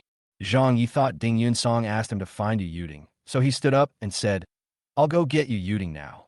Ding Yin-song shook his head at Zhang Yi and said solemnly, "Did you hear what Zhao Mei said about the research topic in the field of instant glue?" Zhang Yi saw Ding Yin-song's serious expression and didn't understand what he meant. He nodded woodenly. "I heard it. Keep it secret for now. Don't tell anyone. Yu Yuding's conversation is on hold. I have something to deal with now." Ding Yin-song stood up, looked at Zhang Yi, and said, "When Zhao Guobin arranged this for you to be my liaison, he probably didn't want our group to achieve good results. And he also wanted you, the liaison, to fail in your duties. You should understand, right?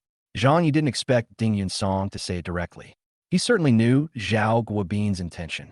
He had offended Zhao Guobin before, and now he was deliberately retaliating. His expression was a little complicated. He nodded and said, Team Leader Ding, I understand the intention of Zhao Guobin's arrangement. Don't worry about working with me. As long as you have the ability, I will definitely give you a stage. After Ding Yunsong finished speaking, he raised his hand and patted Zhang Yi on the shoulder, showing encouragement and affirmation on his face. Zhang Yi felt the determination in Ding Yunsong's eyes, as well as his promise to him. He was excited and nodded vigorously, saying, Don't worry, Team Leader Ding. I know what to say and what not to say. Ding Yunsong was completely relieved to see that Zhang Yi was of the same mind as him. The words instant glue field might play an important role in uncovering the Hentang shopping mall case, so he needed Zhang Yi to keep it secret, and that's why he used naked benefits to lure Zhang Yi to join him. I have something to arrange, and will call you. Ding Yunsong strode out. At this moment, Ding Yunsong walked out of the house, his heart full of excitement. Perhaps the collapse case of Hentang shopping mall will soon take a turn for the better. When he walked out of the academic affairs building and was about to quicken his pace to leave, he suddenly saw Wang Meiqi waiting downstairs, as if she was waiting for him. Ding Yunsong couldn't care less about anything now and walked straight towards the gate, wanting to take a taxi to the Discipline Inspection Commission. Wang Meiqi thought Ding Yunsong would comfort her. After all, her phone was broken and she had nothing left. She immediately became angry and looked at Ding Yunsong and shouted, Ding Yunsong, you should be responsible for me. This sound was very loud. This sound was very unexpected. This sound also attracted everyone's attention. Chapter 61, Angering Maggie.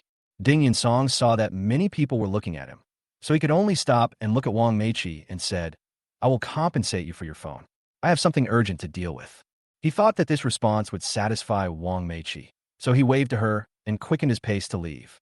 Wang Meiqi didn't expect that she had suffered so much injustice and helped Ding Yunsong. Now Ding Yunsong was irresponsible, and it was just a promise. It felt like a pigeon, more like an IOU.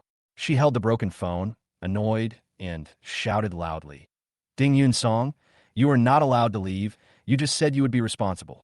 Ding Yunsong stopped and turned to look at Wang Meiqi. He felt helpless and said to her, I have something urgent to deal with now. Don't disturb me. This is a waste of time.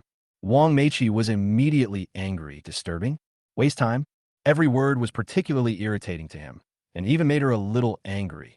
Ding Yunsong, what do you mean? Do you think I'm annoying? Ding Yunsong was really anxious now, so he looked at Wang Meiqi and said, It's really annoying, don't bother me here. He just wanted the woman to be quiet. So he quickened his pace and left without waiting for Wang Meiqi's response. Wang Meiqi stood there. Her whole body looked like she was struck by lightning, her eyes flashing with pain and grievance, and an indescribable feeling of frustration. She never dreamed that she would be despised by Ding Yunsong like this. After a long while, she stomped her feet fiercely, looked in the direction of Ding Yunsong's disappearing back, and said, Damn Ding Yunsong, I will definitely make you regret it. Wang Meiqi ignored everyone's words and walked towards the door angrily. He Yuqing just came out of the academic building and saw Wang Meiqi's back. The woman was filled with anger and felt that Wang Meiqi had caused her trouble. She wanted to fire Wang Meiqi, so she returned to the office and prepared to find Su Dingshan to discuss the expulsion of Wang Meiqi. Ding Yunsong and Wang Meiqi didn't know that He Yuqing really wanted to fire Wang Meiqi. Ding Yunsong came out of the school and walked to the gate, just in time to see Huashimi parking her car on the side of the road. Huashimi looked at Ding Yunsong, and thinking about how her first kiss had just been taken away from her, her eyes were like two sharp swords, shooting directly at Ding Yunsong. She even started the car, ready to hit Ding Yunsong to death. Ding Yunsong thought that the builder of Hentang Shopping Mall was Tingyun Group, and Instant Glue was closely related to Tingyun Group.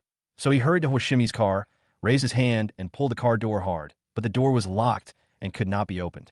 Huashimi didn't expect that Ding Yunsong would dare to come to her car openly. After thinking for a moment, the woman unlocked the car door. Ding Yunsong opened the car door and sat down in the passenger seat while saying to Huashimi, Hurry up and drive me to the Municipal Commission for discipline inspection. Huashimi did not move, but quickly took out the anti-wolf spray from under her seat and sprayed it at Ding Yunsong. Ding Yunsong was quick to grab her hand and said to Huashimi angrily, What are you doing? Are you crazy? I'm going to kill you, you bastard. Huashimi said this with gritted teeth, her eyes spitting fire. Thinking of the kiss Ding Yun-song had just given her, Hoshimi now really wanted to stab Ding Yun-song to death. Ding Yun-song also reacted and realized it was because of the kiss, so he said to Hoshimi, "I kissed you just now to annoy Lin Qingmei. I'm really sorry." Hoshimi's beautiful oval face was filled with anger. She lost her first kiss, and it was just an apology? She asked angrily, "Is that all?" Ding Yun-song thought that he had found an important clue, so he said to Hoshimi, "As compensation, I will help you find out the cause of the collapse of Hentang Mall and clear Tingyun Group's name." When Hoshimi heard Ding Yun-song talking about this, she calmed down a lot. She frowned and asked Ding Yun-song, "Have you found out the reason? If you have any clues, send me to the Commission for Discipline Inspection immediately." Ding Yun-song said to Hoshimi. Hoshimi was no longer so angry. While turning the steering wheel, she said to Ding Yun-song, "Tell me what you know. Before reporting to the Discipline Inspection Commission, I cannot tell anyone about this for the time being. This is an important clue." Ding Yun-song looked serious and solemn. "You." Hoshimi was a little disappointed and angry. "Don't worry. I will definitely find out the cause of the collapse of Hentang Mall and restore Secretary Hu Haifeng's reputation." Ding Yun-song looked ahead, his tone full of determination. Hoshimi, who was about to get angry, fell silent. She didn't ask any more questions and drove to the Municipal Commission for Discipline Inspection. Wang Meiqi came out and saw Ding Yun-song got into Hoshimi's car and drove away. Wang Meiqi felt that Ding Yun-song was like a liar. He did not fulfill his promise to her and was with another woman in the blink of an eye. She was so angry that she gritted her teeth. She waved her pink fist twice towards the rear of Hoshimi's car and said angrily, "Ding Yun-song, what have you been waiting for? I will make you regret it." It's a pity that Ding Yun-song can no longer hear at this moment. His heart has already flown to the Municipal Commission for Discipline Inspection, waiting to meet Tan Yongfeng. 10 minutes later, Hoshimi's car stopped in front of the Municipal Party Committee. "Thank you." Ding Yun-song unbuckled his seatbelt and looked at Hoshimi and said, "If you can't find out the cause of the collapse of Hentang Mall, I will make you regret it." Hoshimi glared at Ding Yun-song and reminded him. Ding Yun-song knew it was because of his kiss, so he looked at Hoshimi and said, "Don't worry, I will find out." Ding Yun-song was already walking quickly towards the gate of the Discipline Inspection Commission. Hoshimi looked at Ding Yun-song's back, and her heart suddenly became a little confused. Ding Yun-song's kiss really annoyed her, but the way and ability of Ding Yun-song in front of her made her full of hope. As the chairman of Tingyun Group, now that Hentang Mall has collapsed and Tingyun Group's reputation has been damaged, she is really anxious and angry and wants to get to the bottom of it. At this moment, Hoshimi is full of hope for Ding Yun-song and hopes that Ding Yun-song can get to the bottom of this matter.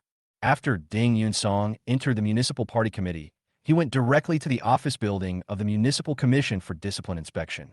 When he arrived at the door of Tan Yongfeng's office, he raised his hand and knocked on the door without any hesitation. Tan Yongfeng was answering the phone in the room. When he heard the knock on the door, he frowned, feeling disturbed, but still looked towards the door and said, "Come in." Ding Yun-song pushed the door open, looked at Tan Yongfeng, and said excitedly, "Secretary Tan, there is an important clue." Tan Yongfeng was still holding the phone in his hand. When he heard the important clue, his hand shook and he accidentally touched the speakerphone. The person on the other end of the phone was Hu Dongjun, who also heard what Ding Yun-song said and couldn't help asking, "What important clue?" Ding Yun-song realized at this moment that he had been rude, felt a little embarrassed, and forgot to respond. Chapter 62 Focus. Ding Yun-song, what's the situation? Tan Yongfeng looked at Ding Yun-song and asked urgently. Ding Yun-song was very excited. He didn't expect Hu Dongjun to be interested, as he was the secretary of the Provincial Commission for Discipline Inspection. So he looked at Tan Yongfeng and said, "I was just talking to the Department of Civil Engineering of Binhai University. Through Zhao Mei, an officer of their cadre department, I learned that Chi Yuba is very knowledgeable in the field of instant glue." "What is instant glue?" Tan Yongfeng asked first. He couldn't let Hu Dongjun on the other end of the phone ask again, because that would mean that he, his subordinate, was ignorant. According to Zhao Mei, instant glue can quickly dissolve many solid substances, including buildings. The moment Ding Yun-song said this, his heartbeat began to accelerate suddenly, as if he was helping Hu Haifeng clear his name. "Ding Yun-song, are you sure it's true?" Hu Dongjun couldn't help but speak again on the other end of the phone. Tan Yongfeng did not say anything, but his eyes were full of reminders when he looked at Ding Yun-song. The secretary of the Provincial Commission for Discipline Inspection took it very seriously. Ding Yun-song also knew that the matter was very serious, but he became more and more excited. Secretary Hua, I think this clue is very real. Then hurry up and investigate further along this clue, and try to find more factual evidence. After Hua Dongjun pondered for a while, he emphasized to Ding Yun-song, pay attention to confidentiality to prevent the other party from destroying all the relevant content in this field. Once destroyed, you will be completely defeated. When Ding Yun-song heard Hua Dongjun's instructions, his expression became particularly solemn and serious. He already knew how important the situation was. Secretary Hua, don't worry. I will speed up the investigation and pay attention to concealment. The first thing is to get all the research results in the field of instant glue, and at the same time investigate the production situation of instant glue. Hua Dongjun reminded again. I see. You must speed up and investigate this clue in depth. I'll wait for your news. Hua Dongjun hung up the phone with excitement on his face, his eyes shining, and he secretly admired Ding Yun-song. Tan Yongfeng put down the phone, looked at Ding Yun-song, and said, I didn't expect that you could achieve such a quick breakthrough during your inspection at Binhai University this time. Ding Yun-song felt Tan Yongfeng's heartfelt praise, and his heart was slightly moved. He said to Tan Yongfeng, the current situation is complicated, and I have no other choice. I believe that with your efforts, you will definitely get to the bottom of the matter and help Secretary Hu Haifeng clear his name. Tan Yongfeng's expression was solemn and serious, revealing a coldness but also expectation. Ding Yun-song nodded vigorously, his eyes full of motivation. What are your plans for the next step? Tan Yongfeng withdrew his thoughts, looked at Ding Yun-song, and asked, I plan to contact Zhang Mingqiang and ask him to arrange someone to secretly investigate whether there were any suspicious clues when Hentang shopping mall collapsed that day. Ding Yun-song did not say that he had arranged for Zhang Mingqiang to investigate the cause of the fire in Hu Haifeng's home. Tan Yongfeng did not comment, nodded, and said to Ding Yun-song, you must be cautious. Ding Yun-song knew that this was a reminder for him to consider Zhang Mengqiang's identity, so he said to Tan Yongfeng, Secretary Tan, I will try my best and will not affect Zhang Mengqiang's future. I really hope this matter can be investigated and there is a major breakthrough. That would be perfect. Tan Yongfeng's eyes seemed full of expectation, encouraging Ding Yun-song to work hard. Ding Yun-song's eyes were also filled with excitement. Secretary Tan, don't worry, I will arrange it now. Tan Yongfeng nodded slightly. Call me anytime if you have anything. Goodbye, Secretary Tan. Ding Yun-song came out of Tan Yongfeng's office. He did not say anything more about Shui Meiling smashing Wang Meiqi's phone. In Ding Yun-song's eyes, there was no need to emphasize these things again and again. He-young would definitely find problems when he interrogated Shui Meiling. The important thing for him was to intensify the investigation into the instant glue and try to solve the case. After Ding Yun-song came out, he immediately contacted Zhang Mengqiang and called him. Zhang Mengqiang answered the phone and asked Ding Yun-song, Ding Yun-song, what's the matter? I have discovered another important clue. Do you have time now? I want to meet with you. If I have time, where are you? Zhang Mengqiang asked Ding Yun-song. I just came out of the Municipal Commission for Discipline Inspection. Then let's meet at the development zone in the eastern suburbs. I'll call you then. Ding Yun-song knew that Zhang Mengqiang was very cautious and was afraid that others would notice their contact. So he said, no problem. See you later. Ding Yun-song hung up the phone and immediately took a taxi to the eastern suburbs. But when he took a taxi to leave, he did not see Huashimi's car parked not far from the roadside and was driving behind him. He thought Huashimi had left after sending him to the Discipline Inspection Commission. When Ding Yun-song arrived at the eastern suburbs, he saw that the area was full of residential houses and some buildings were being demolished, but the progress was very slow.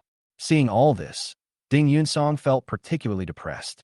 Secretary Hu Haifeng has always wanted to promote the comprehensive development of Binhai, and the eastern suburbs of Binhai are mountainous, unlike the west which faces the sea, so the economic center of the entire Binhai is in the west, while the east is relatively poor. Secretary Hu Haifeng has always wanted to develop the east side of Binhai, but has never succeeded, where he had to retire before completing it. Then the Hentang shopping mall collapsed, and he fell into a coma. The sight of the things reminded Ding Yun-song of someone, and his anger rose again.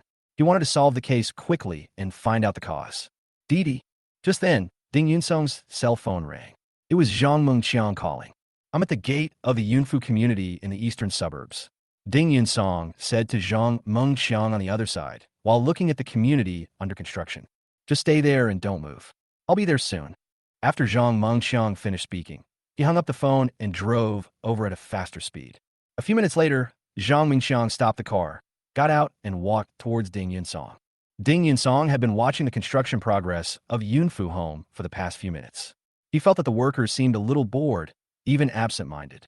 He could not see the motivation for the construction at all, and he felt extremely depressed. When Ding Yunsong heard the footsteps, he withdrew his thoughts and turned to look at Zhang Mengxiang.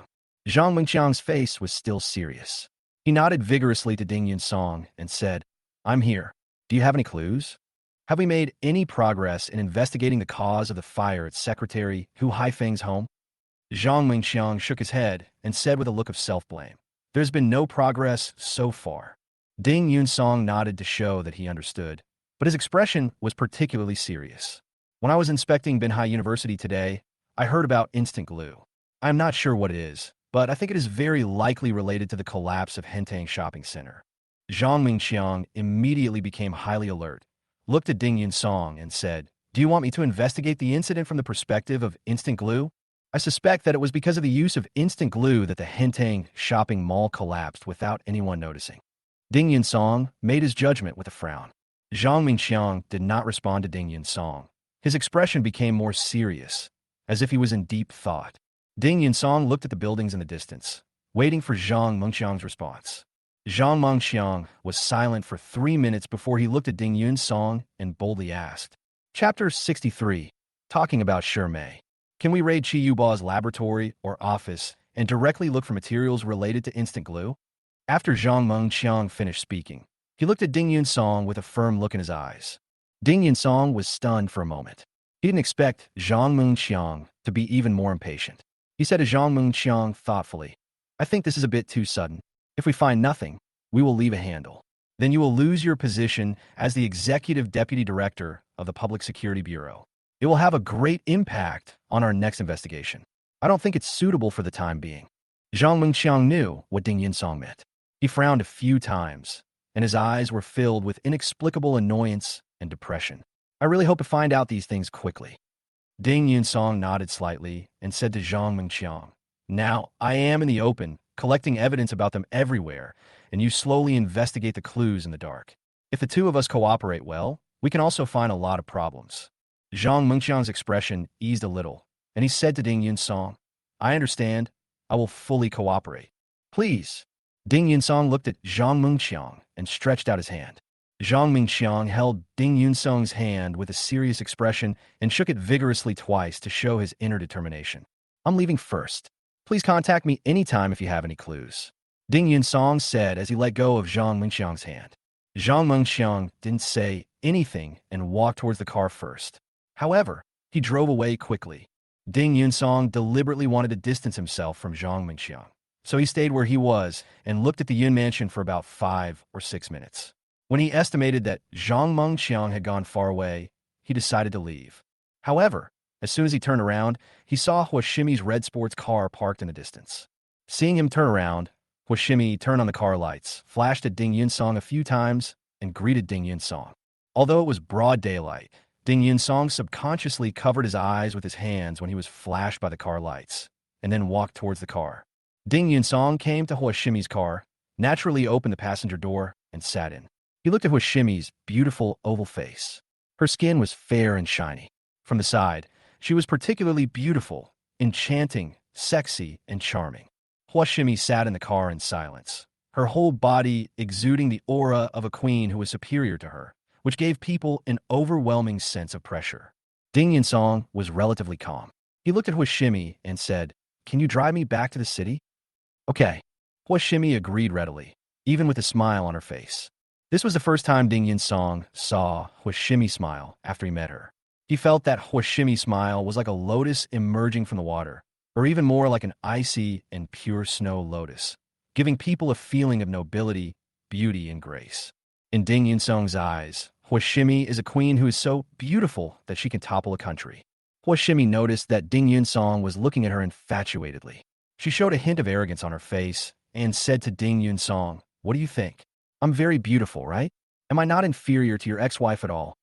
Ding Yunsong's originally good mood was like being filled with cotton in an instant. He felt depressed and bitter. and his chest was oppressed. He thought to himself, why do I have to cram for a sentence?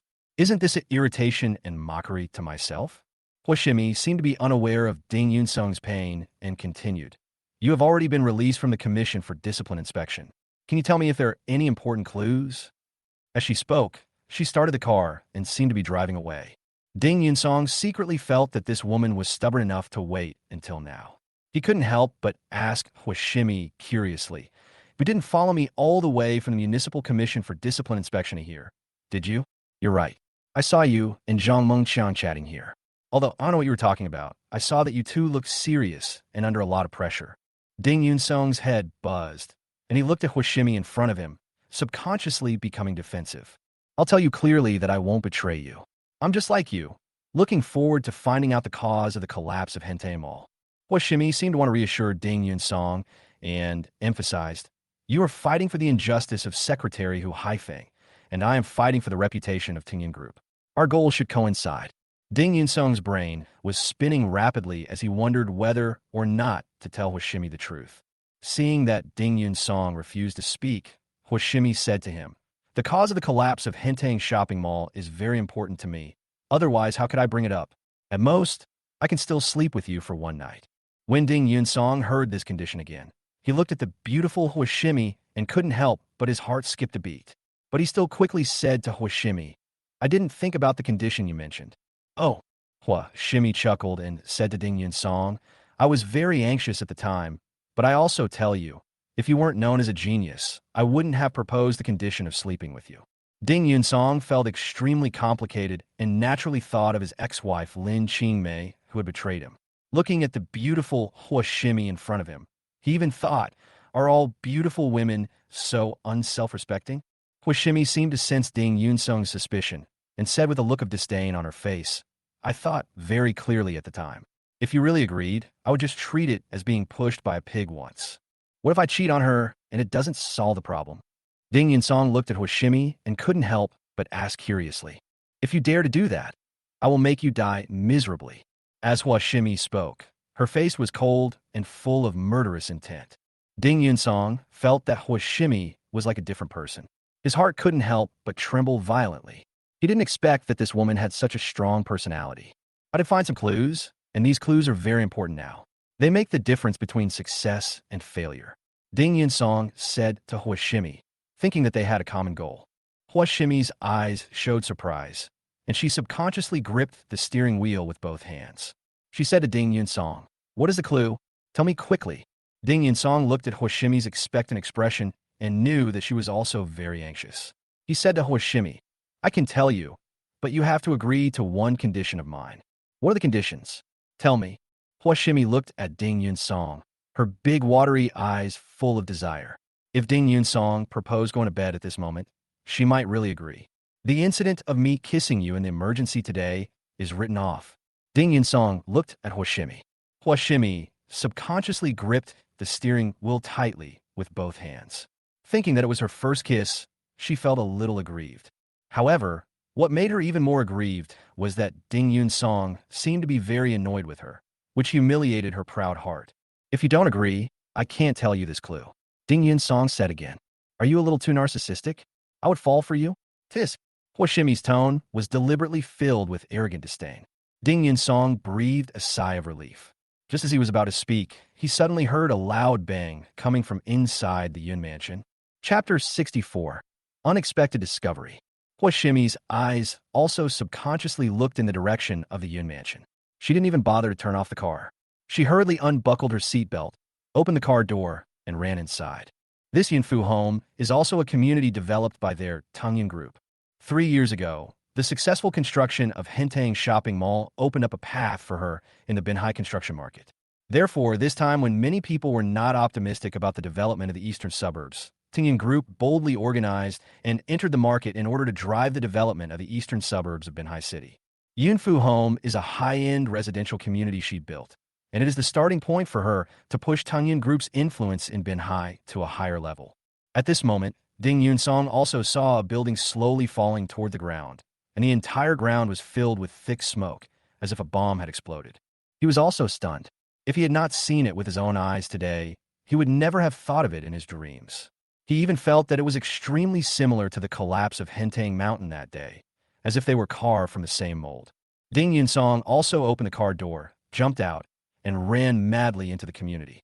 When he ran inside, he saw Hua Shimi standing on the edge of the collapsed building. She was looking at the collapsed building with her eyes spitting fire and her fists clenched.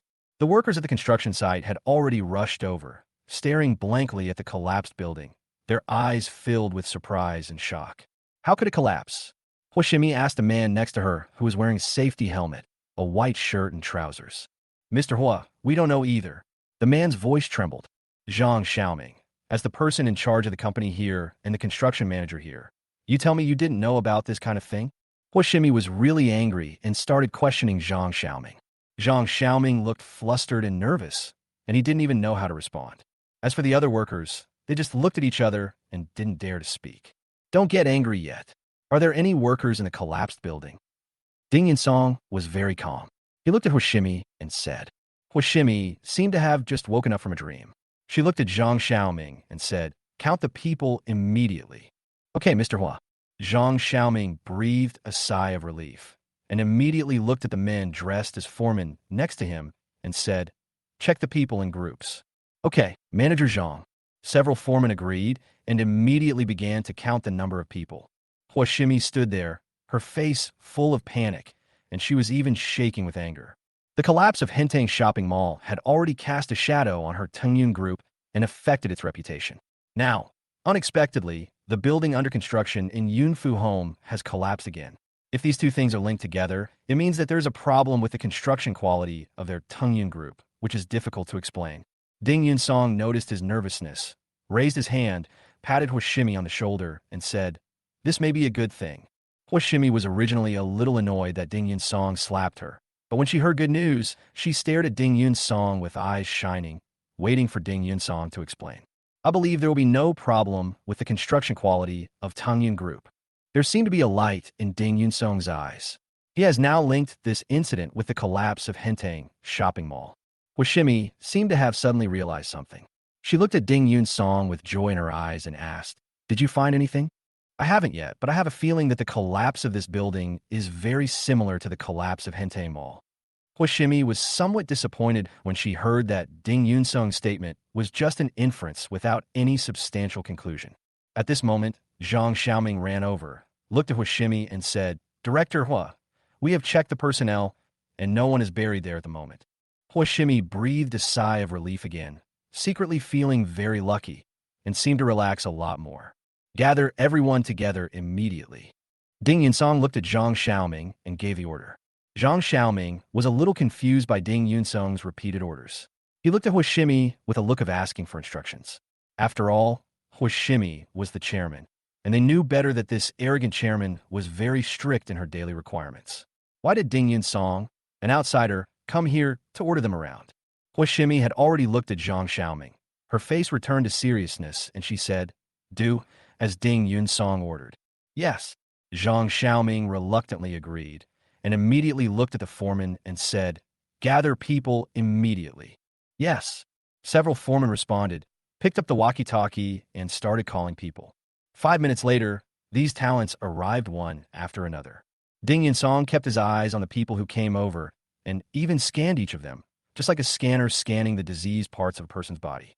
When all these people gathered together, Ding Yunsong's eyes were fixed on a tall and burly man with a dark complexion and a somewhat fierce look. The man's eyes gave people a cold feeling, but compared to the panic in the eyes of other workers, he seemed calm. Ding Yunsong had a particularly deep impression of this man and remembered him. Hua Shimi didn't notice the strangeness in Ding Yunsong's expression at this moment and asked Ding Yunsong, everyone is here. What do you want? Ding Yunsong lowered his voice and asked Hua Shimi, can I make the decision for you? Hua Shimi was stunned for a moment, then quickly nodded firmly to Ding Yunsong and said, okay. The building has collapsed. We must deal with it urgently. Everyone, go get your tools and be ready to follow orders. Ding Yunsong said as he looked at the workers on site. When the workers on site heard Ding Yunsong's order, they glanced at Zhang Xiaoming mechanically. Zhang Xiaoming also didn't understand the relationship between Ding Yunsong and Hua Shimi, but he thought about the building collapse and the heavy responsibility he had as the construction manager. So he ordered loudly, what are you looking at? Come on, everyone. Halala. These people all subconsciously dispersed and went to get the tools they usually used. Ding Yunsong was surprised to find that the dark-skinned man just stood there at a loss or didn't know what tool to take. Finally, as if he was slow to react, he walked over and picked up a shovel. Ding Yunsong was even more suspicious of this man. He didn't look like a construction worker. So he looked at the people who had returned and said, "You should start cleaning up now and clear the collapsed garbage as soon as possible." When everyone heard Ding Yunsong's arrangement, many of them rolled their eyes, and some even thought that Ding Yunsong was an idiot and a clown. Even Hoshimi was a little surprised and confused. Ding Yunsong did not say anything, but just stood aside, quietly watching everyone busy, and his eyes kept glancing at the dark-skinned man. An hour later, everyone was tired and took a rest. Ding Yunsong took Hoshimi's hand and walked outside. Hoshimi was anxious and puzzled by Ding Yunsong's behavior. The collapse of the building was more important than anything else, but she did not break free from Ding Yunsong's hand. The two of them came outside and got into the car, and Hoshimi was just about to speak. Ding Yunsong made a gesture to silence her and looked forward, seeing the dark-skinned man coming out and walking quickly towards the roadside. Chapter 65, Mutual Protection. The man came to the side of the road, looked around, and did not see Ding Yunsong and Hoshimi. He quickly jumped into a ditch on the side of the road. Soon he took out a white plastic bucket that could hold about 5 kilograms of water, climbed up, and was about to leave. When Ding Yunsong saw the man take out the bucket, his heart trembled violently, as if he had seen evidence of a crime. An inexplicable joy surged in his heart. Could it be instant glue? He had already let go of the surprised Hoshimi's fair jade hand and walked quickly towards the man. The man also noticed Ding Yunsong at this moment. He was a little surprised. A trace of indifference flashed in his eyes. He stared at Ding Yunsong and asked in a deep voice, "What are you going to do?" Ding Yunsong was very calm and asked the man, "Everyone is busy cleaning up the collapsed building. Why did you come out?" He asked, still pretending nothing had happened, and continued walking towards the man. The man remained highly alert. His eyes narrowed slightly. Staring at Ding Yunsong, who was walking over, a cold light flashed in his eyes, and he said, "I don't want to do it anymore." Ding Yunsong became more and more suspicious of the man. In order to calm him down, he stopped and pretended to turn his head to look at Hoshimi behind him and asked, "Mr. Hua, have you settled the wages for the workers?" Hoshimi now understood that Ding Yunsong was just trying to confuse the enemy. She also doubted the man in her heart. So she shook her head and said to Ding Yunsong, "I haven't settled my salary yet." She deliberately smiled at the man and said gently, "What's your name? I'll ask Zhang Xiaoming to settle your salary before I leave." As Hoshimi spoke, she took out her cell phone and pretended to call Zhang Xiaoming. The man's expression changed drastically again. He looked at Hoshimi and said, "I quit working for a company like yours that always has collapsed buildings. As for the salary, I don't want it. Just think of it as compensation for the collapsed buildings." After he finished speaking, he turned around and strode away.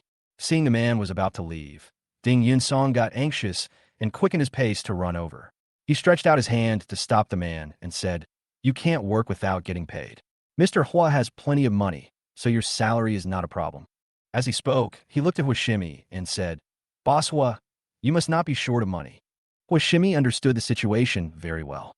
She had already called the police on her mobile phone. While listening to the receiver, she said to the man, "It's definitely not his money that's missing." The man saw that Hoshimi was about to call, guessing that it would not be a good call, and he was completely anxious. He raised his hand and pushed Ding Yunsong away, saying coldly, "I don't want money anymore. Don't bother me here." When Ding Yunsong saw the man start to run away faster, he knew that it was impossible to maintain stability, so he immediately reached out to grab the man. The man reacted quickly. He slapped Ding Yunsong's hand in the face, knocking his hand away. He was indeed very strong. Not only did he turn on Ding Yunsong's cell phone, but he also made Ding Yunsong stagger and almost fall. Hoshimi was startled. At this moment, the phone was connected. She said anxiously to the other end, "Someone deliberately collapsed the building in the Dongjiao Yunfu Garden community, and the person was about to escape. Come quickly and catch him." After she finished speaking, she didn't even bother to continue introducing or explaining, and immediately ran towards Ding Yunsong, wanting to help him. The man had also heard the call made by Hoshimi at this moment.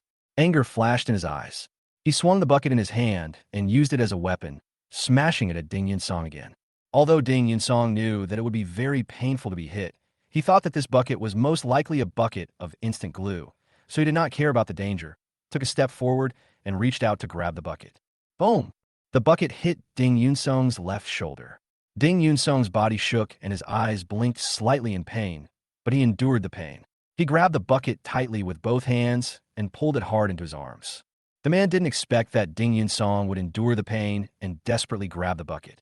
It was a bit unexpected. He didn't want to give the bucket to Ding Yunsong. His eyes became a little angry. He raised his right foot and kicked Ding Yunsong in the lower abdomen. Huashimi ran over and saw that the man was about to beat Ding Yunsong. Ding Yunsong was no match for him. So, in desperation, she threw her cell phone directly at the man's face. When the man saw the phone coming towards him, he could only pull his foot back and turn his head to avoid the phone. Ding Yunsong took this opportunity to snatch the bucket from the man's hand, then threw it directly to Huashimi and said loudly, "Take it away for testing." Huashimi took the bucket, looked at Ding Yunsong, and asked worriedly, "What are you going to do?" The man knew he had been fooled. He looked at Ding Yunsong and Huashimi angrily and said, "Damn it, you are looking for death." As soon as he finished speaking, he raised his fist and punched Ding Yunsong on the right cheek. Ding Yunsong, who had already grabbed the bucket, now focused all his attention on the man and became much calmer and wiser.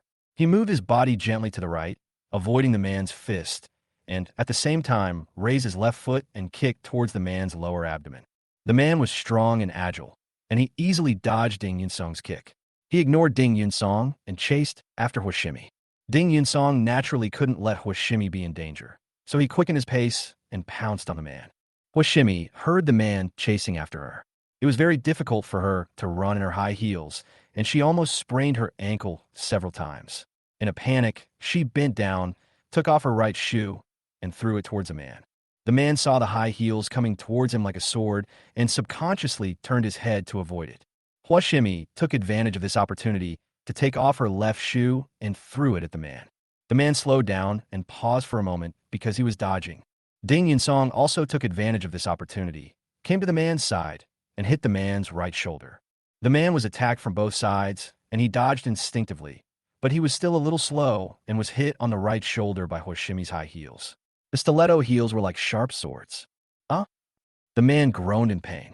Ding Yunsong had already stepped forward and grabbed the man's right shoulder that had just been hit and punched him in the back, while shouting, "Huashimi, leave quickly." Huashimi glanced at Ding Yunsong, who was trying hard to protect her, and felt inexplicably moved.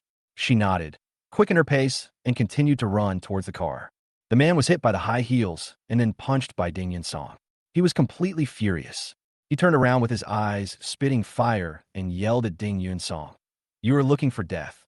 The man swung his blackened arm and punched Ding Yunsong with his dark fist. Ding Yunsong was worried that the man would break free from his hold and chase after Huashimi, especially when he saw that Huashimi had trouble running barefoot and her body even swayed noticeably a few times, obviously because her feet were hurt. So he gritted his teeth and didn't dodge the man's punch. With a bang, the man's fist hit Ding Yunsong's left shoulder. Ding Yunsong's body shook and his face was full of pain, but he did not let go of the man's right arm. The man was furious now, and he raised his fist and hit Ding Yunsong's temple. Chapter 66, Brave and Fearless. Ding Yunsong's shoulder was very painful, but he was very calm at the moment. Looking at the man's fist, he immediately raised his left arm to meet the fist. Bang! The man punched Ding Yunsong's arm hard, and Ding Yunsong's whole body staggered backwards. He almost lost his balance while pulling the man. However, he held the man's arm tightly, preventing him from escaping and buying Huashimi time to escape, allowing Huashimi to run to the car. Huashimi breathed a sigh of relief when she got into the car, only to find that when she and Ding Yunsong heard the collapse and got out of the car had not been turned off, which saved time. When she saw Ding Yunsong being beaten badly, she felt an inexplicable pain in her heart, so she started the car and drove towards the man. The man was a little nervous when he saw Huashimi driving her car towards him. Fortunately, he was strong and pulled Ding Yunsong over and pushed towards Huashimi's car. Seeing that she was about to hit Ding Yunsong, Huashimi naturally couldn't bear to do so, so she quickly turned the steering wheel and the car brushed past Ding Yunsong's back, which frightened Huashimi so much that she broke out in a cold sweat. Ding Yunsong was not afraid at all. He looked at Huashimi and said, "Leave immediately. I will catch him." When Huashimi heard Ding Yunsong shout, she felt as warm as if she was hugged by Ding Yunsong. She was touched and relieved. She admired Ding Yunsong's unswerving persistence and courage. She nodded vigorously and said to Ding Yunsong, "Hold on for a while. I'll go find someone."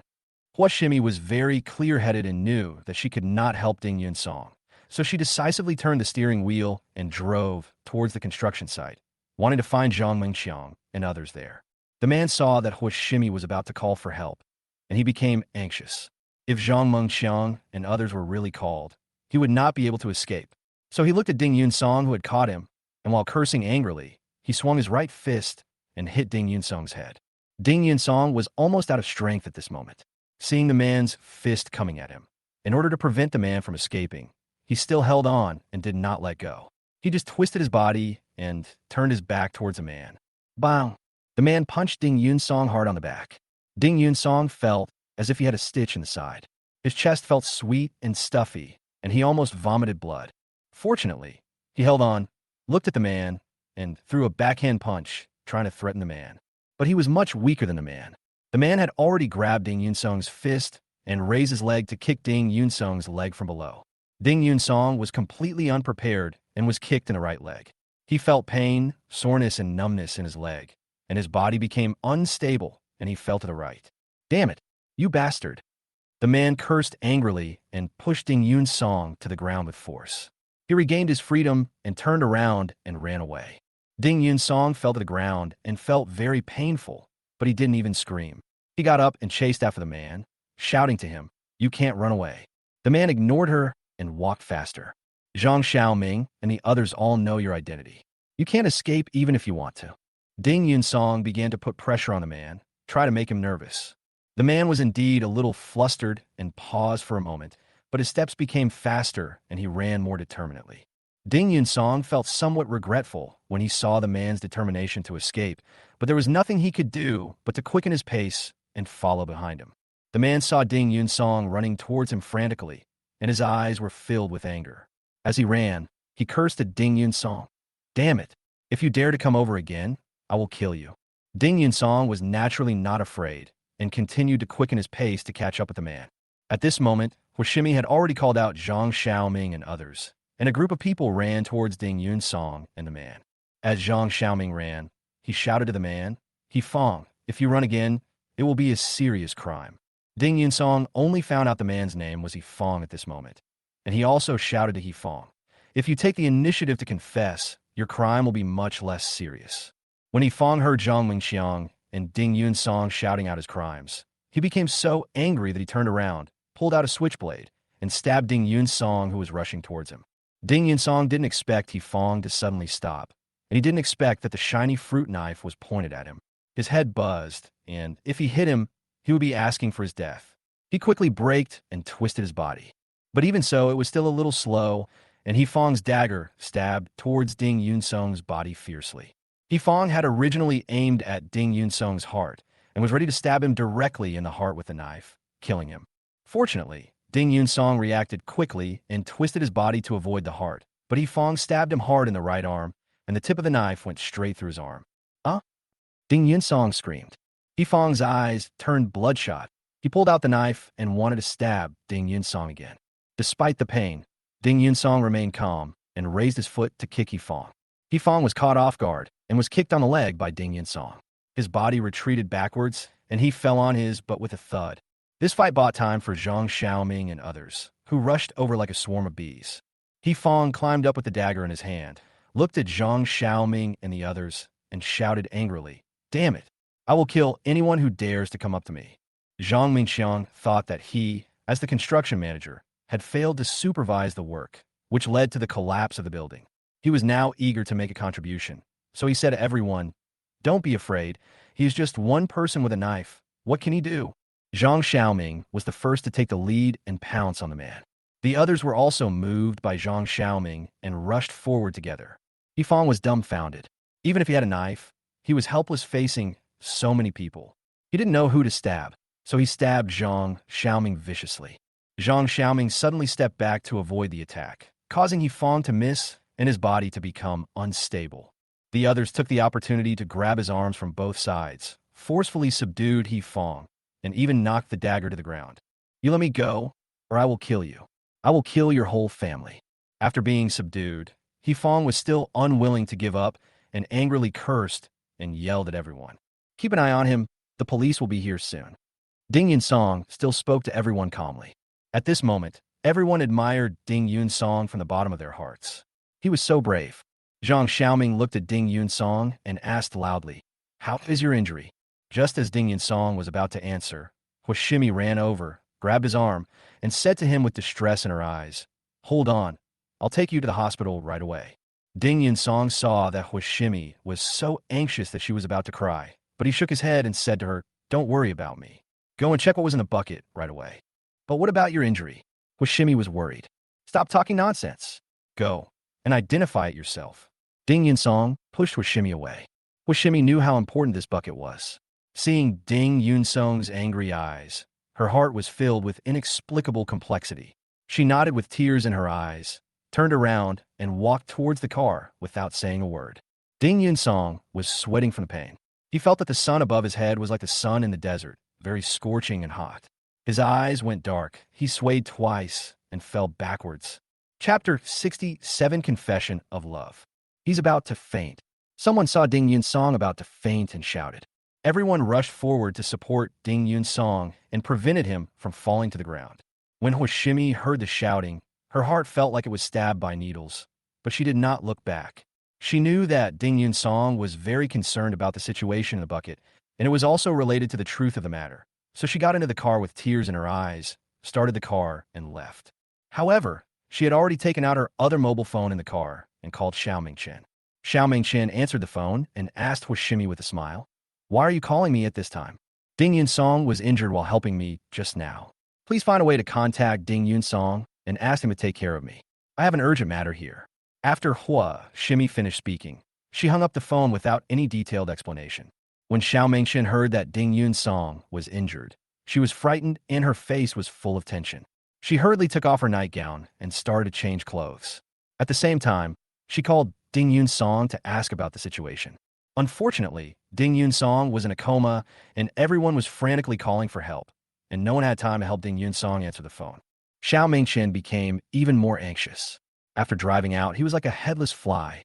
Finally, he instinctively rushed towards Binhai People's Hospital. After all, this was the largest hospital in Binhai City. On the other side, Zhang Xiaoming had already called 120, and at this moment, the police who had called the police also arrived. Ding Yun Song had woken up at the moment after being called by the crowd. When he saw the police coming, he immediately said to them, "A building collapsed in Yunfu Garden. I suspect this person was responsible. Take him back and investigate carefully. Don't miss any suspicious clues." Upon hearing this, the policeman's expression changed slightly. He glanced in the direction of Yunfu Homestead and nodded mechanically. "Okay." The man was still dishonest at this moment and angrily cursed. "You are wrongly accusing me. I did nothing. The collapse of the building is a construction quality problem. It has nothing to do with me. Take him away." The policeman ordered loudly, waved his hand, turned around, and walked towards the police car. Ding Yun Song looked towards the direction of the police car, and his head buzzed as he discovered that there was another policeman who had not gotten out of the police car. It was Li Jie. When he saw Li Jie, he thought of the situation when he was caught cheating in Shangri-La Hotel that day. Li Jie came so quickly and coincidentally. It was completely abnormal, and it was as if he was in the same group with Zhao Chang and others. Ding Yun Song was filled with worry, so he looked at the police and shouted, "I'll go to the police station with you." The police turned to look at Ding Yun Song, then glanced at his arm, which was bleeding, and said to Ding Yun Song, "You need to go to the hospital for treatment. This person is very important. I have to go there in person." Ding Yun Song said with pain. Seeing that Ding Yun Song was very determined, the police could not help but sneer at him and said, "Do you doubt us, police officers?" "I'm not doubting. I'm Ding Yun Song, deputy leader of the first inspection team of the Municipal Party Committee Inspection Office. I want to participate in the investigation of this person." Ding Yun Song revealed his identity. "His assault is a criminal case of our police station. It is not a matter for your Discipline Inspection Commission. You have no right to interfere." After the man said this, he took Fong into the police car and ignored Ding Yun Song at all. Ding Yun Song watched the police car leave. Seeing the police's attitude was so bad, he felt that something was going to happen. He became anxious and worried, so he found Zhang Mingxiang's phone number and called him. Zhang Mingxiang answered the phone quickly and asked Ding Yun Song what happened. To make a long story short, a building in Yunfu home collapsed, similar to the collapse of Hentang shopping mall. I caught a criminal suspect, and he was taken away by the police. This policeman is the police accomplice, named Li Jia, who caught me cheating in the Shangri-La Hotel that day. Please help me keep an eye on the criminal suspect. I'm worried that they will do something. Ding Yinsong said in one breath. Zhang Mingxiang's face on the other end of the phone had become extremely serious. It's probably someone from the Taidong branch. This matter may not be easy to handle. Just now, Director He Dongfeng called me over and severely criticized me for Su Tao's matter. He was very angry. When Ding Yunsong heard the news, he frowned a few times, and a trace of anger flashed in his eyes. You try your best. I will also talk to the Discipline Inspection Commission. Okay. Zhang Mengqiang agreed, and as if he suddenly remembered something, he asked Ding Yunsong, Are you injured? Ding Yunsong's right arm was numb from the pain, but he still gritted his teeth and said, I'm fine, just a minor injury. Ding Yunsong hung up the phone and was about to call Tan Yongfeng when the ambulance arrived. Zhang Xiaoming quickly looked at Ding Yunsong and said, Get in the car quickly, don't delay the treatment. Ding Yunsong wanted to make a phone call, but he felt the pain in his arm and it was inconvenient to talk because there were so many people around, so he nodded and got on the ambulance. After getting on the ambulance, medical staff began to treat him. It would be even more inappropriate for Ding Yunsong to call Tan Yongfeng again, so he could only cooperate with the treatment and place his hopes on Zhang Mingxiang. The ambulance took Ding Yunsong to Binhai People's Hospital. When Ding Yunsong was pushed into the hospital lobby, Xiao Mingqian happened to look around the hospital, but did not find Ding Yunsong. He returned to the lobby anxiously and disappointedly. The two people looked at each other. Xiao Mingqian saw that Ding Yunsong's arm was wrapped in a bandage, his body was covered in blood, and he was lying on the hospital bed. His face was as pale as paper. Tears instantly flowed down her face. He quickly ran to Ding Yunsong, grabbed Ding Yunsong's arm, and asked anxiously, Yunsong, how are you? Ding Yunsong felt Xiao Mingqian's concern and his heart warmed, and he even felt an indescribable happiness. He forced a smile, shook his head, and said to Xiao Mingqian, It's just a minor injury to my arm. It's nothing serious. Xiao Mingqian didn't believe it at all. He looked at the doctor with concern and asked, Doctor, how is his injury? It's hard to say. If the treatment is not timely or appropriate, he may become disabled. The doctor answered from a medical perspective. Xiao Mingqian's head buzzed, and he subconsciously grabbed Ding Yunsong's left hand and said to Ding Yunsong, Go and treat it quickly. If there is really a problem with your arm, I will take care of you for the rest of my life and never leave you. Ding Yunsong's heart trembled. He didn't expect Xiao Mingqian to confess his love to him at this time. Looking at Xiao Mingqian's tears rolling down, an inexplicable complexity and even pain surged in his heart. He didn't know how to describe the feelings he had for Xiao Mingqian at this moment. I returned to China this time, just for you. I am willing to stand by you through thick and thin. After Xiao Mingqian finished speaking, her cheeks blushed, but her eyes were filled with determination and resoluteness. You really found a good girlfriend. You were so lucky. The doctor muttered something and quickly pushed Ding Yunsong towards the emergency room. Ding Yunsong was lying on the bed, not knowing whether he was happy or sad, as Xiao Mingqian's shadow appeared in his mind. He Dongfeng, the director of the Public Security Bureau and deputy mayor, had already heard the report about the man. He looked serious and cold, and dialed Li Chuanmin's phone while thinking. Chapter 68, Angering the Mayor. At this moment, Li Kuanmin had learned from the reports of Wang Rinxiang and others that Ding Yunsong had made extraordinary progress during his inspection of Binhai University, and he was feeling annoyed. Seeing He Dongfeng calling, he answered the phone thoughtfully and asked He Dongfeng, Director He, what's the matter? The Taidong branch just reported that a building under construction in Yunfu Garden collapsed, and they caught a criminal suspect. Li Kuanmin frowned, somewhat puzzled. Is there any problem with this? It is said that this is a criminal suspect that Ding Yunsong risked his own life to capture. The building collapse caused by the criminal suspect, He Fong, is very similar to the collapse of Hentang shopping mall. He Dongfeng was very happy when he said this, because he knew that Li Kuanmin was still unaware of this matter, and his report was equivalent to a meritorious service. Li Chuanmin's expression changed dramatically several times in an instant, and he couldn't help but ask in surprise, How could this happen? I was also very curious, so I called Mayor Li as soon as I heard the report. Li Kuanmin didn't speak immediately on the other end of the phone, and his expression became extremely solemn and serious. He Dongfeng didn't say anything either, just waited quietly. Wait for me to call you back. Lee Kwon-min did not make a decision in the end and hung up the phone. Wanted to know the details. He found Wang Rinxiang's phone number and called him. Wang Rinxiang answered the call quickly and greeted Lee Kwon-min politely. Hello, Mayor Lee. Did you arrange for someone to collapse a building in Yunfu Homestead? Li Chuanmin's voice was full of questions and displeasure. Wang Rinxiang's head buzzed at the other end of the phone, and he quickly said to Lee Kwon-min, I don't have any arrangements. Someone caused a building in Yunfu Home to collapse, which is very similar to the model of Hentang Mall. Ding Yunsong tried his best to catch the person who caused the accident. You should immediately find out who was behind this incident. Lee Kwon-min hung up the phone with a cold voice that was filled with strong dissatisfaction and anger. Wang Rinxiang's head was buzzing, and his eyes were filled with inexplicable tension. Isn't this an eye drop? Hentang Mall had just collapsed, and if something like this happened again, it would simply add fuel to the fire. Without saying a word, he immediately found Su Dingshan's phone number and called him. Su Dingshan was sitting in the office at this moment, his face gloomy. He was confused by Ding Yunsong today. He had just finished discussing with He Yuqing and decided to fire Wang Meiqi. Seeing Wang Rinxiang calling, he immediately answered the phone and said respectfully, Hello, Director Wang. Is there anything I can do for you? Principal Su, a building in Yunfu Home just collapsed. What happened? Find out as soon as possible. Wang Rinxiang's tone was full of blame and questioning.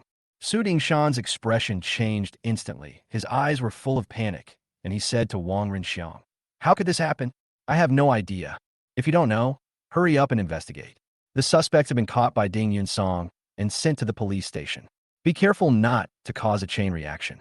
Wang Rinxiang hung up the phone with a bang, which put a lot of pressure on Su Dingshan. Su Dingshan's face was full of panic and nervousness. He immediately found Chi Yuba's phone number and called him.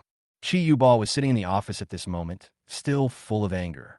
The conversation between him and Ding Yunsong today made him very angry, and Wang Meiqi rushed in and took a passionate video with Su Feifei. He was almost oppressed to death. Seeing that Wang Rinxiang was calling, he answered the phone very proudly and asked, Principal Su, what's the matter? Did you arrange for someone to collapse a building in Yunfu Home of Tengyun Group? Su Dingshan asked straight to the point. Although Chi Yuba was a little indignant, he still told Su Dingshan truthfully. That's right. Ding Yunsong talked to me today. I said that there was a problem with the construction quality of Tengyun Group, but he didn't believe it. So I arranged for someone to knock down another building under construction of Tengyun Group. In this way, I wonder what Ding Yunsong will do. Will he still doubt me? As Chi Yuba spoke, his face was filled with pride, as well as a sense of joy that he was the mastermind behind the overall plan. However, Su Dingshan was so angry that he couldn't help but said to Chi Yuba angrily, You are just fooling around. Chi Yuba was originally very happy, but when he heard the blame on himself, he immediately became angry and asked Su Dingshan over the phone. What do you mean? The person who handled the matter was incompetent and was caught by Ding Yunsong. He has now been sent to the Public Security Bureau and is being interrogated. If anything goes wrong with this matter, you will be doomed. Su Dingshan hung up the phone and immediately called Wang Rinxiang back. When Wang Rinxiang heard this, he was so angry that he cursed. He did not dare to delay at all and hurried to Li Chuanmin's office. Wang Rinxiang came to Li Chuanmin's office and knocked on the door. His heart was pounding and he was very nervous, fearing that Lee Kwon-min would scold him. Gumein. Lee Kwon-min looked towards the door and shouted. Wang Rinxiang pushed the door open and came in. He looked at Lee Kwon-min with a panicked look on his face and said, Mayor Lee, we have already found out that Chi Yuba arranged for someone. Ding Yunsong talked to him today. He insisted that there was something wrong with the construction quality of Tengyun Group, which led to the collapse of Hentang Mall. Ding Yunsong didn't believe it, so he caused the collapse to prove it. Is he a pighead? Damn it. Lee Kwon-min, who was a policeman, had a gangster air about him. In anger, he cursed out loud. Wang Rinxiang's heart was pounding, and he felt inexplicably nervous and panicked as he looked at Lee Kwon-min. Lee Kwon-min pondered for a long time and said to Wang Rinxiang, Contact Mayor He immediately and explain to him the seriousness of the situation. Don't let the man talk nonsense. After Lee Kwon-min finished speaking, he looked at Wang Rinxiang in front of him with deliberate and meaningful eyes, all as a reminder. Wang Rinxiang's heart skipped a beat, and he knew what Lee Kwon-min meant. He had to clean up the matter, otherwise he would be doomed. He knew very well that Lee Kwon-min could not make the arrangements personally, so he could only make them himself. So he said, Mayor Lee, don't worry, I know how to handle it. Li Kuan-min nodded slightly without saying anything. However, he held the pen in both hands, broke it with a snap, and threw it into the trash can. Wang Rinxiang's mind fluttered, as if he had already seen He Fang's fate, murder to silence him.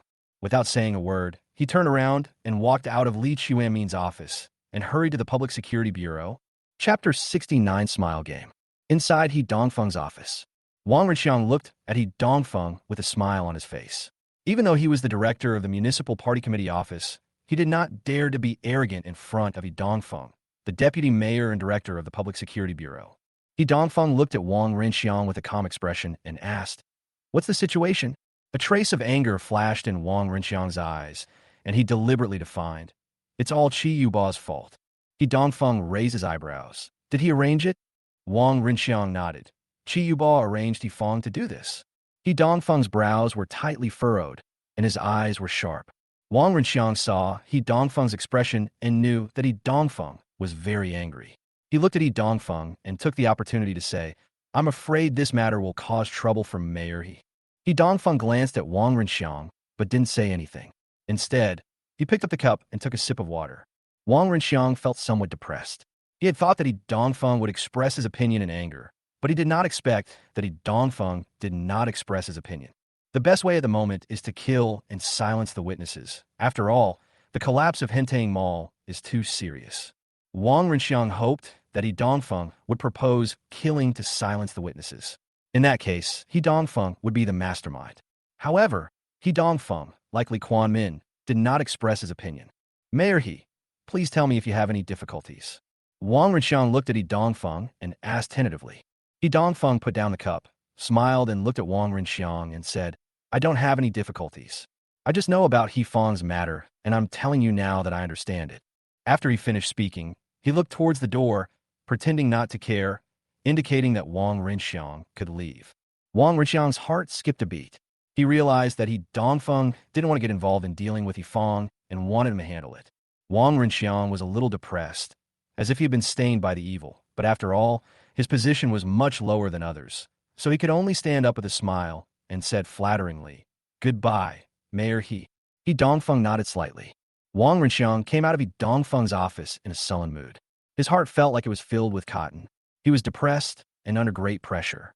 He could only arrange the matter himself. He hurried out of the Public Security Bureau and went straight to the Taidong branch.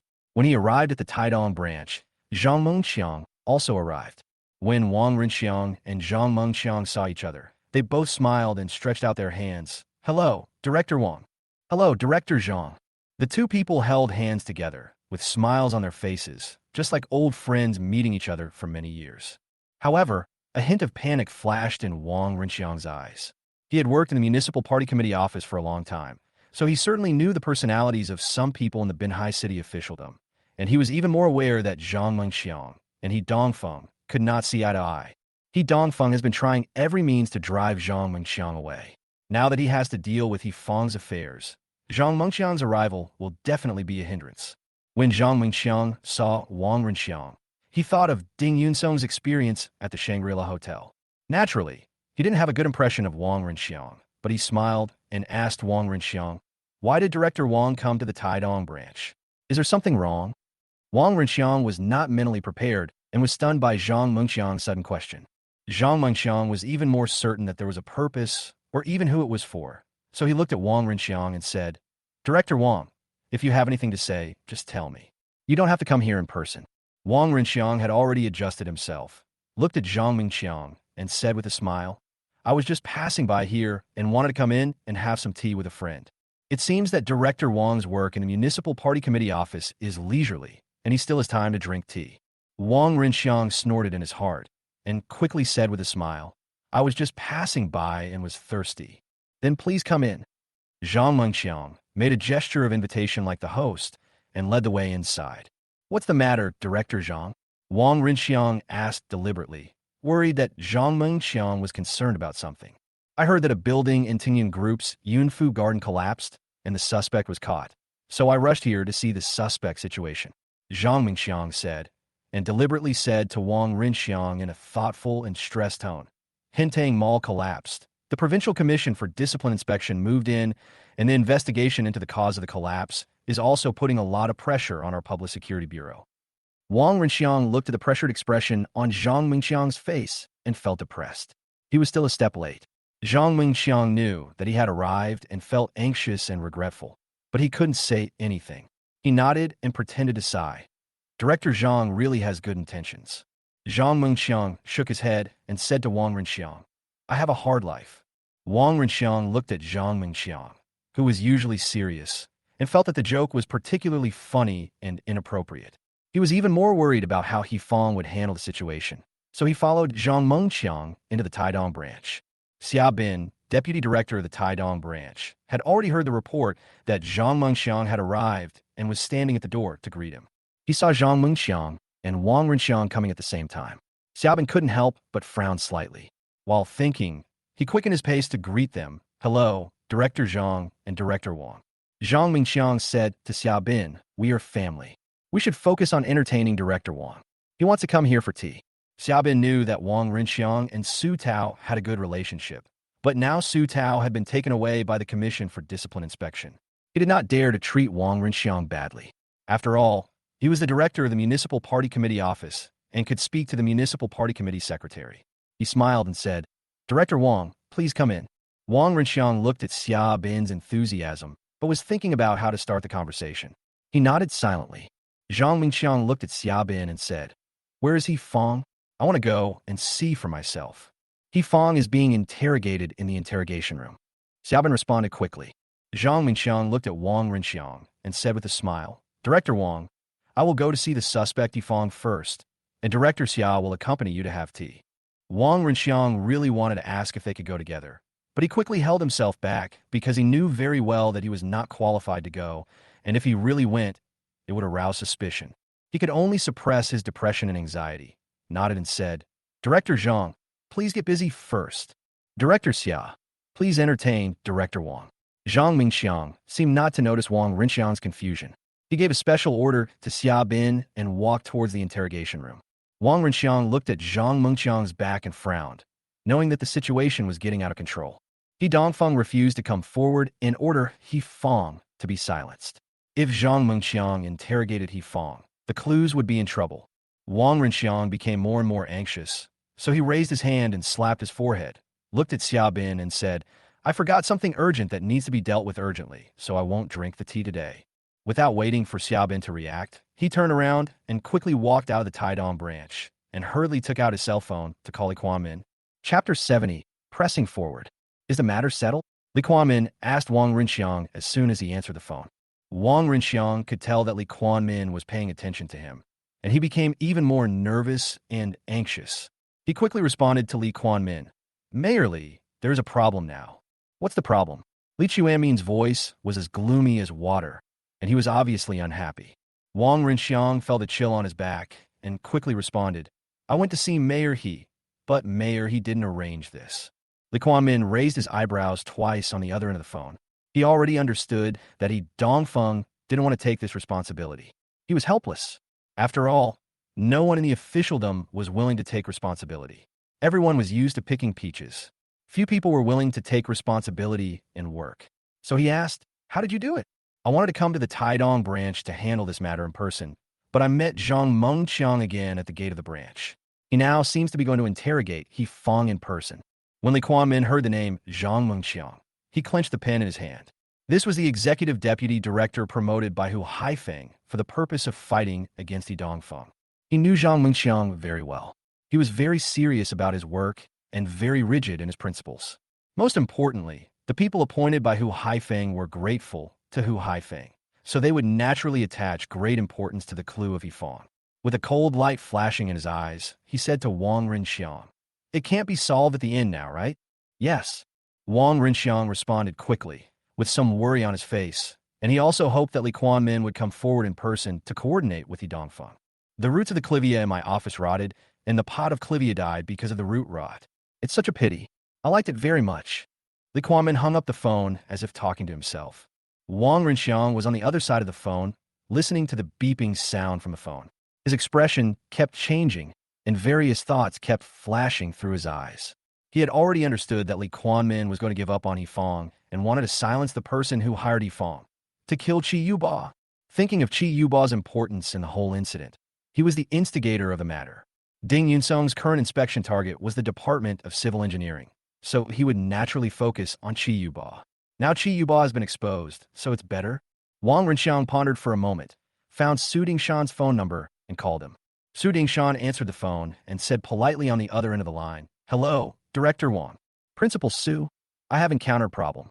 Please help me analyze it." Wang Renxiang spoke to Su Dingshan in a very relaxed tone. Su Dingshan frowned and asked quickly, "Director Wang, please tell me what you want to say. I have a money tree in my office. The tips of its leaves have turned yellow. Is there something wrong?" Su Dingshan was stunned. He didn't study crops at Benhai University, so why did he ask himself this? His brain was spinning rapidly, guessing Wang Renxiang's intention, and he soon understood what the so-called leaf tip was referring to. There was a problem at the end. "Can we just cut off this leaf?" Su Dingshan asked Wang Renxiang tentatively. "The leaves of this money tree are growing well. Many people are reluctant to part with them and want to protect them," Wang Renxiang continued. Su Dingshan felt a surge of pressure in his heart, so he tentatively asked Wang Renxiang, "Director Wang, do you want to uproot this tree? Your suggestion is good. If we uproot it, I won't have to worry about it anymore and can just buy another one." Wang Renxiang laughed and said to Su Dingshan, "You teachers are really smart. Why didn't I think of it? Thank you for inspiring me." Wang Renxiang had hung up the phone and no longer gave Su Dingshan a chance to ask questions.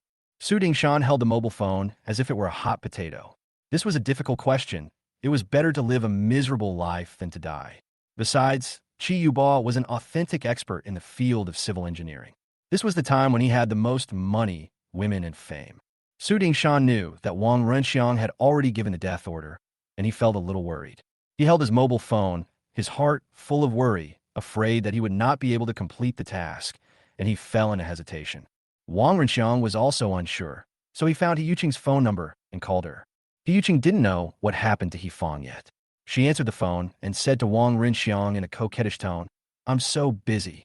Chi Yuba was so lustful today that he was fooling around with Su Feifei in the office.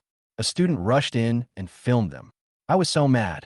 Wang Renxiang didn't say anything when he heard He Yuqing's complaints. When he heard what Chi Yuba had done, his brows knitted tightly, and he sneered. Chi Yuba has made enough money in his life and has slept with many women. It seems that he will not lose anything if he dies. Death. He Yuqing was stunned and quickly asked Wang Renxiang, "What do you mean? Do you want Chi Yuba to die?" "Chi Yuba simply deserves to die." Wang Renxiang gritted his teeth in hatred. "What happened?" He Yuqing asked curiously. "This idiot actually sent people to the Yunfu homeland that Tungyun Group was building and caused a building to collapse. Now, the suspect has been arrested and taken to the Public Security Bureau and is being interrogated. Is Chi Yuba crazy?" He Yuqing's tone was filled with fear. She couldn't help but ask quickly, could it be that Ding Yunsong provoked him and made him lose his mind? Who knows? Anyway, this guy really deserves to die now. "What are you going to do now?" He Yuqing was a little frightened. "I have already called Su Dingshan and told him my intention. Now it depends on how Su Dingshan will implement it. You pay attention to this matter at school and make sure Chi Yuba shuts up." Wang Renxiang's tone was cold and merciless. He Yuqing felt a chill on her back. She knew that this was to kill Chi Yuba and silence him. She pretended to be calm and said, "I know. I will keep an eye on this matter. There's no need to give any advice to Su Dingshan. Just wait for the results." Wang Renxiang thought of the attitudes of Li Kuan-min and He Dongfeng, and he also learned to stay out of it and not harm his woman. "You are so good to me. I will thank you tonight." He Yuqing relaxed and spoke in a coquettish tone. When Wang Renxiang heard that he was going to thank him in the evening, his depression disappeared, and he couldn't help but smile obscenely. "Tonight, I hope you become beautiful, sexy, and wild." "Hateful. You really know how to play." He Yuqing's voice trembled slightly and changed in tone. "Ah. Wang Renxiang laughed loudly and hung up the phone happily. He Yuqing listened to the beeping sound of her cell phone, and a blush appeared on her face.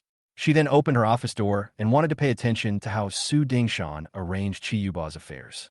She was also very curious. Letting a person die is not an easy thing, let alone asking a person to give up a good life and choose death. It felt unrealistic. He Yuqing waited for news. Su Dingshan has already called Chi Yuba at this moment. Chapter 71, Destroying Evidence. Chi Yuba answered Su Dingshan's call, and he seemed very arrogant.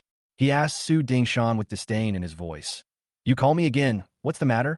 Su Dingshan listened to Chi Yuba's impatient voice and felt a little annoyed. He thought to himself, it's all because of you. Otherwise, would I call you repeatedly? So he rolled his eyes and said to Chi Yuba with a gloomy face, Professor Chi, your case has attracted attention from many parties. What's my business? Chi Yuba seemed to be a loss. Su Dingshan didn't expect Chi Yuba to still play dumb, so he said to Chi Yuba in a somewhat unhappy tone, Ding Yunsung's vigorous inspection of the Department of Civil Engineering is actually digging for clues about you. Now you have arranged for someone to destroy a building in Yunfu home, and the matter has been further exposed, attracting enough attention. So what? No one will know it was me who did it. Su Dingshan frowned tightly and wanted to curse in his heart, so he asked Chi Yuba impolitely, Are you sure that Yifang will not tell others about you? Chi Yuba showed a trace of uneasiness on his face and said to Su Dingshan, Since you are afraid that Yifang will tell others, you should ask Yifang not to tell others. Su Dingshan sneered. That's your man? You can't even handle it. How can we handle it? I don't care. If you don't deal with this matter, the responsibility will be yours, and it has nothing to do with me. Su Dingshan wanted to call Chi Yuba a scoundrel, and said unhappily, he was hired by you. If he betrays you, you will be finished. You and I are on the same boat. If I die, you won't be able to survive either. Su Dingshan's face turned black. He never dreamed that Chi Yuba would be so stubborn and acted as if he was determined to tie them up together. He almost said that he was finished and would definitely give Su Dingshan away. Su Dingshan felt threatened and was so angry that he almost cursed. The murderous intent in his eyes became stronger, so he said to Chi Yuba thoughtfully, I think you should think about it carefully, otherwise just destroy all the research results in the field of instant glue. In this way, no one will be able to find evidence. Destroy all the research in the field of instant glue.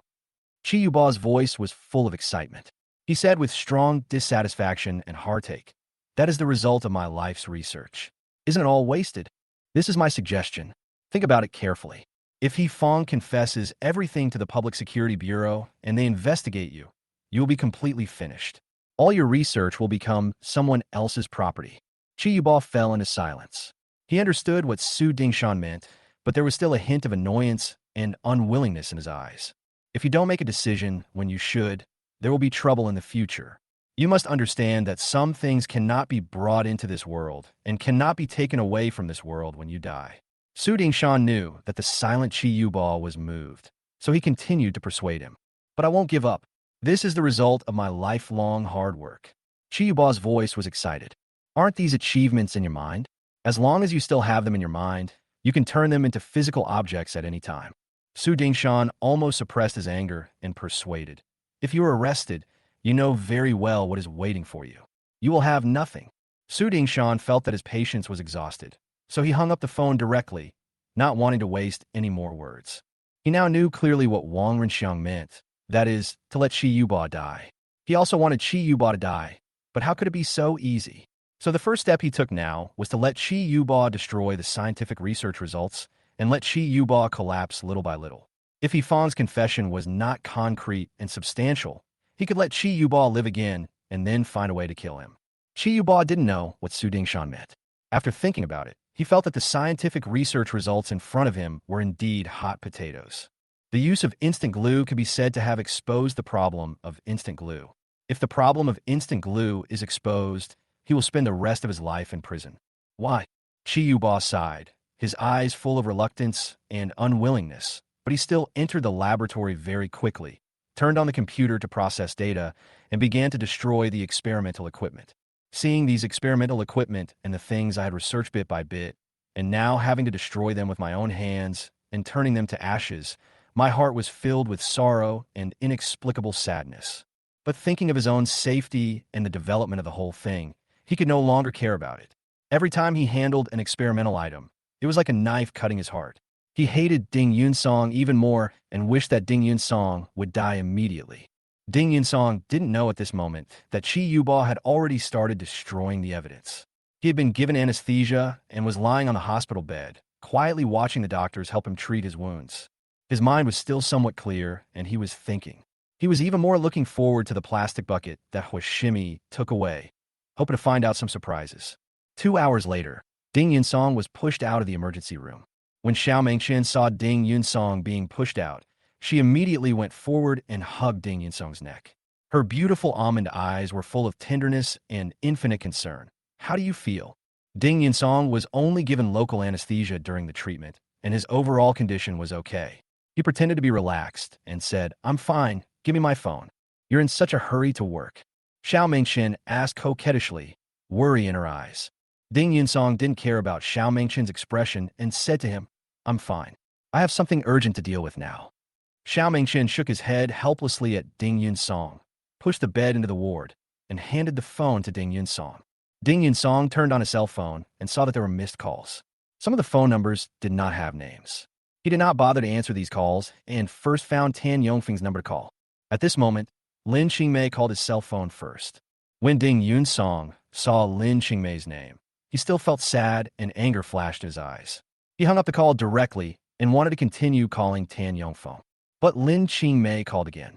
Ding Yunsong could only answer the call helplessly. Before Ding Yunsong could say anything, Lin Qingmei smiled and said, "Ding Yunsong, you are not dead?" Ding Yunsong felt as if his heart was stabbed by a needle. He couldn't help but said to Lin Qingmei coldly, "I have a job and love now. Why should I die?" Ding Yunsong was relieved and wanted to talk more, but the phone beeped. However, Lin Qingmei's voice rang in his ears. "It seems that Xiao Mingqian and you too have become more affectionate." Ding Yunsong and Xiao Mingqian looked over and saw Lin Qingmei's beautiful face was full of sneers. She looked at the two of them, moved her long legs, and slowly walked over. Chapter 72, Want to Remarry. Lin Qingmei was obviously dressed up carefully. At this moment, she was wearing a red miniskirt, black stockings on her legs, and a pair of black high heels on her feet. She looked graceful and elegant, really like a beautiful flower. The maturity and charm in her body flows naturally on her face, adding to her charm and making her more feminine. If you don't know that she's a cheating woman, just seeing such a woman would make anyone's heart beat fast, and even think that Lin Qingmei has unparalleled beauty and a stunning face. However, Ding Yunsong knew Lin Qingmei and knew that she was a lowly woman who had betrayed him, and he despised her from the bottom of his heart. Lin Qingmei seemed not to notice Ding Yunsong's pain. She looked at Xiao Mingqian with a smile on her face, opened her arms, and said, "Mingqian, we haven't seen each other for 8 years. I miss you so much." Lin Qingmei was warm and generous. She opened her arms, allowing her tight skirt to wrap her mature body tightly, making her look even more charming. Xiao Mingqian was a relatively simple woman. When she saw Lin Qingmei opening her arms, she hesitated a little. After all, they were classmates. Ding Yunsong was lying on the hospital bed and couldn't stand it anymore. If Xiao Mingqian's innocence was hugged by Lin Qingmei, he would feel it was a blasphemy. He looked at Lin Qingmei and said in a cold voice, "Are you so familiar with Xiao Mingqian? You have said a lot of bad things about Xiao Mingqian in the past few years." Lin Qingmei had already opened her arms to hug Xiao Mingqian, but when she heard Ding Yunsong's words, she stopped and looked at Ding Yunsong with her almond-shaped eyes filled with anger and resentment. When she was with Ding Yunsong, every time she talked about the genius who was only 2 days away from being a spoiled child, she couldn't help but complain about Xiao Mingqian. She didn't expect Ding Yunsong to say it now, and she felt a little ashamed. Xiao Mingqian also woke up after being reminded by Ding Yunsong, but he still smiled and stretched out his hand, gently shook hands with Lin Qingmei, and said, "Hello, Qingmei. I didn't expect that after so many years, we would meet here." Lin Qingmei's desire to hug, just now, was actually a hypocritical gesture and insincere. After Ding Yunsong exposed her hypocrisy, she became a little annoyed. She simply looked at Xiao Mingqian in front of her and said, "Ding Yunsong has always been angry with me and often complained to me, so he deliberately provoked the friendship between us sisters." After Lin Qingmei finished speaking, she deliberately looked at Ding Yunsong, her face full of reproachful charm as she said, "You won't deny it, will you?" Ding Yunsong was calm and said to Lin Qingmei, "Why shouldn't I admit it? In my heart, Xiao Mingqian's character is better than yours." Lin Qingmei didn't expect Ding Yunsong to evaluate her like this. Anger suddenly surged in her heart, and she glared at Ding Yunsong fiercely. "Since you think Xiao Mingqian is so good, why did you stay with me in the first place?" When Ding Yunsong heard Lin Qingmei's reproach, he said with a hint of self-mockery on his face, "Being with you is probably the stupidest thing I have ever done in my life, and it is also my stupidest decision." After he finished speaking, he closed his eyes tightly, as if recalling the pain. "Oh," Lin Qingmei chuckled, looked at Xiao Mingqian and said, Have you seen how ruthless and heartless Ding Yun-song is? For a man like this, I suggest you stay away from him. He is not worth loving. Xiao Mingqian had become calmer at this moment. Instead, he grabbed Ding Yun-song's other uninjured hand and said to him affectionately, Ding Yun-song, even if your arm is broken, I will never leave you and will stay by your side for the rest of my life. Ding Yun-song had heard these words before entering the emergency room. When he heard the same words again, his expression changed slightly and his eyes were filled with strong emotions. Lin Qingmei felt like a bucket of cold water was poured on his head, making him feel extremely embarrassed, aggrieved, and even angry. He couldn't help but sneer and asked Xiao Mingqian, do you want to pick up Ding Yun-song, a second-hand commodity? At this moment, Lin Qingmei straightened her back, and the whole person became more proud and beautiful, but also revealed arrogance. Xiao Mingqian was very calm, gentle like the sea that can accommodate everything, and said to Lin Qingmei with a smile, I liked Ding Yun-song very much back then. Even if Ding Yun-song married you, I still followed Ding Yun-song abroad. Oh, Lin Qingmei felt very excited and deliberately laughed disdainfully and said to Xiao Mingqian arrogantly, I didn't realize that you were still so in love with Ding Yun-song. She glanced at Ding Yun-song again and said in a mocking tone, we are divorced now. Your good days are coming. You can pursue Xiao Mingqian openly. When Ding Yun-song heard Lin Qingmei's words, he felt extremely sad and depressed, as if his chest was filled with cotton and he was suffocating. He truly loved Lin Qingmei and was full of infinite affection for her. Over the years, he has always treated Lin Qingmei like a treasure. He was afraid of hurting her when he held her in his hands, and afraid of melting her when he held her in his mouth. However, he did not expect that Lin Qingmei would cheat on him. Seeing Ding Yun-song in pain, Xiao Mingqian actually envied Lin Qingmei for being able to receive such true love from Ding Yun-song. So she held Ding Yun-song's hand tighter, looked at Ding Yun-song and said, the reason why I hurry back to China this time is because I heard that you and Lin Qingmei were divorced. I don't want to miss another opportunity. I want to be with you. After she finished speaking, she held Ding Yun-song's hands with both hands, her eyes full of affection, like two clear springs, clear and tender, as if they could melt everything in the world. Ding Yun-song felt as if his heart was moistened by rain and dew, extremely comfortable, and was deeply moved by Xiao Mingqian's true feelings and love for him. However, he couldn't care about these things at the moment. He glanced at the bottle of infusion and said to Xiao Mingqian, I'll make the call first, and we'll talk about other things later. Xiao Mingqian was a little disappointed, but still smiled and nodded, with tenderness in her eyes. When Lin Qingmei saw the affection between Ding Yun-song and Xiao Mingqian, she suddenly felt an indescribable jealousy in her heart, even a sour feeling. In the past, she was everything in Ding Yun-song's eyes, and she was everything to Ding Yun-song. Seeing Ding Yun-song was about to make a call, she suddenly stepped forward, snatched Ding Yun-song's phone, looked at Ding Yun-song, and said loudly, You are not allowed to make a call. Ding Yun-song was a little annoyed by Lin Qingmei's behavior. He glared at her and said, My business has nothing to do with you. Give me your phone. Lin Qingmei was even more depressed and felt that she was despised by Ding Yun-song. So she said to Ding Yun-song in a very domineering way, I can't say it. It's just not allowed. You have no right to control me. There is no relationship between us. Ding Yun-song tried hard to pull the phone back. Lin Qingmei was completely annoyed by Ding Yun-song. She pulled the phone over and threw it to the ground with a snap. She shouted at Ding Yun-song, Ding Yun-song, let's get remarried. Chapter 73, Painful Rejection. Remarry. Ding Yun-song looked at Lin Qingmei to verify. Lin Qingmei saw Ding Yun-song's surprised expression and thought that Ding Yun-song was excited and eager. So she looked at Ding Yun-song proudly and said, Yes, I will give you a chance to remarry. Xiao Mingqian's face was full of tension.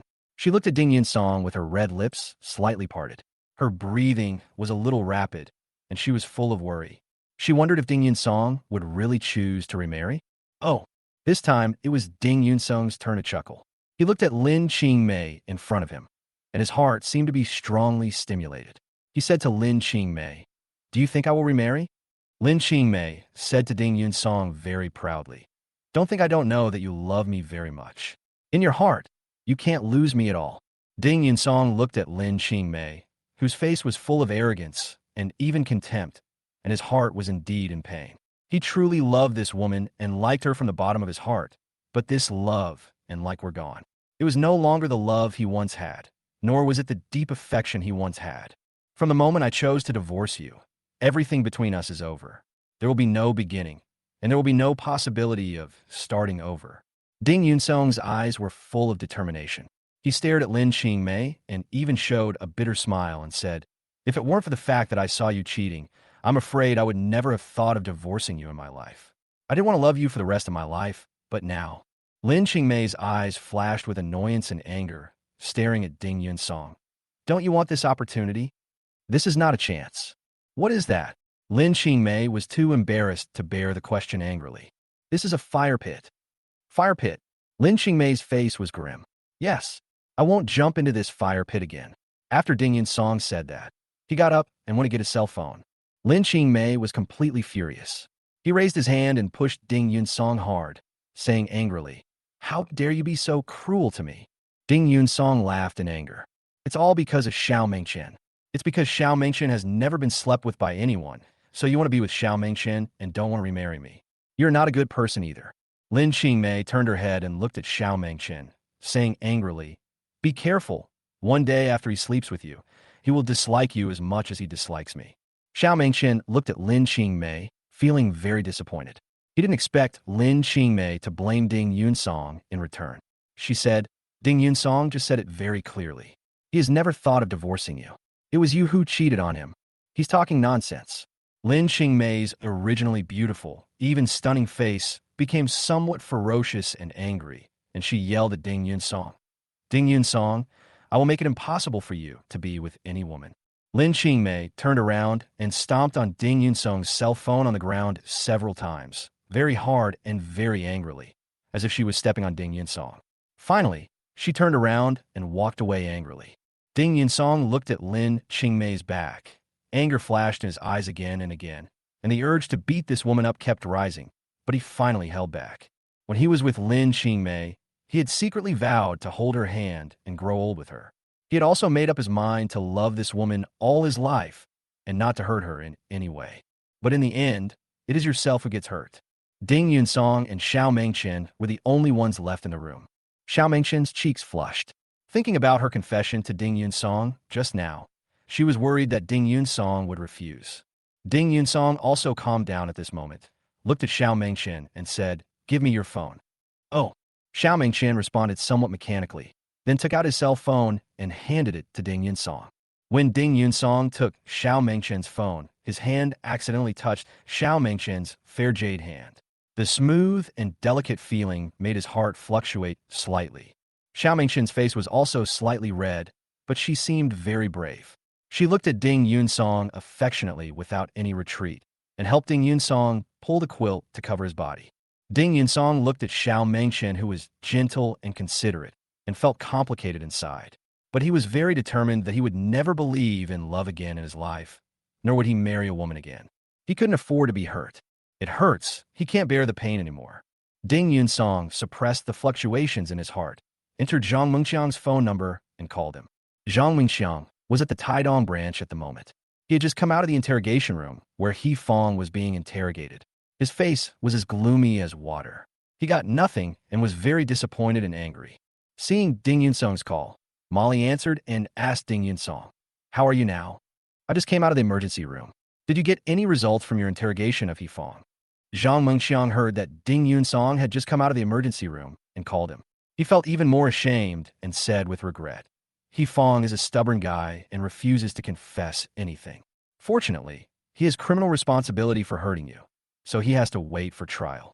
When Ding Yunsong heard that He Fong refused to confess, he frowned and muttered, "He's still being stubborn?" "Yes, very stubborn. I don't understand what this guy is going to do.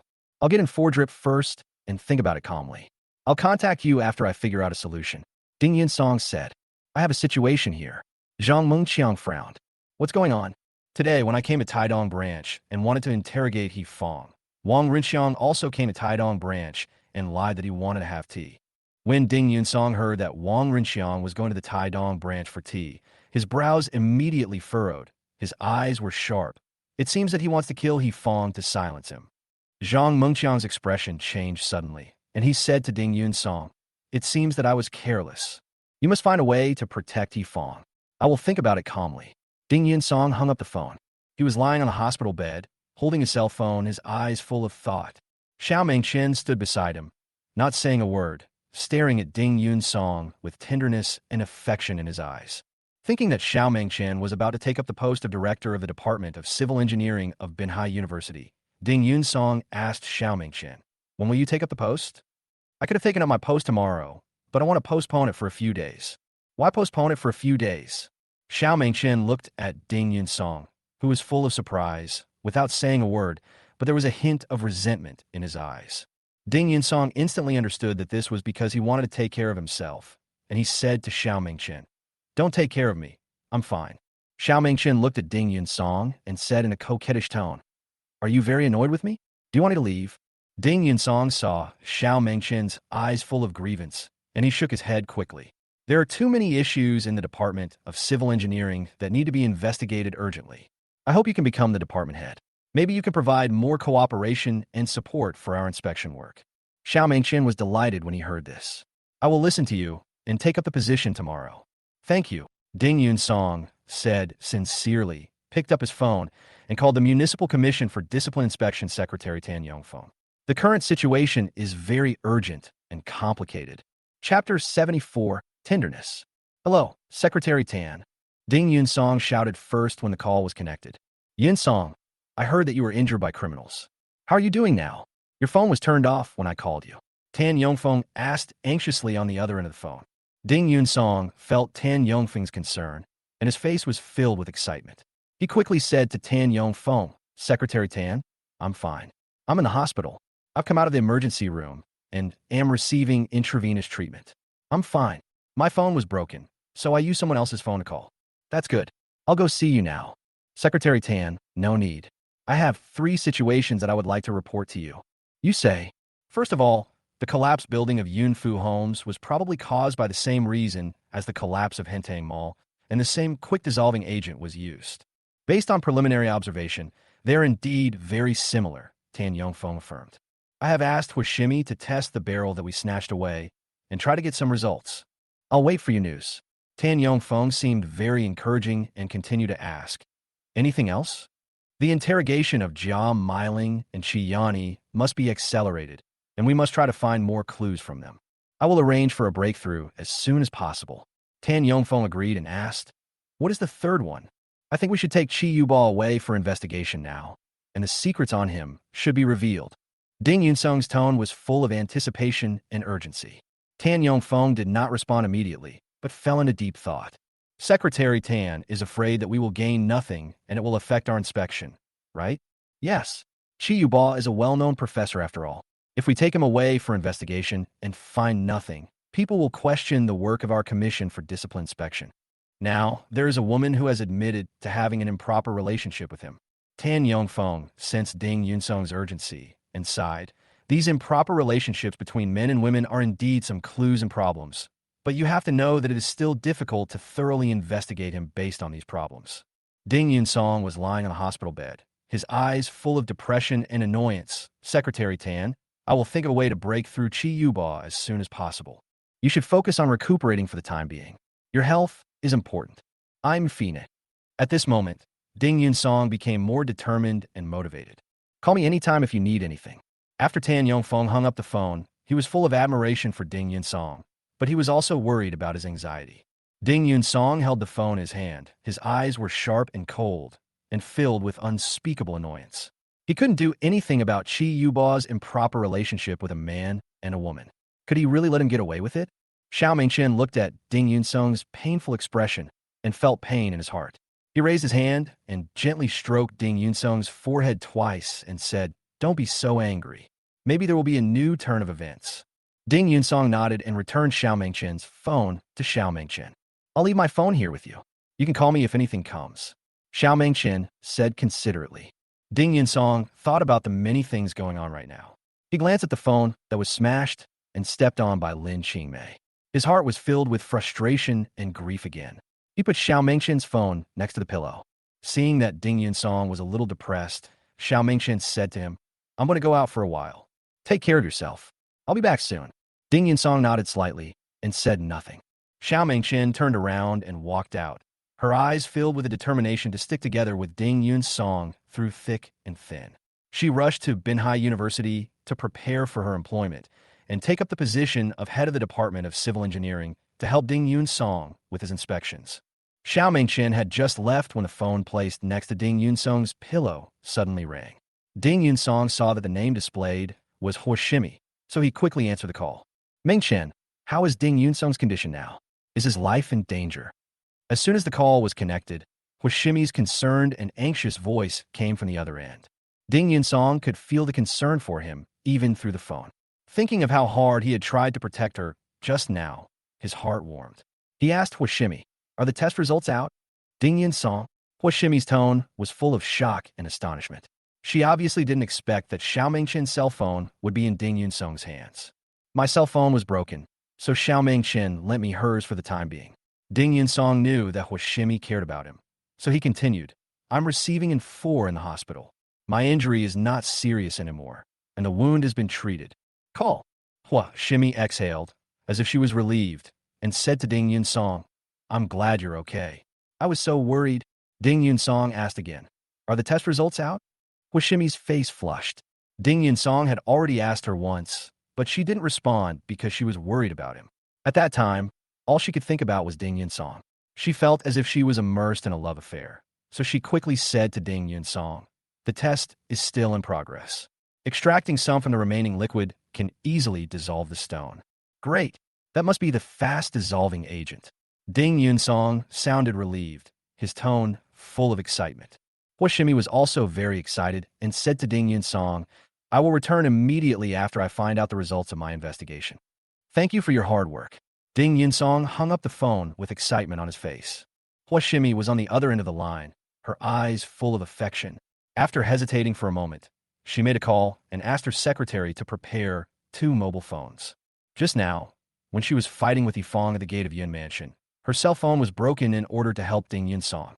Now Ding Yunsong's mobile phone is also damaged, so the 2 of them can replace it at the same time, but it feels a bit like a couple's phone. Huoshimi blushed as she thought about it, and finally muttered, "Ding Yunsong, things are important now. After I find out what happened, I'll see how I'll settle the score with you." Ding Yunsong didn't know that Huoshimi was thinking about something. He lay quietly on the hospital bed, but his brain was spinning rapidly, thinking of a solution, but it seemed that there was no solution. Just then, there was a knock on the door. "Gumein." Ding Yunsong withdrew his thoughts and looked towards the door. The door of the ward opened, and Ding Yunsong saw Wang Meifeng walk in. When Ding Yunsong saw Wang Meifeng, he immediately sat up and asked, "Aunt Feng, why are you here?" Wang Meifeng looked at Ding Yunsong's injured arm, her face full of motherly tenderness as she said, "Ding Yunsong, I know you want to help Haifeng find out the cause, but you are still young and your life is more important. You can't fight like this." As she spoke, she raised her hand to wipe away her tears, looking at Ding Yunsong, the child who was like her own son, with obvious concern from the bottom of her heart. Ding Yunsong felt warm in his heart and said to Wang Meifeng with a smile, "Aunt Feng, I'm fine. It's just a minor injury on my arm. It will be fine in a few days." In order to prevent Wang Meifeng from becoming more concerned, he changed the subject and asked, "How is Secretary Hu Haifeng's condition?" Wang Meifeng shook her head and said to Ding Yunsong, "It will probably be difficult for him to wake up." When Ding Yunsong heard this, he felt as if his heart was stabbed by needles, and a surge of grief and anger surged up. He clenched his fists tightly and said to Wang Meifeng, "Don't worry, Aunt Feng. I will definitely find out the cause of the collapse of the Hentang shopping center and help Secretary Hu Haifeng clear his name." Wang Meifeng looked at the sincere Ding Yunsong, wiped away her tears, and spoke to Ding Yunsong in a pleading tone. Chapter 75, Angry Beating. "Yunsong, can you please stop investigating the matter of Hentang Mall?" Ding Yunsong was stunned at the time. Looking at Wang Meifeng in front of him, he asked in surprise, "Aunt Feng, Secretary Hu Haifeng is about to retire. This will affect his reputation as an official for the rest of his life. If I can't find out the truth, then Hentang Mall will be labeled as a shoddy project by everyone. At that time, even if Secretary Hu Haifeng is unconscious, he will still be criticized by thousands of people." Wang Meifeng nodded, looked at Ding Yunsong, and said, "I know. So I must investigate Hentang shopping mall, find out the reasons, and bring those criminals to justice." Wang Meifang's eyes flashed with tears of emotion.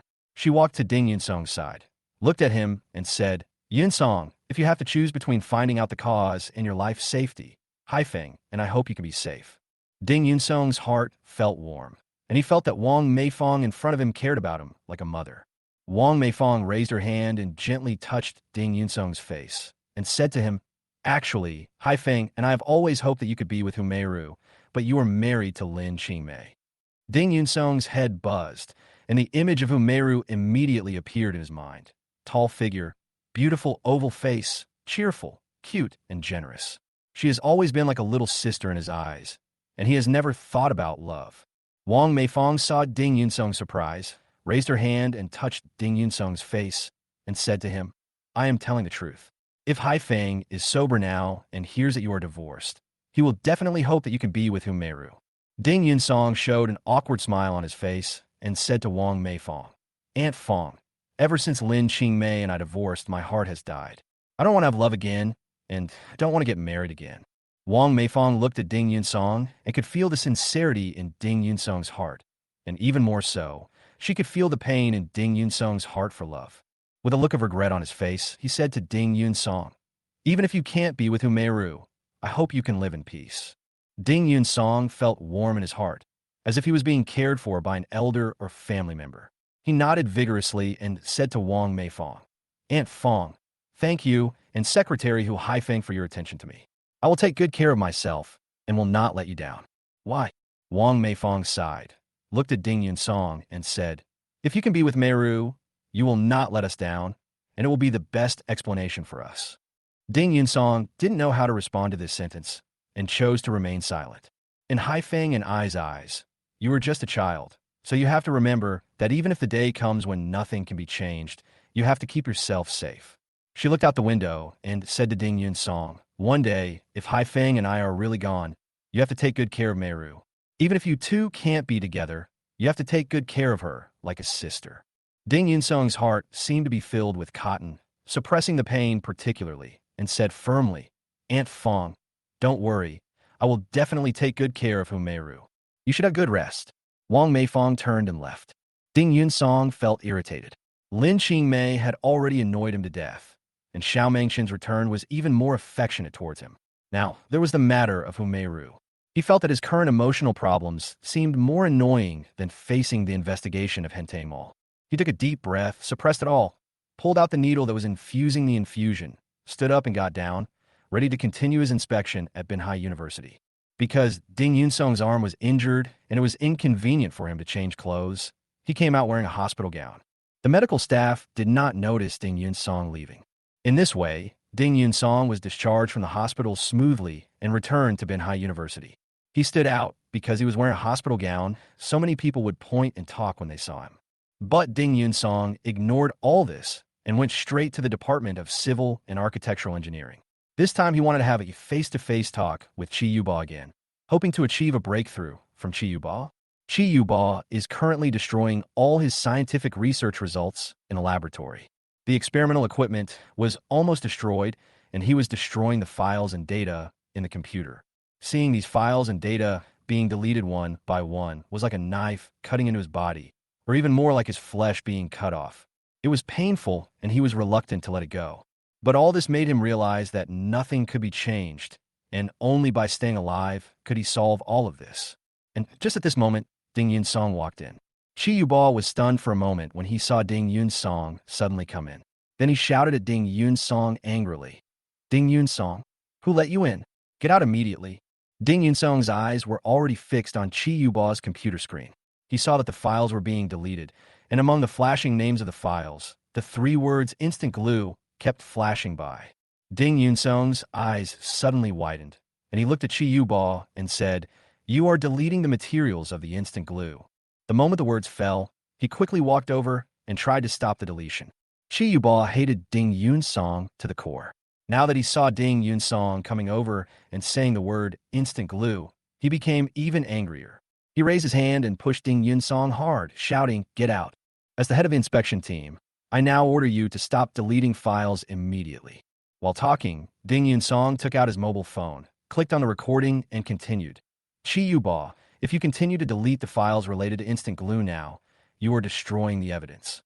Chi Yuba sneered at Ding Yun-song and said, "Don't use your status as an inspection team to pressure me. I don't have any evidence in your hands. What can you do to me? You are resisting the investigation." In order to intimidate Chi Yuba, Ding Yun-song also said, "Don't think I don't know about your improper relationship with Zhao Mei and Xue Meiling. They have confessed.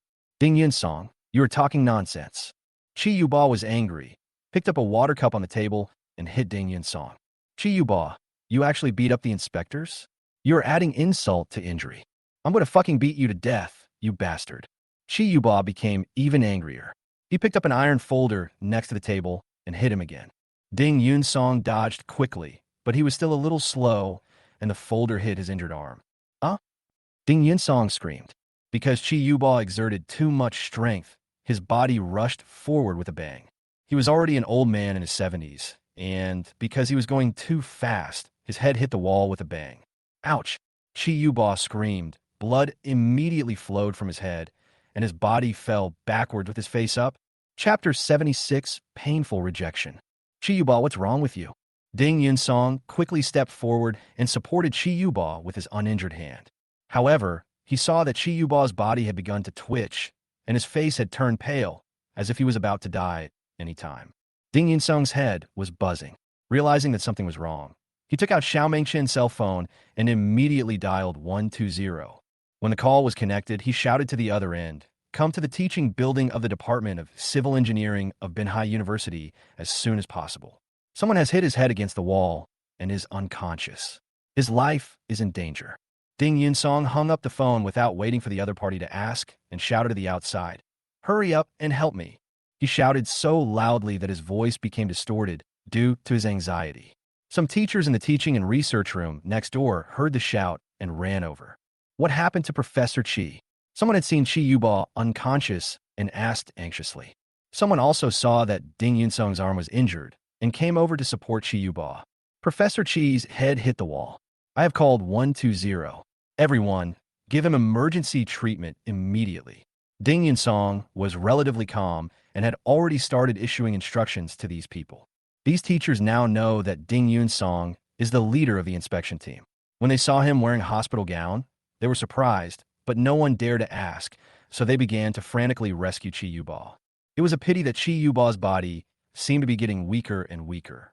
White foam was coming out of the corners of his mouth, and the blood in his head had not stopped yet.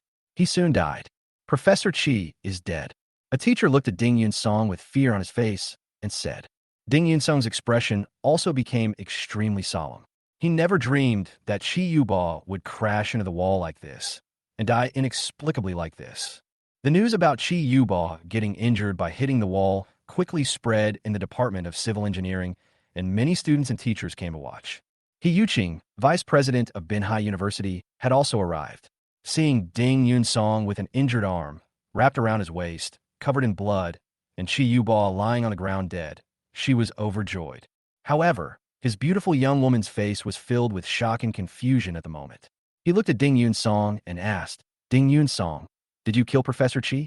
Ding Yun-song's expression changed immediately. He looked at He Yuqing in front of him and said, "Professor Chi hit himself against the wall and died." "Oh." He Yuqing chuckled, looked at Ding Yun-song coldly, and said, "Team leader Ding, don't you think your explanation is too unsatisfactory?" She deliberately looked around at everyone, raised her hand and pointed, saying, "This is Professor Chi, a famous professor in our university. How could he commit suicide by banging his head against the wall? Do you think anyone would believe it?" After he finished speaking, he looked at other people at the scene, waiting for them to speak up and help prove it. The other people also had serious expressions on their faces, and no one spoke. It was obvious that no one believed it. In their eyes, Chi Yuba has prestige, status, and money. With such a perfect life, who could want to die? Ding Yun-song, why are you here? After Xiao Mengqian separated from Ding Yun-song in the hospital, he came to the school to handle formalities. After hearing about this, he immediately rushed over. Xiao Mengqian's sudden words made everyone look at Xiao Mengqian. Everyone was shocked by Xiao Mengqian's beauty, especially when they saw her beautiful oval face. Even though it was filled with concern and care for Ding Yun-song, her beauty was still irresistible, and she looked even more charming and attractive. I came to investigate Chi Yuba in a hurry, but Chi Yuba attacked me in anger. I used too much force and hit my head on the wall. Ding Yunsong explained as he picked up the phone and started calling the police. Ding Yunsong knew that he couldn't explain it clearly, so he simply asked the police to investigate. The call was quickly connected, and Ding Yunsong said to the other end, "I am Ding Yunsong, deputy leader of the first inspection team of the Municipal Party Committee Inspection Office. I am now in the Department of Civil Engineering of Binhai University. Professor Chi Yuba had a conflict with me and accidentally hit himself against the wall and died." He still hung up the phone immediately after making the call. He then found Tan Yongfeng's phone number and called him. The call was quickly connected, and Ding Yunsong rushed to say to Tan Yongfeng on the other side, "Secretary Tan, when I came to the Department of Civil Engineering of Binhai University to investigate Chi Yuba hit me. He dares to hit you. Tan Yongfeng interrupted angrily." Ding Yunsong didn't bother to explain too much. Chi Yuba didn't control his body well, hit the wall, and died. "What did you say?" When Tan Yongfeng heard the news, he stood up directly on the other end of the phone, his eyes full of panic and disbelief. Ding Yunsong actually felt a little embarrassed and depressed, so he continued to say to Tan Yongfeng, "Chi Yuba hit his head against the wall and died. I have called 120 and 110. Wait for me there, I'll be right there." Tan Yongfeng didn't bother to ask more questions, hung up the phone, and immediately called Wang Wanli. Wang Wanli answered the phone and asked Tan Yongfeng in a gentle voice, "Secretary Tan, what's the matter?" When Ding Yunsong was inspecting Binhai University, Chi Yuba clashed with Ding Yunsong and accidentally hit the wall and died. "What? How could this happen?" Wang Wanli also frowned, his eyes full of disbelief. Ding Yunsong just called me to report that he had already called 120 and 110. I was about to rush to Binhai University. We must find out the true situation of this matter and must not let anything go wrong. After Wang Wanli hung up the phone, his eyes were cold, and there was an indescribable complexity and solemnity. He never expected that such a thing would happen on the second day of Ding Yunsong's inspection work. The most important thing is, if Ding Yunsong fails to explain himself clearly and really becomes a murderer, what should we do? The more Wang Wanli thought about it, the more anxious and uncertain he became. So he simply walked out of the office and took a bus to Binhai University. Wang Rinxiang was a little curious when he saw Wang Wanli leaving, but he didn't dare to ask. The scene of the incident. He Yuqing saw Ding Yunsong making 3 consecutive phone calls. He was worried that Ding Yunsong would find someone to protect himself, so he also called Su Dingshan to report. Su Dingshan answered the phone and asked in a deep voice, "What's the matter, Director He?" Ding Yunsong killed Chi Yuba in the Department of Civil Engineering. He Yuqing said as she stared at Ding Yunsong with an angry sneer in her eyes, directly misinterpreting Ding Yunsong's previous explanation. Su Dingshan was extremely shocked but also extremely excited when he heard the news. He immediately said, "We must not let Ding Yunsong escape. I will go there now." He Yuqing, he is still in Chi Yuba's office. I am dumbfounded. Su Dingshan had already hung up the phone. He was about to laugh at Chi Yuba's death. He hurried out of the office and called Wang Rinxiang at the same time. Chapter 77, Villains in Power. Principal Su, is Chi Yuba dead? Wang Rinxiang had been waiting for the news of Chi Yuba's death, but he didn't get it and was a little annoyed. Su Dingshan could hear Wang Rinxiang's anxiety and thought of Ding Yunsong's disguised help in completing the task, and he was happy in his heart. He said to Wang Rinxiang with a relaxed look on his face, "Ding Yunsong killed Chi Yuba." "Fuck, what did you say?" Wang Rinxiang was so excited that he couldn't express it in words. Ding Yunsong killed Chi Yuba and is now in Chi Yuba's office in the Department of Civil Engineering. That's great. I'll go there right now. After Wang Rinxiang finished speaking, he hung up the phone and jogged all the way from the Municipal Party Committee to Li Chuanmin's office in the municipal government. Because he was in a hurry, when he arrived at Li Chuanmin's office, he knocked on the door and then pushed it open and rushed in. Li Kuan-min was making a phone call inside. When he saw Wang Rinxiang rushing in without waiting for his permission, he frowned and hung up the phone. Seeing the joy on Wang Rinxiang's face, he felt relieved for rushing into the house and asked, "What happened?"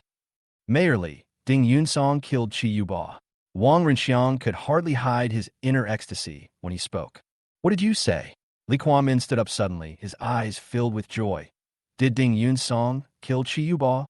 Wang Rinxiang nodded excitedly. "Su Dingshan just called me to report that Ding Yunsong is still in Chi Yuba's office." Li Kuan-min subconsciously clenched his fists, his face full of shock, and shook his head vigorously twice, as if he was dreaming. They wanted to kill Chi Yuba to silence him, but He Dongfeng was unwilling to do it. However, Ding Yunsong helped them, which was like winning a $5 million jackpot. Wang Renxiang saw Li Qianmin's expression changing constantly and knew that Li Quanmin was very happy, so he stood by and waited quietly for Li Qianmin's instructions. Li Quanmin thought that if Ding Yunsong was disabled, no one would help to find out the cause of the collapse of Hentang Shopping Center. He was even happier and said to Wang Renxiang, "Let's go to Binhai University right away. I guess there will be others who will also rush there."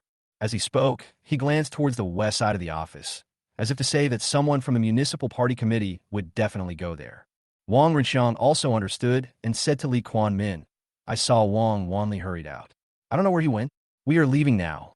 After Li Quanmin finished speaking, he strode towards the door. Wang Renxiang followed closely behind, and the two of them, along with their secretaries, hurried to Binhai University. In Chi Yuba's office at Binhai University, the 120 ambulance arrived first, and the doctor examined Chi Yuba and confirmed that Chi Yuba was dead. Yi Yuqing stood nearby, her eyes full of joy. She occasionally glanced at Ding Yunsong, feeling very relieved. Ding Yunsong's 2-day inspection had already stirred up their Binhai University and made them all aware of the crisis. Now that Ding Yunsong had killed someone, this was the best thing for them. Xiao Mengqian had been hoping for a miracle to happen to Chi Yuba, but when he heard that he was confirmed dead, he became even more worried and nervous. He naturally hugged Ding Yunsong's arm, his eyes full of worry. Lin Qingmei also heard about this at this moment and rushed over in a hurry. Seeing Xiao Mengqian hugging Ding Yunsong, she felt jealous and said to Ding Yunsong with a strong, mocking smile on her face, "Ding Yunsong, you actually killed someone." After she finished speaking, she glanced at Xiao Mengqian next to her and said with a smile, "Mengqian, it's a good thing that you and Ding Yunsong are not really together yet, and you haven't married yet. Otherwise, you will soon become the wife of a criminal." Xiao Mengqian was originally very beautiful and attracted many people's attention, but they were too embarrassed to look at her. Now that Lin Qingmei had spoken, it gave everyone a reason to look at Xiao Mengqian openly, and they all looked at Xiao Mengqian. A trace of anger flashed across Xiao Mengqian's face. He looked at Lin Qingmei and said, "Even if Ding Yunsong really killed someone, I will wait for him and stay with him forever. I will never betray him." Lin Qingmei was particularly aroused when she heard the word betrayal. It felt like she was being slapped in public. She said to Xiao Mengqian with a sneer in her eyes, "He's just a divorced man, but he makes you so obsessed. You really have no vision." Xiao Mengqian was unhappy. "Do I have good taste?" "Mengqian, you don't need to tell her." Ding Yunsong interrupted Xiao Mengqian, looked at Lin Qingmei, and said, "Shall we remarry now?" "Remarry?" Xiao Mengqian was shocked and subconsciously hugged Ding Yunsong's arms tightly, using a little force in his hands, and looked at Ding Yunsong with anxious eyes. Lin Qingmei didn't expect Ding Yunsong to suddenly propose remarriage at this time. Thinking that she was the one who proposed remarriage today, she stood there not knowing how to respond. Seeing that Lin Qingmei didn't say anything, Ding Yunsong said to Lin Qingmei, "You asked to remarry in the hospital today. I'll give you one last chance. Will you remarry or not?" Lin Qingmei knew that Ding Yunsong was playing trick on her. She glared at Ding Yunsong angrily and said, "Ding Yunsong, I will never remarry a murderer like you. Stop dreaming like that."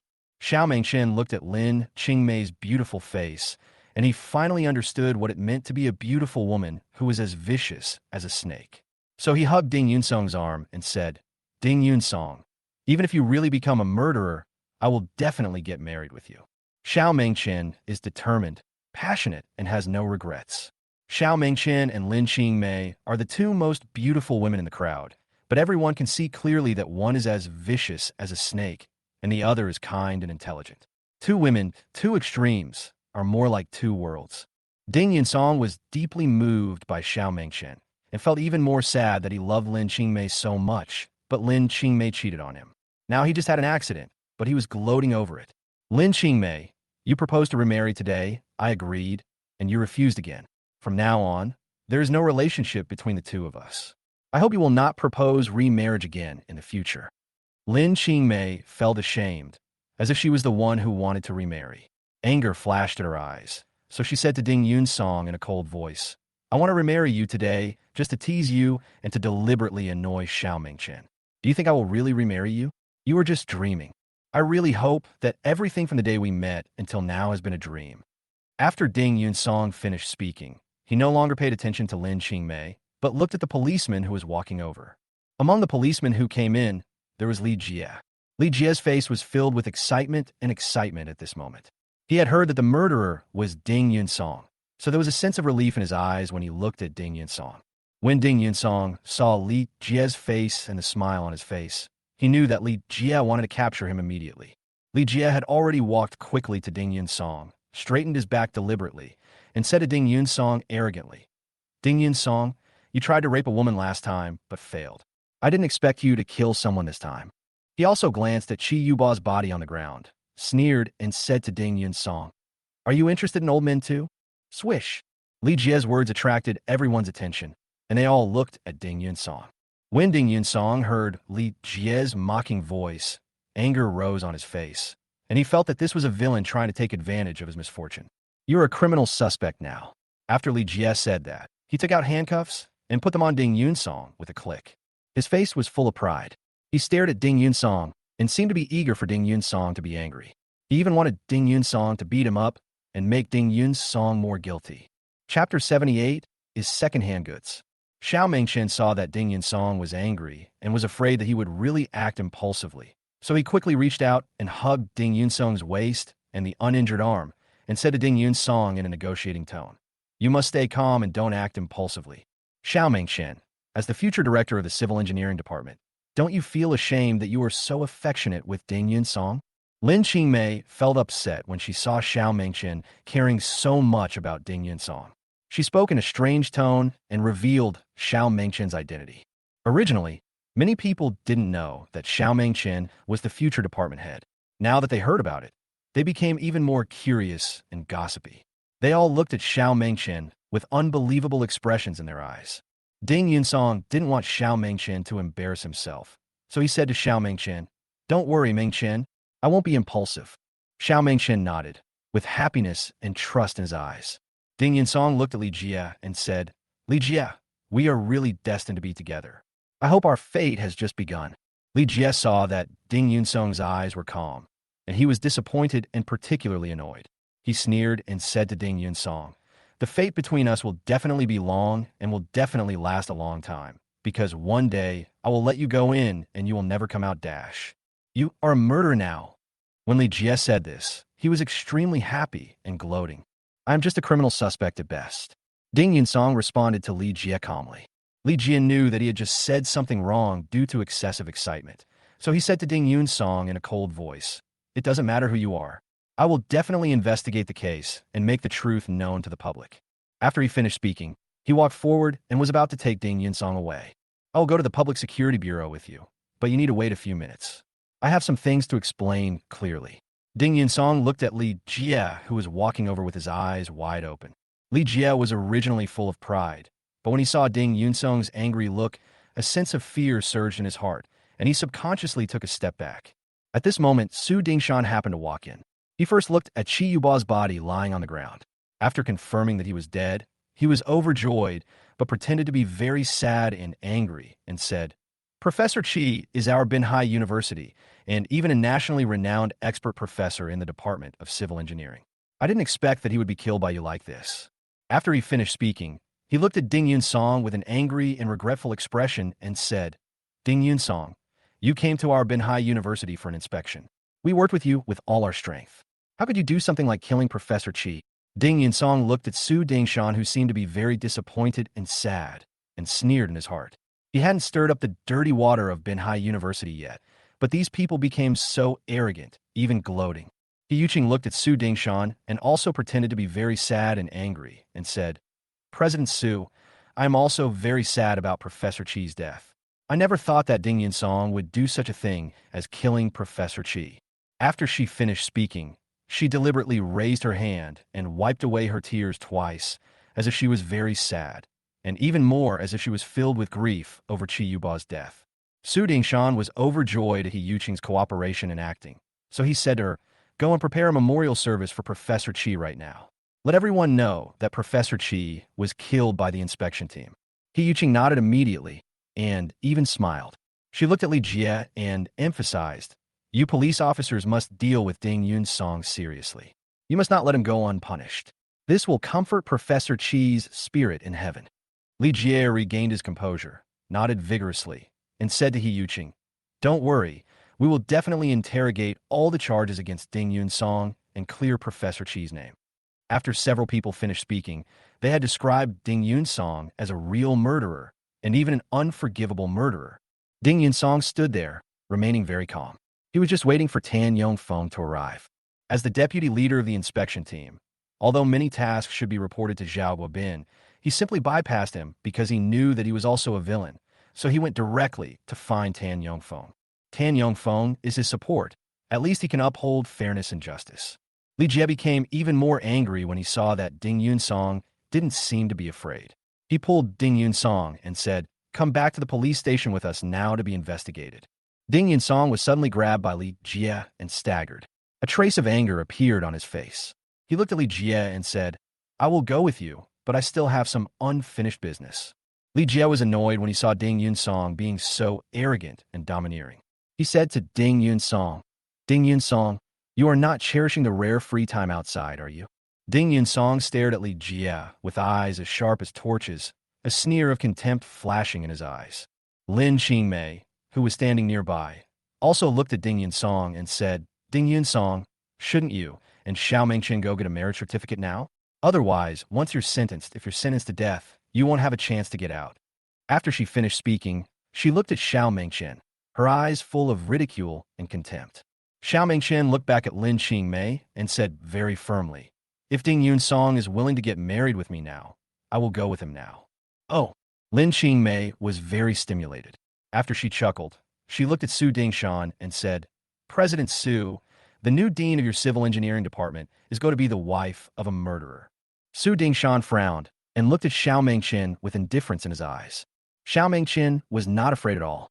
On the contrary, she hugged Ding Yunsong's arm and stood closely with Ding Yunsong, as if to let everyone know that she was willing to be with Ding Yunsong and had no regrets. "Director Xiao, I hope you can calm down," Su Dingshan said to Xiao Mengqian in a pressured tone. Xiao Mengqian responded to Su Dingshan firmly. "The love between Ding Yunsong and I has nothing to do with your school or work. If you think I'm not suitable, I can resign now." She even deliberately hugged Ding Yunsong's arm tightly again, looked at Lin Qingmei and said, "Lin Qingmei, one day you will regret losing such an excellent man like Ding Yunsong." Lin Qingmei felt as if she was humiliated and extremely stimulated. She sneered at Xiao Mengqian and said, "Ding Yunsong is just a second-hand commodity that I don't even want. Aren't you also a second-hand product?" Ding Yunsong looked at Lin Qingmei and couldn't help but blurt out. However, just as he opened his mouth to say this, he saw Wang Wanli, Li Quanmin, and Tan Yongfeng coming in together. When Li Quanmin heard about second-hand goods, a hint of anger flashed in his eyes, and he looked at Ding Yunsong.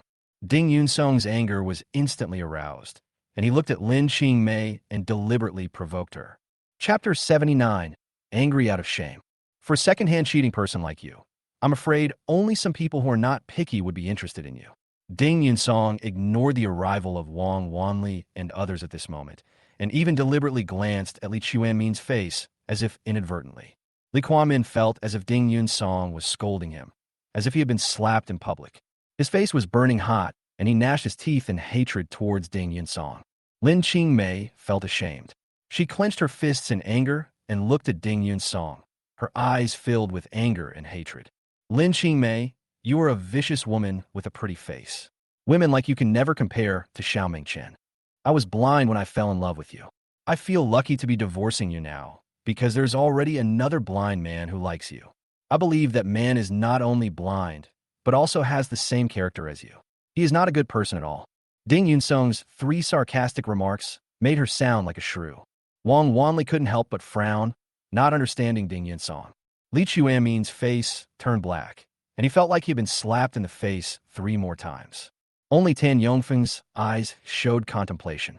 He knew Ding Yunsong and knew that he was not an impulsive person. He knew that Ding Yunsong must have other intentions and was full of expectations. Lin Qingmei was humiliated by Ding Yunsong in public. She was nervous, flustered, and angry, and her eyes subconsciously looked at Li Quanmin. Li Quanmin's face was gloomy, and there seemed to be 2 fires burning in his cold eyes. Anger flashed across his eyes again and again, but he finally held back and glanced at Lin Qingmei, reminding her to speak up and refute. Lin Qingmei knew that Li Quanmin was angry and dissatisfied. As if she had support, she looked at Ding Yunsong angrily and said loudly, Ding Yunsong, you are now a murderer and are about to be taken away. Are you afraid and angry and become a shrew who scolds the street? Don't you feel ashamed? It's embarrassing? Ding Yunsong chuckled and looked at Lin Qingmei and asked back, Of course it's embarrassing. You just wanted to remarry me, and I rejected you, and you curse like crazy. I feel embarrassed. Ding Yunsong smiled and shook his head at her and said, You are wrong. I'm not ashamed. On the contrary, I think I am still. He paused here and said with a proud look in his eyes, Very happy. Happiness. Lin Qingmei sneered and looked at Ding Yunsong, her eyes full of disdain and disbelief. Of course I'm happy, because I'm away from second-hand goods like you, and now I can fall in love freely with Xiao Mengchen. Ding Yunsong looked at Xiao Mengchen with tenderness, as if his love had penetrated deep into his bones. Xiao Mengchen didn't know that Ding Yunsong was acting on purpose, and was slightly shocked when she heard it, but soon she came to her senses with surprise. She nodded vigorously and said to Ding Yunsong with a blushing face, Ding Yunsong, I love you.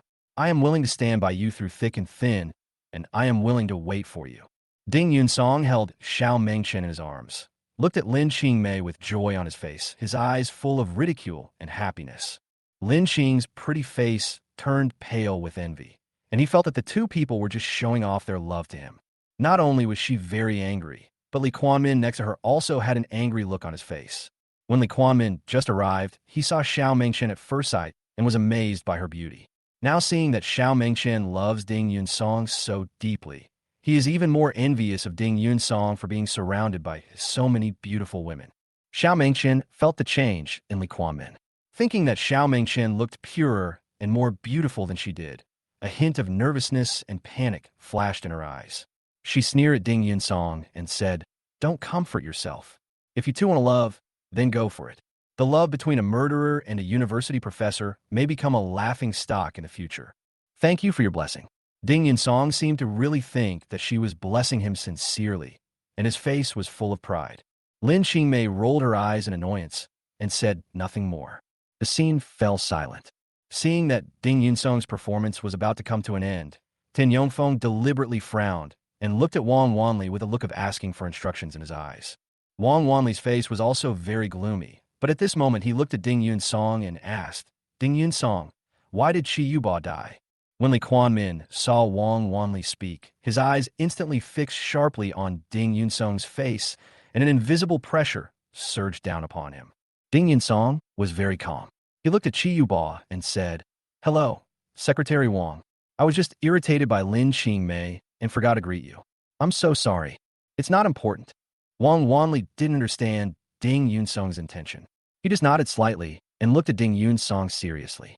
How did Chi Yuba die? Ding Yunsong glanced at Chi Yuba's body and said, I just came to talk to Chi Yuba. When I came in, I saw him deleting files and information related to the quick dissolving agent. I wanted to stop him, but he angrily hit me. As a result, I was careless and lost my balance and hit the wall and died. When Li Quanmin heard the word fast dissolving agent, his expression suddenly changed, but he quickly asked Ding Yunsong in a cold voice, What does Professor Chi's deletion of computer data have to do with you? If you hadn't stopped Professor Chi from deleting the things, there would have been no conflict. How could Professor Chi have died unexpectedly? Facing Li Chuanmin's questioning, Ding Yunsong was very calm and natural and responded to Li Quanmin. The quick dissolving agent is very likely the root cause of the collapse of the Yunding shopping mall and Yunfu home building, so I stopped it and wanted to find out. Li Quanmin thought that He Fong had not explained anything, so he was full of confidence, so he deliberately asked in a cold voice, Do you have any concrete evidence? Without waiting for Ding Yunsong to answer, he turned his gaze to Su Dingshan and asked, President Su, as the president of Binhai University, do you know about the research results of fast dissolving agents? What were those research results used for? Su Dingshan's expression changed several times. He was still very shocked when Ding Yunsong mentioned the fast dissolving agent. After hearing Li Chuanmin's question, Su Dingshan realized that this was a reminder for him not to admit it. So he shook his head with a confused expression on his face and said, I don't know what a solvent is. Have you heard about it?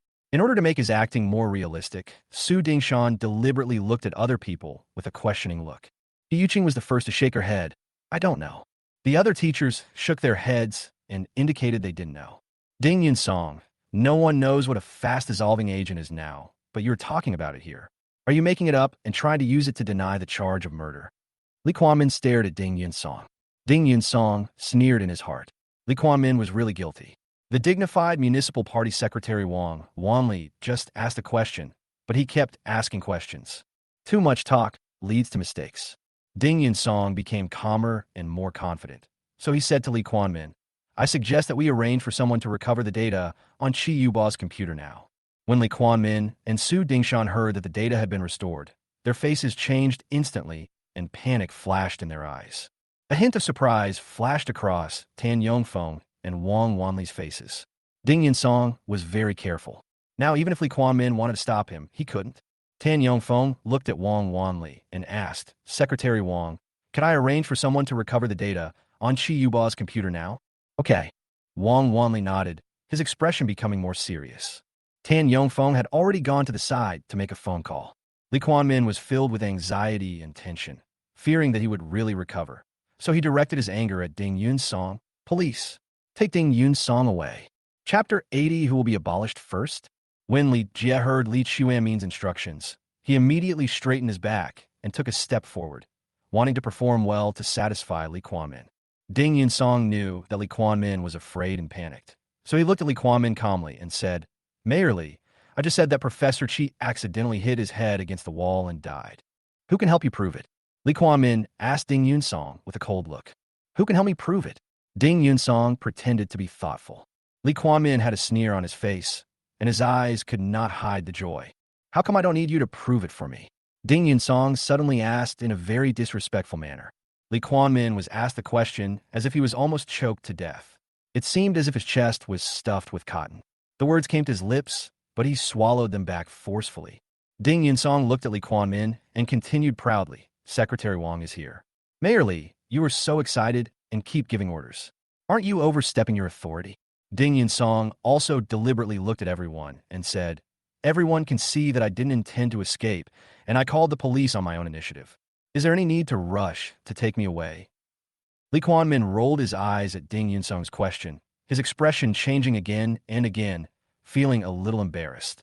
He also knew that he was a little too hasty and acted too anxiously. So he turned his head to look at Wang Wanli and said, Secretary Wang, I just think it's a pity that such a talent as Professor Chi died unexpectedly. So I'm anxious and angry.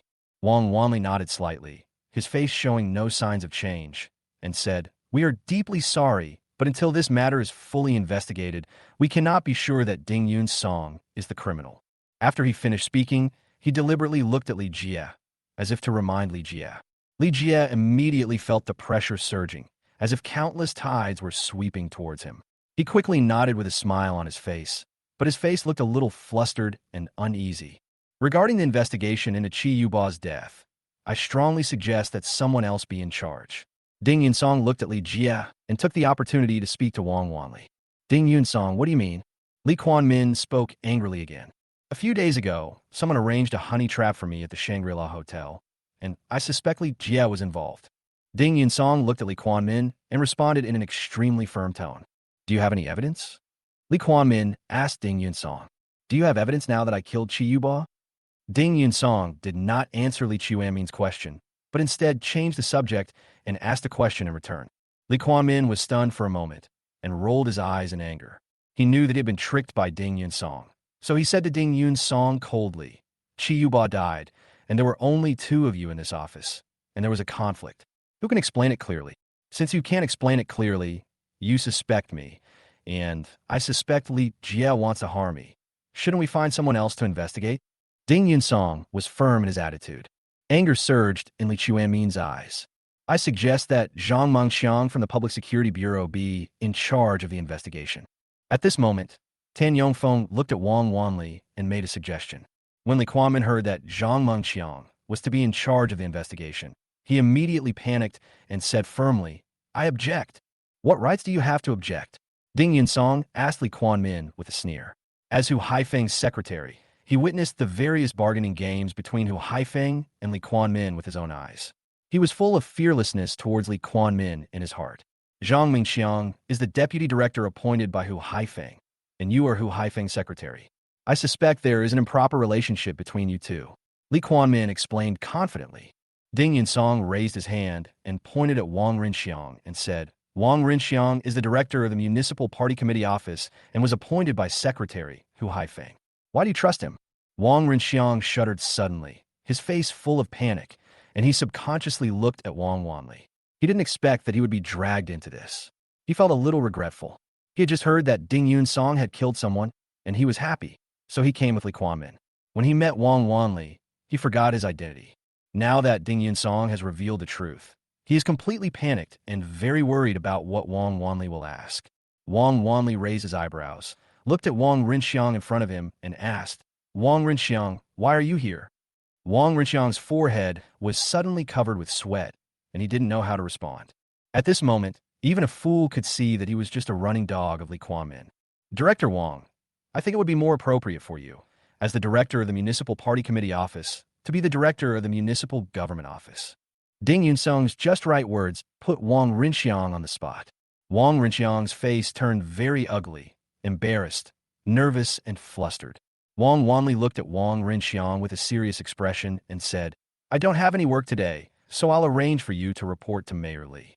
If you don't work in a Municipal Party Committee office, what are you doing here? Aye. Wang Rinxiang was trembling with fear, and cold sweat began to drip from his forehead. Li Quanmin was about to be exposed, and he regretted it in his heart. He was too careless and just hoped that Ding Yunsong would be finished. He didn't pay attention to these details, so he said to Wang Wanli, Wang Rinxiang heard that you came out, so he followed you out and happened to meet my car, so I called him in. When Wang Rinxiang heard Li Quanmin help him out, he nodded and said, Yes, Secretary Wang. I came out on a whim. Even the Secretary General didn't know about it. How did you know I was here? Wang Wanli's eyes narrowed slightly, anger already surging in his eyes. As the secretary of a municipal party committee, wouldn't it be troublesome if all his whereabouts were known to others? Wang Rinxiang now wanted to slap himself twice. The more he spoke, the more he couldn't justify himself, and his spy-like behavior was exposed.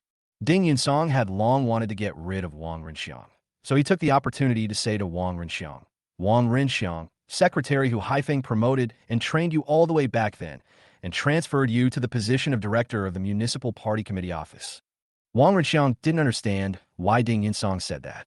Under the watchful eyes of the public, he couldn't deny it and could only nod in agreement. Secretary Hu Haifeng was in a coma due to illness, and you never visited him. You even lectured the people in the office and the lobby of the Municipal Party Committee and said in public that Secretary Hu Haifeng was a corrupt official. Ding Yunsong said at the end, shaking his head in grief and disappointment. Wang Rinxiang thought that Ding Yunsong had heard his lecture clearly that morning, and embarrassment appeared on his face again. But now he was speechless and could only worry, with cold sweat on his forehead. Ding Yunsong didn't say anything else, but his expression was full of denial of Wang Rinxiang, which had already exposed Wang Rinxiang's dirty character. Wang Wanli had already heard that Ding Yunsong wanted him to abolish Wang Rinxiang, and even stimulate and attack Wang Rinxiang. So he looked at Wang Rinxiang and said, Wang Rinxiang, you have been suspended from your work as the director of the Municipal Party Committee office. Your next work will be notified later. Boom! Wang Wanli's words were like thunder above Wang Rinxiang's head.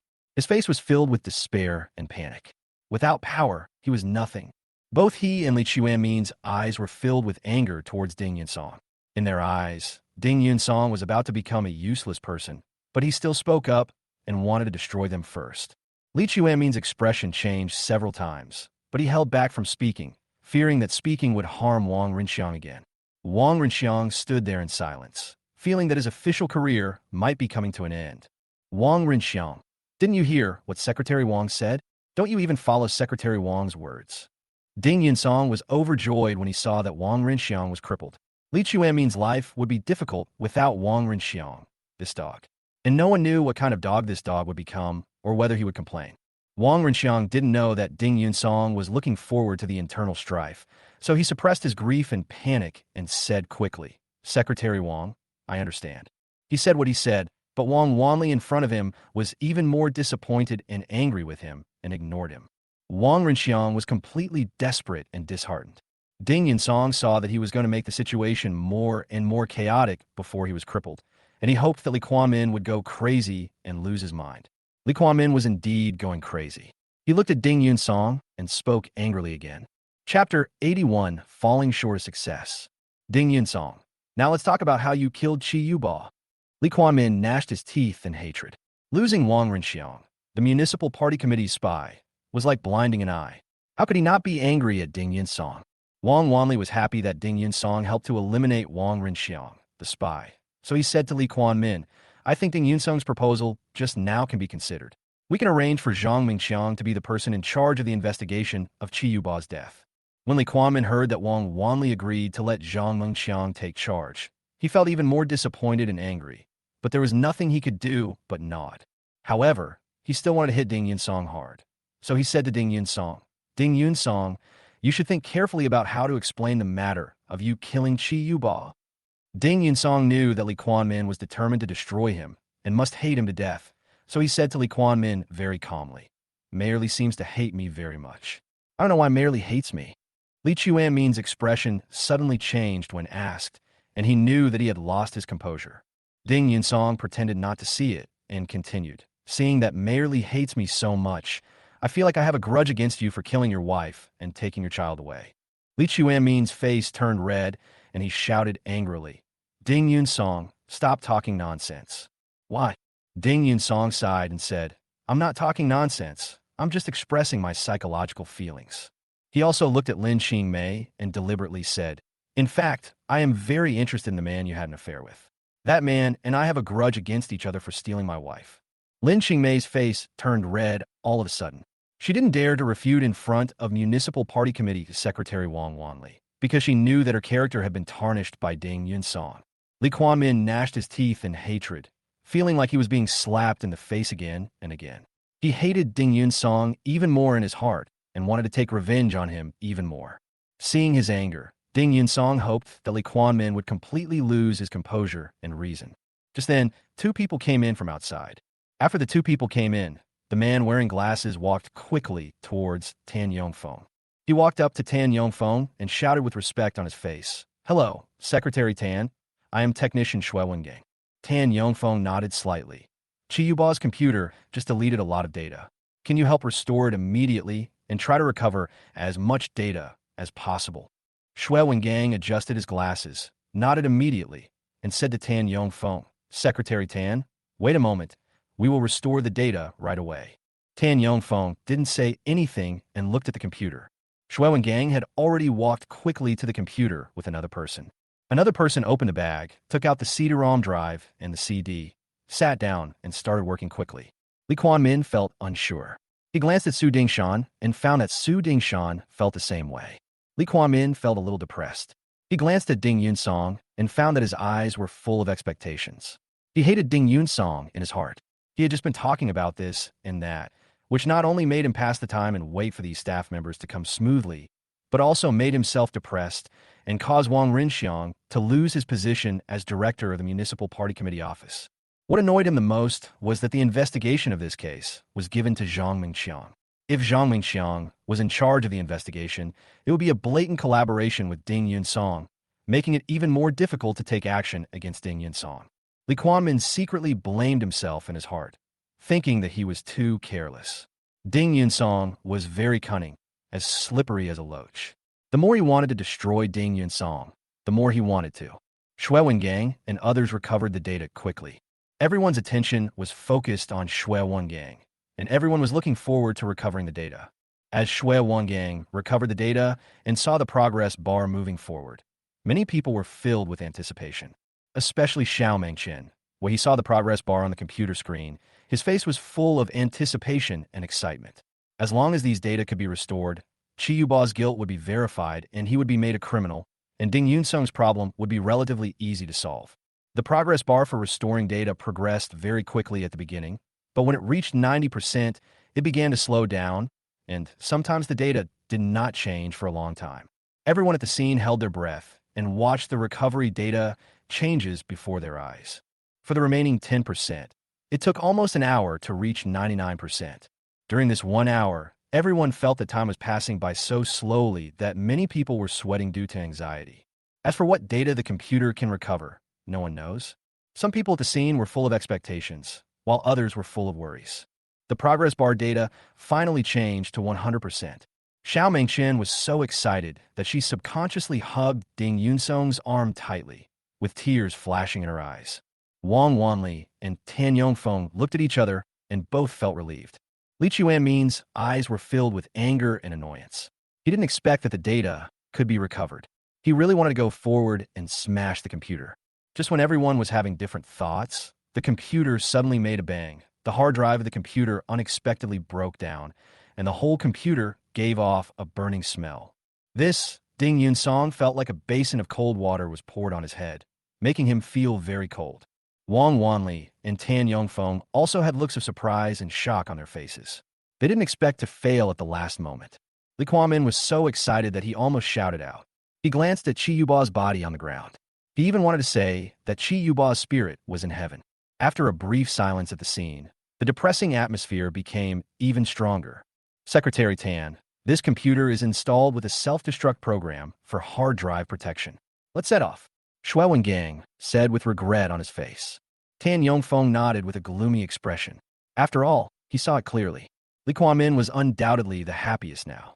He looked at Wang Wanli and said, Secretary Wang, I think that the matter of Ding Yunsong killing Qi Yuba must be dealt with seriously in a meeting. We should even fire Ding Yunsong from his public office first, so as to prevent the incident from escalating and affecting the image of our municipal party committee and government. His words were like a sharp butcher knife, chopping directly at Ding Yunsong. A look of regret and helplessness flashed across Ding Yunsong's face. Everyone looked at Wang Wanli, waiting for him to make a decision. Chapter 82, Like Object. The computer's data recovery failed at the last minute and it suddenly exploded, taking everyone by surprise. Wang Wanli knew that his decision at this moment was very important, and even concerned Ding Yunsong's fate. He looked serious, frowned solemnly, and said nothing. Li Kuan-min felt that Wang Wanli was somewhat at a loss, and was happy in his heart. He wanted to take the opportunity to disrupt the war and abolish Ding Yunsong. So he said, Secretary Wang, Ding Yunsong has already committed a serious crime, and he's the sword of the municipal party committee's inspection and a deputy team leader. If such a thing happens, if it is not dealt with seriously, how can others trust the inspection office and even affect the trust in the Commission for Discipline Inspection? Li Kuan-min also looked at Tan Yongfeng and said in a serious tone, the Commission for Discipline Inspection has become a sharp sword in the fight against corruption. The people support it very much and trust it very much. If we cannot play the role of a sharp sword, wouldn't we be letting the people down? His continuous remarks seemed to indicate that he was standing on the side of justice, as if he was going to use justice to force Wang Wanli and Tan Yongfeng to agree to abolish Ding Yunsong. Both of them are under a lot of pressure at the moment. No matter what, Ding Yunsong is a criminal suspect until the cause of Qi Yuba's death is investigated clearly. Tan Yongfeng was most worried that Ding Yunsong would be arrested. If Ding Yunsong was arrested and Zhang Mingqiang could not protect him, then Ding Yunsong would be finished. So he looked at Wang Wanli and said, Secretary Wang, I suggest that Ding Yunsong be handed over to the Provincial Commission for Discipline Inspection for investigation, and at the same time, let Zhang Mengqiang investigate the cause of Qi Yuba's death. We can do this on two fronts. Wang Wanli's eyes lit up. If Ding Yunsong was handed over to the Provincial Commission for Discipline Inspection, at least there would be no danger for the time being. So he looked at Li Kuan-min and asked, Mayor Li, what do you think of Secretary Tan's suggestion? Li Kuan-min wanted to angrily scold Tan Yongfeng for his suggestion of sabotage, but he could see that Wang Wanli was about to agree, so he could only suppress his anger and said, I will follow Secretary Wang's decision. Wang Wanli frowned. He heard another meaning in Li Chuanmin's words. If there was a problem, it would be his own fault. He was not afraid of taking responsibility, but he was very disgusted with Li Chuanmin's character. He ignored Li Kuan-min and said to Tan Yongfeng, Secretary Tan contacted the Provincial Commission for Discipline Inspection to take Ding Yunsong away for investigation and arrange for Zhang Mingqiang to speed up the investigation. Okay, Secretary Wang. Tan Yongfeng walked to the side and contacted the Provincial Commission for Discipline Inspection. Thinking that Hua Dongjun was also familiar with Ding Yunsong, and even Hua Dongjun admired Ding Yunsong very much, Tan Yongfeng was full of expectations. Li Kuan-min rolled his eyes, looked at Ding Yunsong, and said deliberately, Ding Yunsong, You're very familiar with the Provincial Commission for Discipline Inspection. Ding Yunsong was annoyed when he heard Li Chuanmin's sarcasm. He retorted, "What's the use of being familiar? I'm still very familiar with Lin Qingmei, and it won't stop her from cheating on someone else." This self-deprecating remark made Lin Qingmei depressed again, and it also indirectly stimulated Li Quanmin. Li Chuanmin's face looked very unhappy. Lin Qingmei could only hold back her anger and dared not speak. After all, Wang Wanli was here, which made her feel very depressed. Ding Yunsong ignored the two people's depression, looked at Wang Wanli, and said, "Secretary Wang, I want to talk to my girlfriend Xiao Mengchen alone. Is that okay with you?" "Girlfriend?" When Xiao Mengchen heard Ding Yunsong's characterization of their relationship, his eyes were filled with joy. He raised his hand and hugged Ding Yunsong's arm tighter, appearing very excited. Lin Qingmei's once beautiful face was now as dark as ink, and even looked a little hideous, like a crazy witch. Wang Wanli's expression also changed slightly. He didn't expect that Ding Yunsong and Xiao Mengchen had already confirmed their relationship. He nodded to Ding Yunsong. "Go." "Thank you, Secretary Wang." Ding Yunsong expressed his sincere gratitude. He turned to look at Li Jia, raised his hand and shook his handcuffs, and said, "Officer Li, don't worry, I won't run away." Li Jia felt as if he was being deliberately humiliated. He felt depressed, but he didn't dare to say anything. Ding Yunsong and Xiao Mengchen walked out of the crowd and came to a quiet corner outside. Xiao Mengchen stared at Ding Yunsong with tears in her eyes. She didn't know what Ding Yunsong was going to say. She was determined in her heart that she would not refuse, even if he wanted to get a marriage certificate with her now. Ding Yunsong took 2 deep breaths to calm himself down and said to Xiao Mengchen, "After I am taken away by the Provincial Commission for Discipline Inspection, you will find someone everywhere and pretend to rescue me." Xiao Mengchen was slightly stunned, looked at Ding Yunsong curiously, and asked, "Why do you have to pretend? Instead of actually doing it, confuse the enemy." Ding Yunsong said solemnly, "The reason why I acted so arrogant and fierce just now was to confuse the enemy." "Who are you confusing?" Xiao Mengchen became more and more curious. "Don't worry about who it is. Just do as I say." Ding Yunsong saw that Xiao Mengchen was a little disappointed, so he said to Xiao Mengchen softly, "Don't worry, I won't be in danger. I will be safe." A hint of worry flashed across Xiao Mengchen's beautiful eyes, and she said to Ding Yunsong, "But I'm still worried about you.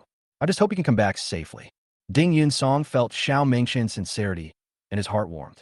He nodded vigorously, handed the phone to Xiao Mengchen, and said, "Here is the recording of my conversation with Chi Yuba at that time.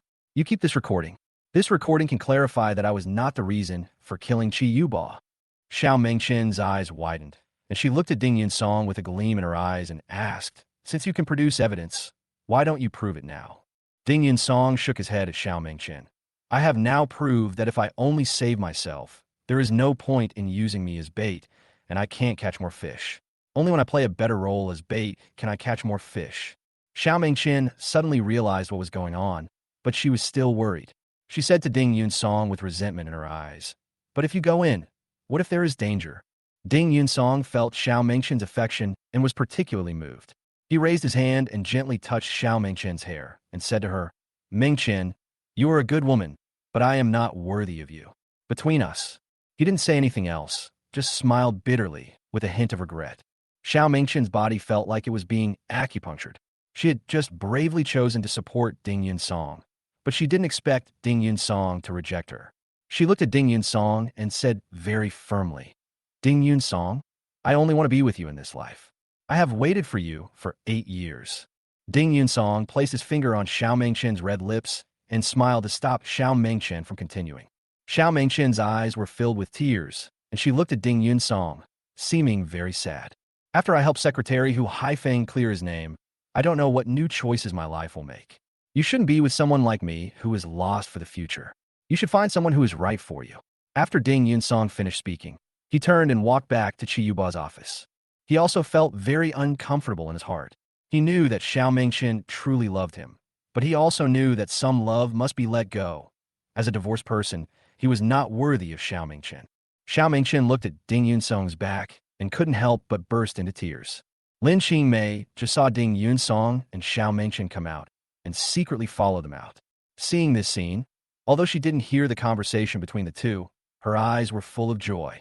She looked at Ding Yunsong and said sarcastically, Ding Yunsong, Xiao Mingqian won't marry you, right? Ding Yunsong was angry when he saw Lin Qingmei's arrogant look, so he sneered at Lin Qingmei and said, in fact, besides Xiao Mingqian, I have a better candidate. Who? Lin Qingmei asked subconsciously. Your sister Lin Qingxue.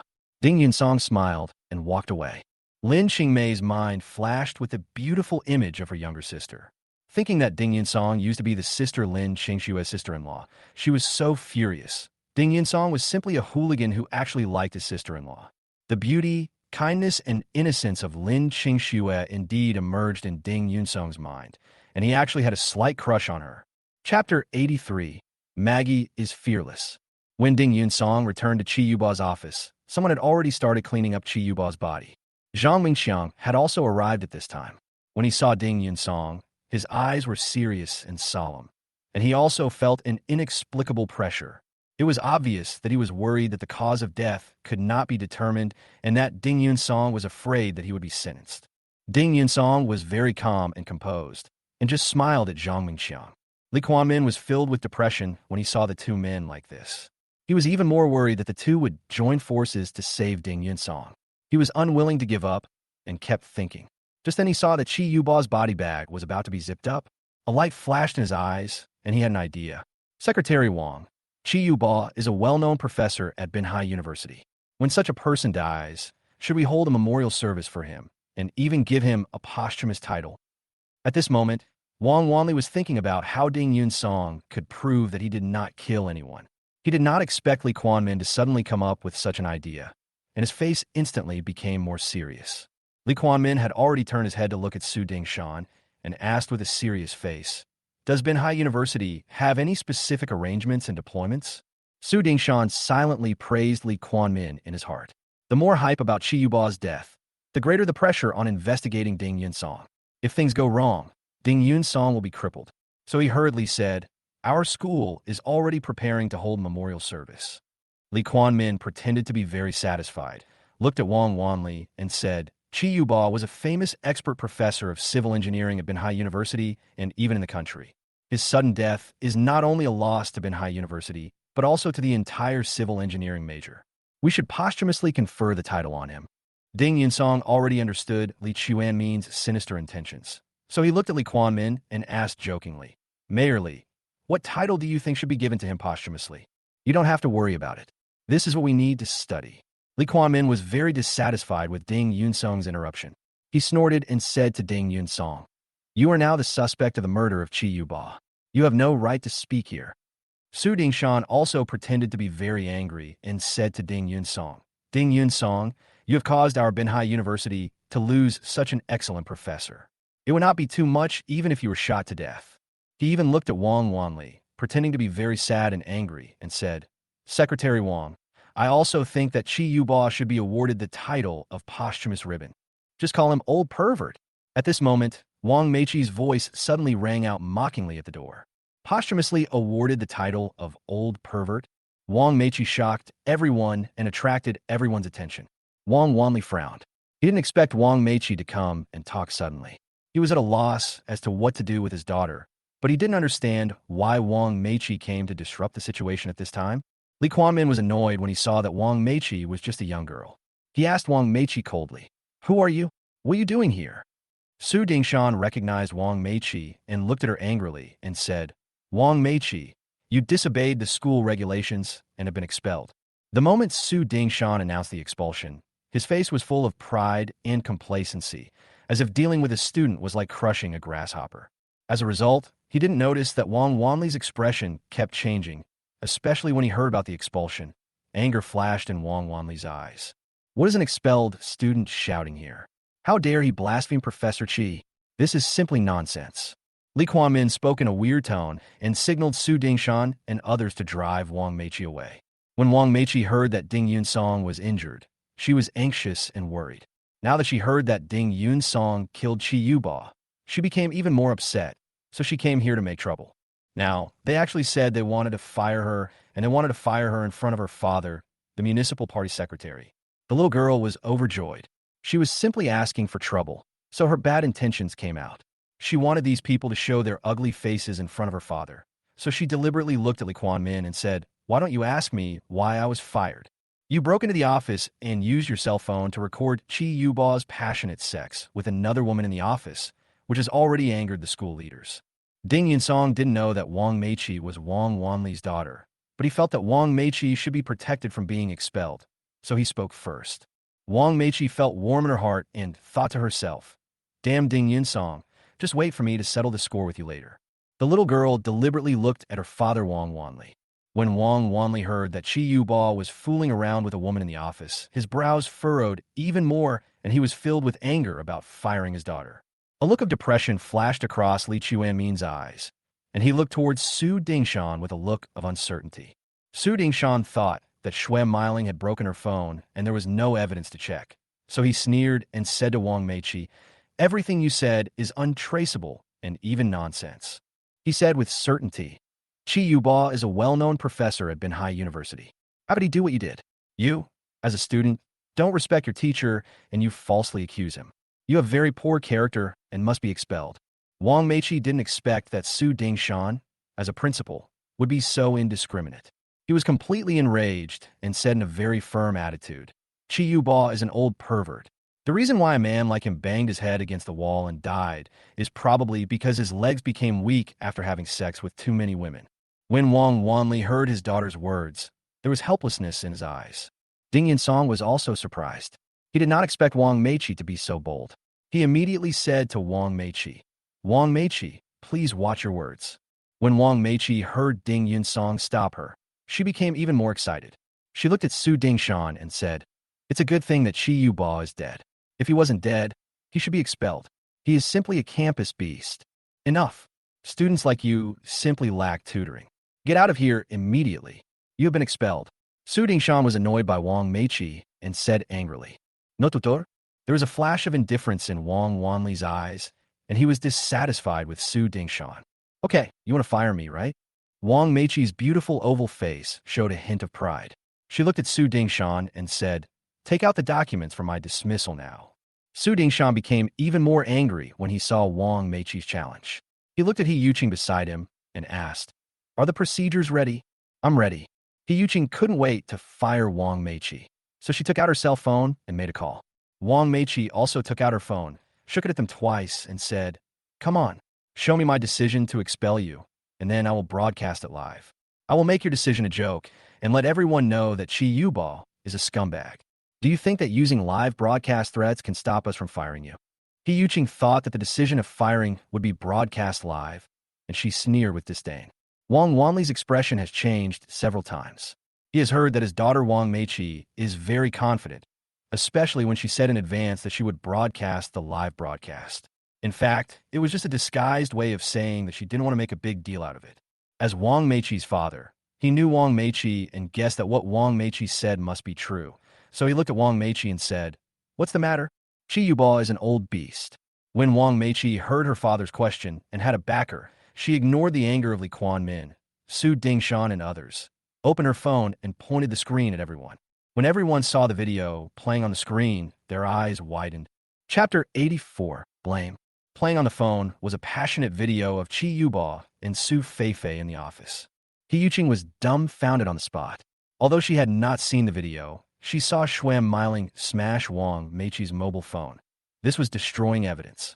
Ding Yinsong was also surprised that the broken phone could still be used to retrieve the video, and he looked at Wang Meiqi with joy. Wang Meiqi showed a little smug pride on her face and said to Ding Yinsong proudly, "They broke my phone, and I was unwilling to accept it, so I repaired the phone and recovered the data, and now I have found it." Ding Yinsong was filled with surprise. He Yuqing's head buzzed, and she felt like her brain had grown several times bigger.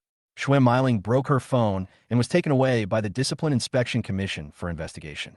As a result, the data in the phone was restored. It was a waste of time, and Shuem Miling was ruined instead. Su Dingshan and Li Kuan-min were also silent. Li Kuan-min, in particular, had a burning face. He had just proposed to posthumously award the title to Chi Yuba. If this was really awarded posthumously and the video was broadcast live, Binhai City would lose all its people, and he, the person who made the suggestion, would become a laughingstock for everyone.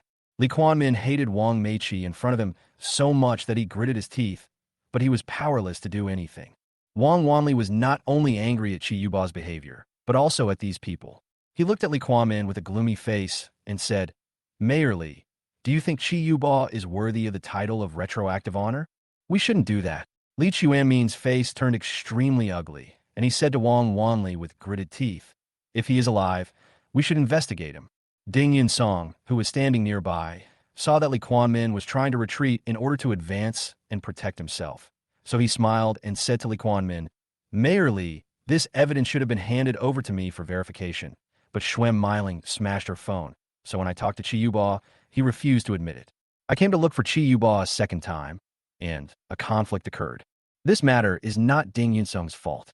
It was Schwem Meiling's behavior of deliberately breaking it that caused the problem. Wang Meiqi also took the opportunity to speak up for Ding Yunsong.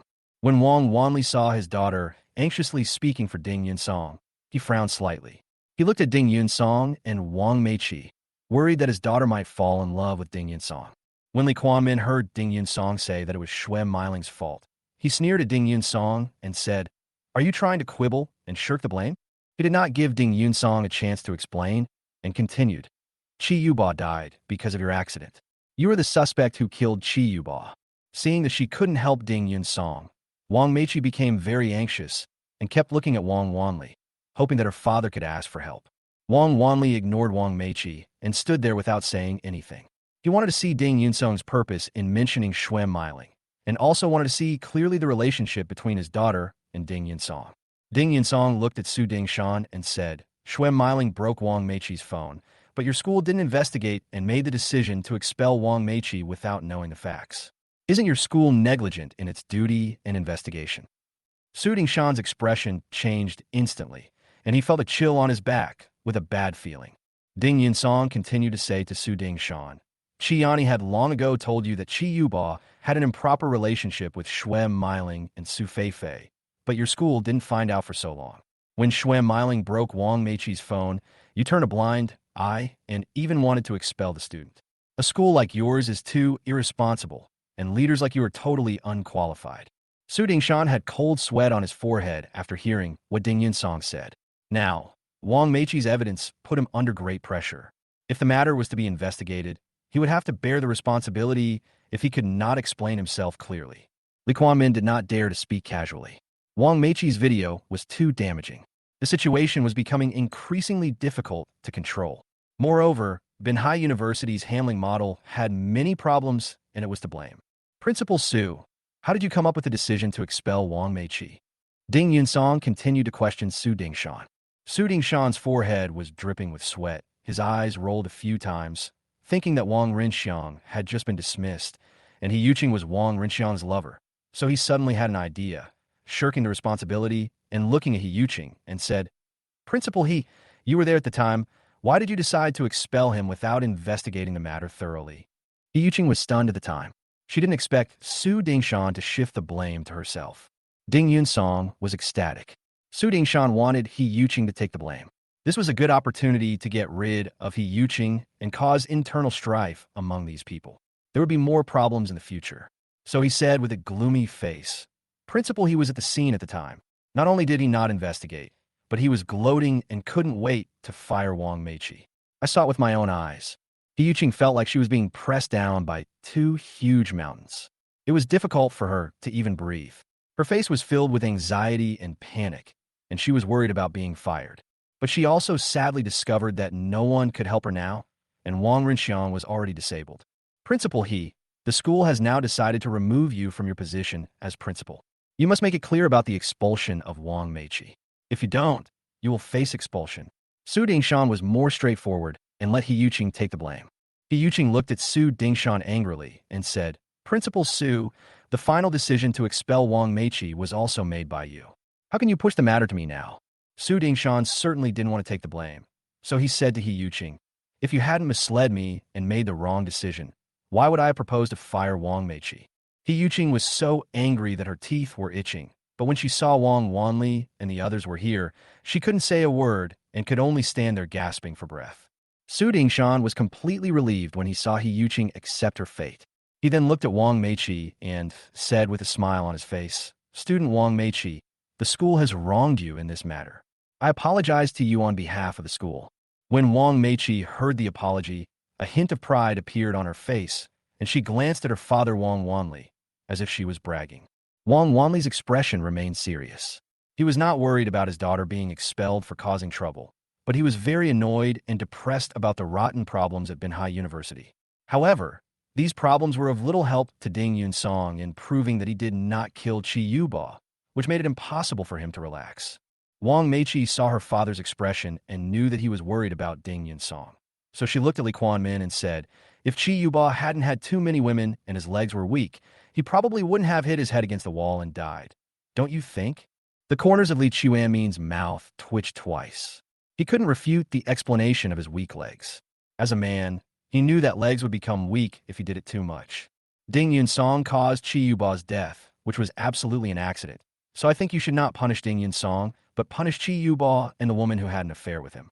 Wang Meiqi raised her voice and emphasized. When Ding Yunsong heard about the woman, his face lit up again. He looked at Su Dingshan and asked, Principal Su, what is the name of the woman who went crazy with Chi Yuba? When Chi Yuba heard Ding Yunsong asking Su Feifei's name, his expression changed again, and there was even a flash of panic in his eyes. Wang Meiqi's eyes were full of anticipation, but what she was thinking was different. Chapter 85 Active Guarantee. What Wang Meiqi thought of was Su Feifei's breasts. She really envied Su Feifei for having such a good development, especially when she thought of herself as the little princess Taiping, and then thought of how Ding Yunsong yelled at her and humiliated her for not having developed when he saved her on the rooftop. She wanted to know even more how Su Feifei had developed so well, to the extent that her longing eyes fell into Su Dingshan's eyes, as if she couldn't wait to catch Su Feifei completely, which made him feel a little panicked. After all, Su Feifei was also his mistress, and he was worried that Su Feifei would be caught and dragged into it. Principal Su, you know him, right? Ding Yunsong asked Su Dingshan with a smile. Su Dingshan was very depressed. He looked at Ding Yunsong in front of him and felt that Ding Yunsong didn't seem to be worried at all about being caught. Li Kuan-min also wanted to resolve the matter as quickly as possible. So he looked at Su Dingshan and asked in a deep voice, Who is that woman? Su Dingshan knew that he couldn't hide it. After all, many people at the scene knew Su Feifei's identity. The more he concealed it, the more likely people would be suspicious. So he said, Her name is Su Feifei, and she is Chi Yuba's graduate student. Chi Yani reported that Su Feifei was Chi Yuba's mistress. Now it seems that the facts are irrefutable. Ding Yunsong took the opportunity to speak loudly. Su Dingshan could only remain silent and nod mechanically. Li Chuanmin's face showed a serious look. He felt that Binhai University was increasingly on the verge of collapse, and various problems could no longer be prevented. He glanced at Wang Wanli and found that Wang Wanli remained calm and composed, making him unable to figure out what Wang Wanli was thinking. He then rolled his eyes and ordered Zhang Mengqiang, arrange someone to arrest Su Feifei now. Yes, Zhang Mengqiang agreed decisively, took out his phone, and went to the side to make arrangements. Li Kuan-min looked at Wang Wanli at this moment and asked in a tentative tone, Secretary Wang, how do you think this matter should be handled further? Mayorly, do you think Chi Yuba's death by hitting his head against the wall was an accident? Wang Wanli did not give a suggestion, but looked at Li Kuan-min and asked back. Li Kuan-min knew that Wang Wanli was trying to protect Ding Yunsong, so he naturally felt unwilling and didn't want to do anything. So he said to Wang Wanli, I think we must investigate this matter. We can't make a decision until we find out the truth. Wang Wanli frowned. He originally wanted Li Kuan-min to give in and give Ding Yunsong a chance, but he didn't expect Li Kuan-min to be so determined. Ding Yunsong also had mixed feelings. He originally wanted to use him as bait to lure out more masterminds behind the scenes, but at the moment he was very worried about losing his freedom. Without freedom, it will be difficult for him to investigate more things, especially with the internal strife that led to He Yuqing's dethronement and Su Feifei's search, which were very important clues. He then looked at Wang Wanli and Li Kuan-min and said, Secretary Wang, Mayor Li, what we have seen so far is just the tip of the iceberg regarding Chi Yuba. I think he must be hiding more secrets, including instant glue. Wang Wanli nodded, and Li Kuan-min also nodded reluctantly. Regarding the investigation into my involvement in Chi Yuba's death, the Public Security Bureau can investigate at any time. I will not run away and will definitely cooperate. I believe it, Wang Wanli said. Ding Yunsong was grateful in his heart. If possible, I am willing to continue to inspect Benhai University and even find out all of Chi Yuba's secrets. When Lee Kuan-min heard Ding Yunsung's proposal to continue the inspection, his first reaction was to oppose it. He knew very well that Ding Yunsung was trying to help Hu Haifeng, so he said to Ding Yunsung without hesitation, "You are a criminal suspect now. Don't even think about it." Ding Yunsung had long expected that Lee Kuan-min would object, so he ignored Lee Kuan-min and just looked at Wang Wanli with a pleading look. Wang Wanli frowned in thought and did not respond immediately. Just then, Tan Yongfeng walked in with Su Jigang and others. After Tan Yongfeng called Hua Dongjun to report, Hua Dongjun arranged for Su Jigang to handle the matter personally. A few people came in and just happened to hear Ding Yunsong and the others' conversation. Tan Yongfeng immediately looked at Su Jigang with a pleading look in his eyes, hoping that Su Jigang would agree. Su Jigang looked at Wang Wanli and found that Wang Wanli's eyes were full of agreement. Thinking that Wang Wanli was the newly appointed municipal party secretary, some things were difficult to say, so he looked at Lee Kuan-min and said, "Ding Yunsong inspected Benhai University and found so many problems in less than 2 days. I think Ding Yunsong's inspection ability is very strong, and he should be allowed to continue to play his role." Lee Kuan-min looked at Su Jigang unconvinced and said in a sarcastic tone, "Director Su, please don't forget that Ding Yunsong is now the suspect in the murder of Chi Yuba. Even if Ding Yunsong is a criminal suspect, he can't escape. Why can't we let him patrol while waiting for the results of the investigation?" Su Jigang asked firmly, "If there's another problem or Ding Yunsong escapes, who will take the responsibility?" Lee Kuan-min asked Su Jigang with a serious face, as if he was going to take Ding Yunsong away for investigation. Tan Yongfeng stood up at this moment. He looked at Wang Wanli and Lee Kuan-min and said, "Secretary Wang, Mayor Lee, I can vouch for Ding Yunsong. If Ding Yunsong escapes or has other problems, I'm willing to resign as the secretary of the Discipline Inspection Commission." Tan Yongfeng stepped forward to provide guarantee, shocking everyone present. Even Ding Yunsong's eyes were filled with gratitude and emotion. He deeply felt Tan Yongfeng's trust, support, and selfless help. Ding Yunsong immediately looked at Wang Wanli and Lee Kuan-min and said, "I just got divorced. I have no money and nothing else. Even if you let me run away, where can I run to?" He even said self-deprecatingly, "I don't have more than 100 yuan on me. I don't even have enough money to treat people to a meal." Although his two simple sentences expressed his objective reality, they made many people despise Lin Qingmei in the crowd even more. Lin Qingmei cheated on Ding Yunsong with another man, and she divorced him but gave all her money and house to him. This shows how broad-minded Ding Yunsong is. Lin Qingmei was also a little embarrassed. She turned her head to look to the side and pretended not to hear. "Since Secretary Tan has guaranteed it, I agree." At the critical moment, Wang Wanli made a decisive statement and even looked at Lee Kuan-min. Wang Wanli had actually wanted to stand up and protect Ding Yunsong a long time ago. But if he protected Ding Yunsong, there would be no room for maneuver once something went wrong. Now that Tan Yongfeng had stepped forward, there was room for flexibility, and even if there were problems in the future, he could still protect Tan Yongfeng. Lee Kuan-min was a little annoyed and wanted to send Ding Yunsong in, but failed, so he said, "I reserve my opinion on this matter." "Okay." Wang Wanli agreed, and then looked at Ding Yunsong and said, "You will continue to serve as the leader of the inspection team for Benhai University." The moment Lee Kuan-min heard Wang Wanli's decision, his heart felt as if it was filled with cotton. He felt that Ding Yunsong in front of him was like an untouchable tumbler that could not be knocked over. He was really worried that Ding Yunsong's random investigation would really find the quick-dissolving agent and the cause of the collapse of Hentang Shopping Mall. Ding Yunsong was extremely excited at the moment. He bowed to Wang Wanli and Tan Yongfeng and expressed his sincere gratitude. "Thank you, Secretary Wang and Secretary Tan. I swear to get to the bottom of all the scandals at Benhai University." The moment he said this, his whole body was filled with a sense of justice, like a sharp sword that had been unsheathed and pointed at Su Dingshan and others. Su Dingshan and the others' eyes flashed with panic and subconscious nervousness, as if their doomsday was approaching. Chapter 86, Targeting Weaknesses. "Secretary Wang, I express my strong dissatisfaction with your arrangement." After saying this, Lee Kuan-min turned around and walked away, having already broken off relations with Wang Wanli without hesitation. Wang Wanli's face remained calm throughout, and no one could tell that his expression changed. In his heart, he knew very well that Lee Kuan-min was right. Ding Yunsong was now a criminal suspect and should not be the head of the inspection team. A case should even be filed to investigate Ding Yunsong. But in his heart, he believed in Ding Yunsong very much, and believed that Ding Yunsong would definitely be able to uncover the dark side of Manhwa University and find out the cause of the collapse of Hentang Shopping Mall. So he deliberately did not speak and just walked away. With the departure of the two big guys, many people also left Manhwa University one after another. The scene once again fell into tension and anxiety, especially as Ding Yunsong continued his inspection, which made many people feel uneasy.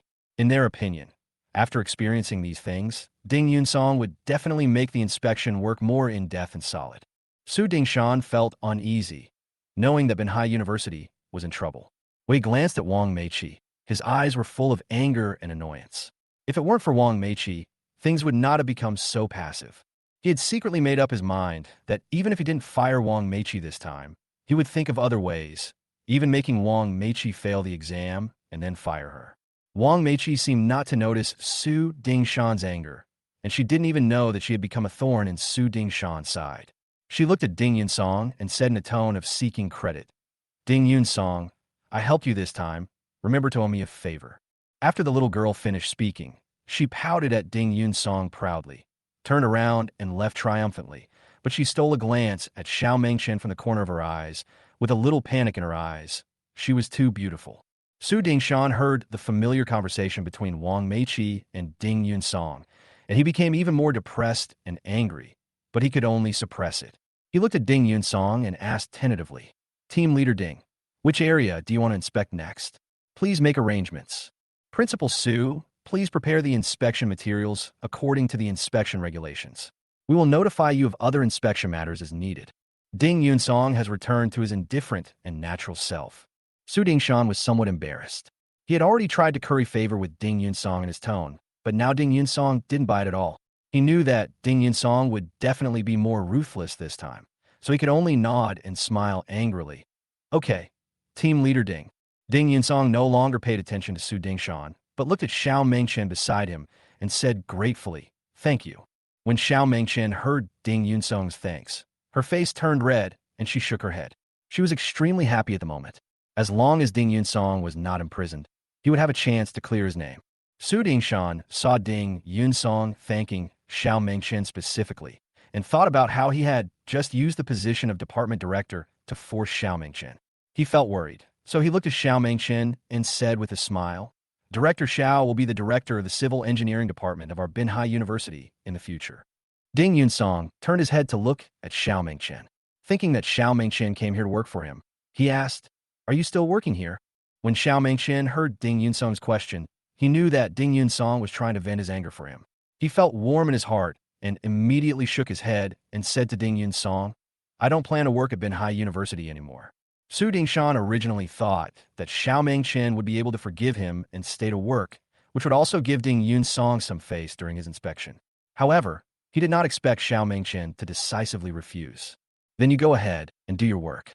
We'll contact each other if there's anything." Ding Yunsong urged Xiao Mengchen, trying to make Su Dingshan even more nervous. "Okay, see you later." Xiao Mengchen was even more straightforward. He took a step forward and left without paying any attention to Su Dingshan. Su Dingshan was now completely nervous and depressed. He originally thought that power was very important, and even more so the position of department head. But now, in front of Xiao Mengchen, it was not important at all.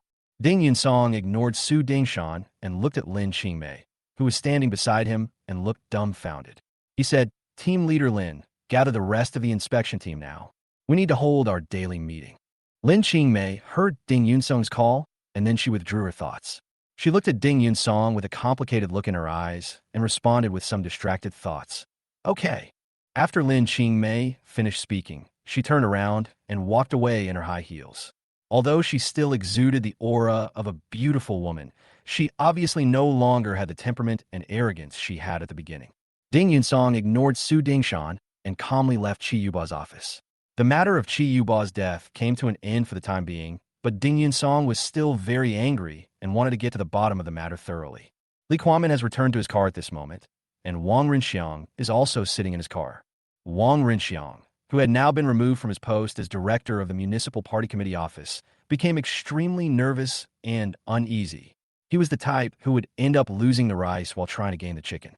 He had already regarded Li Kuan-min as his support and savior, so he looked at Su Dingshan with pleading eyes. Li Kuan-min felt both annoyed and a little regretful.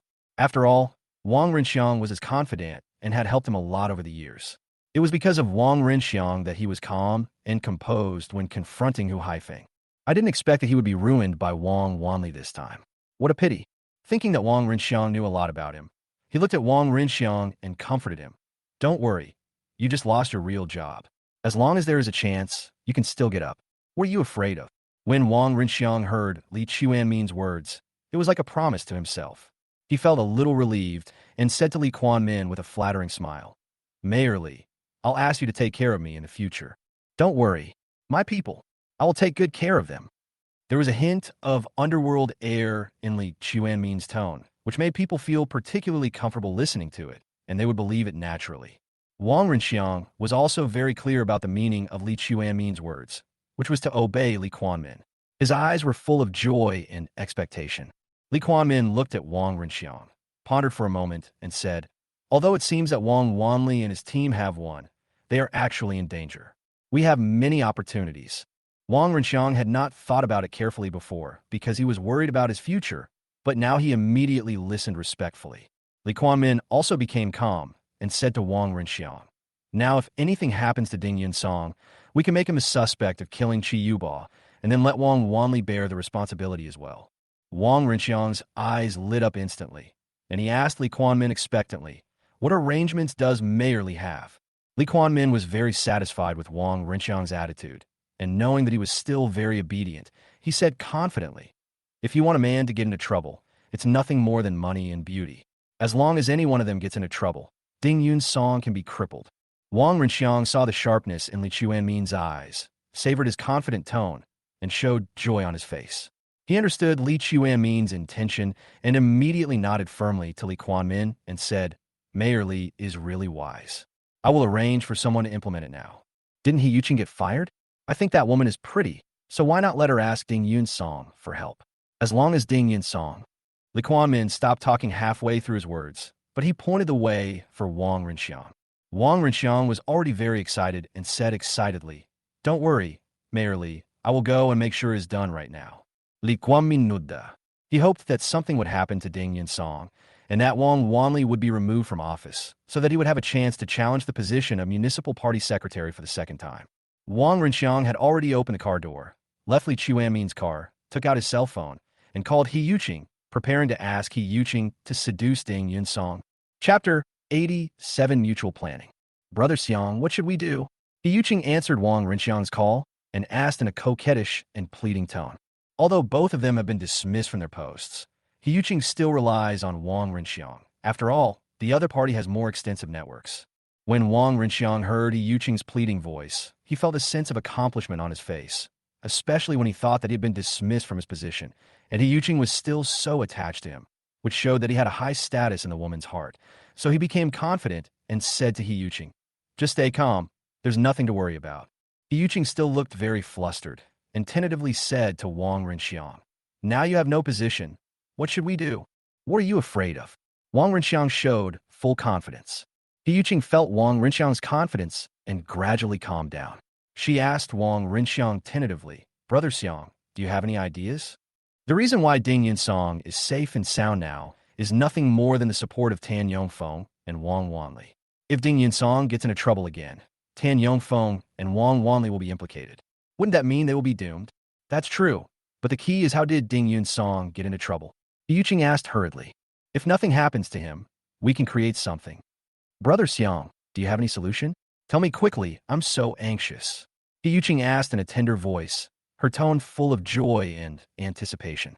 Wang Rinxiang seemed to be well prepared and confident, so he said to He Yuqing, You have been relieved of your post as vice president, but you are still a teacher at Binhai University. You can find an opportunity to talk to Ding Yunsong. If one time doesn't work, try twice. If 2 times don't work, try 3 times. Is it really a heart-to-heart talk? As a mature young woman, He Yuqing certainly knew the deep meaning behind Wang Rinxiang's words and hurried to verify it. In fact, this is also the cleverness of He Yuqing. Only by asking questions constantly can she show her respect for Wang Rinxiang. Think that Wang Rinxiang is more capable, and please Wang Rinxiang. If Ding Yun-song is attracted to you, you can also accompany him and get the evidence. Wang Rinxiang said in a sinister tone. He Yuqing was certain of her judgment and inexplicably excited, but she pretended to act coquettishly and said, "She is your woman. How could I do that? Wouldn't that be unfair to you?"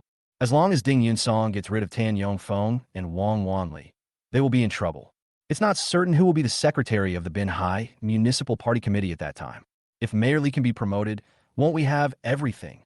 In order to make He Yuqing behave herself, Wang Rinxiang tempted her on the one hand, and, on the other hand, he hinted that he had a good relationship with Li Quanmin. He Yuqing was indeed interested in Wang Rinxiang's temptation. As long as Wang Rinxiang didn't fall, she would have a chance. What was there to be afraid of? She was full of desire with some emotional fluctuations. Ding Yun-song has just divorced. Even if he has a so-called girlfriend named Xiao Mengchen, I don't believe they are related. Wang Rinxiang said to He Yuqing with an admiring tone. If we look at a woman's charm and style, I don't think Xiao Mengchen will be able to catch up with you even in 10 years. Brother Xiang, you said I'm old. He Yuqing acted coquettishly. I mean, you're more feminine, and men like women's charm more, huh? Wang Rinxiang said at the end, laughing happily. He Yuqing was flattered by Wang Rinxiang to the point of being a little dizzy, but in her heart she was full of expectations for the big picture that Wang Rinxiang had painted. He Yuqing, who was used to being high and mighty, was now looking forward to Ding Yun-song being able to take Tan Yongfeng and Wang Wanli to ruin, so that her future would be bright. After thinking through all this, she became more determined and said to Wang Rinxiang, "Wait for my good news. Come on, baby. I believe you will succeed." Wang Rinxiang laughed obscenely and emphasized to He Yuqing, "You must get a few more passionate photos of Ding Yun-song and you together, and then you could discredit him and make him a murderer and a cheater so that he can never come out again." He Yuqing was shocked by what Wang Rinxiang said, as if she saw Ding Yun-song thrown into prison. She couldn't help but said to Wang Rinxiang coquettishly, "You are really bad enough." After she finished speaking, she hung up the phone without waiting for Wang Rinxiang to speak again. She was eager to implement it and to kill Ding Yun-song. As Wang Rinxiang listened to the beeping sound on the phone, the smile on his face became even more intense. He was full of anticipation, hoping to successfully seduce Ding Yun-song. Ding Yun-song didn't know at this moment that Wang Rinxiang and Li Quanmin had set up a new conspiracy against him. At this moment, he was convening a meeting of the inspection team staff. Looking at the 6 women in the conference room, his expression turned serious. The 6 women were still mature and charming, but now they were sitting there without talking, and they had lost some of the casualness they had at the beginning. Ding Yun-song first looked at Lin Qingmei and said in a critical tone, "Team Leader Lin, as the deputy leader of our inspection team, you are very active in standing up and trying to abolish me at the critical moment." Lin Qingmei knew that Ding Yun-song was speaking in a sarcastic way, and her face was somewhat dull. She smiled and said to Ding Yun-song, "I said that to you at the time because I wanted to save face for our inspection team." This woman was very good at making excuses. She looked at the others and said with a smile, "I think this is what it means to be a true blade pointing inwards." Wang Siki thought about her poor performance in inspecting the personnel management of the Department of Civil Engineering and Architecture, and that she had not found the problems that should have been found. She felt a little nervous and uneasy, so she immediately cooperated and said, "I think what Team Leader Lin said is very right. They handled many issues in a very standardized manner, making it difficult for us to find their problems and loopholes." When Ding Yun-song heard Wang Siki speak first, he looked at Wang Siki and said, "I asked you to investigate the personnel issues in the Department of Civil Engineering, but you didn't find any problems. Don't you feel that you have failed in your duty?" Wang Siki didn't expect Ding Yun-song to be so ruthless. He started criticizing her in front of everyone, making her face red.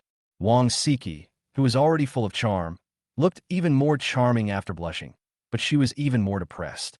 There were only 2 men in front of her, Ding Yun-song and Zhang Yi. Zhang Yi didn't dare to look at her, and Ding Yun-song criticized her angrily, which made her feel that her charm had become cheap and even more embarrassing. Ding Yun-song swept his cold eyes over the faces of the others and said loudly, "Our inspection team is a collective. All work must be subject to the overall situation of the inspection. I hope you can change your attitude and do your inspection work seriously. If some people still have the same attitude as before, then I'm sorry, you have to leave the inspection team earlier."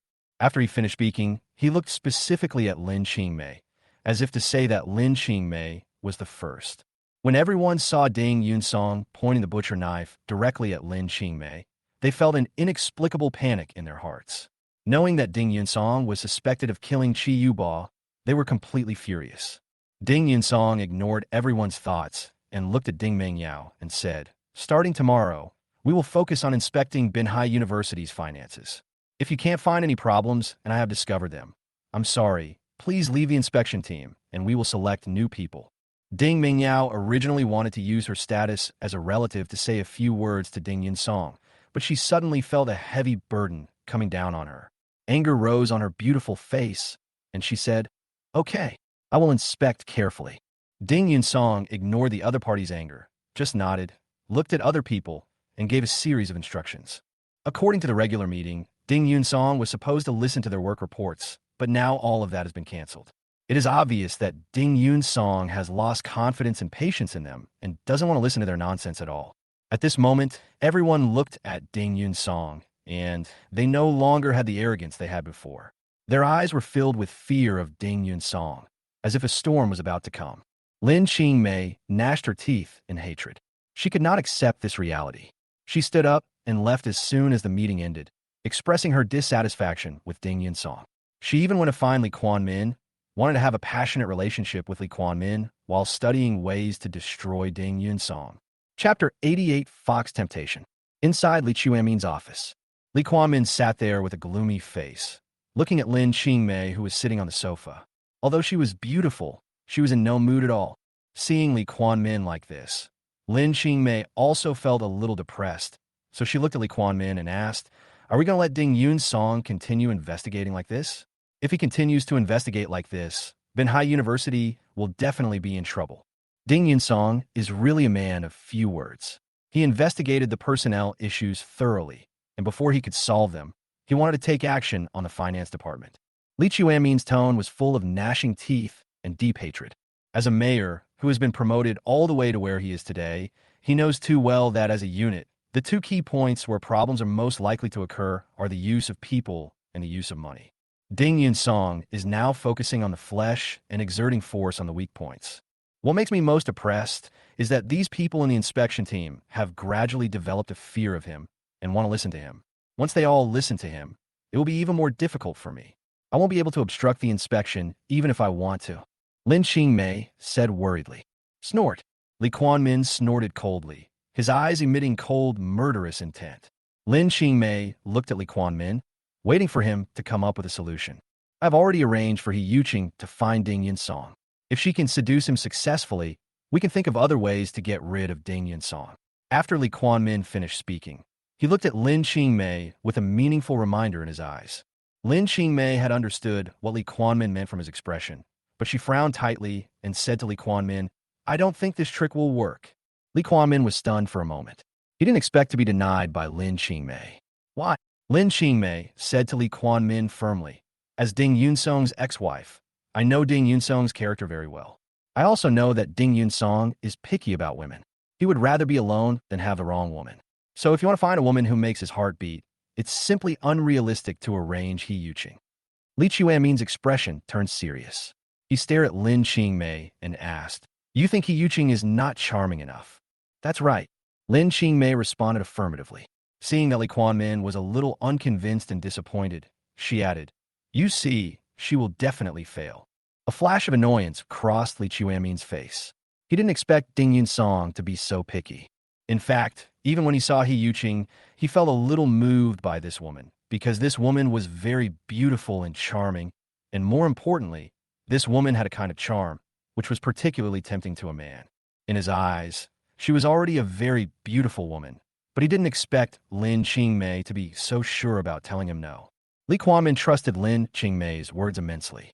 After all, Lin Qingmei and Ding Yunsong were classmates in college and had been married for 3 years. She must be the person who knew Ding Yunsong best, so she said in a rather nagging way, "Let He Yuqing try first. If He Yuqing fails, we'll study the next step."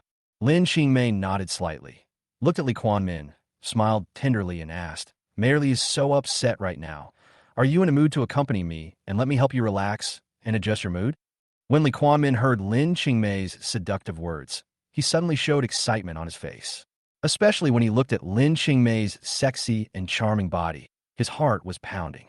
He couldn't help but said to Lin Qingmei, "It's during work hours now. I'm afraid that too many people will come, and it will be inconvenient. I can't wait now. I just want to be with you and help you cool down." Lin Qingmei acted coquettishly. Li Kuan-min originally wanted to refuse, but now he no longer had the reason or courage to do so. He looked at the stunningly beautiful Lin Qingmei, his passion boiling with anger, and he stepped forward and hugged Lin Qingmei. Lin Qingmei's pretty cheeks were instantly filled with infinite charm. She tilted her head back, slightly opened her glowing red lips, and looked at Li Kuan-min affectionately with an elegant look like orchid. The image of Ding Yunsong appeared in Li Chuanmin's mind. At this moment, he wanted to conquer Lin Qingmei and take revenge on Ding Yunsong. So he lowered his head and kissed Lin Qingmei's red lips in a very domineering manner. Lin Qingmei was kissed so domineeringly by Li Kuan-min that her whole body seemed to be drained away. She leaned tightly in Li Chuanmin's arms, her face full of tenderness. Li Chuanmin's heart was already filled with infinite joy. He hugged Lin Qingmei tightly and half-pressed her down on the sofa. Two people, one is a man with feelings, the other is a concubine, and they immediately make the office full of charm. At this moment, He-Yuching had already changed into a sexy mini-skirt, black stockings, and high heels in her office, and was looking at herself in the mirror. There was a smile in her eyes, full of confidence. In her opinion, she was so beautiful and charming that she was definitely a man-killer. She even imagined Ding Yunsong falling at her feet like a dog. He-Yuching became particularly excited when she thought of the word dog liquor. Just then, there was a knock on his office door. He-Yuching turned and looked towards the door and shouted, "Come in." The office door opened, and Su Dingshan walked in.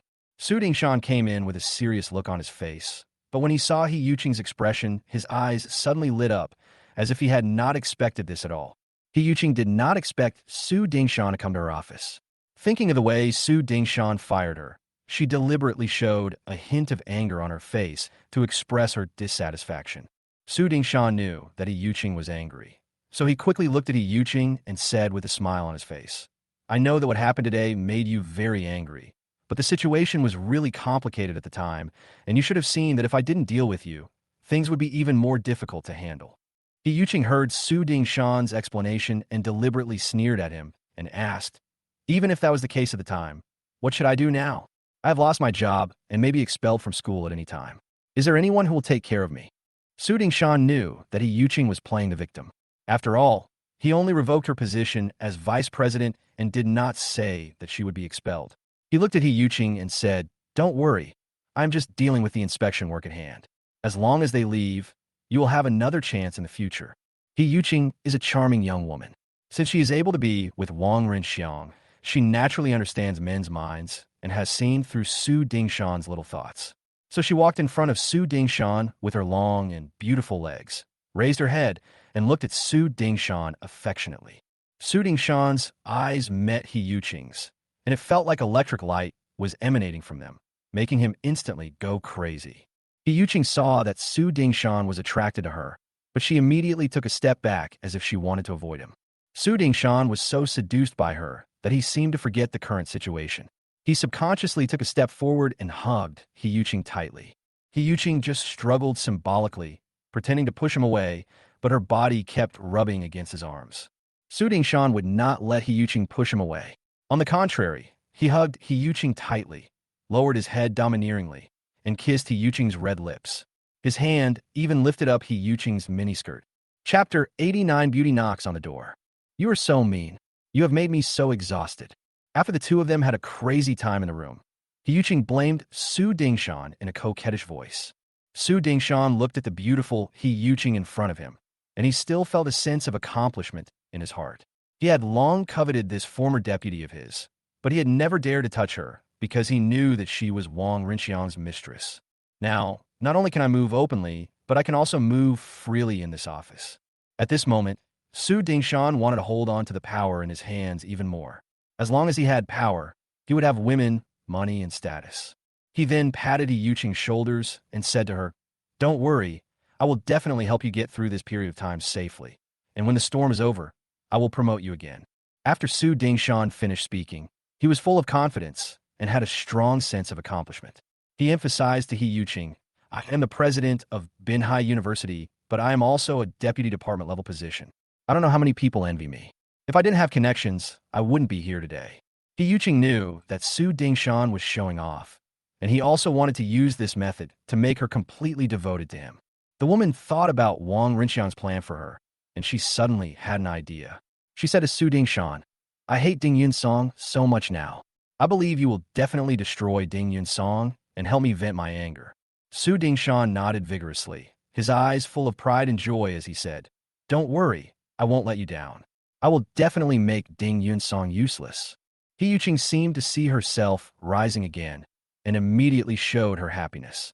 She hooked her arms around Su Dingshan's neck coquettishly and said to him, How about you give me some encouragement and I go and seduce Ding Yunsong and make her fall at my feet? Su Dingshan didn't know that this was something Wang Rinxiang and He Yuqing had discussed. Suddenly, he had an idea and thought it was a good idea. So he put his arm around He Yuqing's waist, pressed her body against his, and said with a smile, You are such a good woman. You think about me. However, you can give me 1 million first, and then I will seduce Ding Yunsong, and then I can completely destroy him. At that time, all of Ding Yunsong's backers can also be destroyed, and we can live in peace. Yuqing is not stupid either. Now he also wants to get the money. If it really doesn't work, he can take the money and leave. Su Dingshan really didn't think much about it now. More importantly, thinking of the refreshing look when he slept with He Yuqing just now, he was more reluctant to leave. So he took out his mobile phone without hesitation and said, I will transfer 1 million to you now, and then you go and seduce Ding Yunsong, get the evidence, and we will destroy him. Boo! He Yuqing kissed Su Dingshan on the face and said like a well-behaved little woman, I will go to find Ding Yunsong like this in a while.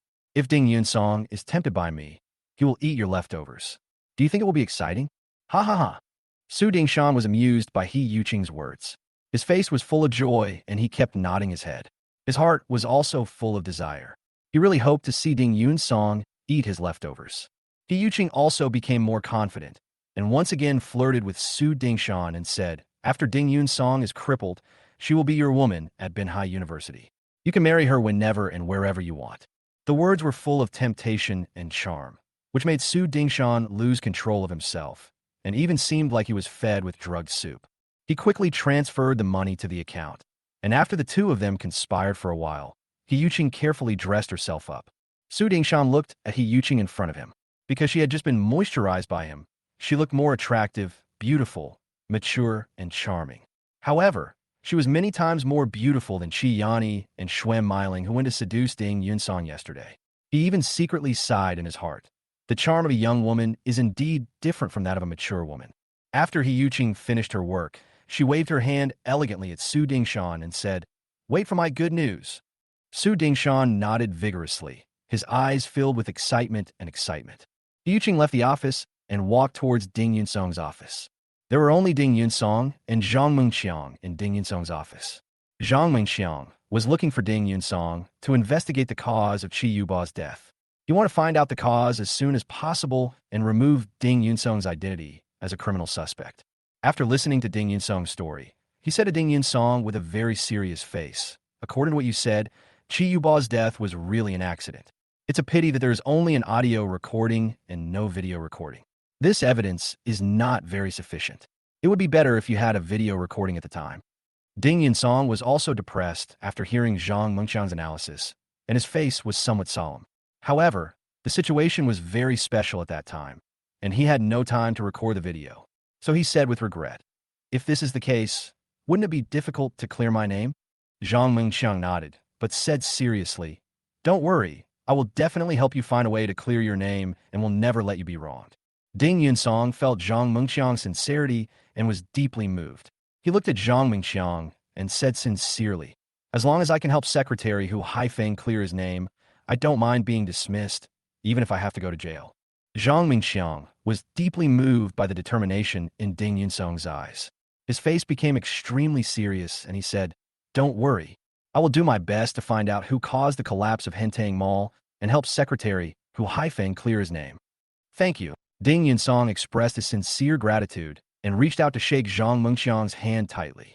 The eyes of both men were filled with determination, like-minded comrades in arms.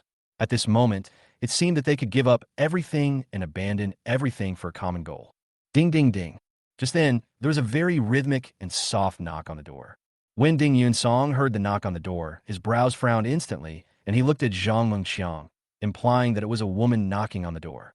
Zhang Mengqiang also frowned. After his expression changed slightly, he raised his hand and pointed under Ding Yun-song's desk, then pointed at himself, indicating that he should crawl under the table. Ding Yun-song immediately understood that Zhang Mengqiang suspected that the visitor had ulterior motives, so he nodded vigorously. Zhang Mengqiang had already taken out his mobile phone, turned on the video, showed it to Ding Yun-song, reminded Ding Yun-song that he could record the video, and then crawled under the table. Ding Yun-song's eyes were full of calmness as he walked over and opened the office door. As soon as the office door was opened, the charming feminine scent of He Yuqing hit me in the face. Especially after He Yuqing had just had a crazy time with Su Dingshan, the fragrance on her body seemed to be mixed with the scent of hormones, which could easily arouse a man's nerves. He Yuqing was wearing a tight skirt, which wrapped her body perfectly and was very seductive, even to the point that her chest was about to burst through her clothes.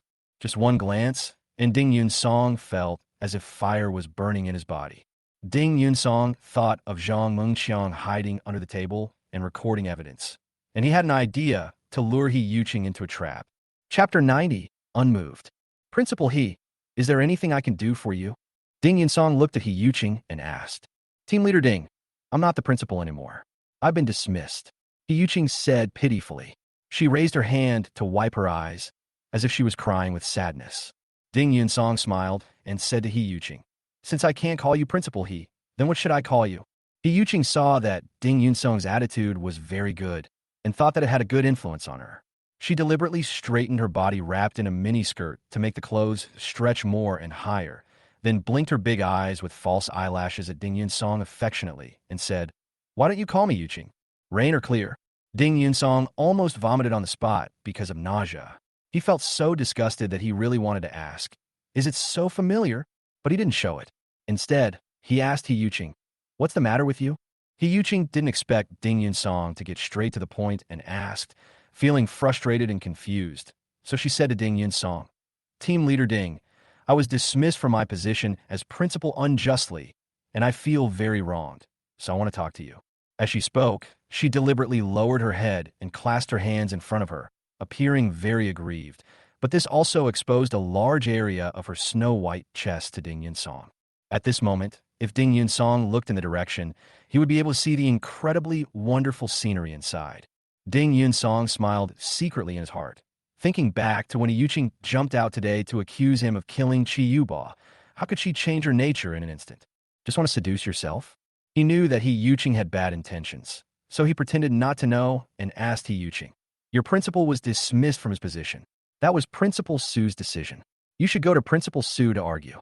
He Yuqing didn't expect Ding Yun-song to push the responsibility onto Su Dingshan and pretended to be aggrieved and angry and said to Ding Yun-song, Now that Principal Su refuses to see me, I can only report this problem to you, the leader of the inspection team. What problem do you want to report? Ding Yun-song asked with a smile. Can we sit down and talk? He Yuqing looked at Ding Yun-song pitifully. Ding Yun-song nodded. Thank you, Team Leader Ding. He Yuqing expressed her gratitude sweetly while walking towards the sofa in Ding Yun-song's office with her beautiful legs wrapped in black stockings. As He Yuqing turned and took a step, she completely displayed her perfect back to Ding Yun-song's eyes. She even twisted her hips deliberately, trying to bring strong visual stimulation and temptation to Ding Yun-song. Ding Yun-song, however, had already looked towards the door without even looking at it. What he was thinking about was, would He Yuqing's coming in this time be a case of the mantis stalking the cicada with the oriole behind? Who is a yellowbird? This is what Ding Yun-song is most interested in. The moment He Yuqing was about to sit down, she realized that Ding Yun-song didn't pay any attention to her at all. This made her feel aggrieved and annoyed, so she deliberately fell on the sofa as if she had not stood firmly. Ouch! He Yuqing made a charming sound at the same time, and even exaggeratedly opened her legs, even lifting her skirt directly to her waist. When Ding Yun-song heard the cry, he looked over instinctively, but when he saw He Yuqing's seductive posture and the view under her skirt, he immediately turned his gaze to the side. He Yuqing didn't expect Ding Yun-song to turn a blind eye. She felt that her dignity was lost and became more and more unhappy. She said to Ding Yun-song with pain, Team Leader Ding, I just sprained my ankle accidentally. It hurts a little. Can I take off my shoes and rub it? Ding Yunsong sneered in his heart and continued to act. He nodded slightly. Okay. He Yuching snorted in her heart, not believing that she could not seduce Ding Yunsong with her young lady charm. So she bent down and slowly lifted her right foot and used her fair jade hands to untie the shoelaces. She was wearing black high heels, and the straps had left faint marks on her ankles, which were suddenly untied at this moment. The marks disappeared at a speed visible to the naked eye, and the elasticity of her skin was clearly visible, making her beautiful feet wrapped in black stockings look very dazzling and beautiful, and particularly attractive.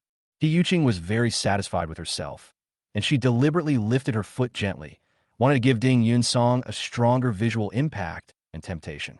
However, what made her feel sorry was that Ding Yunsong's eyes were still not on her feet, as if he was turning a blind eye to her feet. Yuching was a little depressed. She really wanted to ask Ding Yunsong if she was ugly, so she looked at Ding Yunsong and said, Team Leader Ding, your inspection team came to Manhwa University for inspection this time. I was originally your liaison officer, but now I have become the unlucky one. I'm simply the scapegoat. Shouldn't you speak a fair word for me? Ding Yunsong calmly asked back. What fair word should I say for you? I didn't make the decision to fire Wang Meiqi alone. It was also decided by Principal Su. Do you think Principal Su is losing his mind? Ding Yunsong looked at Yuching with a smile and asked. Yuching nodded without hesitation and said, Yes, I just think that Principal Su is a little hot-headed, so he dismissed me for no apparent reason. Since you feel you're wronged, you should go and talk to Principal Su. It's no use for you to come to me. Ding Yunsong responded to Yuching. Team Leader Ding is a member of the inspection team. If you just say a word for me, I believe Principal Su will definitely give you face. Yuching spoke in a deliberately coquettish tone. She even put her feet on the sofa, as if she wanted to rub them again, and seemed to be showing her foot wrapped in black stockings directly in front of Ding Yunsong. The black stockings are tightly wrapped, making the beautiful legs full of elasticity, and you can see the white skin inside. It is indeed very tempting for men. However, Ding Yunsong said to Yuching calmly, Didn't you all blame me for Chiyuba's death? Weren't you all hot-headed at the time? Yuching was speechless after being questioned by Ding Yunsong and sat there awkwardly. I really want to prove that I did not kill Chiyuba. Can you help me think of a solution? Ding Yunsong looked at Yuching and continued seriously. Yuching couldn't help but complain in her heart. I won't help you. I wish you would be crippled immediately. So she looked at Ding Yunsong and said, I wanted to help you at that time, but I didn't have the ability to do so. I don't have the ability to help you become the vice president of Manhwa University again. Ding Yunsong responded to Yuching with a smile. Yuching was so angry that she was about to die. She had been talking for a long time, but was left speechless by Ding Yunsong. The woman was unwilling to accept this, so she looked at Ding Yunsong and said, Team Leader Ding, I think Secretary Wang treats you very well. If you could say a few good words to Secretary Wang for me, this matter will be resolved.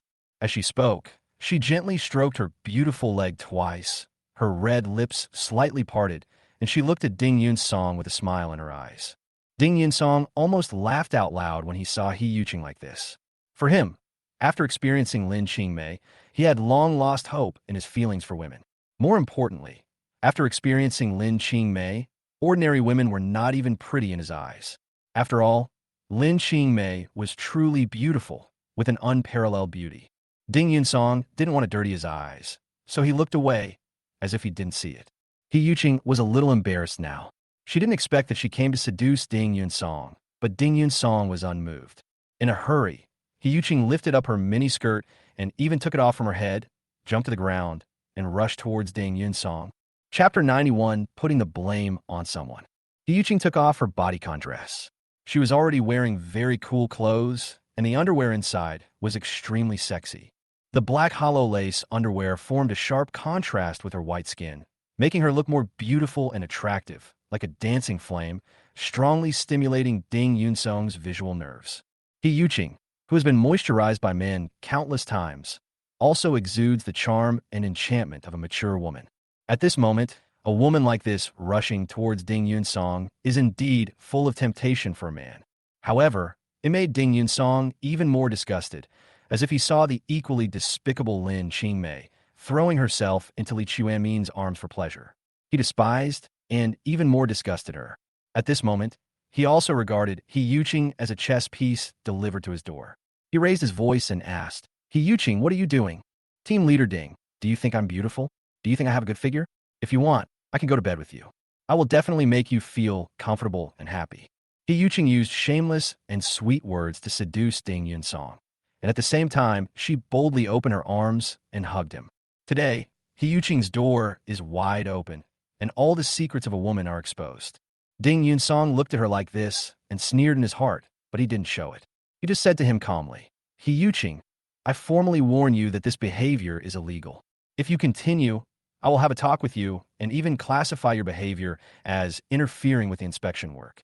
When He Yuqing heard Ding Yunsong's inspection talk, she was panicked, but she was even more determined. There was no turning back, so she said to Ding Yunsong, If I rush out like this and yell that you molested me, what do you think others will do? As He Yuqing spoke, her face was full of calmness and pride. She couldn't help but say to Ding Yunsong, Now you're the leader of the inspection team, and you are also the suspect who killed Chi Yuba. If there is another person who wants to rape me, what do you think will happen? Ding Yunsong looked at the complacent He Yuqing in front of him, and he sneered in his heart. He didn't know whether to live or die, and was also very grateful for Zhang Mengqiang's chance encounter. He deliberately pretended to be hesitant and asked, What do you want to do? I want you to help me resume my position as vice president. He Yuqing said proudly, I don't think this is your purpose. Ding Yunsong looked at He Yuqing and responded calmly. He Yuqing was stunned for a moment. Obviously, she didn't expect Ding Yunsong to be so calm. She soon smiled and said to Ding Yunsong, Ding Yunsong, you are very smart. I really have more than just this purpose. What's your other purpose? Tell me. Ding Yunsong looked at He Yuqing. I want to destroy you. After He Yuqing finished speaking, she sneered and said to Ding Yunsong, I'm going to go out and shout so that everyone knows that it was you who wanted to molest me. After saying that, she deliberately looked at Ding Yunsong, raised her hand, and with a swish sound, she tore 2 holes in her right leg stockings, revealing the fair skin inside. Ding Yunsong, I will make sure you can't wash yourself clean even if you jump into the Yellow River, and I will make you completely useless in the Binhai officialdom. He Yuqing's tone was full of pride and joy, and she ran over very quickly and opened the door. Ding Yunsong looked at He Yuqing's series of actions, as if he was turning a blind eye and ignored them completely. When He Yuqing ran out, she didn't actually run at full speed. She even deliberately slowed down her pace, waiting for Ding Yunsong to rush over. If Ding Yunsong rushed over and pulled her, it would be tantamount to further proving that Ding Yunsong intended to molest her. The result disappointed He Yuqing. Ding Yunsong stood there, motionless, as if watching a clown show. He Yuqing was a little depressed, and her self-esteem was strongly stimulated. She became more determined to destroy Ding Yunsong and make him the man who wanted to rape her. After figuring out all this, He Yuqing pushed the door open and immediately shouted in the corridor, Inspection team leader Ding Yunsong is trying to molest me. Come and save me. The shout was so abrupt that it seemed to echo throughout the entire building. Although it is time to get off work, there's still many people in the building. After all, Chi Yuba's death today has alarmed many people. When everyone heard the shouting, which was still related to Ding Yunsong, they all rushed out of the office. As a result, they saw He Yuqing wearing a set of underwear. Her stockings had holes in them. Her left foot was wearing a shoe, and the high heels on her right foot were missing. She looked like someone who had been raped and molested and had barely escaped. This instantly made everyone's brain nerves tense, and everyone started gossiping, imagining possible scenes in their minds. He Yuqing saw that someone had come out, and now she didn't care about her face anymore. She continued to pretend to be a victim and cried, Ding Yunsong, you are simply not a human being. You actually wanted to use the condition of helping me to resume my position as vice president to take advantage of me. I didn't agree, so you acted like a beast and tried to rape me. You took off all my clothes and even tore my stockings. I can't face anyone anymore. Today I will use my death to prove my innocence.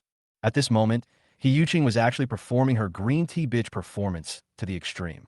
She was crying and shouting while running towards the window on the stairs, as if she was going to jump off the building to commit suicide. Su Dingshan, who had been prepared for a long time, had also arrived at this moment. With a gloomy face, he asked, What happened to He Yuqing? When He Yuqing saw Su Dingshan, she felt like she had found her backbone. She burst into tears and said, Principal Su, I was unwilling to be dismissed from my post, so I came to talk to Ding Yunsong from the inspection team and wanted to express my grievances. Ding Yunsong wanted me to sleep with him and told me that if I didn't agree, he wouldn't help me. Is there such a thing? Su Dingshan asked in a deliberately cold voice. He Yuqing nodded continuously. How could I do such a despicable thing? So I refused very firmly, but I didn't expect that he would do such a beastly thing and rape me in the office. I, I can't live like a human being anymore. He Yuching covered her face with her hands and cried loudly. Su Dingshan's face became gloomy and cold. He looked into Ding Yunsong's office and found that Ding Yunsong had not come out at all. He thought that Ding Yunsong was guilty and dare not come out. He was even happier in his heart and secretly praised He Yuching for her good acting. Thinking that Ding Yunsong almost ate his leftovers, he felt even more proud. When Su Dingshan was thinking about how to make things more exciting, Wang Meiqi suddenly rushed out from the crowd. The little girl looked towards the door of Ding Yunsong's office and shouted, "Ding Yunsong, get out of here." Wang Meiqi's cry was beyond everyone's expectations. After all, Wang Meiqi helped Ding Yunsong today, so it is hard to understand why she is so angry now. But soon, Su Dingshan's face was full of smiles again. He had already heard that Wang Meiqi fell in love with Ding Yunsong, so she was so angry when she heard that Ding Yunsong wanted to rape He Yuching. At this moment, Ding Yunsong was taking the mobile phone from Zhang Mengxiang and watching the video, completely ignoring what was happening outside. When Wang Meiqi saw that Ding Yunsong didn't come out, she was completely furious and walked towards Ding Yunsong's office angrily, as if she had been betrayed by her boyfriend. Chapter 92. Exposing Lies. Wang Meiqi's sudden intervention made He Yuching and Su Dingshan both look delighted. Could it be that Wang Meiqi and Ding Yunsong were in a relationship? The two people were full of expectations. If Wang Meiqi and Ding Yunsong were in a relationship, and Ding Yunsong also confirmed his boyfriend-girlfriend relationship with Xiao Mengchen, it would mean that he was two-timing and had moral issues. It would make people believe that Ding Yunsong was not a good person and wanted to rape He Yuching. The two looked at each other, their eyes already filled with new expectations, waiting for things to get out of hand. Wang Meiqi didn't know that He Yuching was framing Ding Yunsong. She was really angry with Ding Yunsong for making her mind so confused. She also kissed with Shimi and had an affair with Xiao Mengchen. Now he was acting like a beast who wanted to rape a woman. He was simply not a human being. The girl became more and more angry as she thought about it. She was even more upset at how she could fall in love with such a stinky man. She was even more angry as she walked away, muttering, "You big pervert! You actually did such a beastly thing." Ding Yunsong had already watched the video at this time and was very satisfied, but he signaled Zhang Mengxiang not to come out and let him handle it. Zhang Mengxiang also agreed. After all, if he came out, others would discover their relationship. Ding Yunsong walked towards the door calmly with his cell phone in hand and came face to face with Wang Meiqi. Seeing Ding Yunsong so calm and composed, Wang Meiqi felt that Ding Yunsong was too shameless, so she angrily said to Ding Yunsong, "You big pervert! Sex maniac! How dare you do such a shameless thing?" As she spoke, she reached out to grab Ding Yunsong's clothes to vent her anger. Ding Yunsong directly opened her hand, looked at Wang Meiqi, and said in a deep voice, "Don't get involved in this matter." "You..." Wang Meiqi stared at Ding Yunsong with her eyes bulging with anger, her eyes almost blazing with fire. Ding Yunsong seemed not to see it. He looked at He Yuching and said, "He Yuching, you still have a chance to clarify it yourself. What is going on?" He Yuching felt a little regretful when she saw Wang Meiqi didn't get entangled with Ding Yunsong, but she showed her pitiful appearance to the extreme, wiping her tears and saying, "Ding Yunsong, you are not a human being at all. I just came to you to discuss something, but you raped me. Now you have taken off my clothes and torn my stockings. Don't you want to admit it?" She even covered her face with her hands, pretending to sob, and said, "How could the municipal party committee arrange a pervert like Ding Yunsong, who is also a murder suspect, to inspect our Manhwa University? This is simply a contempt for the inspection system." Ding Yunsong saw that He Yuching was still sober and making a big deal out of it, and he sneered in his heart. This woman really deserved to die. Su Dingshan was extremely angry. He looked at Ding Yunsong coldly and said, "Team Leader Ding, you came to our Manhwa University for an inspection, and we went all out to cooperate with you. But now, Chi Yubal was just killed by you, and you raped our former vice president He Yuching. Your behavior is really..." He didn't say the rest of the words, but just kept shaking his head and signed to express his dissatisfaction. He Yuching also took the opportunity to put pressure on Ding Yunsong and said, "I don't care about my face today. I will let all the teachers and students prove that you want to rape me." He Yuching even looked at the other members of the inspection team in the crowd and said, "Ding Yunsong is a hungry wolf, a wolf in human skin. You must stay away from this guy. Be careful that he might attack you." In the eyes of He Yuching and Su Dingshan, Ding Yun Song is now an unforgivable and extremely shameless person. Some students and teachers at the scene couldn't help but look at Ding Yun Song angrily. Some even took out their mobile phones and started taking photos and recording videos. Some even started posting them on their moments.